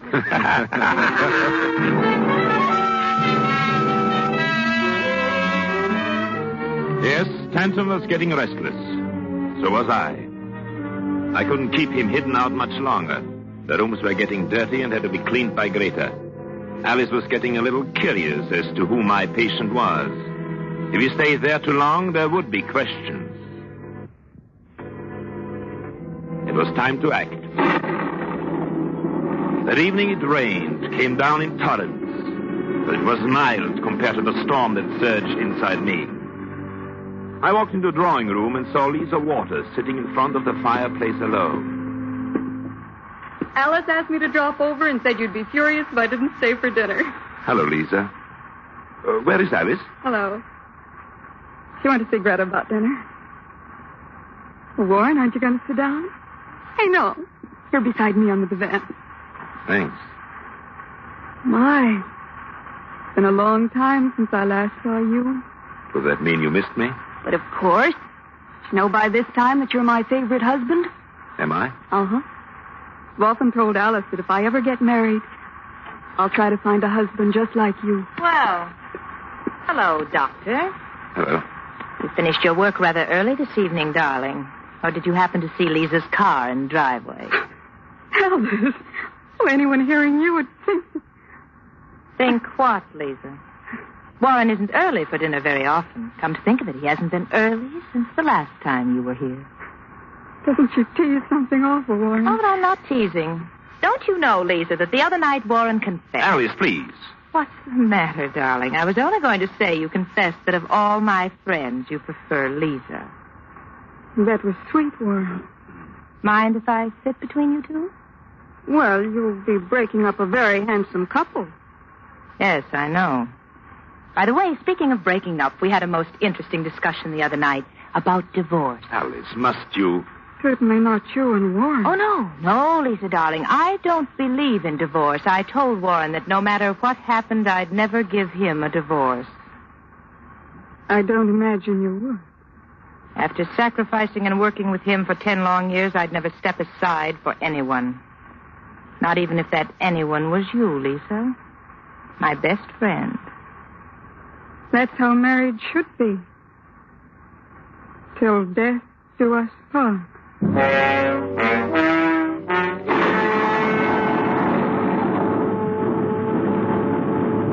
10 o'clock, Lisa left.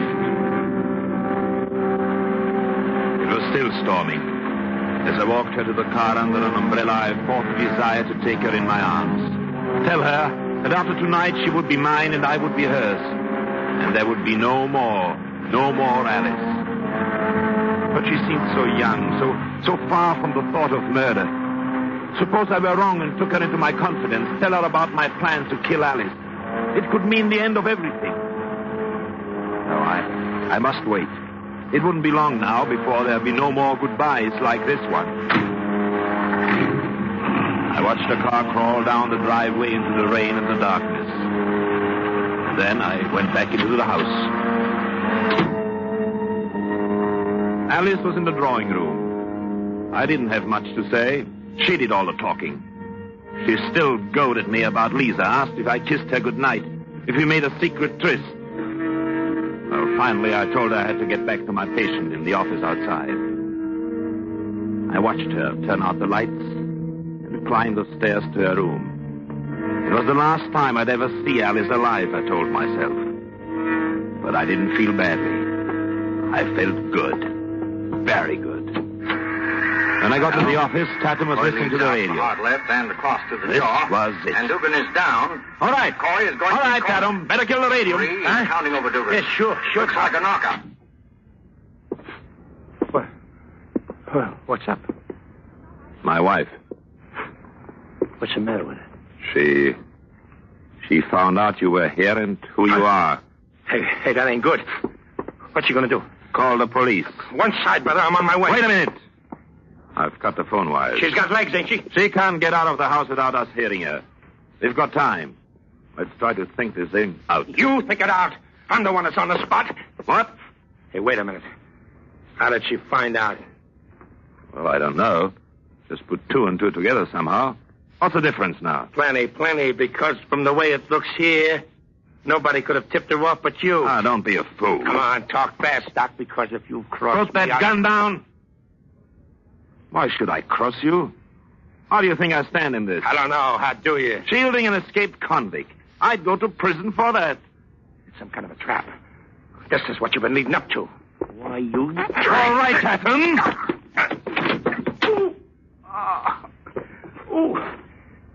Ah, you stupid fool. Listen to me. We're together in this. Do you understand that? We're together in this. You can't kill me, and I can't turn you in. Yeah, that's right. You and me are kind of in the same boat, ain't we, Doc? I'm glad it's penetrating finally, Tatum. I've got to do something quickly. You sure your wife can't leave without us hearing? No, I have the car keys. Anyway, it's a mile to the nearest phone. Of course, she's up in her room now. Look, Doc, look. She must have known the spot she'd put you in. Why does she want to pull a thing like that for? Because she hates me. Yeah? She's hated me for years. Yeah? I'd have killed her long ago if I had the nerve. I've never killed a dame, but I would if... If what? If she got in my way. Where do you think she's now? I'm thinking. I'd say somebody broke in, a burglar. You could take my other car. You could be halfway across the country. Yeah, unless you had me picked up. I'll make myself an accessory to murder, huh? How could I? Oh, we've gone all through over that before.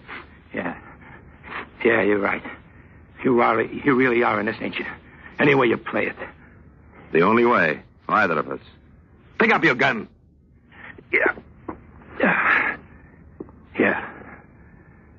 Yeah. Okay, Doc. It's a deal.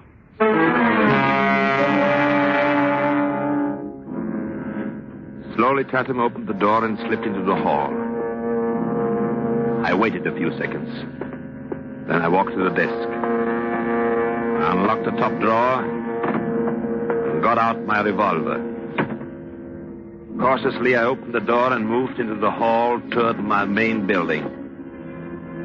As I reached the foot of the stairs, I heard the door to Alice's room squeak open. I went up the stairs, quickly, without a sound. As I reached the stop step, there was a muffled scream, a slight struggle, a single shot. Then a terrible silence. I cut to the door of the bedroom. Slowly I opened it. And in the dull light from the bed lamp, I took careful aim with the revolver at Frankie Tatum's broad back.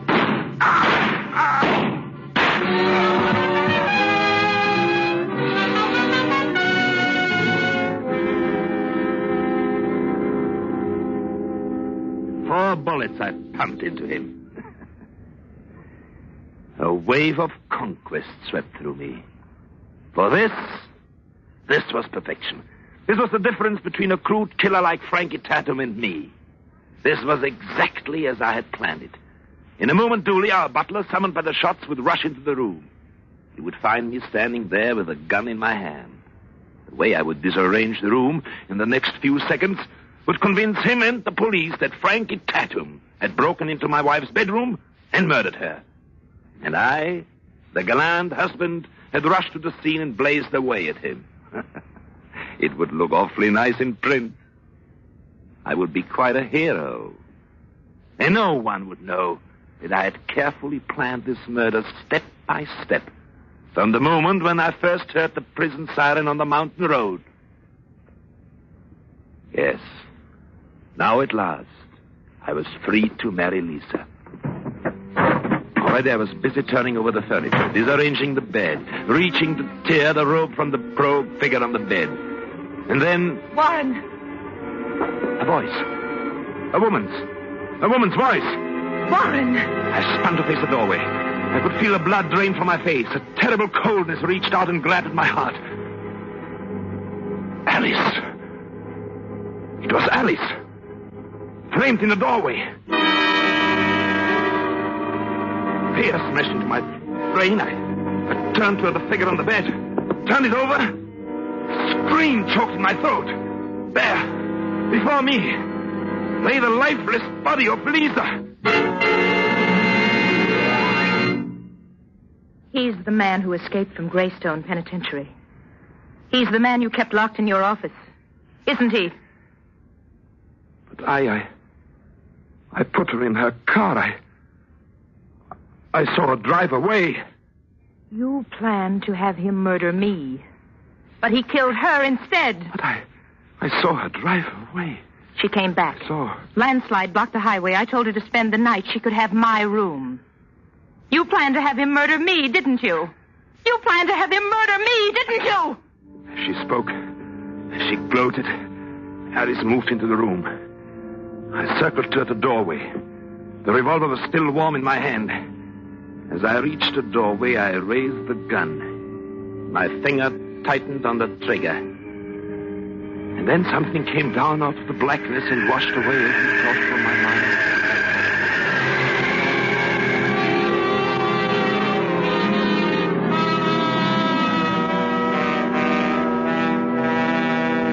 And that, gentlemen of the jury, is the true confession of Dr. Warren Rice, told you in his own words.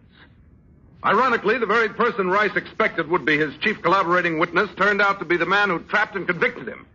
I mean, Dooley, the butler, who, summoned by the shots, hurried to the door of Mrs. Rice's bedroom, found Rice about to kill his wife, and struck him down. The state rests.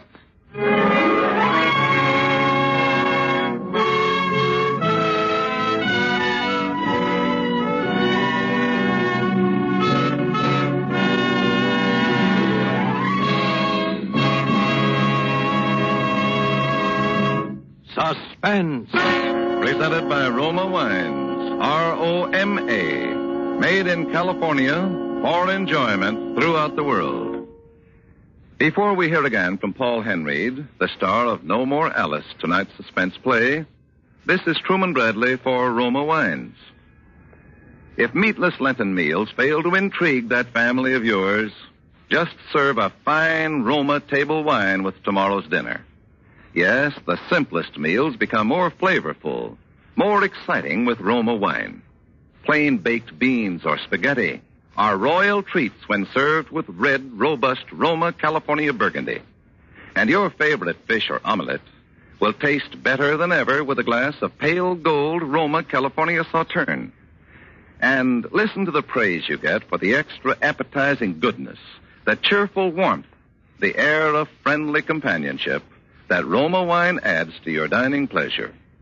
For an adventure in good dining, try delicious Roma Burgundy or Sauterne with tomorrow night's dinner. You can enjoy Roma wines often, for they cost just pennies a glass. So insist on Roma, R-O-M-A, Roma wines, made in California for enjoyment throughout the world. This is Paul Henreid. Next week, I know you will want to make it a point to hear a suspense show that promises to be really something. It will star Gregory Peck in a remarkable study of the mental breakdown of a man who brings himself to the very brink of murder because of a woman. I know you won't want to miss hearing Gregory Peck in The Lonely Road. Thank you. Paul Henreid will soon be seen in the Warner Brothers production, Devotion. Next Thursday, same time, Roma Wines will bring you Mr. Gregory Peck as star of Suspense, radio's outstanding theater of thrills. Produced by William Spear for the Roma Wine Company of Fresno, California.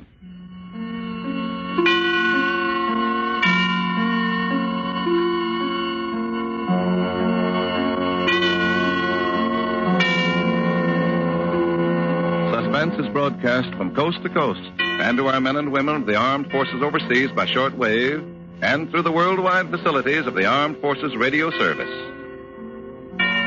This is CBS, the Columbia Broadcasting System.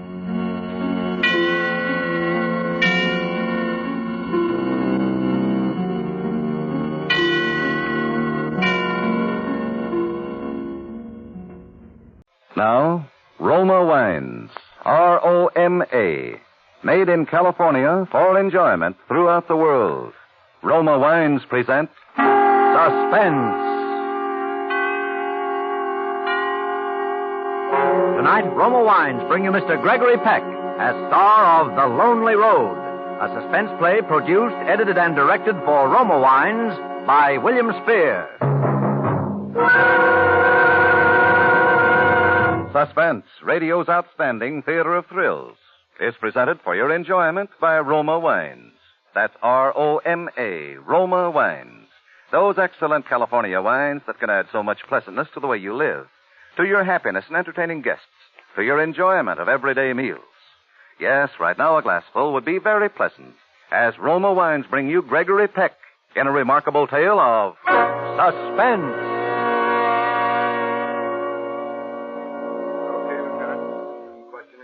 Thanks, Doc.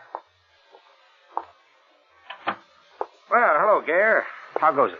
Oh, not bad. You want a statement, I suppose. Mm-hmm, that's right. Well, tell me first, is she apt to get the extreme penalty? Well, that'll depend a lot upon what you have to say. I see.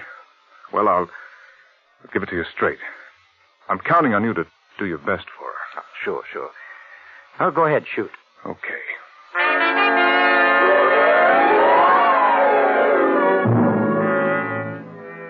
The first time I saw Jenny, she was coming along the road carrying a suitcase. I knew she was headed for our place because it's the only house for miles around there. I was trimming the hedge, and I'd got as far as the rear gate when she reached it. I waited for her to speak. Is this the Gare place? That's right. What can I do for you? You had an ad in the paper for a girl to do general housework. Oh, yes, of course. Well, come along into the house. My wife will want to have a talk with you. This is a beautiful place you've got here, Mr. Gare. But it's certainly hard to get to. You've walked from the highway? Yeah. Must have been almost 5 miles. The sun is something fierce. I almost gave up. Don't any buses run along here? No, we're pretty isolated. If when there's help in the house, I always manage to give them a lift into town. That makes it nice, Mr. Gare. What's your name? Jenny. Jenny what? Jenny'll do. All right, Jenny. In here, please. And Mrs. Gare's a trifle hard of hearing, so you'll have to speak up a bit. Oh, Helen, this is Jenny. She's come in answer to our advertisement. Oh, yes. I'm very glad to see you, Jenny. Won't you sit down?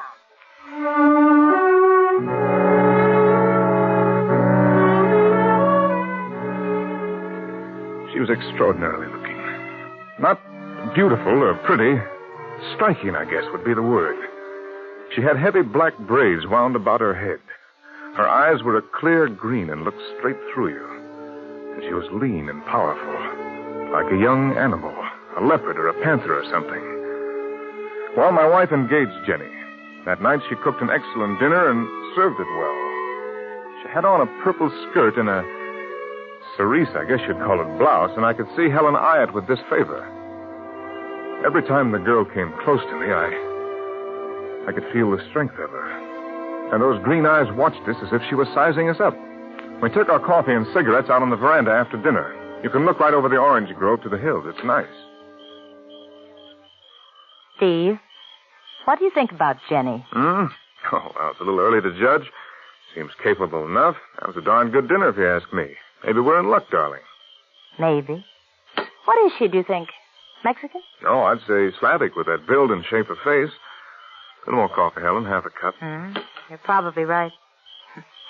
There's a sort of, gypsy arrogance, boldness about her that makes me uneasy, as if I'd have something to cope with.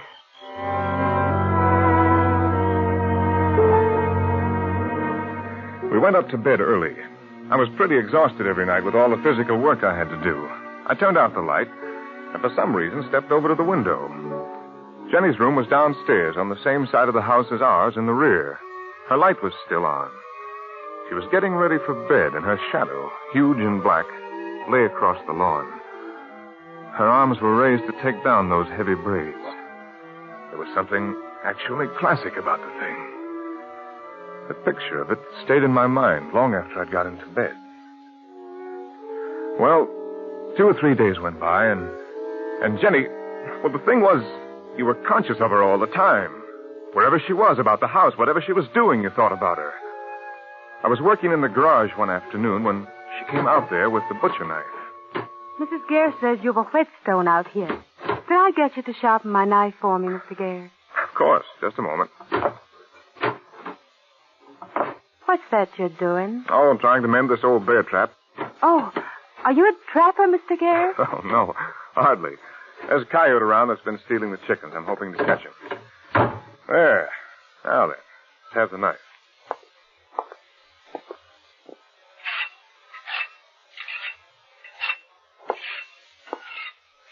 What do you do, Mr. Gare? Well, Jenny, Mrs. Gare was a concert pianist at the time of our marriage. I was a manager. Now I take care of her properties. Holdings, investments, you know. You mean you sign things for her, like checks and papers and things? Power of attorney, yes, that's part of it. Pretty soft for you. Huh, Mr. Gare? Oh, on the contrary, it's quite a job. Keeps me busy. I still say you've got a pretty setup. And she didn't get such a bad deal herself. She's crazy in love with you. Anybody can see that. And why not? You're good looking, Mr. Gare. And young. You must be at least 12 years younger than she is. Now, here's your knife, Jenny. Careful now. It's like a razor. Thanks a lot. That's the way I want it. I can't stand a dull knife. So, I'll probably bother you often.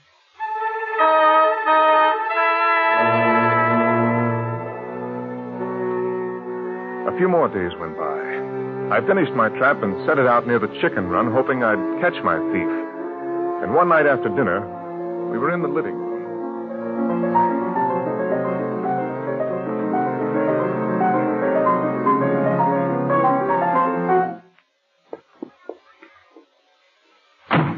What's the matter, Helen? Steve, it's that girl. She was standing there in the dining room door listening. Jenny? Well, she probably likes music. What's the harm? Oh, it isn't that. She's always listening and watching. It's beginning to get on my nerves. How about her work? Oh, well, she works hard enough. She's willing, clean as a pin, but... Well, I have a feeling she doesn't respect me, that I just don't figure in her scheme of things. She's just simply taken the place over. I don't even run my own house anymore. Well, fire or why don't you? Oh, no, I couldn't. Say the word and I'll do it for you. No, I don't want you to. Steve, frankly, I'd be afraid to tell her to go. She might get ugly and set fire to the house or something. Oh, I never heard such nonsense in my life. What ails you, Helen? Aren't you well? I'm just terribly nervous, Steve. Maybe that's why she takes advantage.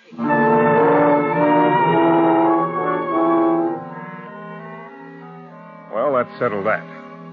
I felt like a heel, though, because I was relieved that Helen didn't want to fire Jenny.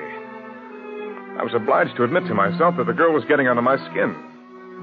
Any little service she had to perform for me, she made very special, standing as close as she dared. I could feel the magnetism of that strong, perfect body. Her hair smelled like new apples, and those clear green eyes would linger caressingly in mine. Then after about 2 weeks, one night, it must have been 1 or 2 o'clock. Steve. Steve, wake up. What's the matter? That girl. I think she's out there in the hallway. I think she's been in this room. Oh, Helen. I'm frightened, Steve. Please make a light. Oh, all right.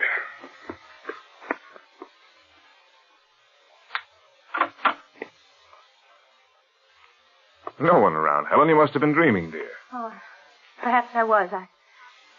I dream about her often, Steve. Horrid, confused kind of dreams. I'm trying to scream for help and can't. It's just... Oh, good Lord, Helen. I never thought anybody could get you down. You've got to control yourself somehow. This is just plain silly. Yes. Yes.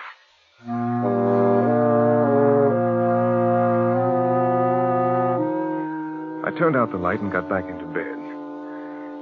In a little while, I could hear Helen's even breathing and knew she was asleep. I lay there, thinking. About Jenny, of course. I never thought of much else. In a moment, I heard the piano. So faint, I thought I was imagining it. And it came again. Weird.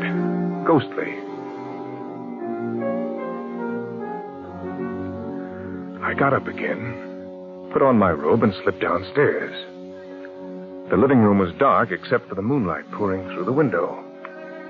And Jenny's figure, black against the light, was moving towards me. Almost before I knew it, she'd pressed close against me, crushing her mouth to mine. It was like being stung. Sharp, sweet, terrible.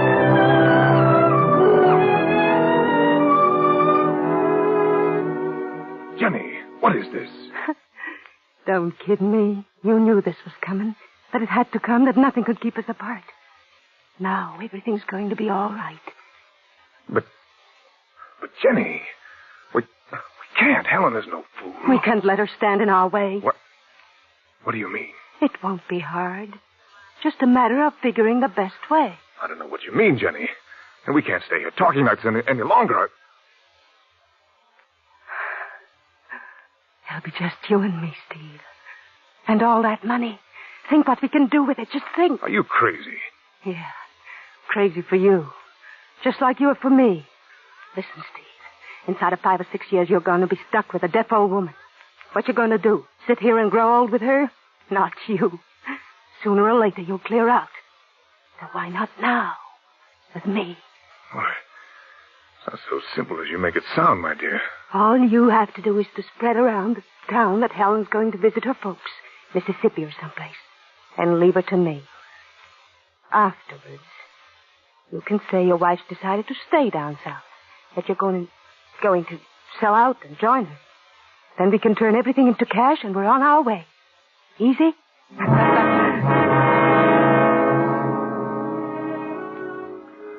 The next few days I worked outside till my hands bled and my whole body shrieked with pain. To keep from thinking, I began having nightmares. I'd wake up in a cold sweat and lie there longing for daylight, swearing that as soon as morning came, I'd throw that girl out of the house.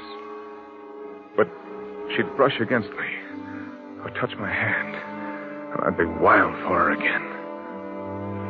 I guess I knew then that sooner or later I'd agree to nearly anything she asked.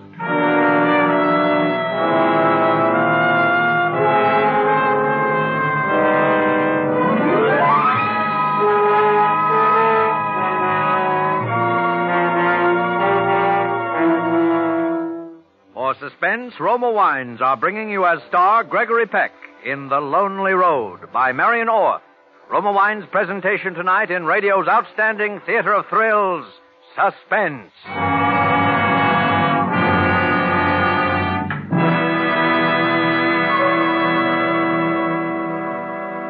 Between the acts of Suspense, this is Truman Bradley for Roma Wines. Today is the first day of spring, a welcome time everywhere, but especially at Roma. For in Roma's carefully kept vineyards, located in California's choicest wine-growing districts, the precious vines are already stirring with renewed life. The eternal miracle of soil and sun is now creating the luscious goodness of tender grapes that Roma's master vintners patiently, unhurriedly, guide to tempting, mellow wine perfection for you. If you've never enjoyed fine Roma California wines, you'll be delighted to discover Roma can offer you so much taste luxury for so little. Yes, Roma is America's first choice in wine, for every occasion, every day. Yet, you can enjoy fine Roma wine for just pennies a glass, about the cost of a soft drink. And all Roma wines are bottled at the winery to bring you sealed in, unvarying goodness always. So, for praise-winning hospitality, or for happy family evenings at home, serve Roma Sherry, Port, Muscatel, or Tokay. Insist on Roma, R-O-M-A, Roma wines. Discover why more Americans enjoy Roma than any other wine.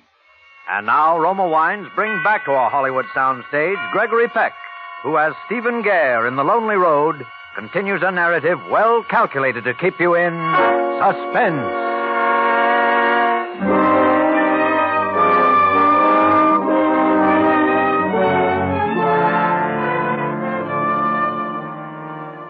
Helen began to get on my nerves. It seemed that every day she looked older, washed out, became deffer. I began to despise her, to want her out of my way, out of Jenny's in my way. One morning at breakfast, Jenny came in and stood there looking at me fixedly. Well, Jenny, what is it? If you're going to town today, Mr. Gare, I've written down some things for the house. Very well, Jenny. If your list's ready, give it to me. I'll be leaving in a few minutes.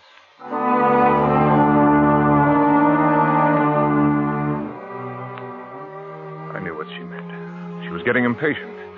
My reply, which she waited for with those green eyes fixed on mine, was virtually a consent to her plan. As for me, I wasn't sure what I meant to do, but I thought it would do no harm at least to set the ball rolling. In town, I dropped into the garage and asked the mechanic to look the car over. I said Mrs. Gare was planning a trip to visit her family in Mississippi, that I'd have to drive her into Tucson to take the train, and that my tires weren't so good. After that, I stopped at the realty office.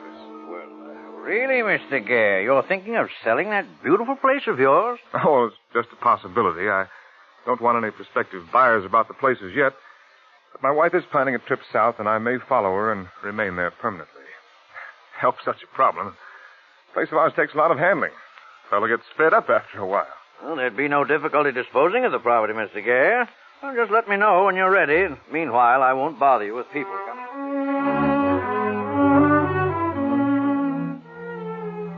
I drove home in a sort of trance. I wasn't shocked at what I'd done, and the thing was still wide open if I wanted to back out. When I got home, I didn't want to go into the house. So far, I'd had no luck with the coyotes, so I busied myself setting the trap in another spot. While I was doing this, Jenny came out with that butcher knife again, and we went into the garage. Helen was at the piano.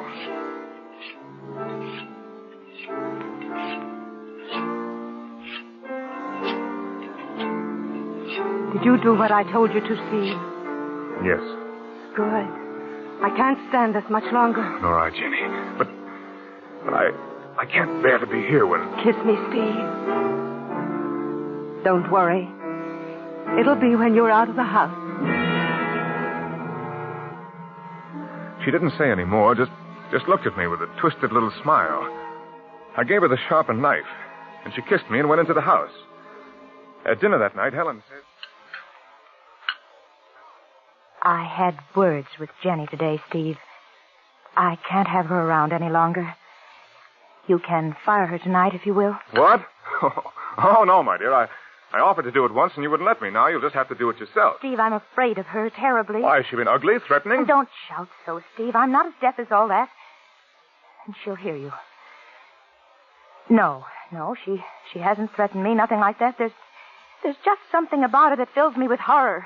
Oh, you're imagining things, Helen.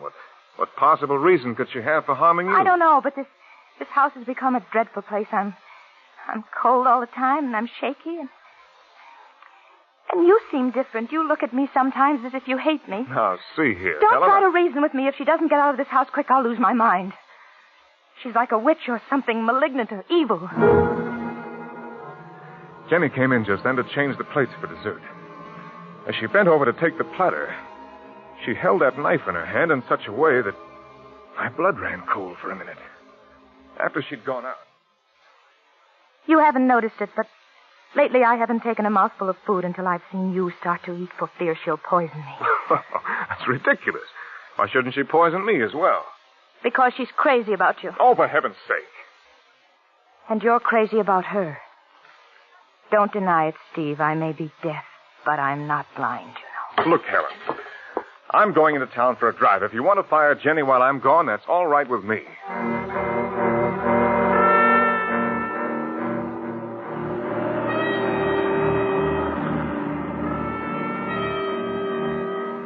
I tried not to dwell on the immediate events, but to think about the time when I'd be free, to go away with Jenny. The drive into town seemed endless, but at last I pulled up in front of the hotel.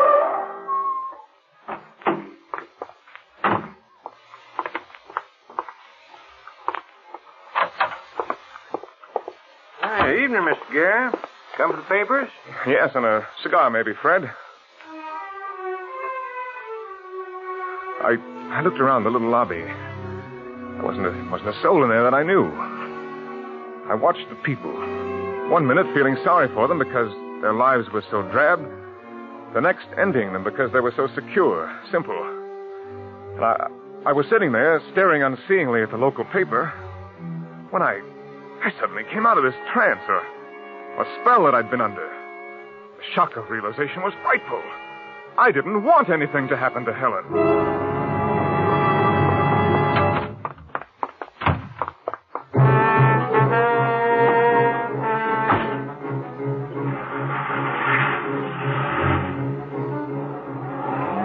To heaven I'd get home in time.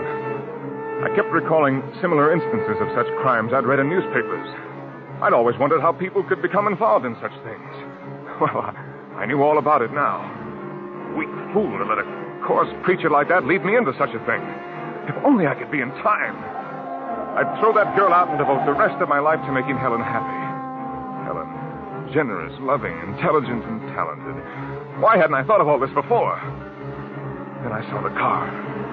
It was parked at the side of the highway right at my turnoff. I knew it was a police car. I cursed to myself and prayed. Don't let them take long. I've got to be in time for Helen. Please. An officer stepped out into the road and waved his flash. Please, I said to myself. Please.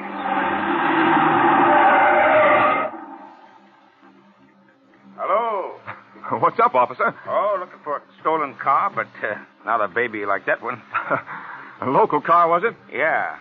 Hey, you better let me have a look at your operator's card, my friend. You must have been doing about 80 along that stretch. Oh, sure.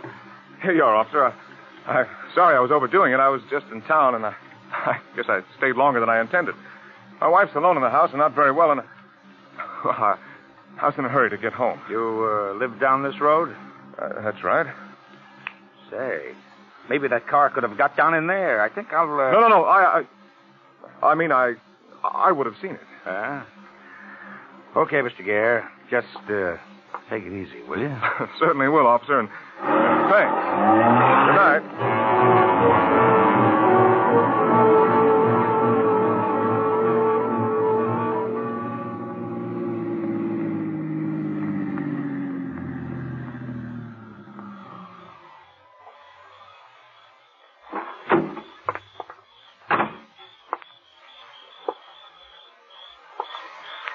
I didn't know what to do. I stood there in the doorway, looking up. There was a light upstairs in the window of our bedroom. It threw a radiance on the screen door and burned with a steady glow, as if it had been burning like that for ages.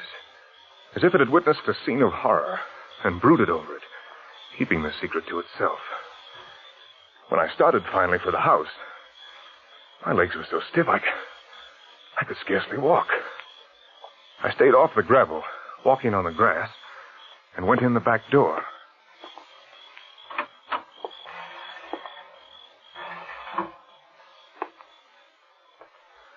There wasn't a sound.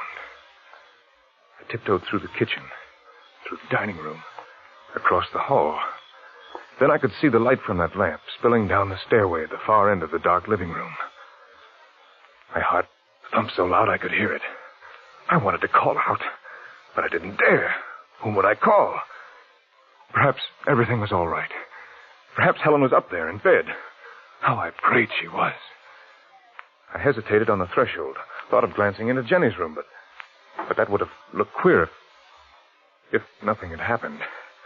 I stepped over the threshold. Ah! It was that trap, that bear trap. Somebody had placed it there, ready for me. Who? The pain was excruciating. I wrenched and pulled at the thing.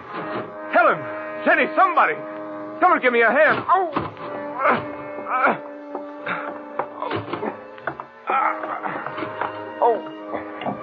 Who is it? Oh, help me. Help me, hurry. I'm caught in this trap. Get the hammer, pliers, anything.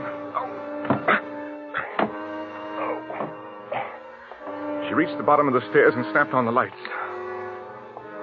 I've never seen such a sight in my life. There was blood all over the place. On the wallpaper, the white paint.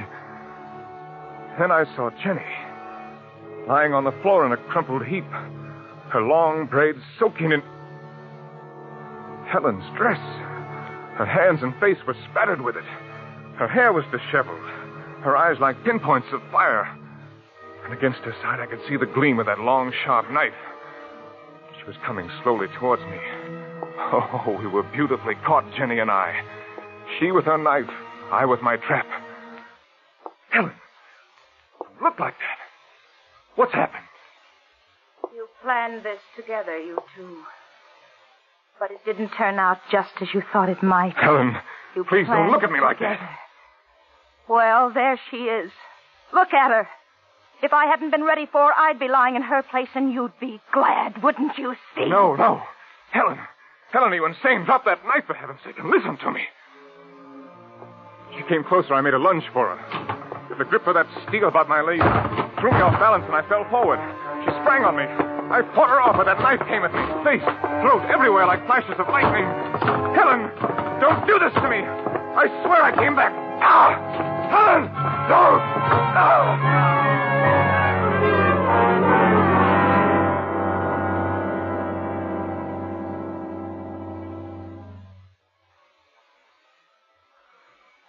Well, Lieutenant, that police car arrived in time to save my life.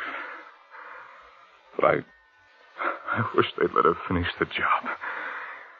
Then and there. Okay, Gare. Okay, thanks. I'll send the doc right in. And, Gare, I wouldn't worry too much about Helen. I think she'll be all right.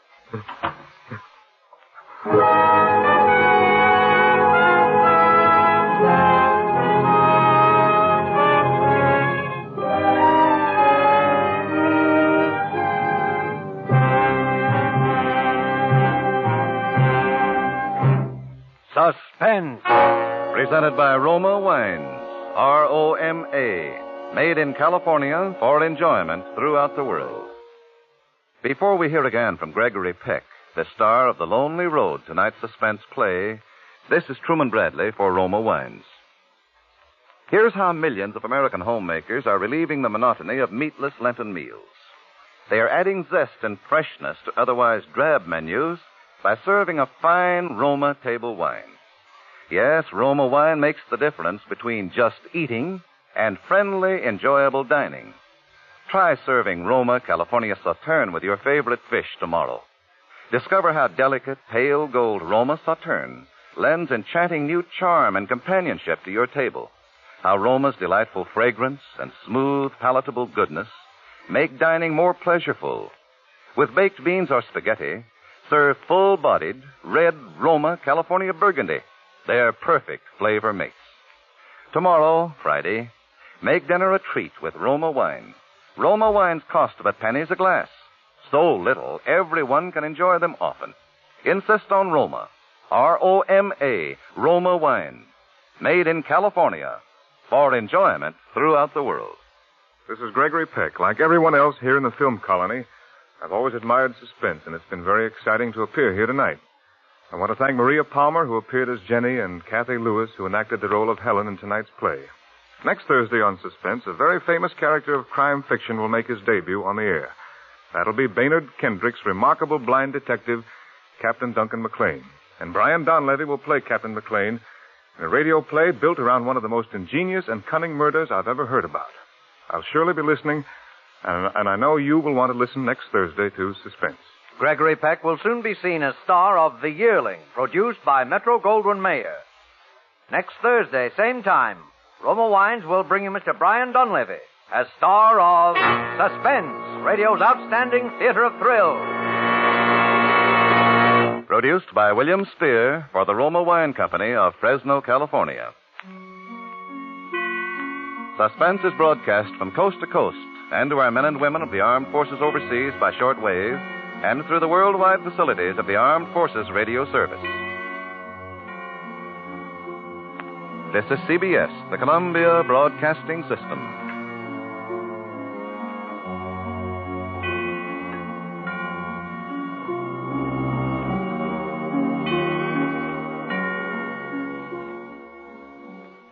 Now, Roma Wines, R-O-M-A, made in California for enjoyment throughout the world.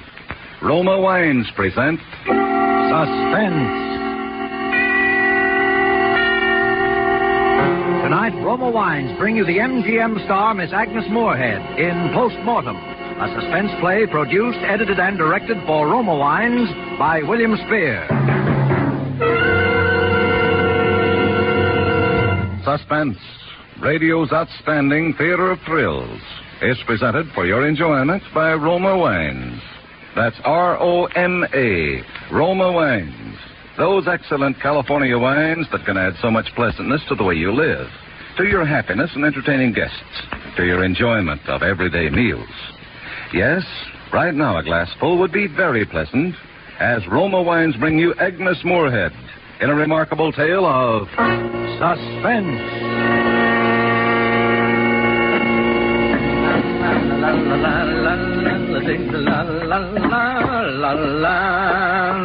Up with the buttercups, come on, get up, here comes the sun. Good morning, darling. Stephen, you goose. Your coffee, madame? Oh, stars and crown, I wish you wouldn't insist on my having coffee in bed, Stephen. It makes me feel like a loose character. Just like the old days when I was in the theater. Coffee in bed, then a long soak in the tub under the sun lamp. That's old Doc Archie's prescription for those aches and pains of yours. Oh, but I haven't had any aches and pains for weeks now. Yeah, that proves that you can't afford to stop the treatment now. Besides, you look beautiful with a suntan. Well, if that's the case, have some coffee with me. Oh, I'm sorry, it's 9 o'clock. The train doesn't leave till 9:22. Ah, but the early bird gets the seat, my precious. I'll just start the water running and set up the lamp for you, my dear. You needn't go to all that bother. How do you like your water this morning? Warm, lukewarm, hot? Warm. Oh, I'm setting the lamp for 10 minutes. Mind you don't take too much? No. All right, dear, all right. If you get in the bath just as you hear me close the front door, you'll get just the right amount of sun. Oh, really, Stephen? Now, where's my goodbye kiss? Stephen, Bye now. Bye, Stephen. Up with the buttercups. Come on, get up, here comes the sun.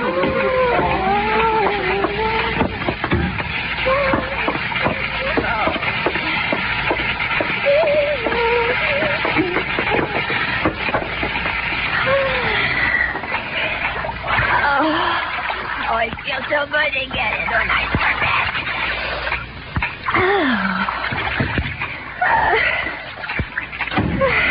Yes? Is that you, Stephen? Stephen, have you forgotten something again? Stephen, will you answer me? Can you hear me now, Stephen? Oh, I forgot my wallet. I think it's in my bathrobe pocket on the inside of the door. Oh, I'll hand it out to you. No. Stay where you are. Just reach around and get it. Stephen, don't open that door. The lamp, Stephen. Oh, see what you've done. Oh, gosh, I hope I didn't break it. Oh. Say, these things are expensive. Hey, you didn't even have it turned on. I turned it on so you could hear me. That timer on it makes so much noise. Well, no harm done, I guess. I've got everything now. Sorry to disturb you, darling. Well, you better hurry. You'll miss that train. Bye-bye, darling. Be good now. Come on. Get out of here. Okay, bud. Bye. At the window.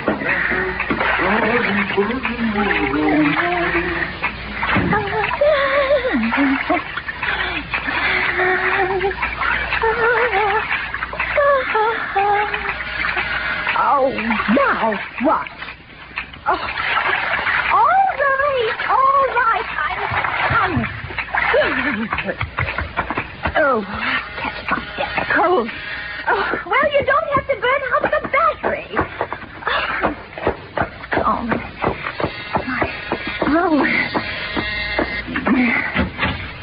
Mrs. Meade? Oh, I don't want any today.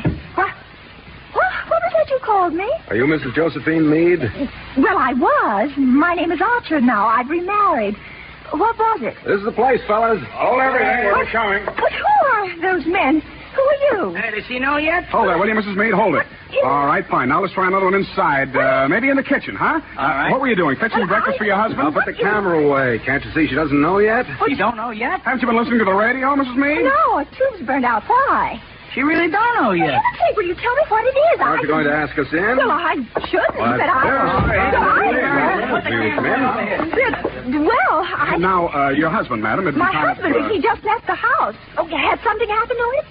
No, we got news for you, Mrs. Meade. I wish you'd stop calling me Mrs. Meade. My name is Archer now. I explained that to this man here. Westcott's my name, Paul Westcott. I'm from the Evening Bulletin. You're a newspaper man. Yeah? Oh, my stars and crown. I haven't been interviewed by the press since I opened in Bright Eyes in New Haven 20 years ago. You were an actress? Well, I gave up my career after I married Mr. Meade. I often thought I might go back to the theater, but things didn't work out that way. Now, well, that's very interesting, Mrs. Archer, but about the news we were going to tell you. Oh, don't tell her. Make her guess. Well, please, Can't you guess? No, and I wish I'll give you a could- hint. It's the day the Derby is run off. Derby? Now, can't you guess why we're here? Your horses come in first. Oh, you must have the wrong party. I don't own any horse. Look, no. Don't you understand? The news just came over the ticker from London. You're one of the 3 Americans to hold a ticket on Ravenel in the sweepstakes. Oh, there must be some mistake. Don't you understand? You've won $150,000. 150. My stars and crown. What's the matter? Don't that make you happy? Boy, what a caption. Housewife wins sweepstakes. Must be a mistake, she said. Oh, no, there really must be some mistake somewhere. It must be somebody else with the same name. You see, I haven't any ticket on well, I haven't any ticket at all. Well, sure, you must have. Where'd they get your name and address from otherwise? They don't just make up those things out of thin air. What are you trying to do, kid? Now, wait a minute. You say the winning ticket is in the name of Meade? Yes, Mrs. Josephine Meade. You said that was your name. Then it must have been my late husband who bought the ticket. Huh? You see, the house is in my name, and I stayed on here after I lost Harry and after my marriage to Mr. Archer. Oh, well, that's all right. Meade bought the sweepstakes ticket in your name. Anyway, you're the winner. But I don't even have the ticket. You don't have it? You mean it's lost? I never even knew he bought one till now. He never said a word to me about it. He died quite suddenly, you see. Well, gee, you better look around good and see if you can find it. Yeah, you can't collect the money without it. You got any of your late husband's effects around the house, Mrs. Archer? No, they've all been disposed of, but I went through everything very carefully. If there'd been anything there, even sewn into the lining of one of his shoes, I'd have found it. Mrs. Archer, if your late husband never told you about it, he must have been intending to surprise you in case it won anything. So he would have put it somewhere where you wouldn't be likely to find it, wouldn't he? Well, he would in any case. I didn't approve of his gambling. All right, now, Mrs. Archer, think hard. Wasn't there a suit he didn't wear very much? One you might not have sent out since the ticket was bought? Put away in mothballs, maybe? There was his dark blue. His dark blue. He'd only worn that once or twice. I never looked there. You see, I sent all his other clothes to the Russian war relief, but the dark blue was in such good condition it's practically new, Mr. Weston. Well, that's where that ticket is. I'll bet any amount it's in that dark blue suit. Let's have a look right now. Well, I'm afraid that's not possible. Not possible? Oh, really, Mrs. Archer? Because that's the suit Mr. Meade was buried in.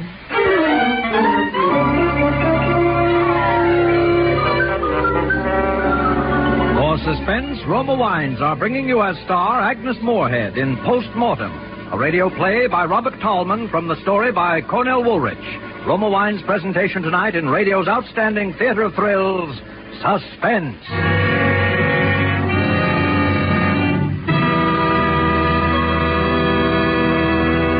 Between the acts of suspense, this is Truman Bradley for Roma Wines.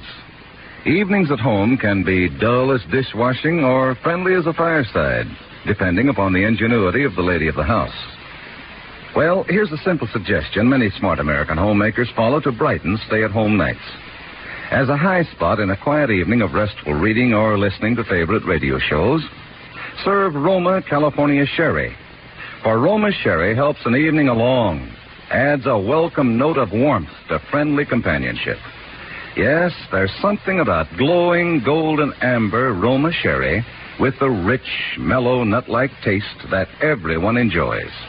Roma Sherry, the favorite of millions as first call for dinner, is a delightful entertainment wine, too. So delicious with cheese and crackers or any simple snack. And Roma brings you a glorious sherry that is unvaryingly fine, bottled at the famous Roma Winery in California to assure you sealed in goodness always. Give your family a pleasant surprise with fine Roma Sherry tomorrow. Delicious, easy to serve, so inexpensive. Remember, more Americans enjoy Roma than any other wine. Now, Roma Insist wine? on Roma wines. R-O-M-A.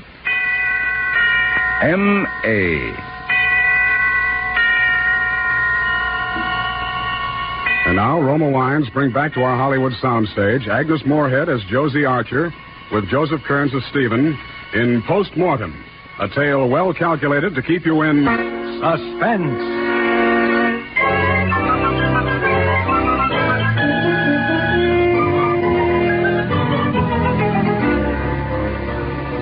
Stephen, that's the only place it can be. It's there in the casket with him. What makes you so certain of that? Well, the one and only time he wore that suit before his death was one Saturday afternoon when he went out for a stroll and stopped in at a pool room. What more likely place than that for him to have bought a sweepstakes ticket? Well, if it's buried with him, we might as well kiss it goodbye. But $150,000, You haven't Stephen. any right to disturb a grave just on a hunch like that. And anyway, Harry might have lost the ticket. Oh, I tell you, I knew Harry. Need he no more lose a thing like that than well, he just wouldn't, that's all. Well, if it's there, it'll just have to stay there. Why, Stephen, all we have to do is get a court order and I tell you, I won't stand for it. It's sacrilege. If we've got to disturb the dead, we'll just have to let the money go. It wouldn't be like desecrating a grave. Harry would have wanted us to have that money. After all, you were his best Now, look, friend. Josie, as your husband, I forbid you to disturb that man's remains. Stephen, really... Forget that there ever was such a sweepstakes ticket. Is that understood now? Well, all right, Stephen. Yes. Whatever you say. If that snooping newspaper man comes back here, you're not to let him in this house. Yes, Stephen. Is that a promise? Yes, Stephen. It's a promise. Well, I've got to go now, or I'll miss my train. We'll talk about this more tonight when I get home. All right, dear. Don't forget to take your sunlamp treatment. No, I won't. Bye now. Bye, dear. Oh. Hello? Oh, Mr. Westcott. No, I have not reconsidered. I definitely have not reconsidered. Stephen and I have talked it over, and he's deeply shocked, and so am I. I must confess it's the very suggestion of disinterring poor Harry. Now, you'll simply have to go elsewhere for your front page scoop, because I'm absolutely adamant on this point, and no amount of persuasion will make me change my mind.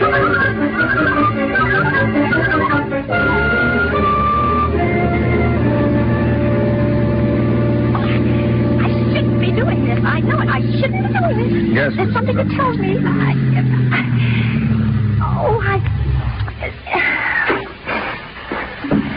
You wait here, Mrs. I Archer. shouldn't be doing this. I know I shouldn't. Now, don't take it like that, Mrs. Archer. We have a court order all properly signed and perfectly legal. Well, I shouldn't have let you talk me into this. I'm just weak, that's all. I'm just weak.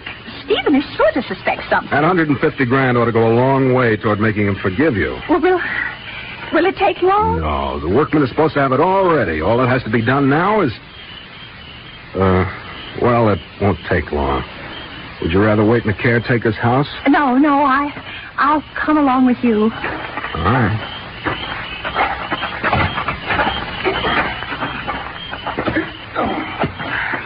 Oh, there. Huh? Oh, you Mr. Westcott? Yep. Well, there it is, Mr. Westcott. We hoisted it up, but we didn't open it yet. Here's the authorization. Pry the lid off of there and make it snappy, will you? All right. You take that in, Jack. Okay. All right. What's the matter? Is it stuck or what? Take it easy, lady, with it. It's coming.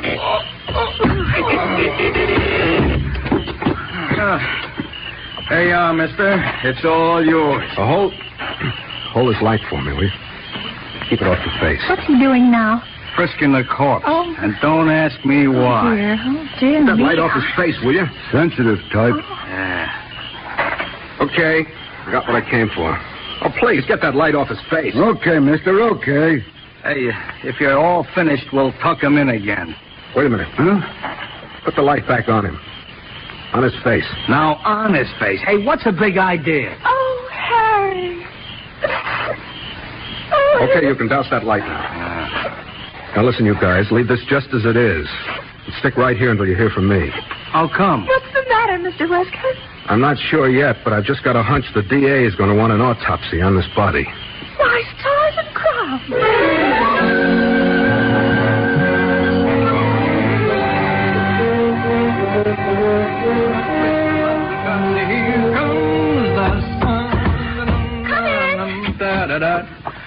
Hey, what's this? Up and dressed already? Well, I bought some things in town yesterday afternoon. The delivery man usually comes around 10 o'clock, so I thought I'd put off my sun lamp and bath until then. Oh, but you will take your treatment then, promise me? All right, darling, but really you worry too much about me. You must have come in awfully late last night. Did you see the show through twice? Stephen, I didn't go to a picture last night. I did what you told me not to. What are you talking about? Here it is, Stephen, $150,000. You stupid little fool. Let go of my shoulder. You're hurting me. Who's with you?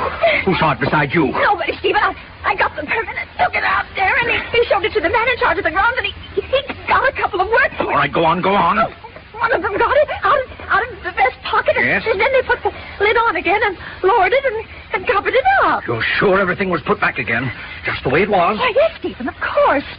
Well, I just hate to think he wasn't put back properly. Oh, then you aren't angry with me?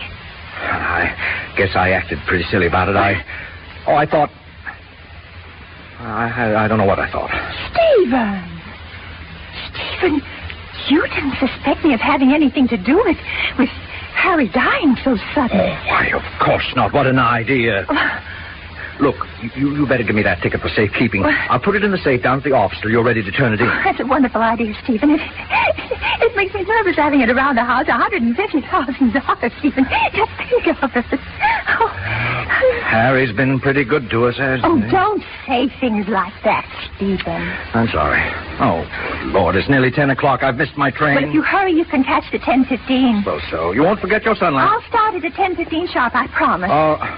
Oh, I'm sorry to be such a Dutch uncle, darling, but I do worry about you. You're wonderful to me, Stephen. Goodbye, dear. Goodbye, Stephen. Be careful, darling.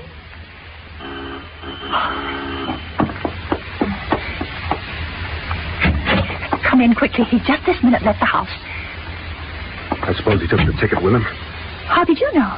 I know a lot of things. For instance? The DA's ordered that autopsy on the body of your late husband. By stars and crowns. I think they'll find out he was murdered. No. Your present husband, Stephen Archer, is an insurance agent, isn't he? Well, yes. And he insured your late husband heavily in your favor just before his death.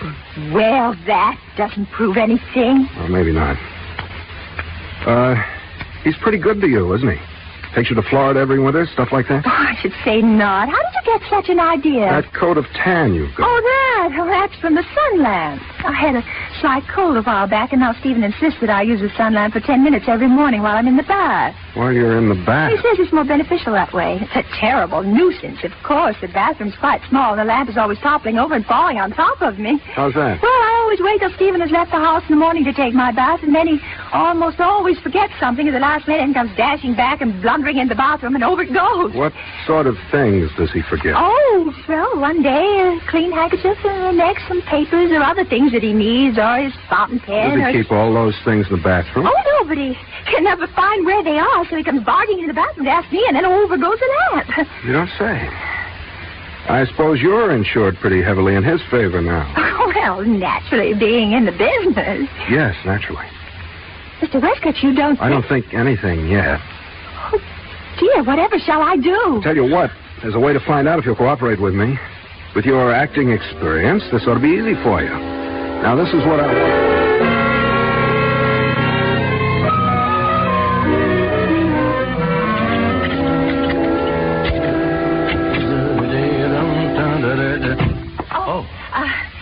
Stephen, this is Mr. Westcott. He's with the bulletin. And what can we do for you, Mr. Westcott? I stopped in the district attorney's office on my way here, Mr. Archer. They've just completed an autopsy on the body of Harry Meade. It wasn't my idea, Stephen. Believe me, it wasn't. You understand, of course, I'm not with the police. I'm in this for a news story or anything else that might come my way. I see.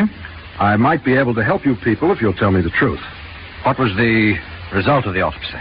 The report isn't made out yet, but I think they'll find he died of a blow over the head. Sit down, Mr. Westcott. I might as well tell you everything. Josie, you don't have to tell this man anything. Stephen, let me do this in my own way. You see, Mr. Westcott, it was all my doing. Stephen was in no way to blame for what happened. He used to come over in the evenings to see Harry. Not me, but the more I saw him, the stronger the feeling grew on my part. Harry was heavily insured in my favor. Josie. He never took me seriously, always scoffed at my love for the theater. I couldn't help thinking how opportune it would be if anything took him away from me. Josie. Do I make myself clear, Mr. Westcott? Go on.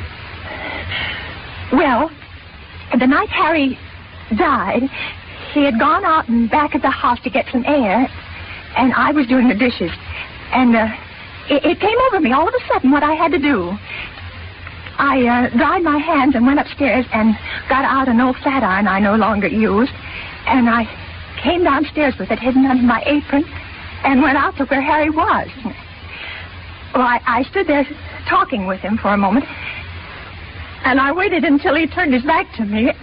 And then I did it. You did what? I swung the flat iron by its handle squarely at the back of his head. He didn't die right away, but he was unconscious, and I could see it was all over. He had a weak heart, you know. And, well, afterwards, I took the iron over in the vacant lot and buried it. And the rest happened as I told you. Stephen came around, and we carried him into the house. You mean you didn't notice the wound? Didn't it bleed? Well, it did a little, but I washed it off. I see.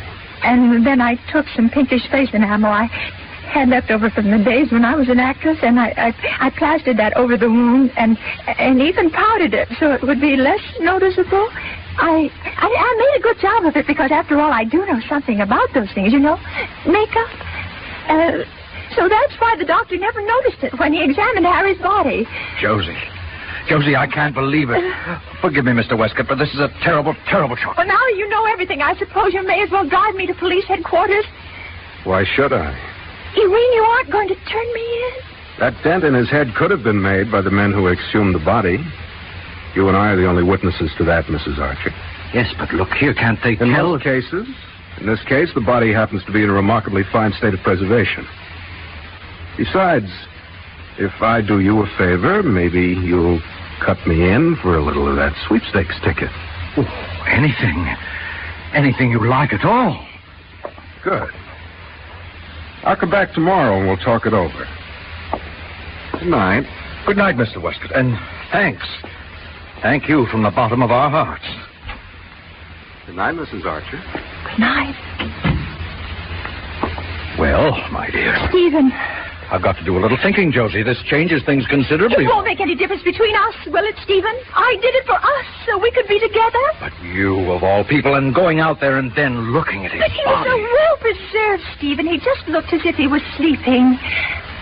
Oh, that's peculiar. What is? Well, he's looking so well. After all, it's been some time. It's just like in the Emerald Snuff Box. What? The Emerald Snuff Box. You remember I played it for 33 weeks at the Court Theater, opposite Henry Dixie? That was how they knew that it was poison, because of the way the body looked after all that time. Poison? Well, those bungling police doctors will never find it out. We can shut up that fool of a reporter with the sweepstakes ticket. That was a windfall anyway. We'll never miss it. But, Stephen, we can't count on things turning out the way we want them to. I made that confession just to give us a little time. We could take a plane in the morning and be in South America in a few hours. Oh, that'd be very foolish. No, my dear. Our best strategy is just to go on as we always have. I'll take the train into the office, you'll take your bath and sun lamp, and we'll be the same loving couple we've always been.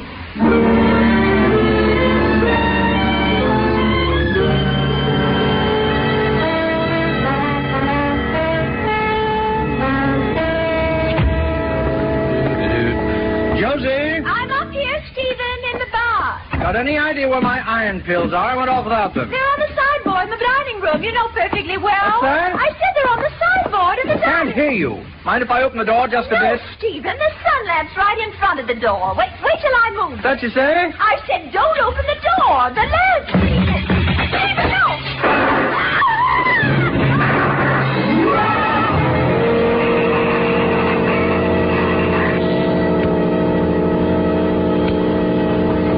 Josie?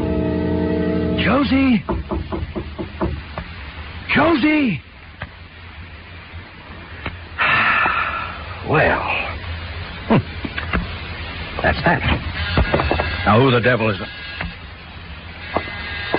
All right, I'm coming. I'll tear up with the buttercup.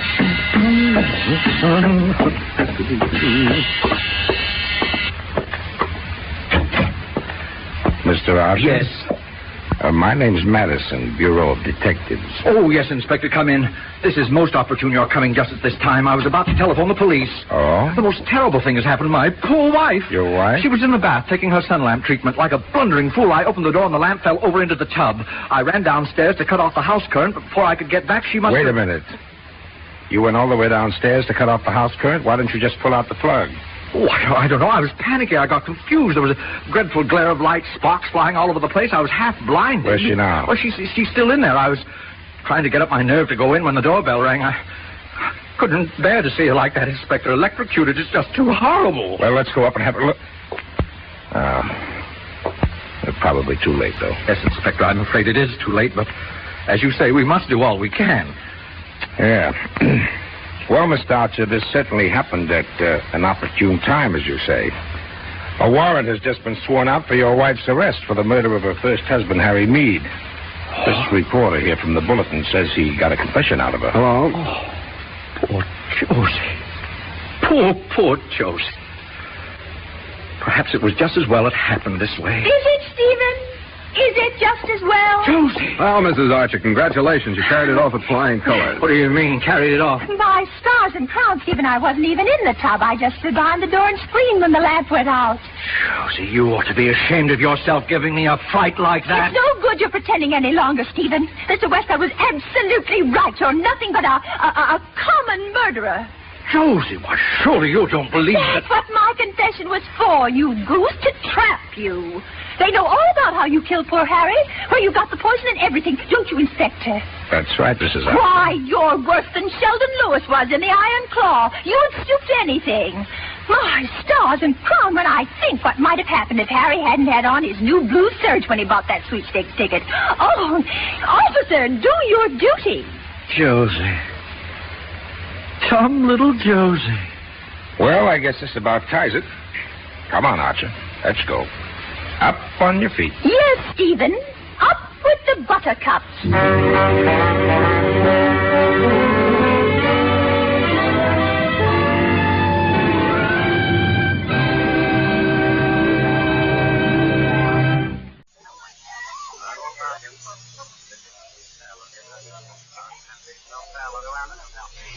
Now, Roma Wines.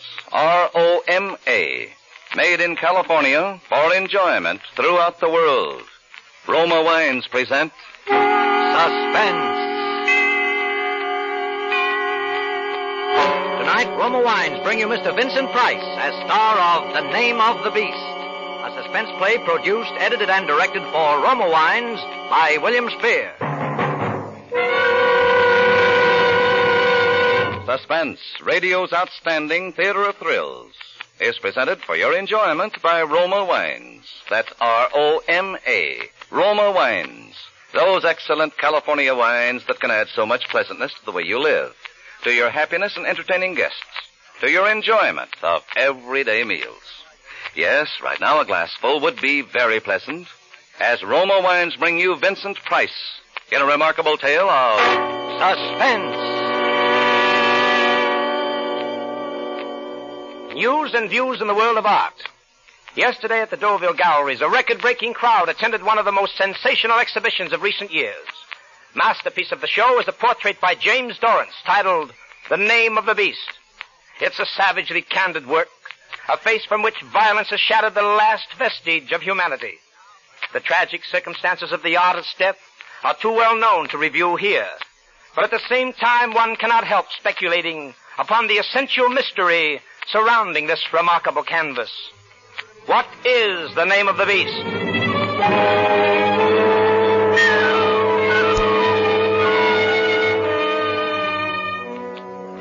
The name of the beast was Krebs, Elmer Krebs. I found him in an evil waterfront dive, took him to my studio, and made the first sketch for the portrait that night. I gave him money, and he promised to return the next day. When he didn't show up, I went in search of him. He wasn't hard to trace. My search came to an end in a squalid room of a waterfront hotel. Come in. He didn't look up when I entered the room, but continued to sit there on the sagging, dingy bedstead, holding his head in his hands and gently moaning. I crossed the room and raised the blind to let in the daylight. Then I saw it. Blood. On his hands, on his shirt front, in his hair and beard. A horrible, sticky mass of blood.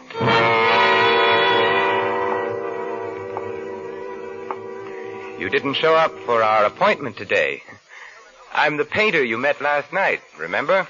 You were going to sit for a portrait. What do you want? You want your money back? Certainly not. I want to finish my painting. I want you to come back to the studio.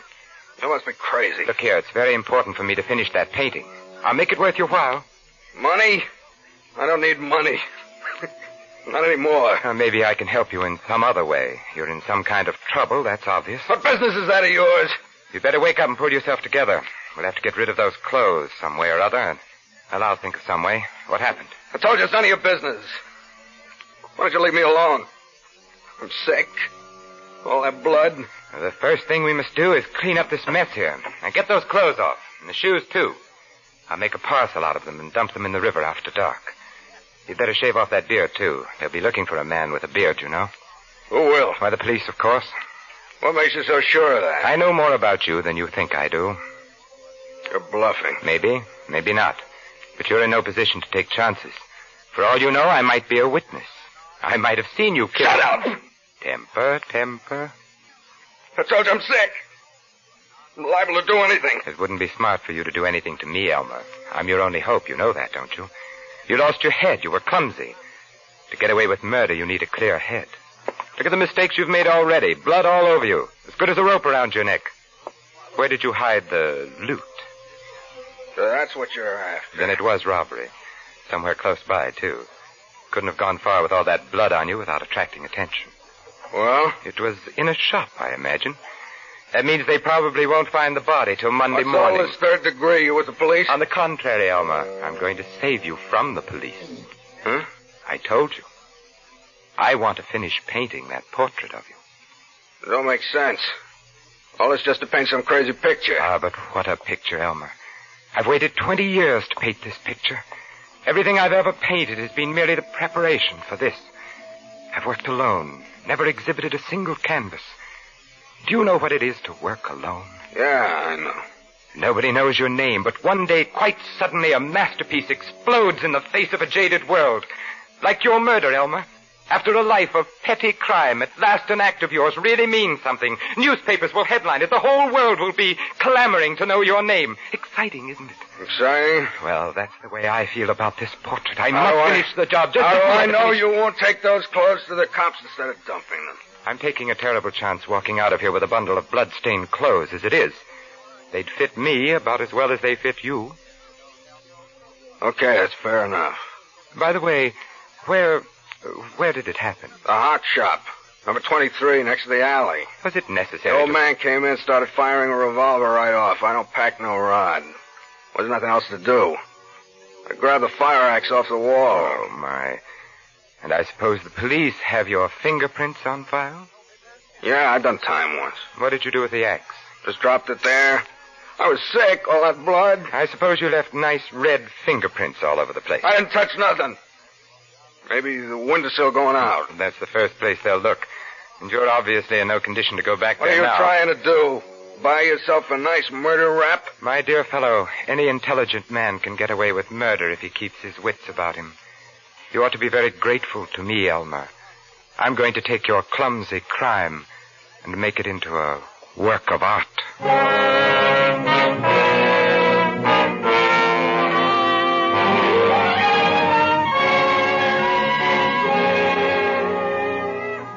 Suspense, Roma Wines are bringing you as star Vincent Price in The Name of the Beast by Robert Tallman.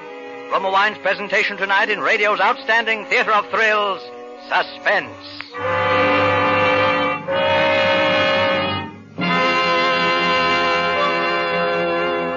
Between the acts of Suspense, this is Truman Bradley for Roma Wines. Yesterday, a happily married friend told me one of his favorite formulas for enjoying life. He said he never eats dinner while still burdened with the pressures of a busy day.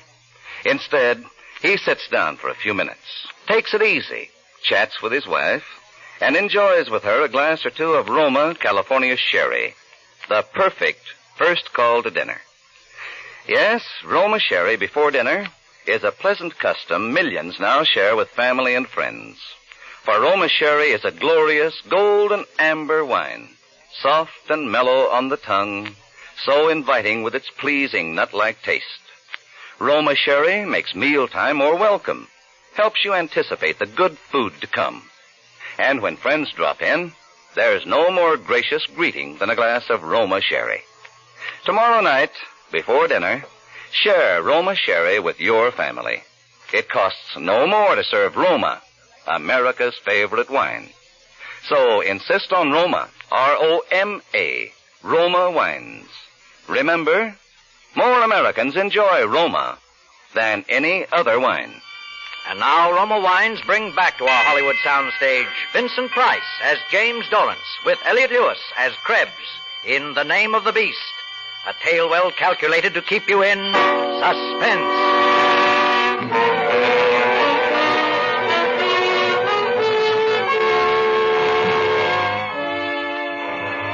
The shoes of the beast were just my size. I wore them when I went on my errand that night. It was fortunate I did. Getting into the place was simple. It was an old-fashioned lock, and the skeleton key to my studio fitted it perfectly. The shop bell jangled when I opened the door. I made my way quickly along the dark rows of counters to the rear of the shop. A pair of dusty portieres provided it from the back room. I pulled them to behind me and snapped on my flashlight. The body, or what was left of it, lay in a heap in the center of the room. The floor, well, it was lucky I hadn't worn my own shoes. There would be tracks out of that place, red tracks. The axe lay near the old man's head. I picked up the axe and carried it over to the sink. I washed off what I could and smeared out the prints with cotton gloves on my hands.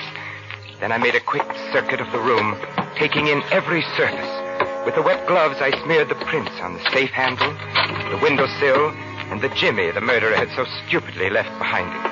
Then I dropped the cotton gloves on the floor and left them there. No way to trace a pair of cheap cotton gloves. Now there was only one last thing to do. Walk around the block to dry the soles of those shoes and burn them in the stove when I got back to my studio. The handiwork of the beast would remain, but the name of the beast had been expunged.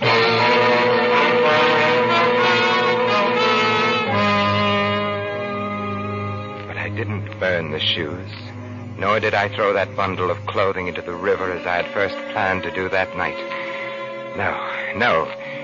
This would be an authentic portrait of a murderer in the very blood-stained garments of his crime.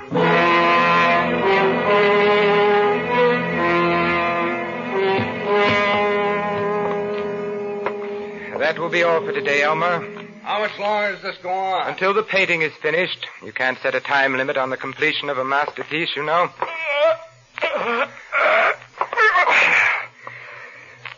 Don't look much like me. You've forgotten.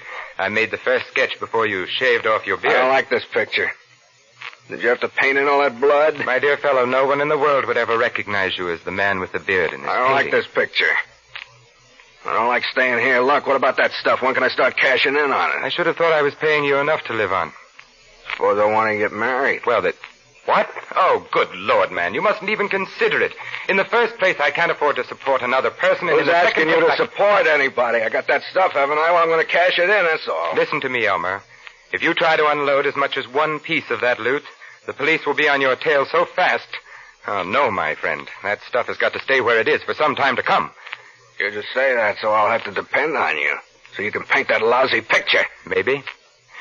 Oh, by the way, Elmer, I've never said anything about it before, But you never told me exactly what you did do with the loot. The suitcase, I told you. Yes, I know, in a locker at Grand Central. But where's the ticket? That's one secret I'm keeping. Oh, well, all right. But you will promise me not to unload those jewels. Not for a while. She keeps asking me, when are we going to get married? What am I going to tell her? Oh, by the way, who is the lucky lady? Jeannie. Her name's Jeannie Baker. Hey, wait a minute, though. She don't know anything about me. Not anything. If I ever catch you talking to her, so help me, I'll kill you.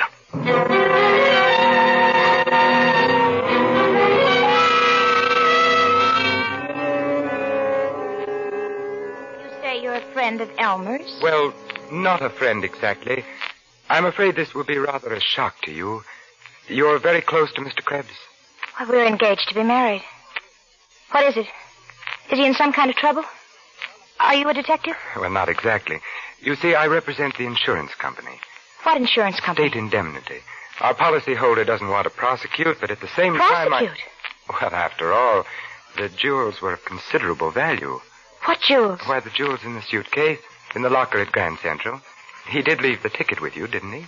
Oh, well, yes, but I mean, he didn't tell me that...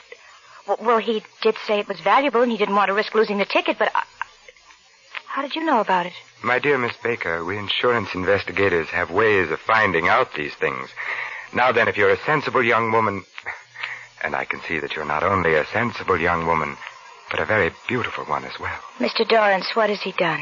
Well, I don't think he regarded it as a theft exactly. More of a loan in all probability. After all, his aunt was a very old lady and... You mean he stole this jewelry from his aunt? Well, I wanted to spare you those exact words if I could. Actually, the lady would prefer not to prosecute. But of course, if we can secure the return of the property in no other way, I suppose I'd be arrested, too, as an accessory or something. I must say it was rather thoughtless of him to have involved you in this matter. How do I know you're what you say you are? I have credentials, of course. But I would rather take care of this unofficially, especially since this little talk with you. You're much too fine a person to be involved in a sordid affair like this.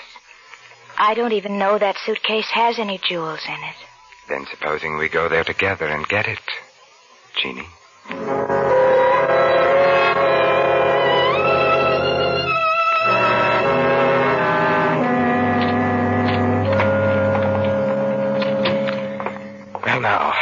Now, let's have a look. How are we going to... Well, I think I have a key here that'll open it.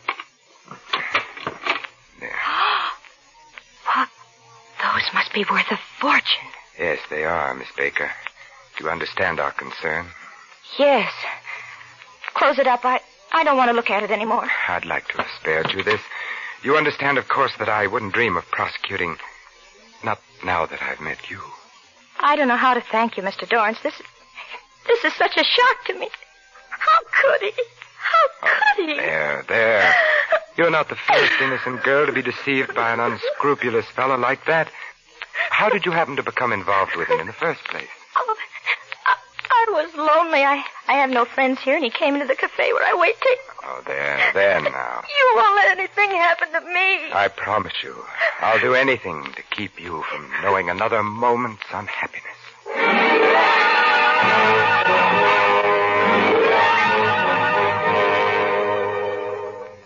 That night, I worked feverishly, like a man possessed. But as I worked, an uncanny change came over the man in the portrait. There was something about it, something that terrified and at the same time fascinated me. Yet the more I tried to make it come right, the less it really looked like Krebs. I began to regret I had had him shave his beard, in spite of the risk involved. Being clean-shaven altered a man's appearance more than I thought.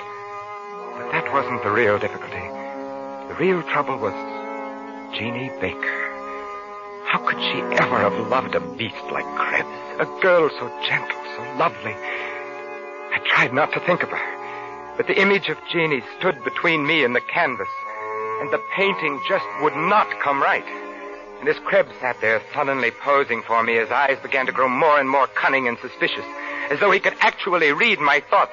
He would jump up every time I laid down my brush and circle the portrait like an infuriated animal, until finally, around 4 a.m, he dropped off to snoring. I let him stay there. In the dawn light, I looked at the picture for the last time and draped the easel to shut it out of my sight. My masterpiece, for which I had become accessory after the fact of one murder and sowed the seeds of a second, was, I knew it now deep in my heart, a failure. I was obsessed now with only one resolve, to prevent the second murder, which by some instinct I knew was in Krebs' mind. At whatever cost to myself, no harm must come to Jeannie.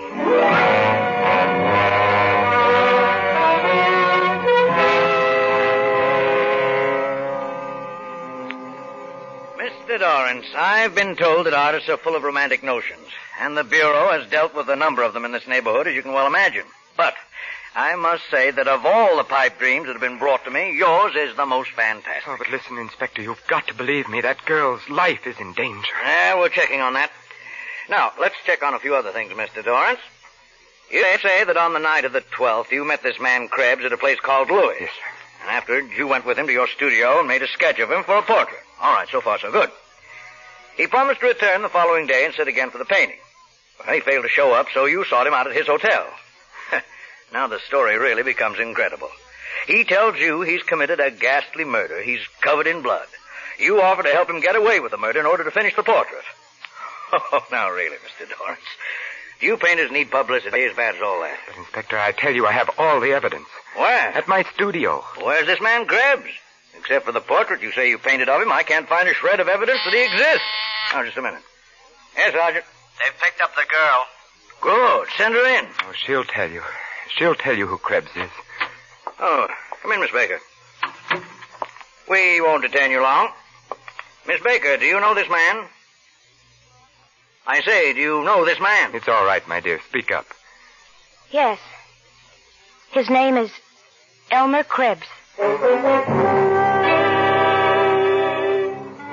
A few minutes later, they let me go, dismissing me as a harmless crackpot. Jeannie walked out of the station with me, clinging to my arm with solicitude, as one might act towards a beloved and mentally ill relative.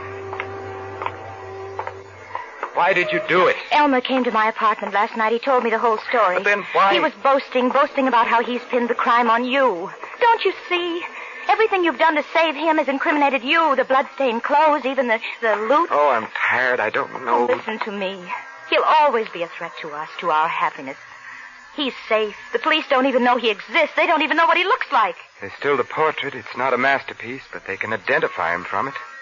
I see. Darling, you didn't mind my rechristening you? You once loved a man named Krebs. And I still love a man named Krebs. Then it's all right. For that, I'd do anything. Put this in your overcoat pocket. It'll keep you safe, darling. What? Oh, no, It'll keep you safe, darling.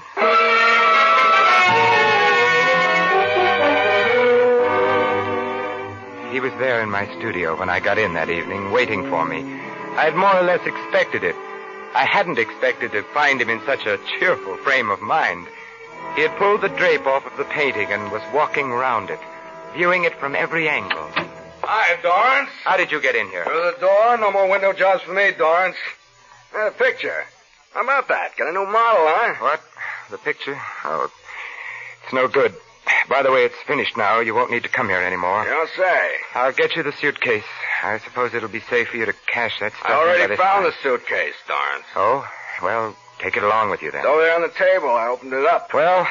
You think I'd take it without checking on the contents? What are you talking about? What'd you do with the rocks, Dorrance? Rocks? You took the rocks, the jewelry. There's nothing left there but the settings, a pile of junk. Listen, Krebs, I swear I never opened that suitcase but once, just after we took it out of the locker. She's in it with you. Listen, Krebs, you can think whatever you want to about me, but keep Jeannie out of it. Keep Jeannie out of it? That's a laugh. I mean what I say. Krebs, where are you going? To her place. If she has those rocks, I'm going to get Krebs, come back here. I've got to do. Krebs, if you go out of that door, I warn you. All right.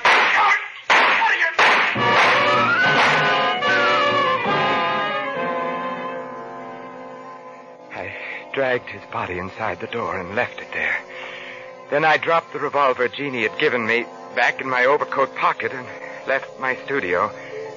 For the last time, as I closed the door on the room, it seemed that the face in the portrait was grinning at me in hideous mockery. I missed her straight to the police and give myself up. But I must have known in my heart that I wouldn't. Instead, I walked, and my feet took me almost against my will to the house on Grove Street, the house where Jeannie lived. I had roused her from sleep, and she seemed rather cross. What's the big idea, barging in here this time of night? I had to see you, Jeannie. Well, That was an unlucky name you gave me, Jeannie. what's happened? I shot him. You gave me a murderer's name, and now I am a murderer.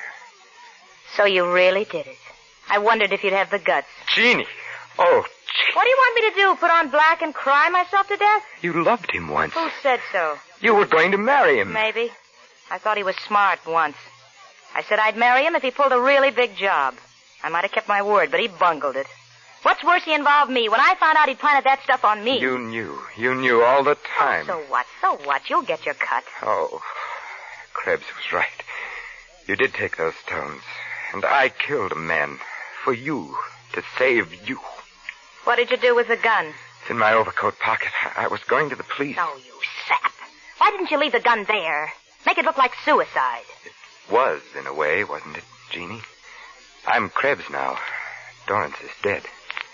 You planned it very nicely. Oh, stop. Stop trying to be deep. Doesn't matter what your name is. Either way, you've messed it up. Anybody have a key to your place? No. And we still have time. Time for what? The body. Any intelligent person can get away with murder if he keeps his wits about him. You told Elmer that. Yes, I told Elmer that. You're scared to go back there, aren't you? Do you want me to do it for you? No, I'll do it. I must do it. Here. You mustn't forget your overcoat. No, I mustn't forget my overcoat. It'll keep me safe. Goodbye, Jeannie.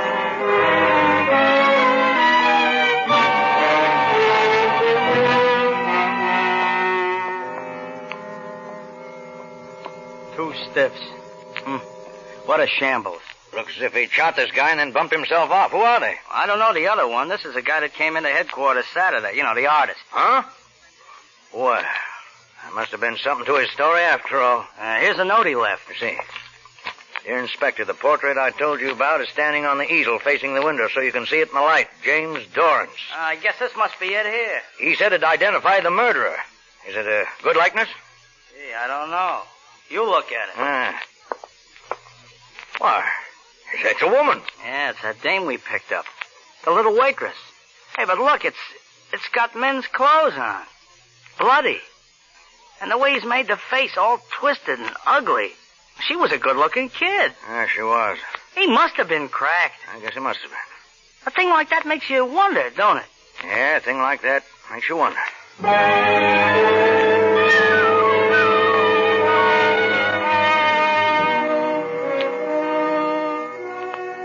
The discerning art lover will recognize Dorrance's painting as more than a mere portrait. It's the human soul stripped naked, and its dark and deep and secret places shown in all their morbid, brooding fascination. But still one cannot help wondering, what is the name of the beast? Did the woman in the portrait exist, or was she only the creature of the artist's fevered imagination? Our only clue is in a quotation which the artist caused to be printed in the exhibition catalog. And he causeth all to receive a mark in their right hand or in their foreheads, and that no man might buy or sell, save that he had the mark, or the name of the beast, or the number of his name. Let him that hath understanding count the number of the beast, for it is the number of man.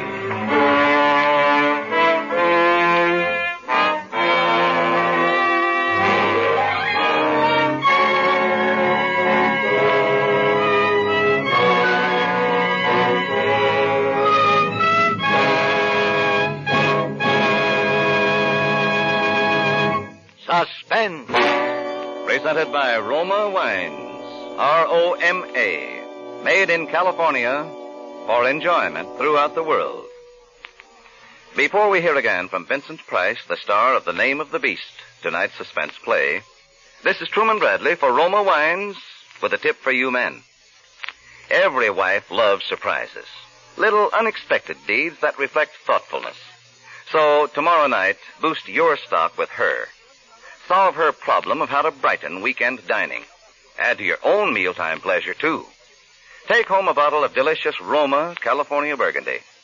One sip will convince you both that red, robust Roma Burgundy is the perfect table mate for stews, spaghetti, or baked beans. For Roma Burgundy brings out hidden flavors, adds rare goodness to every morsel. Yes, gentlemen, Roma Burgundy can make a hero of you on 2 counts, for being thoughtful and for solving a mealtime problem. And Roma wine, America's first choice, costs no more than ordinary wines.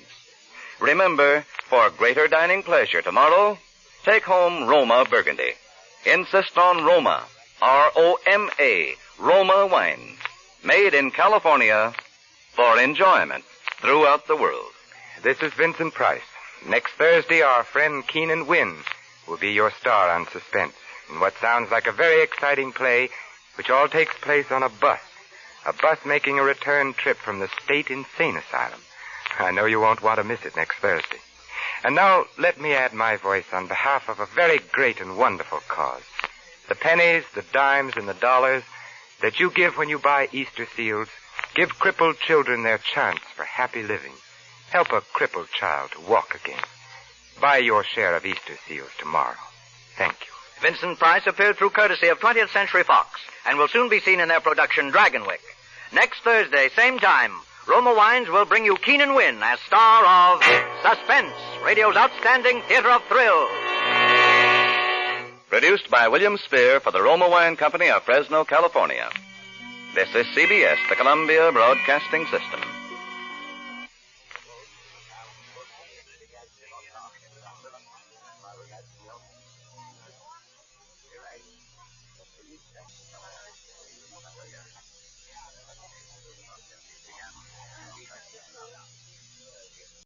Now, Roma Wines, R-O-M-A, made in California for enjoyment throughout the world. Roma Wines present Suspense.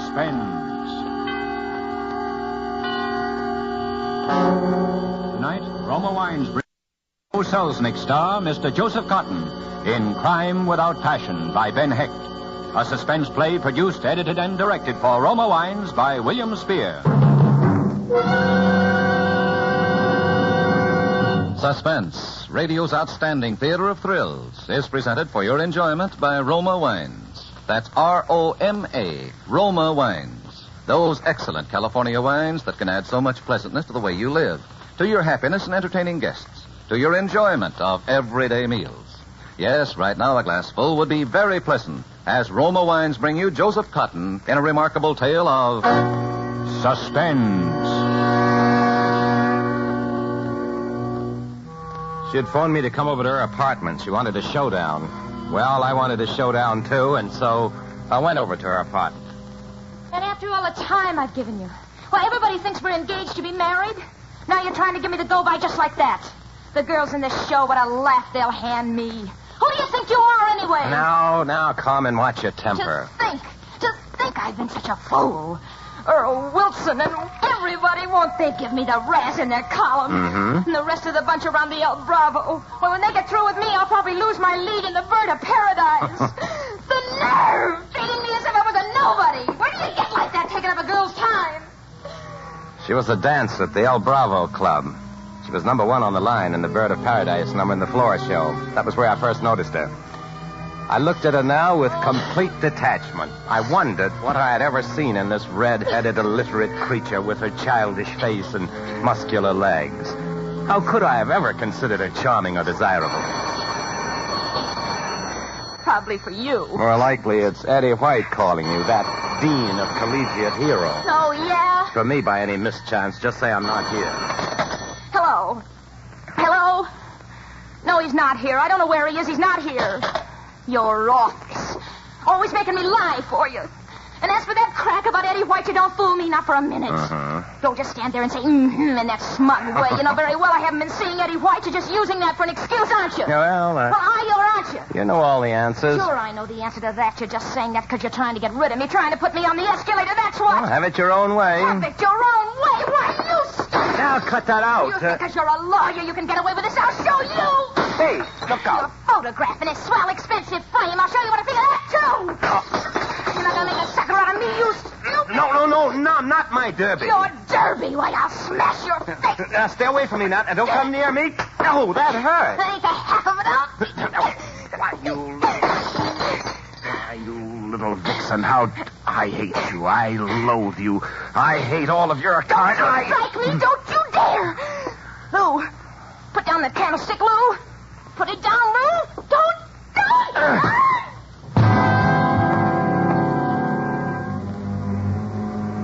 I was suddenly aware of a large brass candlestick in my hand, and on the floor lay Carmen Brown. I leaned over her. Her skull cracked and blood was running from it. Her eyes were closed. I listened. No heartbeat. I was suddenly overwhelmed with the thought that I had committed a murder.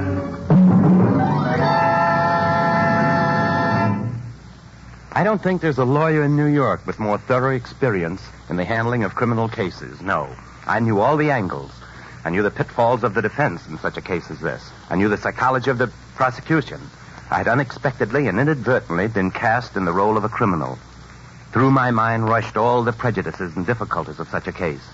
And in less than a minute, I had put myself on trial on a plea of self-defense, reviewed the evidence, and found myself guilty.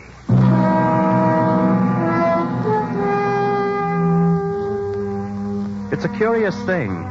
No doubt the public at large, the layman, would expect that some unpublicized and secret professional legal maneuver would be used by the great Lou Hendricks in the present predicament. It would seem to the reader of crime fiction and the listener to radio mystery drama that some less hackneyed word than alibi would be the key word to my puzzle. I am sorry, ladies and gentlemen. I should dearly love to shake some diabolically ingenious trick out of my lawyer's sleeve. But such would be a waste of time. An alibi was what I needed. I needed to establish simply and conclusively that I was not there at the time of Carmen Brown's murder. Time was the important element. Yes, I must begin at once to establish that alibi.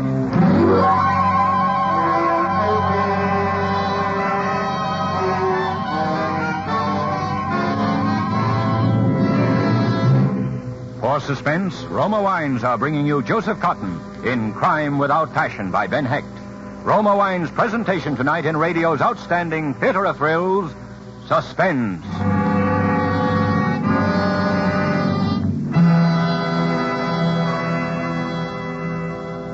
Between the acts of Suspense, this is Truman Bradley for Roma Wine. Do you know the principal difference between American and European hospitality? Well, here's how famed Elsa Maxwell, authority on entertaining, sees it. Says Miss Maxwell, American hospitality is distinguished by its informality. Good friends in America don't need an invitation. They just drop in and take potluck. That's why millions of American families always keep Roma California Sherry on hand. Roma Sherry is ideal for entertaining. A delicious wine, mellow, fragrant, and medium sweet, with tempting nut-like taste. Glorious Roma Sherry is so easy to serve, so good with a simple snack any time of day. And Roma Sherry is popular with men and women alike, preferred by millions as the perfect first call for dinner. Yes, you can serve Roma Sherry proudly, for Roma wine is America's first choice. Yet, Roma costs no more than ordinary wine. So, for better, easier entertaining, get Roma Sherry tomorrow. That's R-O-M-A, Roma Wines. Remember, more Americans enjoy Roma than any other wine. And now, Roma Wines bring back to our Hollywood soundstage Joseph Cotton, who, as New York's famous criminal lawyer Lou Hendricks, in Crime Without Passion, resumes a narrative well calculated to keep you in suspense.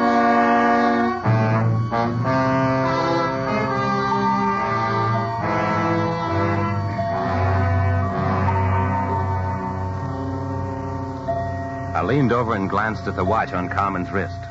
The dialed glass was broken. The watch had stopped. The hands pointed to 2 minutes of 4. The clock on the desk had just struck 4. The telephone. I let it ring. Had to. Of course, the phone made it impossible to establish an alibi by setting the time forward. Other phone calls might come in before 5 o'clock. Someone, perhaps a maid, might even come to the apartment in person. Through my mind rushed the courtroom scene in which my case would be tried. The prosecuting attorney wouldn't miss that. At 3:50, Carmen Brown was alive. As witness the fact that she answered a phone call which came through the switchboard to her apartment at that time. At 2 minutes after 4, just 12 minutes later, a phone call came through that same switchboard which she failed to answer. Why, gentlemen of the jury? No. What I needed was an alibi for the hour preceding 4 o'clock, the time at which her watch had stopped. I must provide not only an alibi for myself, but also fortify it with evidence, tending to prove that someone other than myself had done the deed. But how? Fingerprints? They told a graphic story. A story that would reveal that Carmen had been in a rage demanding something of the killer. This would point directly to me, since I was known to have been her admirer and steady caller at her apartment. But if I could make it appear as though the assailant was demanding something of her, he was in a jealous rage, had smashed the articles, including the framed photograph of Lou Hendricks, and had concluded with the killing of Carmen. I wiped the fingerprints carefully from the articles in question with my silk handkerchief. And again, I imagined myself on trial in the courtroom, this time with my defense counsel addressing the jury. Ladies and gentlemen of the jury, Carmen Brown had undoubtedly been attacked by some other suitor who was obviously jealous of the defendant, Lou Hendricks. As witness, the destroyed photograph of the latter. You will also note her assailant was crafty enough to remove all fingerprints. So far, it was good. I had set the scene. I was ready to leave the apartment. But wait, I just remembered. A gun was in Carmen's desk only a few feet from where she now lay. They would wonder why she hadn't defended herself with it. The prosecuting attorney wouldn't miss that. Oh, no. He'd point an accusing finger at me. And yet, Carmen Brown did not reach for this weapon with which she could have defended herself. Why? Was it because the assailant was someone familiar with her? Someone against whom she had no thought of harming herself? Or perhaps because the assailant was familiar with the premises and knew where the gun was and prevented her from reaching it? I took the gun and slipped it into my coat pocket. I would dispose of it later. I took every precaution to make sure that no one saw me as I left the building. My trained legal mind warned me against a surprise witness, which in so many court cases was dramatically brought forth by the prosecutor to confound the guilty. I remembered grimly how some of my best cases had tumbled by the appearance in court of some aimless stray human, someone who happened to have seen the defendant during his presupposed alibi. The prosecutor would have a gleam in his eye questioning such a witness in the courtroom. And you say you saw the defendant, Lou Hendricks, leaving the apartment building shortly after the time of the murder? This must not happen.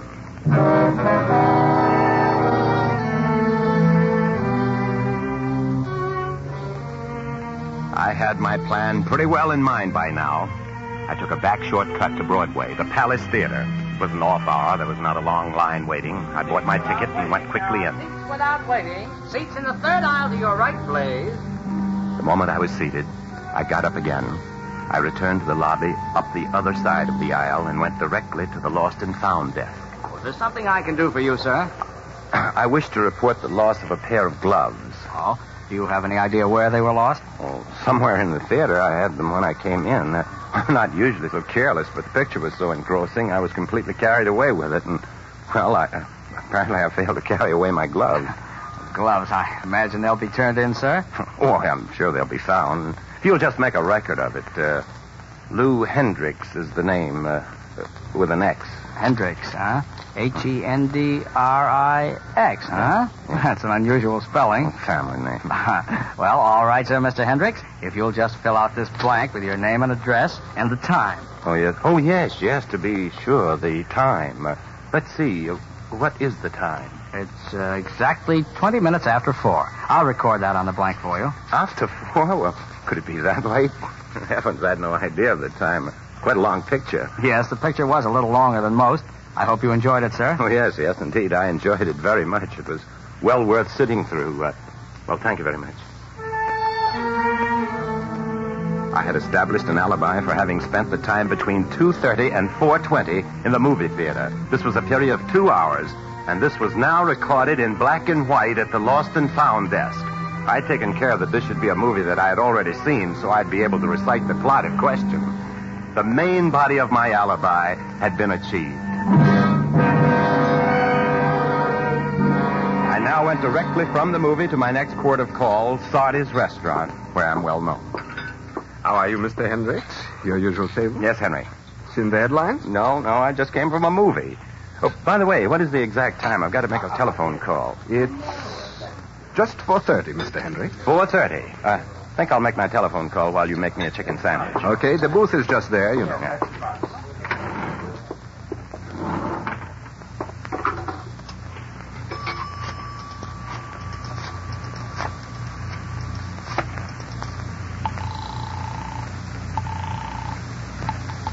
Hendricks, Brown, Walsh, and Healy. Mr. Healy, please. This is Mr. Hendricks. Oh, certainly, Mr. Hendricks. One moment. Hello? Hello, Tom. This is Hendricks. I've been trying to locate you all afternoon. Oh, what for? Oh, several things came up that needed your attention. Oh, not so hard to locate. Where'd you try? I tried everywhere I could think of, even Carmen Brown's apartment. Yeah? Did you talk to her? Sure, I was trying to find out if she knew where you were. What time was that? Oh, about 3:50. Well, how did she seem when you asked if I were there? Well, I don't know. Why? Well, try and think. I'd like to know. Well, come to think of it, she struck me as a little curt or upset about something. Upset, eh? Listen, I don't want you to call me at that number anymore, understand? Oh, well, sure, if you say so. I'm all washed up at that telephone number. Understand what I mean? In the future, that number is out. Any other calls? No. Okay.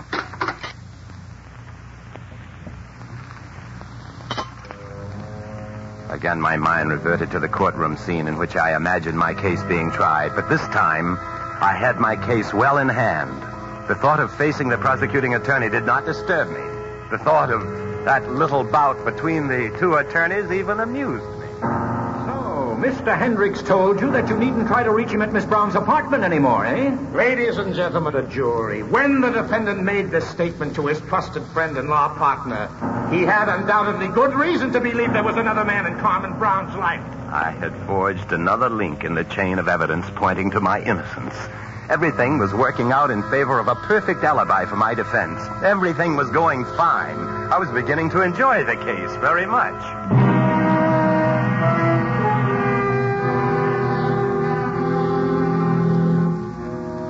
Now that the tension was relieved, I began to look upon my case as a sort of a game. I began to get a kick out of it, and I conceived the idea of building up another witness. Eddie White was the only one of Carmen's previous amours whom I knew, and I considered for a moment involving him in the case. He was Carmen's previous suitor just before I entered the picture. He was known to be a hot-headed young gentleman given to nocturnal fisticuffs in public places, but I finally dismissed this idea. This witness, I decided, would be Miss Moore, who was also a dancer at the El Bravo Club. She was Carmen's closest friend and confidant. I telephoned Miss Moore and requested her to join me at the restaurant. She came right over. You see before you, Miss Moore, a man suffering from the perfidy of one whom he has loved and trusted. Would you mind saying that again in plain English? Well, to put it more simply, I think Carmen has been two-timing me. Miss Moore, I'm consumed with jealousy. I must know the truth, and you're the only one who can tell me.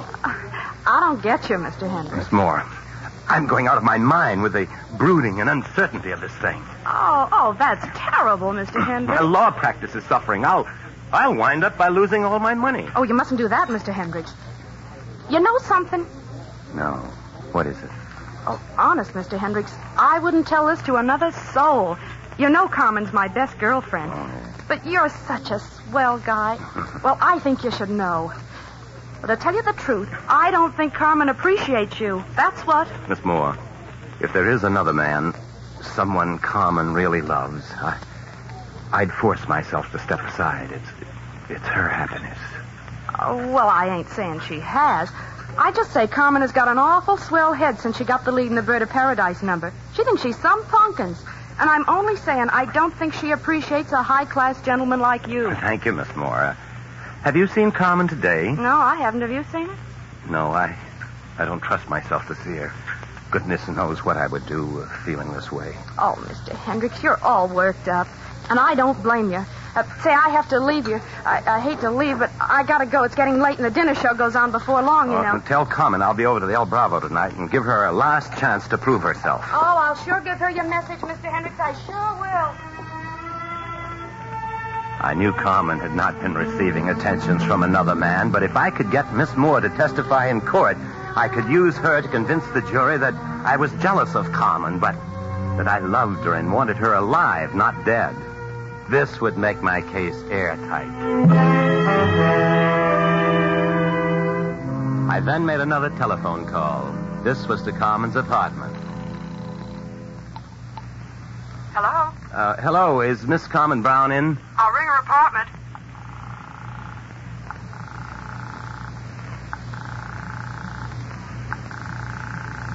I'm sorry, she doesn't answer. Well, this is Mr. Hendricks calling. Hasn't she been in at all? I've been trying to get her all day. She hasn't come in while I've been here, Mr. Hendricks. How long is that? About 3 hours. Thank you. I'm coming over there. Tell her if she comes in, will you? This would strengthen my apparent effort to contact Carmen. It was a bold stroke, this, to go back to her house. I approached the switchboard operator. Good afternoon, Mr. Hendricks. Oh, has Miss Brown come in since I called on the phone? I haven't seen her. I'll ring her apartment again.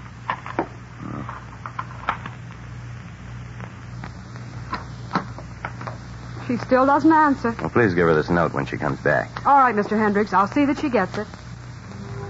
I handed her the note. It read, "Darling, don't torture me anymore. Give me a chance to believe you. I'm willing to forget what I heard or thought I heard over the phone. As ever, Lou." This, too, would throw suspicion on another suitor. Not only had I established an alibi for myself, but also I had succeeded in pointing a finger at a suspected rival. I saw myself looking winningly at the jury while my defense counsel continued to address them. Ladies and gentlemen of the jury, if the defendant Lou Hendricks had known Carmen Brown lay dead in her apartment, would he have written such a note?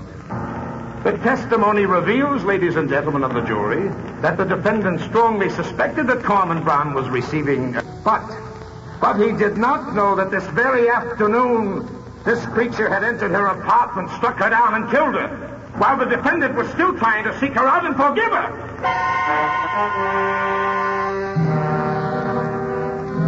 My alibi was now complete. I had every angle worked out. I summed up my case. It was perfect. From my superior legal knowledge, my vast experience, I had built a perfect case for myself. I was very pleased. My case was ready.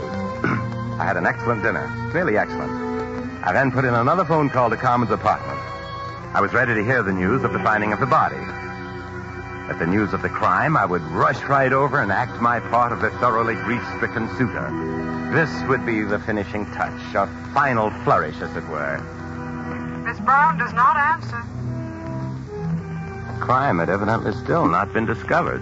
I decided the best course would be to go to the El Bravo Club. I was well known there. I'd order coffee and dessert and wait there until Carmen's absence was noticed and her murder discovered.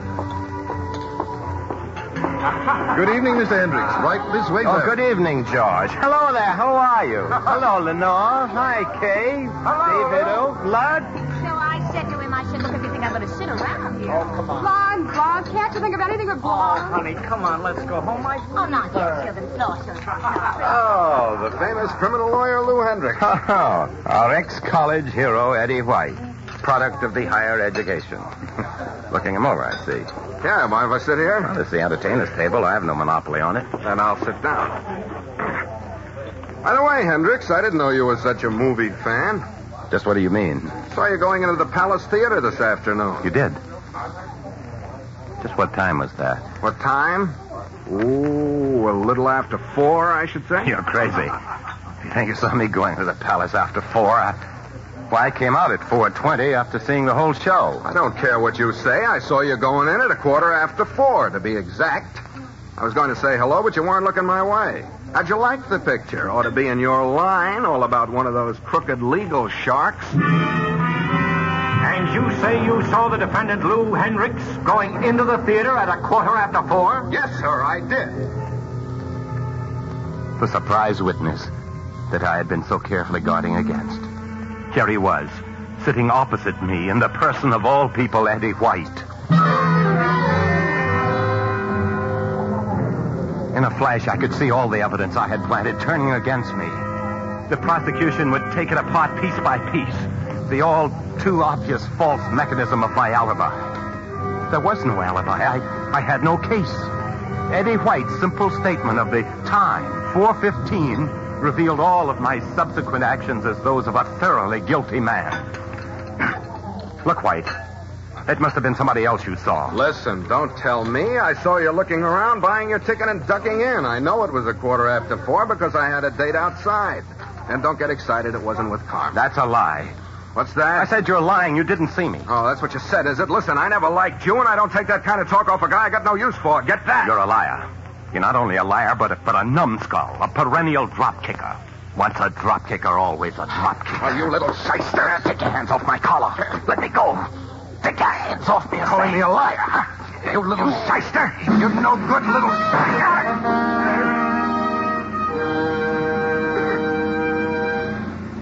Somehow, I don't know how or when, I had taken the gun out of my pocket. Carmen's gun. The gun I was going to dispose of. I was holding it in my hand. It had exploded. No one heard the shot through the blare of the orchestra.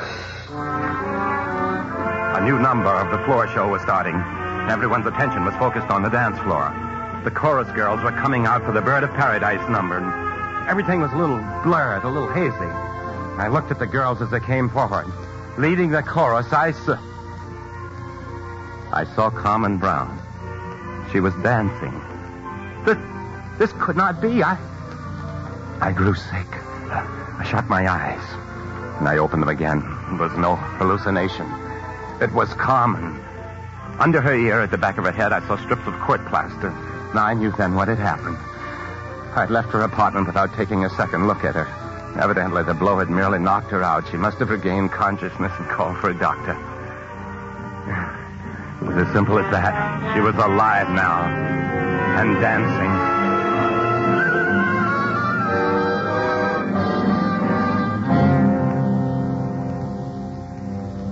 Lou Hendricks, the shining legal intelligence. I had built a perfect alibi to exonerate myself of a murder which had never occurred. While across the table, slumped in a chair opposite me, was the body of a man for whose murder I had no defense. Every step of my carefully built alibi, my perfect case, would help to convict me of the killing of Eddie White. This time I had no alibi. This time there was no possible defense. This time when the judge asked the foreman if they'd reached a decision, there could be only one reply. Yes, Your Honor, we have. We find the defendant guilty of murder in the first degree.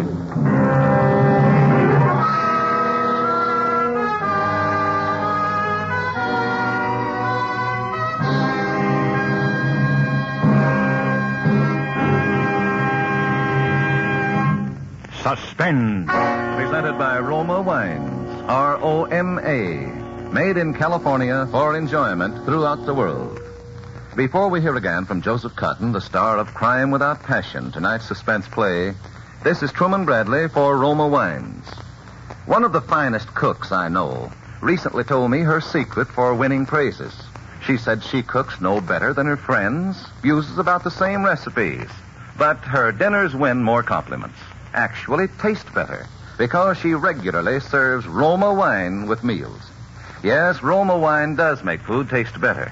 For proof, tomorrow night, savor the tempting taste harmony of red Roma California Burgundy and a good thick hamburger steak, or spaghetti heaped with a spicy meat sauce. Or, if you prefer, try Roma Burgundy with Friday's traditional fish dinner. You'll discover Roma Burgundy adds tantalizing new flavor fullness to every meal. Let red, robust Roma Burgundy win compliments for your meals. Get delicious Roma Burgundy tomorrow. Remember, Roma wine is America's first choice. Yet, Roma costs no more than ordinary wines. So insist on Roma, R-O-M-A, Roma wines, made in California for enjoyment throughout the world. This is Joseph Cotton. I've always been particularly fond of Crime Without Passion, and it's been a great pleasure indeed to appear in it tonight for you on Suspense. Next Thursday, I know you'll want to hear a very young actor whom we've all admired for a very great number of years. It's Jackie Cooper grown up and just out of Uncle Sam's Navy. He'll appear on Suspense in a role quite different from anything you've ever associated with him. Joseph Cotton will soon be seen in the David O. Selznick Technicolor production, Duel in the Sun. Next Thursday, same time, Roma Wines will bring you Jackie Cooper as star of Suspense, radio's outstanding theater of thrills. Produced by William Spear for the Roma Wine Company of Fresno, California.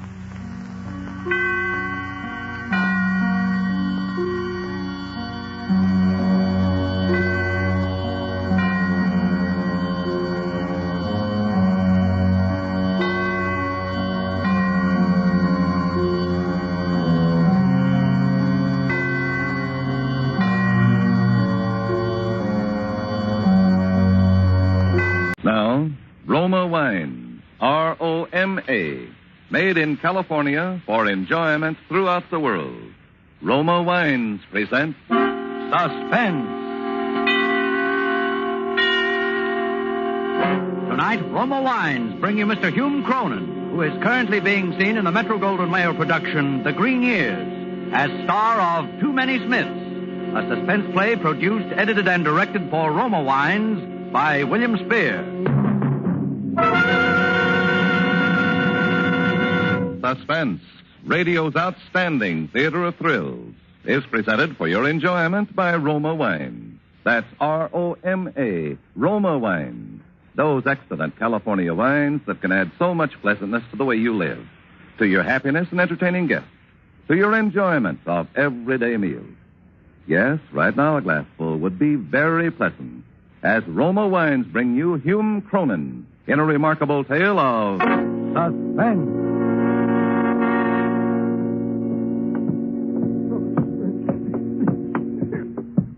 Right in here, Doc. What happened, Sergeant Henry? I picked this guy up in a depot. We've been looking for him for 3 days. He's standing in the crowd screaming somebody made a sucker out of him. Getting violent. Well, I better have a look at him. All right, now. No one's going to hurt you. You made a sucker out of me. There he goes again. Oh, who made a sucker out of you? Sure, she made a sucker out of me. Hand me my bag. Here. What are you going to do, Doc? Give him something to quiet him down. You think he's pulling an act? It's hard to tell. Maybe temporary insanity. Pull up his sleeve. Come on, you. Easy. Made a sucker out of me, I tell you. Who did? Who made a sucker out of you? Fate. It was fate. Yeah. Say, that's a gag. A gag. This guy's crazy. Maybe. That's far enough. Hold him. There. Will that stuff put him to sleep? Sure. How long will he be under? About 10 hours. She ran out on me. She let me laugh. It's starting to work. Mm-hmm. Very fast reaction. I'll come back and question him later. Now, what's he in for? Murder. Mm-hmm. Who'd he kill? Oh, some cheap confidence mug. But the motive we haven't got. See, Wallingford's my name. Yeah, Charles Richard Wallingford. Don't call me Smith. That's not my name. He's talking in his sleep. Sometimes they do under the influence of a sedative. Especially when they've got something on their conscience they want to get rid of. I'd better take notes. And you stay here as a witness, Doc. Yeah, that's me. Charles Richard Wallingford. But don't let that fancy moniker fool you. No, sir. No, I'm not a banker or an executive. I'm just a guy who works as a porter in a big office building downtown. But don't think I didn't have any ambition. I knew someday I'd get my break, and when I did, there was nothing going to stop me from going places. Not a thing. No, sir. Take that night, for instance. It was 6 o'clock, and most of the offices were emptying out. I had my broom and mop and was ready to start cleaning the office of P.J. Rogers. P.J., he's president of the Apex Advertising Agency. I always like to start with the big boys. I looked around P.J.'s office. Soft, easy chairs. Lots of buttons to push to make people jump. Yeah, this would be the life. Well, I started my broom going. I swept around. Then I bent down to pick up the wastebasket. A piece of torn paper caught my eye. Now, I'll tell you something. I don't know whether it was fate or just plain curiosity, but I read what was written on it. It was a memorandum from the desk of S.M. Parry to P.J. Rogers. And it said, the judges have decided that the winner of the toothpaste contest to be Pat Smith of Boston. I knew this was the Century toothpaste contest that just ended last week. 25,000 smackaroos to the winner. And this guy, Pat Smith of Boston, won it. Yeah, some guys have all the luck. Just for writing a slogan. $25,000, and the guy doesn't even know he won it yet. Hey, he doesn't even know he won it. But I do. I got what is called an inspiration. According to the radio, the winner won't be announced till the 15th of this month. Today's the 12th. Charlie, my boy. Charlie, my boy, I say to myself, when fate decides to hand you a break, who are you to turn it down?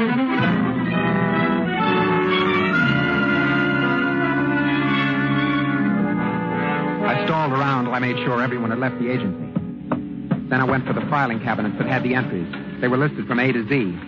I found the names that began with S and started looking for Pat Smith from Boston. There were over 200 Smiths, Abe Smith, Betty Smith, Carl Smith. I went through them till I came to Ollie Smith, and the next one was Pat Smith of 500 Commonwealth Avenue, Boston, Massachusetts. I copied the address and the slogan. Ah, brother, to me that slogan sounded corny, but, well, who am I to judge $25,000? I went downstairs to the locker room, I changed my clothes, and I beat it over to Grand Central, and I caught the midnight to Boston.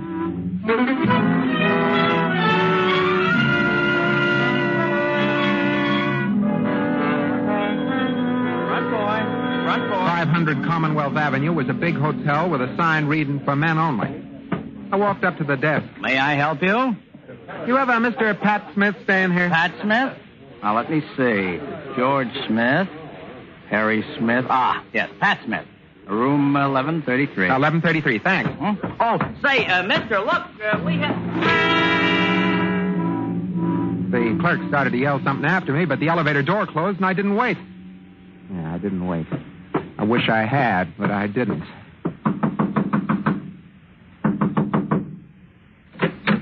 Yeah? Hello? My name's Wallingford. Charlie Wallingford.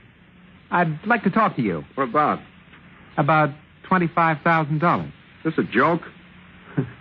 That kind of money isn't funny, mister. Come on in. Thanks. Just move my clothes and you can sit down. Yeah, thanks. Now, what can I do for you, Mr. Wallingford? Mr. Smith, how would you like to make $12,500? That's a lot of money. Yeah, it sure is. What do I have to do? You entered the Century toothpaste contest, didn't you? The slogan contest? Yeah, how'd you know? I work for the people that run the contest. I see. And I can fix it so that you can win first prize. Yeah, I'm beginning to understand. Good. And I don't have to do any explaining. This isn't exactly legal, is it? Well, maybe not. I thought all these contests were running the up and up. They are. This happens to be what you'd call an unusual circumstance. I see. Somebody has to win. Might as well be you. Tell me, why of all the contestants did you happen to pick me? Oh, I don't know. Just chalk it up to fate. Well, suppose I don't agree to your proposition. Then I'll find somebody else who will. Simple as that? Yeah. All right, it's a deal, Mr. Wallingford. Just plain Charlie to all my business friends. Shake. Yeah. Well, I suppose you're busy. Not here. at all. Well, don't you have some kind of job you got to get to? No. That's why I came to Boston. Oh. How long you been here? 2 days.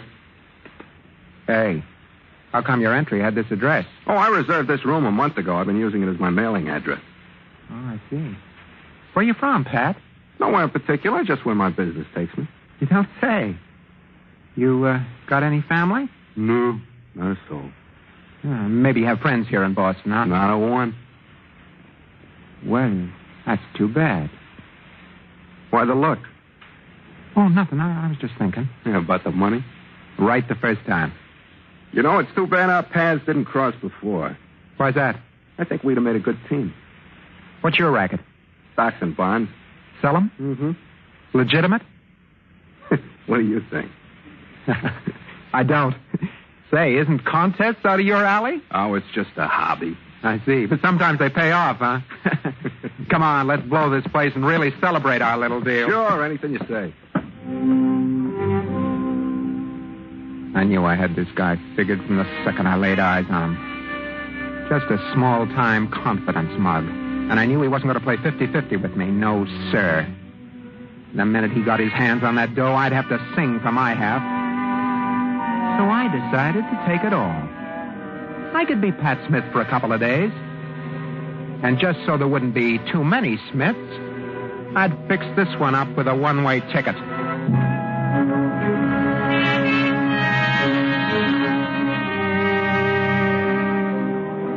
We went to a place for coffee and sandwiches. I had some of my sleeping pills with me. By the time we got to the apple pie, he was feeling them. Something wrong with me. What's the matter? My head going around like a top. Come on. Yeah. Give me your arm. Yeah.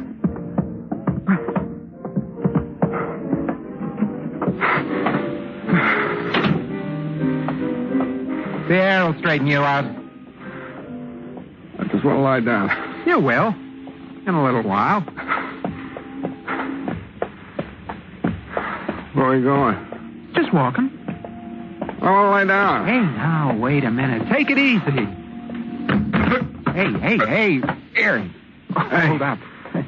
Why are we walking out in this dark? Just to get some air. Bring you around. All right. Hey there, hey. Yeah? What's wrong, mister? Well, nothing, officer. My friend here isn't feeling good. Yeah? Better let me have a look at him. Oh, sure. Hey, you wake up. I just want to lay down. Okay, mister. Just want to check up. Lots of funny things happen around here at night. Oh, you can't be too careful. Good night, officer. Good night. I waited until the cop disappeared into the fog. Smith had passed completely out of the picture. I dragged him out to the end of the dock. I looked around me and I found a piece of lead pipe, and then it was over. I stripped off his clothes and I changed with him. I stuck the pipe under his belt and I pushed him into the water. I watched his body sink. Then I left the dock and went back to the hotel, went up to Smith's room. After a while, I went to sleep.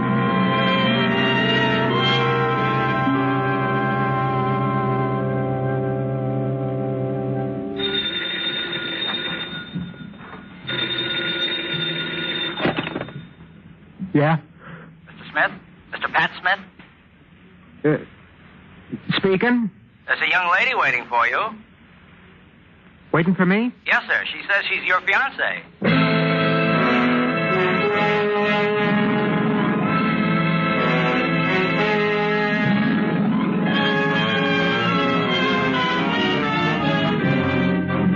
For Suspense, Roma Wines are bringing you as star Hume Cronin in Too Many Smiths by Arthur L. Gray. Roma Wines' presentation tonight in radio's outstanding theater of thrills, Suspense.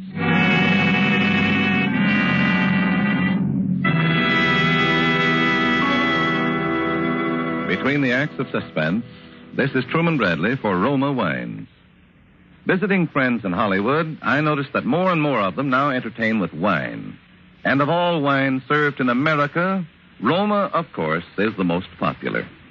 There are good, sound reasons so many smart Americans prefer Roma wine for entertaining. Roma wine is moderate, inexpensive, and easy to serve. And Roma wine is always delicious, always unvaryingly fine. For Roma, America's greatest vintner, is able to select from more grapes of choice varieties from California's finest vineyards than any other winery. And to this rich treasure of fine grapes, Roma adds years of winemaking skill and resources unmatched in America. Yet Roma wine, America's first choice, costs no more than ordinary wines. Right now, Roma dealers are featuring fine red Roma California table wines, Burgundy, Claret, Zinfandel. For an adventure in good dining, try Roma Burgundy, Claret, or Zinfandel with a juicy steak, savory pot roast, or spaghetti with meat sauce. You'll discover food with Roma is food at its best. So insist on Roma, R-O-M-A, Roma wines, enjoyed by more Americans than any other wine. And now, Roma Wines bring back to our Hollywood soundstage Hume Cronin in Too Many Smiths, a tale well calculated to keep you in suspense.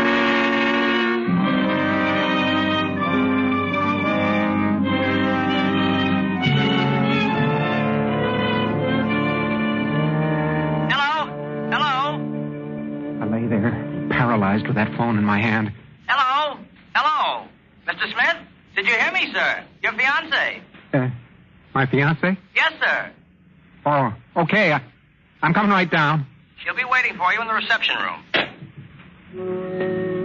This didn't jive. Smith said he didn't know anybody in Boston. I started to break out in a sweat. I had to go down and face her. Trying to avoid it would make things look suspicious.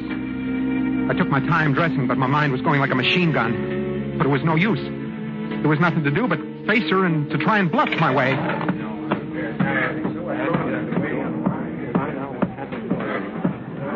Pardon me, miss. Are you looking for Pat Smith? Yes. Oh, I'm Pat Smith. Oh, now I'm afraid there must be some mistake. I guess there is. The Mr. Smith I'm looking for is my fiancé. Are you sure he's registered in this hotel? Oh, I am, very sure. Well, Oh, how foolish of me. There must be two Pat Smiths here. You and my fiancé. Yeah, of course. It's such a big hotel. I'll ask the clerk. Yeah, do that. Goodbye, Mr. Smith. I'm terribly sorry I disturbed you. Well, that's okay. Two Pat Smiths. That was something I hadn't counted on. I watched her cross the lobby to the desk. She spoke to the clerk. He smiled and he picked up the phone.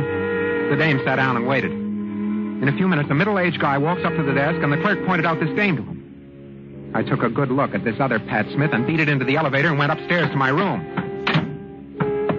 I headed for the desk, and I started going through the late Pat Smith's things. I found his papers, and then I saw what I was looking for. A copy of the slogan he'd written. Brother, I breathed a sigh of relief. It was the same as the one I copied from the agency's files. Fate is sure sticking closer to me than a suspicious wife. That stupid clerk would have sent me to the wrong Smith, and if I'd knocked him off, I really would have been in a jam.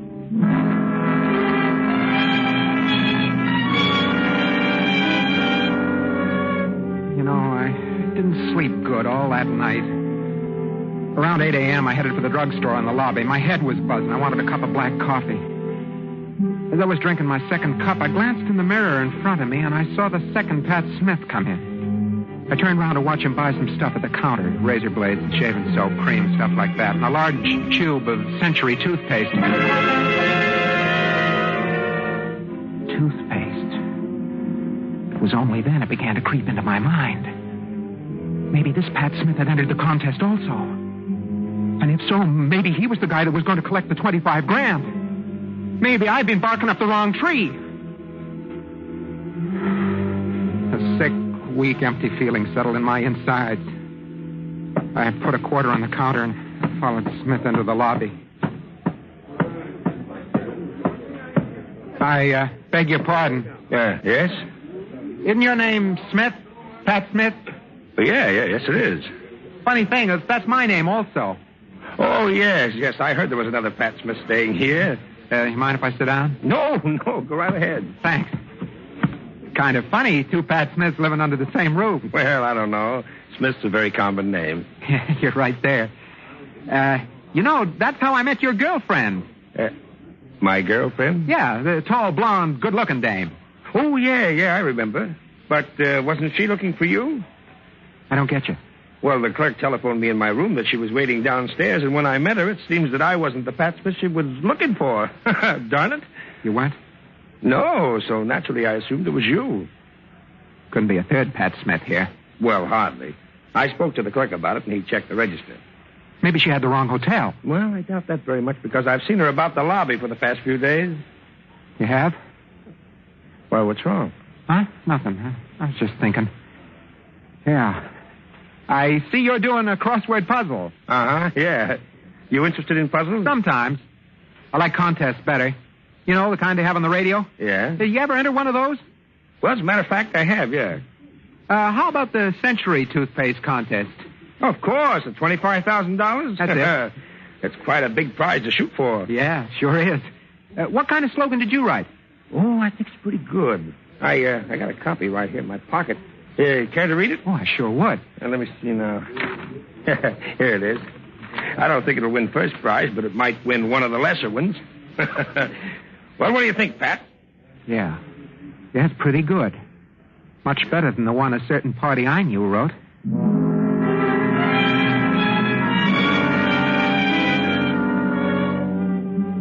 Didn't take a book critic to see that the slogan this Smith wrote was better than the other one. I was a fool. If I'd looked through the files of the agency more carefully, I would have seen that there were two Smiths and which Smith won the dough. I was in a tough spot. Tonight at 10, they were going to announce the winner, and I had just 6 hours to figure out an angle or lose the $25,000. Hello. Hello, Mr. Smith. Who's this? Mr. Smith's fiancé, remember? Yeah, I remember. What do you want? I think you and I better have a little talk. What about? About my fiancé. Where are you? In the lounge. I'll be right down.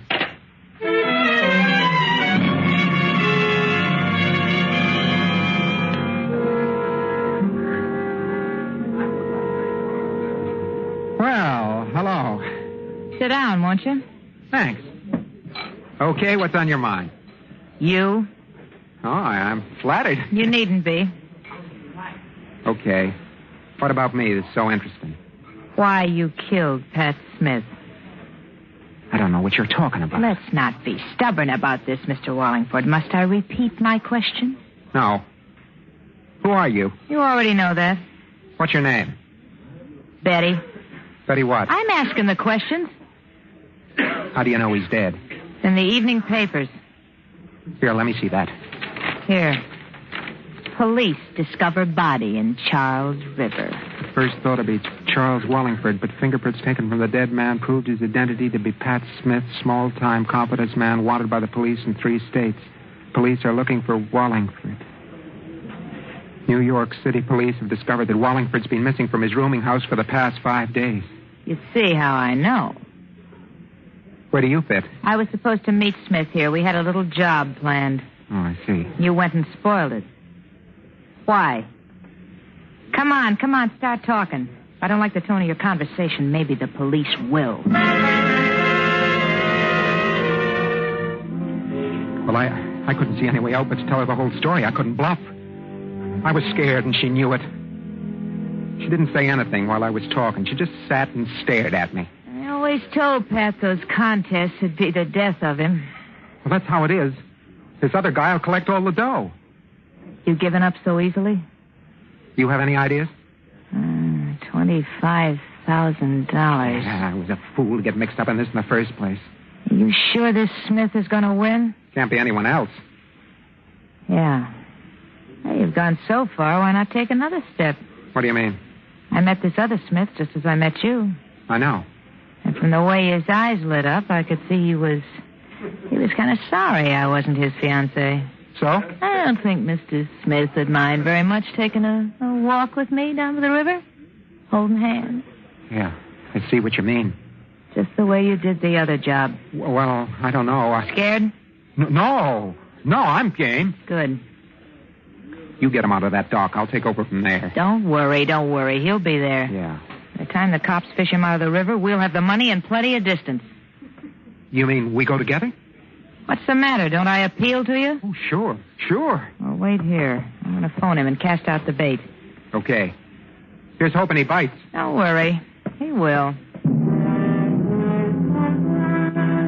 I watched her walk out of the lounge to the phone booth across the lobby, every eye on the joint on her. I knew Smith didn't have a chance. And if I hung around her, I wouldn't either. She was murdered, that dame. After this job was over, I was heading in the opposite direction. I could see her talking, and when she hung up, I could tell by the expression on her face that this Smith was a cooked turkey. He'll be down in 5 minutes. You better beat it. Okay, baby. You're carrying the ball now. See you on the dock. I glanced back at the table, and she was sitting there, calmly powdering her nose for the kill. Then fate stepped in again. I don't know why, but it suddenly hit me that maybe she was giving me a double cross. After all, how long do I know this dame? I went back into the lounge through the street entrance, and I managed to sneak into a booth behind the one she was sitting in. In a few minutes, Smith came in through the lobby entrance and walked over to her. Well, good evening. I came down as quickly as I could. So I see. I suppose my phone call surprised you. Oh, yes, indeed. Yeah. I'll come to the point, Mr. Smith. Somebody is going to murder you. What? Please just keep your voice down. Oh, no, I'm sorry.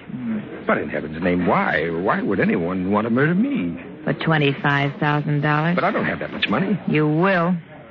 Look, I don't understand. The Century Toothpaste Contest. You hit the jackpot. How do you know? The winner won't be announced until 10 tonight. I got a way of knowing these things. I'm going to call the police. Sit down, Mr. Smith. I got a better idea. I know the only way. She lowered her voice, but by straining, I got wind of what she was pulling. Yeah, that much was clear. She wanted the money, but without a murder rap. Then she was going to tip off the police about me, which would give her clear sailing with Smith and the dough. Yeah, she was clever, all right. But you know, it didn't burn me up. I wasn't even sore.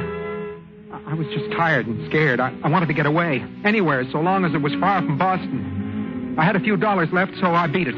I went to the railroad depot. My train didn't leave for an hour, so I walked around. I bought a paper. I felt like a punch-drunk fighter. I was licked, and I knew it. Yes, sir. Fate had let me down. I was through. I was standing in the crowd, waiting for the gate to open when I saw it. Right there on the front page, I saw it. I started to laugh. I couldn't stop.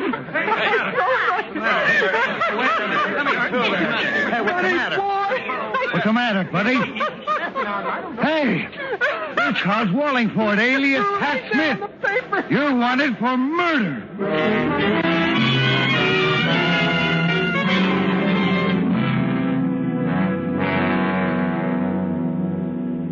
What a story.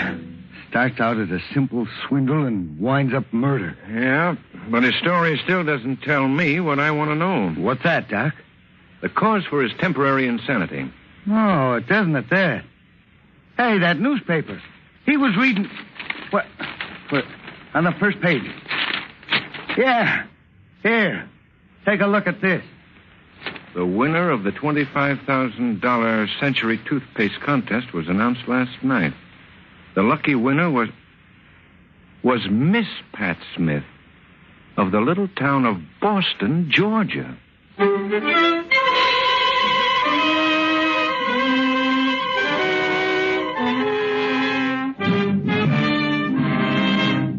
Suspense. Presented by Roma Wines, R-O-M-A, made in California for enjoyment throughout the world. Before we hear again from Hume Cronin, star of Too Many Smiths, tonight's suspense play, this is Truman Bradley for Roma Wines. Just 2 more shopping days before Father's Day, June 16th. This year, give Dad something special, a gift he'll long remember with pride and warm appreciation. Honor him with a bottle of magnificent Roma California champagne, traditional wine for the truly special occasion. Or, if you're planning a family party for Dad, make it really festive with the bubbling brilliance of pale gold, sprightly dry Roma champagne. For Roma champagne pays the perfect compliment due the man of the house on his day. And throughout this month of weddings, anniversaries, and gala social events, you can rely on Roma champagne to add the subtle touch of continental smartness that makes your hospitality outstanding. Yet, delicious Roma champagne, so lavish, so glamorous, so flattering to your guests, is really inexpensive. When you shop tomorrow, get Roma champagne. That's R-O-M-A, Roma wine, America's first choice. This is Hume Cronin. It's always a great pleasure to have an appearance on Suspense.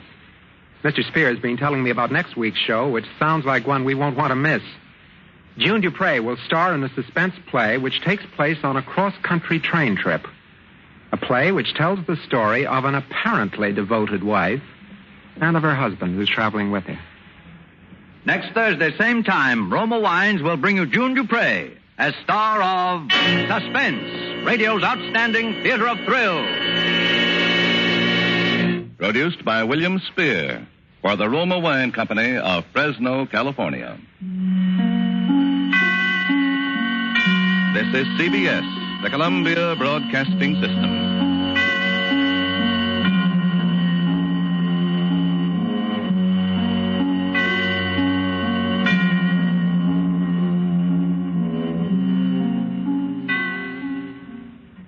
Now, Roma Wines, R-O-M-A, made in California for enjoyment throughout the world. Roma Wines present Suspense.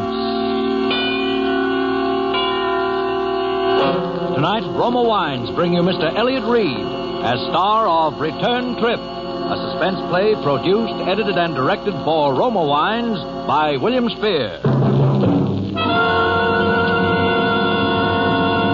Suspense, radio's outstanding theater of thrills, is presented for your enjoyment by Roma Wines. That's R-O-M-A, Roma Wines. Those excellent California wines that can add so much pleasantness to the way you live, to your happiness in entertaining guests, to your enjoyment of everyday meals. Yes, right now a glassful would be very pleasant, as Roma Wines bring you Elliott Reed in a remarkable tale of suspense.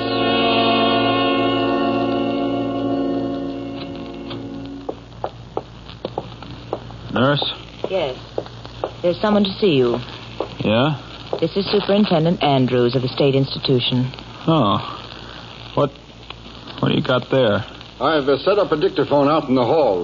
Careful of the wire, nurse, when you close the door, please. The doctor said... Yes, I'll make it as brief as possible. You may go now, nurse. Very well. Do you mind if I hook up this microphone at the head of the bed? Suit yourself, fella.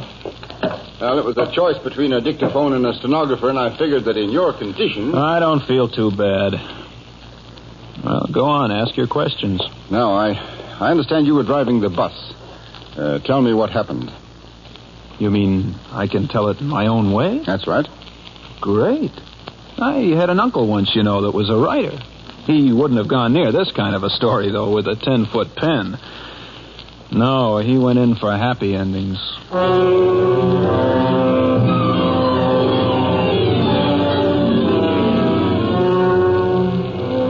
Uncle Mort wouldn't even have liked the beginning of this one. Kind of dreary-like up there at the asylum that afternoon. You remember, there'd been quite a snowfall the week before. And far as the eye could see, everything was a dirty gray. Like a corpse that's been waiting too long for the undertaker. Well, around 4 o'clock, it got so dark, the lights had to be turned on in the asylum. And then the wind started moaning like a lonely banshee. Fine day for a murder, as the fella said. Well, there were 3 passengers sitting in the bus when I went outside for the return trip. 2 men and a woman. Maybe I ought to call her a girl, because she wasn't really much more than that. Anyway, these 3 passengers all had return tickets, and I went down the aisle collecting them. Tickets, please. Can I have your tickets, please? Driver, how soon do we start? Right away, miss. But we're 2 minutes late already, driver. Oh, these little jerkwater bus lines never keep to their schedules. Now we'll never get out of these mountains before that blizzard lets loose. Can I have your ticket, please, mister? You really think there'll be a storm? Why, sure, it can't fail. And, lady, when they have snow up in these godforsaken mountains... Well, this morning on the bus coming up, a man was telling me... Well, here we go, folks.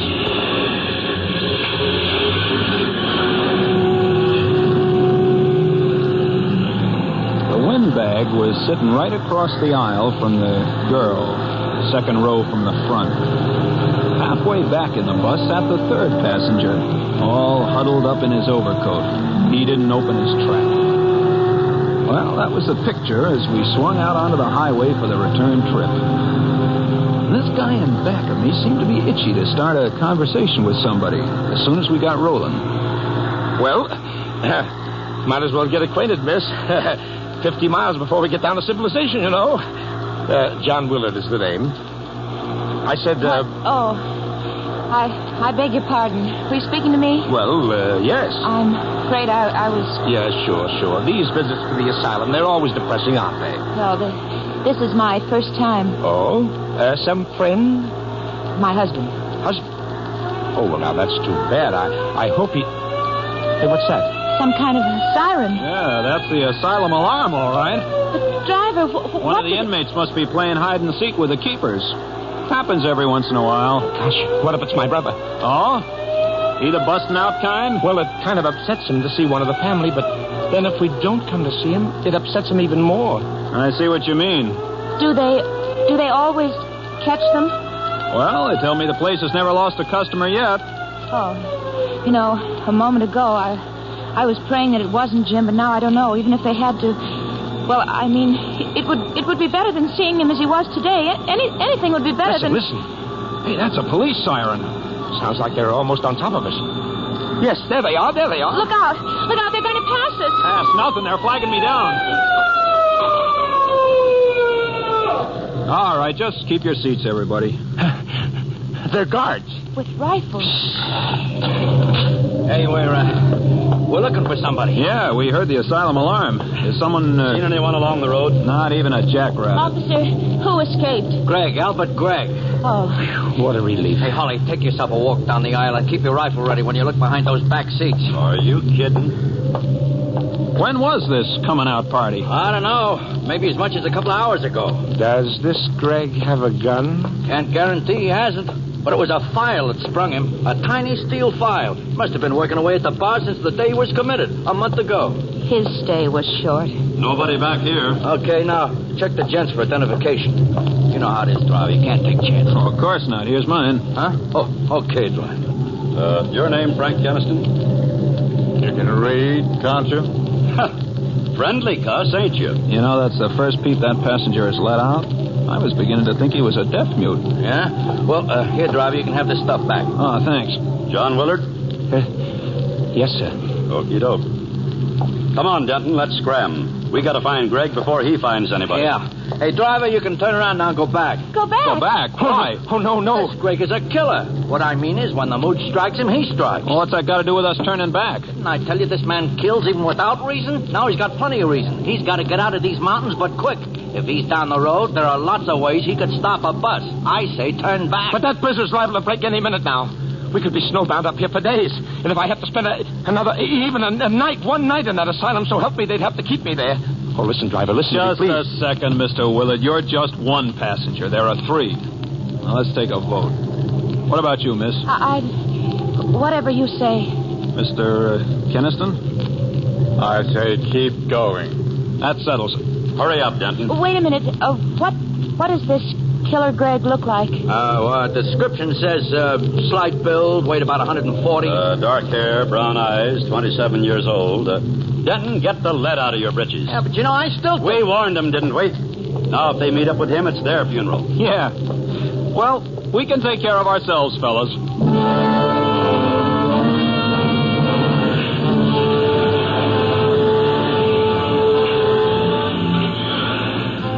Well, after the guards left, I really set that bus to rolling. Out of the mirror up above the driver's seat, I could see that the girl was plenty scared.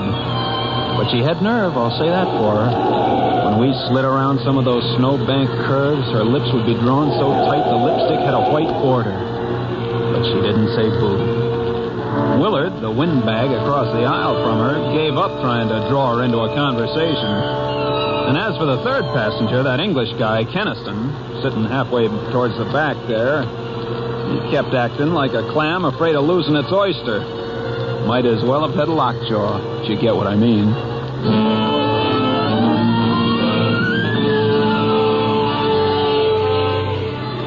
Well, we hadn't gone more than another mile or two before the wind started to rise, and kept it up until you'd have thought all the devils in hell were trying to break loose. It got black as the inside of a tomb until the snow started to fall. But with that wind whipping it around, it didn't exactly fall. Mister, that's what I call a blizzard. This is getting on my nerves. What have we got here anyway? A collection of zombies? Somebody say something. I was just going to say... You were going to say that the weather is rotten. Yeah, and she can say that again. But that isn't what I was going to say. No? What then, lady? It occurred to me why the guards asked for identification. Huh? The description of Killer Gregg. Slight build, 140 pounds, dark hair, brown eyes, 27 years old. So what? It's a remarkable thing. That description would fit you, Mr. Willard. Huh? Oh? And Mr. Keniston, too. What's that? Me?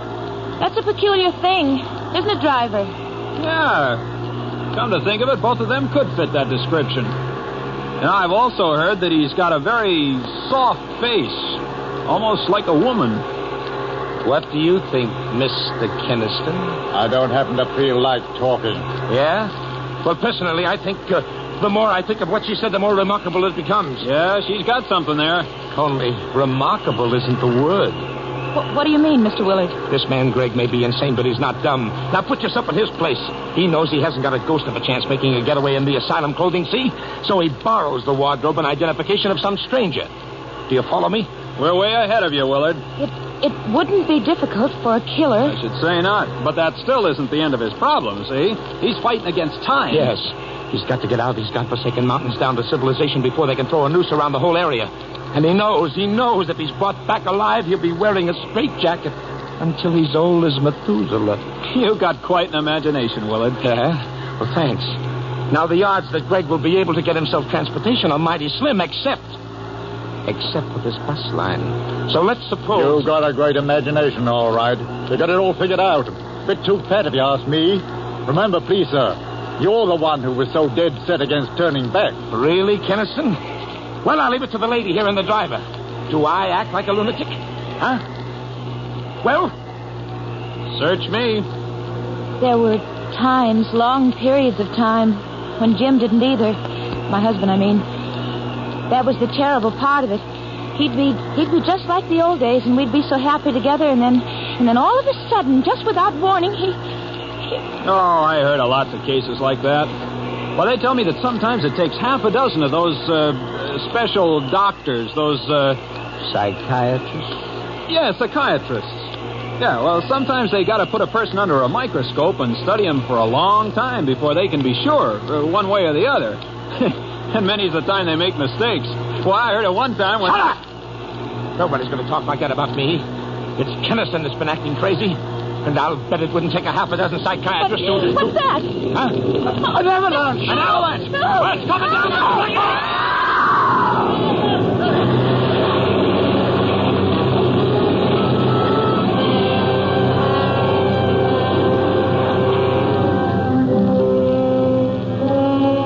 For Suspense, Roma Wines are bringing you as star Elliot Reed in Return Trip, a radio play by Maurice Zimm. Roma Wines' presentation tonight in radio's outstanding theater of thrills, Suspense.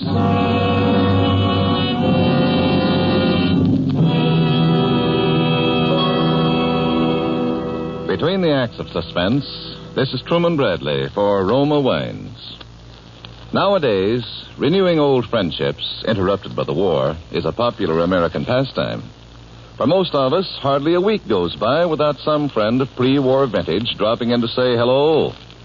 Well, that's one of the reasons so many Americans keep Roma California Sherry on hand always.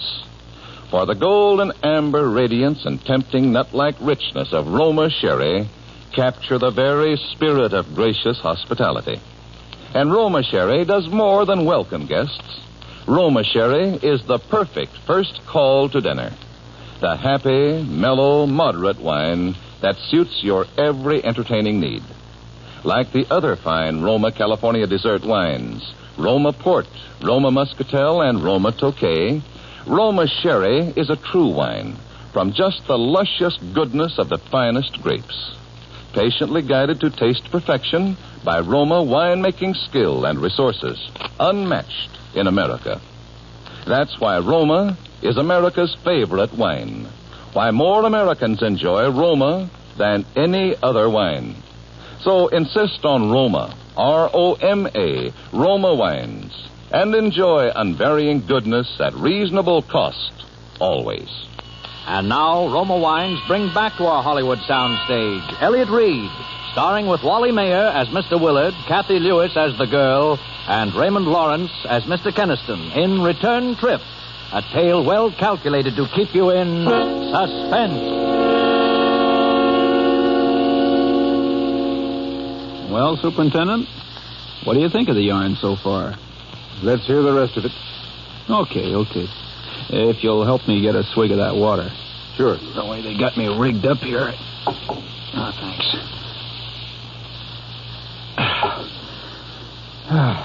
Let's see now, where was I? Oh, yeah. Acts 2, 3, and 4 coming up.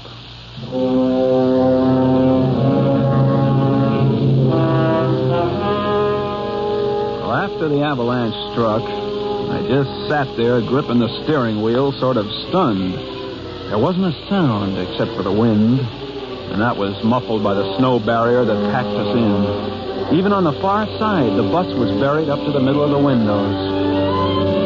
Well, all this was only a matter of seconds, I suppose.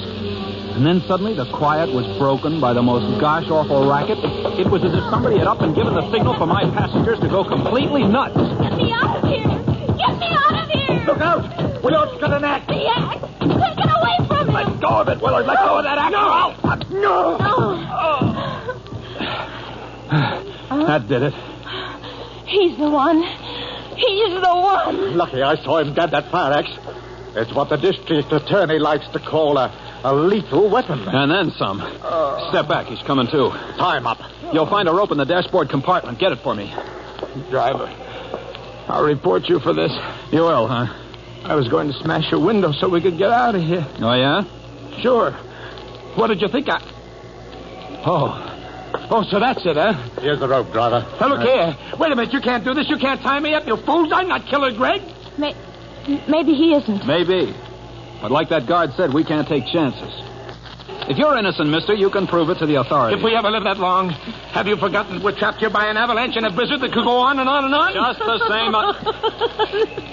This is ridiculous. Hey, Missy, you feeling all right? No, I'm not crazy, driver. But I guess I was a little.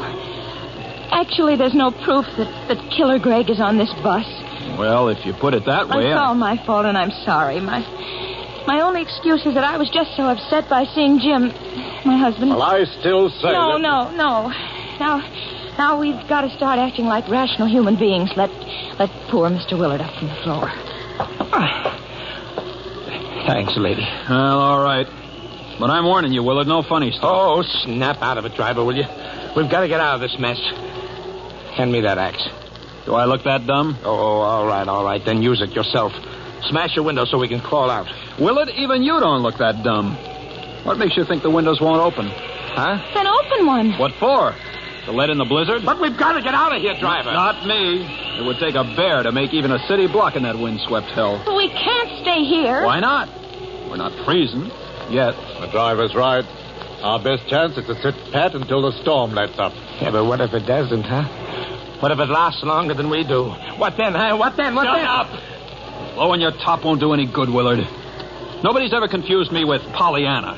But things could be worse. This is as good an igloo as any, and if and when the weather clears, well, we can send out a party for help. Or maybe a road clearing crew will come to our rescue. Yes, I suppose that's the sane thing to do. Wait here. How about you, Willard? You also decided to do the sane thing? I don't like that crack. You one more like it. Look, we're not starting that again. Now, it's going to be a long night, and we might just as well make ourselves comfortable and try to get some sleep. Sleep. Cut it out. Now, miss, you take the back seat. It's the only one that runs the full width of the bus. You can use your lap robe for a quilt. All right, driver.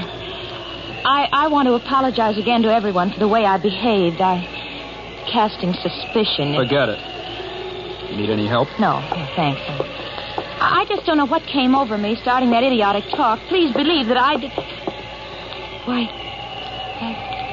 What's the matter? Why are you staring at the floor?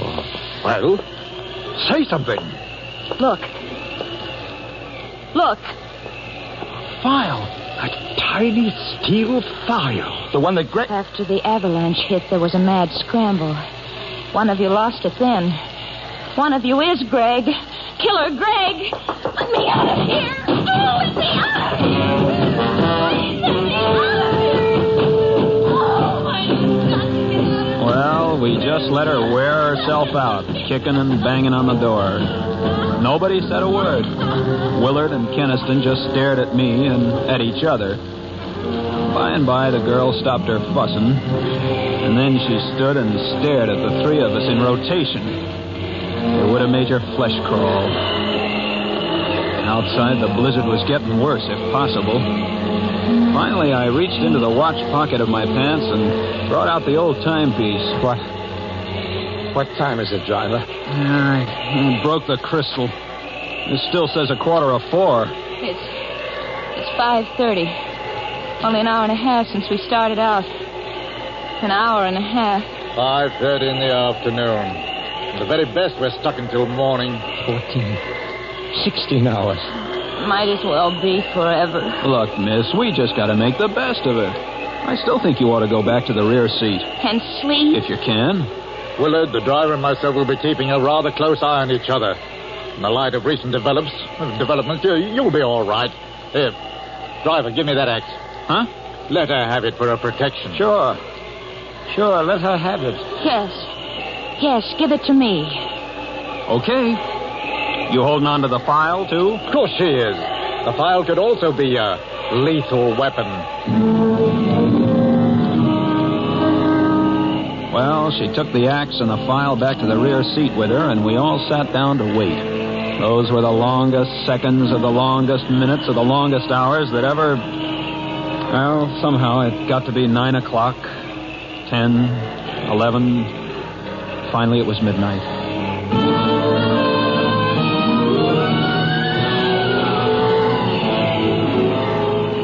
Ever fought against sleep, with the cold numbing you and the wind lulling you? Sometimes even the fear of sudden death can't win against those odds. Time and again, the girl's eyes would close just for a second, and then they stayed closed longer, and her head nodded and her body slumped over against the corner of the seat. I got up and started down the aisle. Where are you going? Shh, Keniston. Can't you see she's asleep? Where are you going? Her lap robe slipped to the floor. I was going to pick it up and cover her so she wouldn't freeze. Any objections? I'll do it. Oh, no, you won't. Go ahead, driver. See, Keniston? Willard thinks I should do it. That makes it 2-1.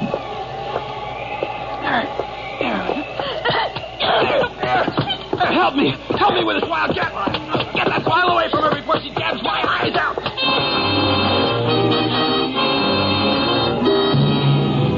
She was like a devil on a pinwheel. And I was lucky to tear loose before she did any more than nick me about the face. Afterwards, when Willard told her what I was up to, she apologized. But I didn't go near her again all the rest of that night. Well, about 5 o'clock, the blizzard stopped. And at 7, the sun managed to break through. Then we held a council of war. We can't send out for help. Why not? Don't you see, Mr. Willard? If we split up the men, whichever of you is Greg would have too good an opportunity. Whether he goes or stays. You could go alone. I'd never make it. We could all go together. How about that, driver? Well, no, I'd rather stick with a bus, Keniston. But before we decide anything, let's get out and look around. We got a window open on the far side of the bus and crawled through, the girl first. She was still clutching the axe and the file. Come here and look. What? Another few yards and we'd have escaped the avalanche entirely. We can shovel our way out. I'm sure we can. There were 2 shovels in the tool compartment at the tail guard of the bus. That only let 2 men shovel at a time, with the third man getting a breather meanwhile. It took a lot of shoveling. What's the matter, driver? Hurt your hand? Oh, nothing much. This feels good to take off those stiff leather gloves. Nasty blisters you got on that right hand. On the thumb and fingers. Hey, Keniston, are you shoveling or talking? We'll never get out of here at this rate. Yeah, it's your turn anyway. I'm tired. Not as tired as Willard looks. I'll relieve him. No. No, that's all right. I can keep going yet for a while. Okay, then. Keniston? Yeah. Let me take a turn. I know I won't be much help, but I can at least try. No. You're mountain guard. Though I'm sure you could do as well as Keniston. Keniston! Where's Keniston? Why, he's right. Stop him! Keniston was making a mad dash through the snow. Willard dropped his shovel and tore after him. I yelled for Willard to let him go, but I don't think he even heard me. For a while, it looked like Keniston was going to make it. But then he floundered and fell in a snowdrift, and before he could get underway again, Willard nailed him. No, you don't.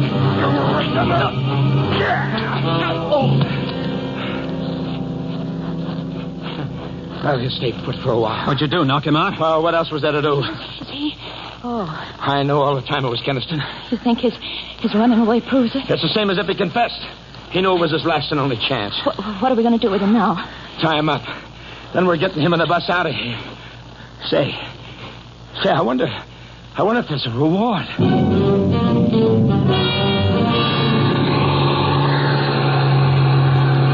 no time at all, we had the bus clear and headed for civilization. Those snow-covered mountain roads weren't exactly my idea of a speedway, but I gave my motor the gun. Willard and the girl didn't take their eyes off Keniston. I kept watching him, too, out of the mirror over the driver's seat. He looks like he's coming, too. Don't worry, driver. Those knots I made in the rope won't give. Besides, I'm keeping the axe handy just in case. He's opening his eyes. Watch him now. Watch him. Yes, watch me. And listen to me, too. Shut up, Keniston. I'll stop this bus and put you out for good. Not before I've had my say. Willard and you, too, lady. Why do you think I tried to make a break for it? Because You're Killer Greg. You fools! You blind, stupid fools! Was it my watch that had its crystal smashed at 3:45 yesterday afternoon? So it was mine. So what? At 3:45 yesterday afternoon, Killer Greg waylaid the real driver of this bus and took his place. What? That's how the crystal came to be broken. Shut up, Keniston. You can't talk your way out of this. It could be a coincidence. Sure. That's what I thought, too. Coincidence. Until I noticed the blisters on the thumb and first two fingers of the right hand. A file would make blisters like that.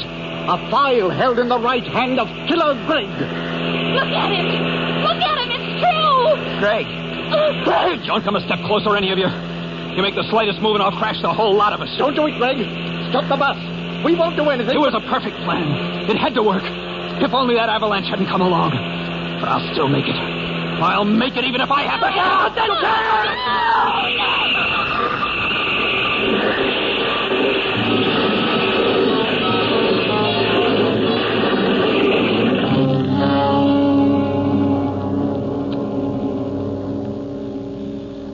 It rolled over and over and over and over. The bus and the glass all smashed. Everybody was all mangled and... All right. Go to sleep now. Sleep? Who can go to sleep? Who can go to sleep? Anyway, I outlived those three. Killer Greg.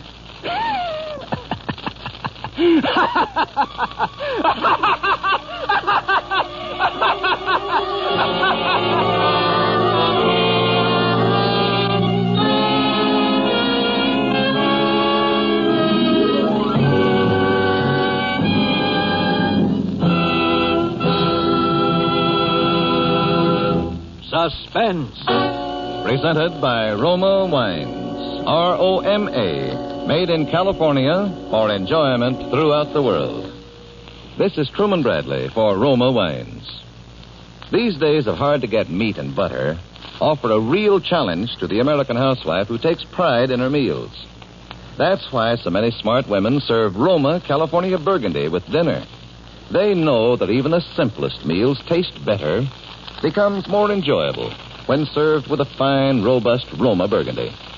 Discover for yourself the satisfying taste harmony of Roma Burgundy with food. The next time you serve a savory pot roast, oven-browned meatloaf, or a piping hot dish of spaghetti heaped with a spicy sauce, bring out all its flavorful goodness with a bottle of red Roma Burgundy. Or, if you prefer a lighter wine, let Roma California Claret or famous Roma Zinfandel add magic taste and friendliness to your next meal. Remember, Roma, America's favorite wine, costs no more than ordinary wines. So insist on Roma, R-O-M-A, America's first choice in wine. Elliot Reed appeared through the courtesy of Paramount Pictures, producers of To Each His Own. Next Thursday, same time, Roma Wines will bring you Mr. Leon Ames as star of Suspense, radio's outstanding theater of thrills. Produced by William Spear for the Roma Wine Company of Fresno, California. This is CBS, the Columbia Broadcasting System.